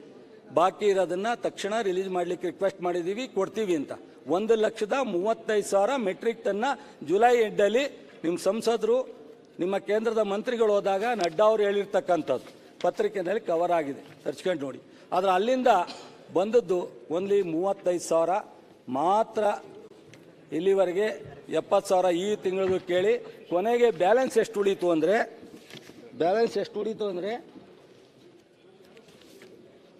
1,27,000 ಟೋಟಲಿ 1,27,000 ಜುಲೈ ಎಂಡಿಗೆ ಬಾಕಿ ಉಳ್ಕೋತು. 1,27,000 ಮೆಟ್ರಿಕ್ ಟನ್ನು ಕೊನೆಗೆ ಬಾಕಿ ಉಳ್ಕೋತು. ಈ ಜುಲೈನಲ್ಲಿ ಆಗಸ್ಟ್ನಲ್ಲಿ 2,23,000 ಮೆಟ್ರಿಕ್ ಟನ್ನು ಈ ತಿಂಗಳಲ್ಲಿ ನಾವು ಬಂದಿರೋದು ಎಷ್ಟಪ್ಪ ಅಂದರೆ ಬಹುಶಃ 64,000 ಮೆಟ್ರಿಕ್ ಟನ್ ಬಂದಿದೆ. ಈಗ ಈ ಎರಡದು ಹೋದ ತಿಂಗಳ ಬ್ಯಾಲೆನ್ಸು ಈ ತಿಂಗಳು ಎರಡೂ ಸೇರಿದ್ರೆ ನಮಗೆ 2,74,000 ಮೆಟ್ರಿಕ್ ಟನ್ನು ಹೋದ ತಿಂಗಳು ಈ ತಿಂಗಳು ಎರಡೂ ಸೇರಿ ಆಗುತ್ತೆ. ಇಷ್ಟೆಲ್ಲ ಸಮಸ್ಯೆ ಒಳಗೂ ನಾವು ರೈತರಿಗೆ ಕೇಂದ್ರ ಸರ್ಕಾರದ ಸೂಚನೆಯನ್ನು ಅನುಸರಿಸೋಣ ಮತ್ತು ರೈತರಿಗೆ ಮುಂದೆ ಕೆಮಿಕಲ್ ಉಪಯೋಗಿಸೋದ್ರಿಂದ ಆಗ್ತಕ್ಕಂಥ ಅನಾಹುತನೂ ತಪ್ಪಿಸೋಣ. ಬಟ್ ಇದರಲ್ಲಿ ರಾಜಕಾರಣ ಬೆರೆಸೋದು ಬೇಡ. ಇದು ಕೇಂದ್ರ ಸರ್ಕಾರ ಜವಾಬ್ದಾರಿ ಅಂತೇಳಿ ನಾವು ಅವ್ರ ಮೇಲೆ ಹಾಕ್ಬಿಟ್ಟು ಇಲ್ಲಿ ಕೂತ್ಕೊಳ್ಳೋದು ಬೇಡ. ನಾವೇ ಅದನ್ನು ಅವರು ಜಾಯಿಂಟಾಗಿ ರೈತರ ವಿಚಾರದಲ್ಲಿ ಏನಾಗುತ್ತೆ ಅದನ್ನು ಸಪ್ಲೈ ಕೊಟ್ಕೊಂಡು ಎಷ್ಟಾಗುತ್ತೆ ನ್ಯಾನೋ ಯೂರಿಯಾಕ್ಕೆ ಕನ್ವರ್ಟ್ ಮಾಡಬೇಕು ಅನ್ನೋ ಆಲೋಚನೆಯಿಂದ ನಾನು ನಮ್ಮ ಅಧಿಕಾರಿಗಳು ಮುಖ್ಯಮಂತ್ರಿಗಳ ಜೊತೆ ಮಾತನಾಡಿ ನಾವು ಹೋಗ್ತಾ ಇದ್ದೆವು. ನೀವು ಮಧ್ಯ ರಾಜಕಾರಣವನ್ನು ಮಾಡಿದಾಗ ಈ ಎಲ್ಲ ಸಮಸ್ಯೆಗೆ ಒಂದು ನಾಂದಿ ಆಯಿತು. ಇವತ್ತು ಲಾಸ್ಟ್ ಟೈಮು 20 ಕೋಟಿ ಹೆಚ್ಚು ಅನುದಾನವನ್ನು ನಾವು ಗ್ರೀನ್ ಮೆನ್ಯೂರು ಕೊಟ್ಟಿದ್ದೀವಿ. ಸುಭಾಷ್ ಬಾಳೆಕರ್ ಬಂದಾಗ ನಾವು ಇಡೀ ಪಾಂಪ್ಲೆಟ್ ಹಾಕಿ ರಾಜ್ಯದಲ್ಲಿ ಎಲ್ಲ ರೈತರಿಗೆ ಎಲ್ಲ MLAಗಳಿಗೂ ನಾನು ಪ್ರತಿಯೊಬ್ಬ ಲೋಕಸಭಾ ಸದಸ್ಯರಿಗೂ ರಾಜ್ಯಸಭಾ ಸದಸ್ಯರಿಗೂ ಪತ್ರ ಬರೆದಿದ್ದೀನಿ. ಇಷ್ಟು ಕಡಿಮೆ ಆಗಿದೆ, ಜುಲೈಯಿಂದ ಕಡಿಮೆ ಆಗ್ತಾ ಇದೆ, ಏಪ್ರಿಲ್ ಮೇಯಿಂದ ಕಡಿಮೆ ಆಗ್ತಾ ಇದೆ, ನೀವು ಇದನ್ನು ನಿಮ್ಮ ಮಂತ್ರಿಗಳ ಹತ್ರ ಅಲ್ಲಿ ಕೇಂದ್ರದಲ್ಲಿ ಮಾತಾಡಿ ಅಂತ. ಕೇಂದ್ರದ 4 ಜನ ಮಂತ್ರಿಗಳಿಗೂ ಕುಮಾರಸ್ವಾಮಿ ಅವ್ರಿಗೂ ಪತ್ರ ಬರ್ತಿದ್ದೀನಿ, ಸೋಮಣ್ಣವ್ರಿಗೂ ಬರ್ತಿದ್ದೀನಿ, ಜೋಶಿಯವ್ರಿಗೂ ಬರ್ತಿದ್ದೀನಿ, ಶೋಭಾ ಅವ್ರಿಗೂ ಬರ್ತೀನಿ. 4 ಜನ ಮಂತ್ರಿಗಳಿಗೂ ಸಹ ಪತ್ರ ಬರ್ತಿದ್ದೀನಿ. 28 ಜನ ಲೋಕಸಭಾ ಸದಸ್ಯರು ರಾಜ್ಯಸಭಾ ಸದಸ್ಯರಿಗೂ ಪತ್ರ ಬರ್ತಿದ್ದೀನಿ. ಜುಲೈ ಮೊದಲನೇ ವಾರದಲ್ಲೇ ಈ ರೀತಿ ತೊಂದರೆ ಆಗ್ತಾ ಇದೆ ಅಂತ ಹೇಳಿ ಪತ್ರ ಬರ್ತಿದ್ದೀನಿ. ಇನ್ನು ಯಾವ ರೀತಿ ನಾನು ನಿಮಗೆ ಕನ್ವಿನ್ಸ್ ಮಾಡೋಕ್ಕಾಗಲ್ಲ ಅಂದರೆ ನಾನೇನು ಮಾಡಲಿಕ್ಕಾಗಲ್ಲ. ನಾನು ಒಬ್ಬ ರೈತನಾಗಿ ನಾನು ಜವಾಬ್ದಾರಿ ಸ್ಥಾನದಲ್ಲಿ ಇದ್ಕೊಂಡು ನಾವು ಇಲ್ಲಿ ಸುಳ್ಳು ಹೇಳಿ ಅಥವಾ ರೈತರ ವಿಚಾರದಲ್ಲಿ ರಾಜಕಾರಣ ಮಾಡಿ ನಾನೇನು ಸಾಧನೆ ಮಾಡಬೇಕಾಗಿಲ್ಲ. ನನಗೆ ಈ ಸಿಕ್ಕಿರ್ತಕ್ಕಂಥದ್ದು ಒಂದು ಕೃಷಿ ಇಲಾಖೆ ಒಂದು ಸೌಭಾಗ್ಯ. ನಮ್ಮ ಮುಖ್ಯಮಂತ್ರಿಗಳಾಗಲಿ ನಮ್ಮ ಉಪಮುಖ್ಯಮಂತ್ರಿಗಳಾಗಲಿ ನಮ್ಮ AICC ಅವರಾಗಲಿ ನನಗೊಂದು ಅವಕಾಶವನ್ನು ಕೊಟ್ಟಿದ್ದಾರೆ. ನಾನು 2 ವರ್ಷ ಒಂದೇ ಒಂದು ಸಮಸ್ಯೆ ಇಲ್ಲದಂಗೆ ಈ ಇಲಾಖೆಯನ್ನು ರನ್ ಮಾಡಿದ್ದೀವಿ ಅಂದರೆ ಈ ವರ್ಷ ಯಾಕೆ ಇದೇ ಟೀಮ್, ಇದೇ ಅಧಿಕಾರಿಗಳು, ಇದೇ ಮಂತ್ರಿ, ಇದೇ ಮುಖ್ಯಮಂತ್ರಿ ಇವತ್ತು ಮಾತ್ರ ಯಾಕೆ ಸಮಸ್ಯೆ ಬರುತ್ತೆ?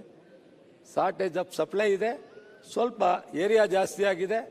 ಇಷ್ಟೆಲ್ಲ ಆದ್ರ ಮಧ್ಯದಲ್ಲಿ ತಾವುಗಳು ಯಾರಾದ್ರೂ ಈ ಸನ್ನಿವೇಶ ಇದೆ ಅಂತ ನಾನೇನು ಯಾರು ವೈಯಕ್ತಿಕವಾಗಿ ನಿಮ್ಮ ಜೊತೆ ಜಗಳಾಡಿ ಕುಸ್ತಿ ಆಡಿ ನಾವು ಮಾತಾಡದೇ ಇರೋರಲ್ಲ. ಏನು ನಡೀತಾ ಇದೆ ಅಂತ ತಿಳ್ಕೊಂಡಿದ್ರು ನೀವು ಒಂದು ಸ್ವಲ್ಪ ಕೇಂದ್ರಕ್ಕೆ ಮಾತಾಡ್ಬೋದಾಯ್ತು. ನಾನು ನನ್ನ ಜವಾಬ್ದಾರಿಯಿಂದ ಕೇಂದ್ರದ ಮಂತ್ರಿಗಳಿಗೆ ಲೆಟ್ರ್ ಬರೆದಿದ್ದೀನಿ. ಶಿವರಾಜ್ ಸಿಂಗ್ ಚೌಹಾಣ್ ಅವ್ರಿಗೆ 1 ತಿಂಗಳಲ್ಲಿ ಭೇಟಿ ಮಾಡಿ ನಾನು ರೆಪ್ರೆಸೆಂಟೇಷನ್ ಕೊಟ್ಟಿದ್ದೀನಿ. ನಡ್ಡಾ ಅವ್ರಿಗೆ ಟೈಮ್ ಕೇಳಿದೆ, ಮೊನ್ನೆ ಬೆಂಗಳೂರಿಗೆ ಬಂದಾಗ ನೀವು ಏರ್ಪೋರ್ಟಲ್ಲಿ 5 ನಿಮಿಷ ಕೊಟ್ಟರು ನಾನು ಅಲ್ಲಿ ಬಂದು ಎಕ್ಸ್ಪ್ಲೈನ್ ಮಾಡ್ತೀನಿ ಅಂತ ಹೇಳಿದೆ. ಅವ್ರು ಕೊಡಲಿಲ್ಲ.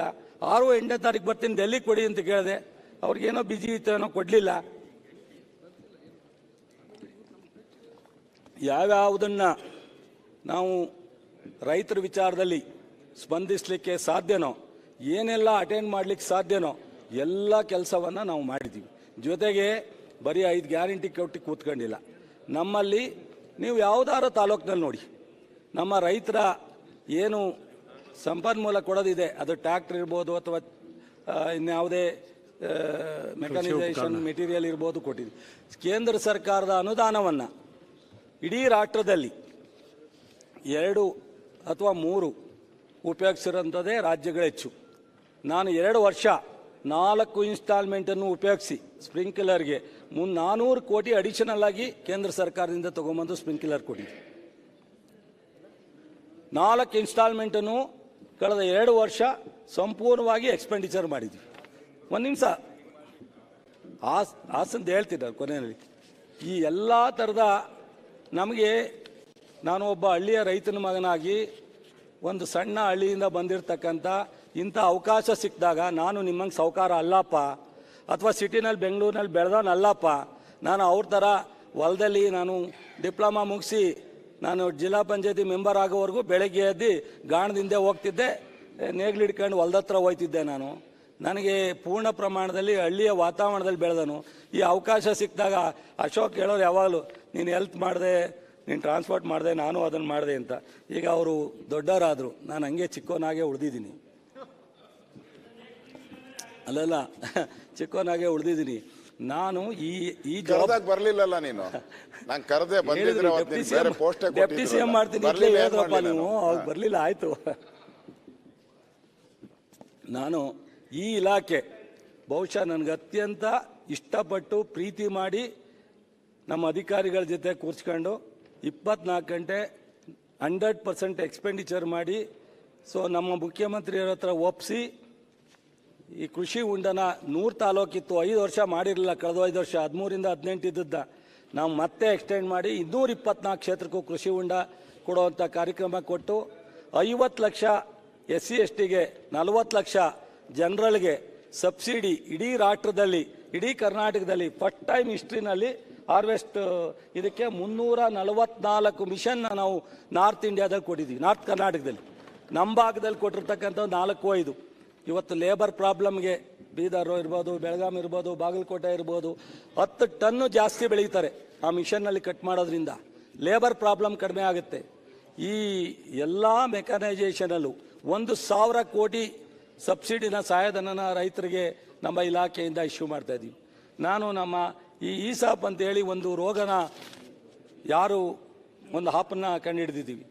ಆ ಹಿಡ್ದತ್ರ ಹೋಗಿ ಒಂದು ಫೋಟೋ ತೆಗೆದ್ರೆ ಅದು ಯಾವ ಡಿಸೀಸು, ಯಾವ ಮೆಡಿಸಿನ್ ಹಾಕಬೇಕು ಅಂತ ಹೇಳಿ ಗೊತ್ತಾಗುತ್ತೆ.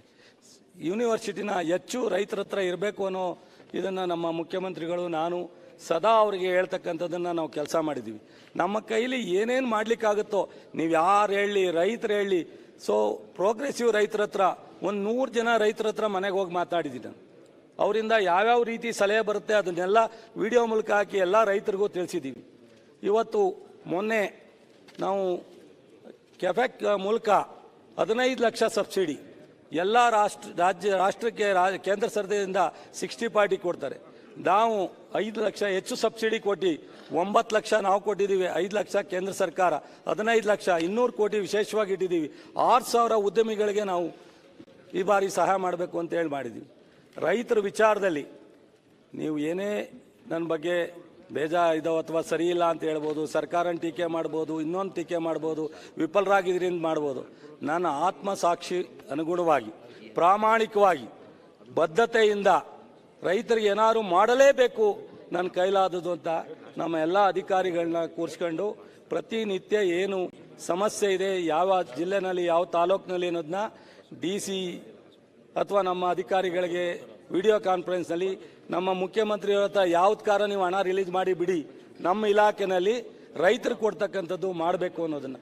ಇದಕ್ಕಿಂತ ನಾವು ಏನು ಮಾಡಬೇಕು ಅಂತ ನಿಮ್ಮ ಸಲಹೆ ಕೊಟ್ಟರೆ ಅದನ್ನು ನಾವು ಮಾಡ್ತೀವಿ. ಆದರೆ ಮುಖ್ಯವಾಗಿ ಈ ಬಾರಿ ಇಷ್ಟೆಲ್ಲ ಕಡಿಮೆ ಆಗಿದ್ರು ನೀವೇನಾದ್ರೂ ಈ ವಿಚಾರದಲ್ಲಿ ನೀವು ಎಂಟ್ರಿ ಆಗದಲೇ ನನಗೇನಾದ್ರು ಒಂದು ಉತ್ತಮವಾದ ಸಲಹೆಯನ್ನು ಕೊಟ್ಟಿದ್ರೆ, ನನ್ನ ಹತ್ರ ಮಾತಾಡಿದರೆ, ಈ ವಿಚಾರನ ಕೇಂದ್ರ ಸರ್ಕಾರದ ನಿಲುವಿಗೆ ನಿಮ್ದೇನು ಅಂತ ಕೇಳಿದರೆ, ನಾನು ಈ ವಿಚಾರ ಈ ಸಲ ರೈತರನ್ನ ಸಮಾಧಾನವಾಗಿ ಈ ಇಶ್ಯೂನ ಬೀದಿಗೆ ಬರ್ದಂಗೆ, ಸೊ ಗೊಬ್ಬರನ ಇನ್ನೊಂದಷ್ಟು ಶಿವರಾಜ್ ಸಿಂಗ್ ಚೌಹಾಣ್ ಅವರು ಮೊನ್ನೆನೂ ಸಹ ಏನಾದ್ರು ಮಾಡಿ ಇಡೀ ರಾಷ್ಟ್ರದಲ್ಲಿ, ಮೊನ್ನೆ ತೆಲಂಗಾಣದಲ್ಲಿ ಗಲಾಟೆ ಆಗಿದೆ, ಮಹಾರಾಷ್ಟ್ರದಲ್ಲಿ ಗಲಾಟೆ ಆಗಿದೆ, ತೆಲಂಗಾಣ ಆಂಧ್ರ ಕಾಂಗ್ರೆಸ್ ಪಕ್ಷ, ಇಲ್ಲಿ ಆಂಧ್ರದ ಚಂದ್ರಬಾಬು ನಾಯ್ಡು ಅವರು ಊರಲ್ಲಿ ಗಲಾಟೆ ಆಗಿದೆ, ತಮಿಳುನಾಡಲ್ಲಿ ಗಲಾಟೆ ಆಗಿದೆ, ಗುಜರಾತಲ್ಲಿ ಗಲಾಟೆ ಆಗಿದೆ.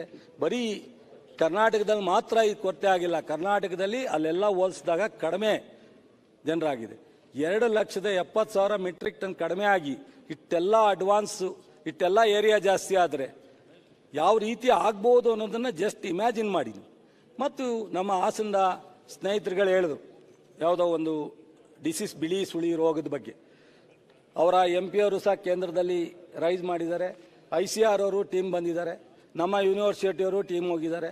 ಅವರೆಲ್ಲರೂ ಸಹ ಇದು ಬೀಜದ ಪ್ರಾಬ್ಲಮ್ ಅಲ್ಲ, ಮಳೆಯ ವಾತಾವರಣದಿಂದ ಮಳೆ ಹೆಚ್ಚು ಬಿದ್ದಿರೋದ್ರಿಂದ ವೆದರ್ ವ್ಯತ್ಯಾಸದಿಂದ ಆಗಿದೆ ಅಂತ ರಿಪೋರ್ಟ್ ಕೊಟ್ಟಿದ್ದಾರೆ. ನಾನು ಅದನ್ನು ರಿಪೋರ್ಟ್ ತರಿಸಿದ್ದು. 15,000 ಹೆಕ್ಟೇರ್ಸಲ್ಲಿ ಈ ಸಮಸ್ಯೆನ ಉದ್ಭವ ಆಗಿದೆ. ಮೊನ್ನೆ ಗುಲ್ಬರ್ಗ ನಮ್ಮ ಸ್ನೇಹಿತರು ಹೋದ್ರು, ಗುಲ್ಬರ್ಗದಲ್ಲೂ ಈ ಥರ ಸಮಸ್ಯೆ ಆಯಿತು. ಕೊನೆಗೆ ಗುಲ್ಬರ್ಗದಲ್ಲಿ ಒಂದೇ ಜಿಲ್ಲೆಗೆ 600 ಕೋಟಿ ಇನ್ಸೂರೆನ್ಸನ್ನು ಪೇಮೆಂಟ್ ಮಾಡಿದ್ರು. ಇನ್ಸೂರೆನ್ಸು 15 ಲಕ್ಷ ರಿಜಿಸ್ಟರ್ ಆಗ್ತಿತ್ತು. ಕೇಂದ್ರ ಸರ್ಕಾರ 50%, ನಾನು 50%, ನಮ್ಮ ಸರ್ಕಾರ 50%, 98% ನಾವು ಪ್ರೀಮಿಯಂ ಕೊಡ್ತೀವಿ. ರೈತರಿಗೆ ಹೆಚ್ಚು ಅವೇರ್ನೆಸ್ ಕೊಡ್ತಕ್ಕಂಥ ಕೆಲಸ ಮಾಡ್ತೀವಿ. ಎಲ್ಲ ಶಾಸಕರು ಮಾಡಬೇಕು.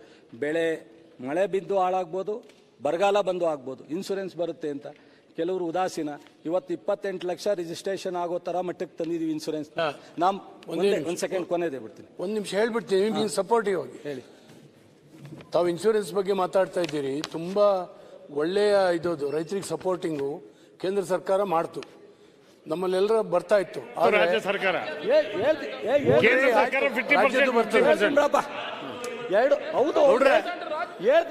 ಈಗ ಸರ್, ಈಗ ರೈನ್ ಗೇಜ್ ಸ್ಟೇಷನ್ ಇನ್ಸ್ಟ್ರೂಮೆಂಟ್ಗಳು ರಾಜ್ಯದಲ್ಲಿ, ಮಂತ್ರಿಗಳೇ ಹೇಳಿ, ರೈನ್ ಗೇಜ್ ಇನ್ಸ್ಟ್ರೂಮೆಂಟ್ಗಳು ರಾಜ್ಯದಲ್ಲಿ ಹಾಳಾಗಿ 2 ವರ್ಷ ಆಗಿದೆ. 2 ವರ್ಷ ಆಗಿದೆ. ನಿಮ್ಮ ಅಧಿಕಾರಿಗಳು ಕಣ್ತಾ ಇರೋದು ನೋಡ್ತಾ ಇಲ್ಲ. ಆ ರೈನ್ ಗೇಜ್ ಇನ್ಸ್ಟ್ರೂಮೆಂಟ್ಗಳು ಸರಿ ಇದ್ರೆ ಇನ್ಶೂರೆನ್ಸ್ ಬರ್ತದೆ, ಇಲ್ಲದ್ರೆ ಇನ್ಶೂರೆನ್ಸ್ ನಮಗೆ ಬರೋದಿಲ್ಲ. ನಮ್ಮ ಹಿತ್ತಳಿ ತಾಲೂಕಿನಲ್ಲೇ ಹೋದ್ ಸರಿ ಆಯ್ತು. ಒಂದು ಪಂಚಾಯತಿಯವರಿಗೆ ಬಂದಿದೆ, ಒಂದು ಪಂಚಾಯತಿಯವರಿಗೆ ಬರಲಿಲ್ಲ. ಯಾರು ಮಾಡೋದು ಇದು? ಅದು ಮಾಡಿದ್ರೆ ಹಣ ಹೋಗಿದ್ದಾವೆ. ಈಗ ಹೇಳ್ತೀನಿ ಅಣ್ಣ, ಈಗ ಅದು ರೆವಿನ್ಯೂ ಇಲಾಖೆ ಅಂಡರ್ ಬರುತ್ತೆ ಖಂಡಿತ. ಅಧ್ಯಕ್ಷರೇ, ರೆವಿನ್ಯೂ ಇಲಾಖೆ ಅಂಡರ್ ಬರುತ್ತೆ. ನಾನು ಖಂಡಿತ ನಮ್ಮ ಕಂದಾಯ ಸಚಿವರಿಗೆ ಮಾತನಾಡ್ತೀನಿ. ಆ ಥರದ್ದು ಯಾವುದೇ ಜಿಲ್ಲೆಯಲ್ಲಿ ಯಾವುದೇ ತಾಲೂಕು ಸಮಸ್ಯೆ ಇದ್ರೂ ಅದನ್ನು ರೀಪ್ಲೇಸ್ ಮಾಡಲಿಕ್ಕೆ DC ಅವರಿಗೆ ನಾಳೆನೇ ಡೈರೆಕ್ಷನ್ ಕೊಡಿಸ್ತೀವಿ. ಸೊ ಇಡೀ ಸ್ಟೇಟಲ್ಲಿ ಮಾಡಿಸ್ತೀವಿ, ಖಂಡಿತ ಮಾಡಿಸ್ತೀವಿ. ಸರ್, ಬೈ ಪ್ರಾಡಕ್ಟ್ ಇಂಪೋಸ್ ಮಾಡೋದು ಮಾಡಬೇಡ ಅಂತೇಳಿ ಆ ದಿವಸ ಹೇಳ್ತೀನಿ. ಯಾವುದೇ ಕಾರಣಕ್ಕೆ ಬೈ ಪ್ರಾಡಕ್ಟ್ ತಗೋಬೇಕು ಅಂತ ಯಾವ ಕಂಪ್ನಿಯವರು ರಿಸ್ಟ್ರಿಕ್ಟ್ ಮಾಡೋಂಗಿಲ್ಲ. ಮಾಡಿದ್ರೆ ಅವರು ನಾಳೆಯಿಂದನೇ ನಾನು ಆ ಥರದ್ದು ಎಲ್ಲೇ ಬಂದ್ರೂ ಅವ್ರ ಮೇಲೆ ಕ್ರಮ ತಗೋತೀವಿ. ಅದು ಯಾವುದೇ ಕಾರಣ ಮುಲಾಜಿಲ್ಲ. ಮತ್ತು ಸರ್ಕ್ಯುಲರು ಇಶ್ಯೂ ಮಾಡ್ತೀವಿ, ಡೈರೆಕ್ಷನ್ ಸರ್ಕ್ಯುಲರು ಕೊಡ್ತೀವಿ, ಖಂಡಿತ ಅವ್ರ ಮೇಲೆ ಕ್ರಮನೂ ತಗೋತೀವಿ.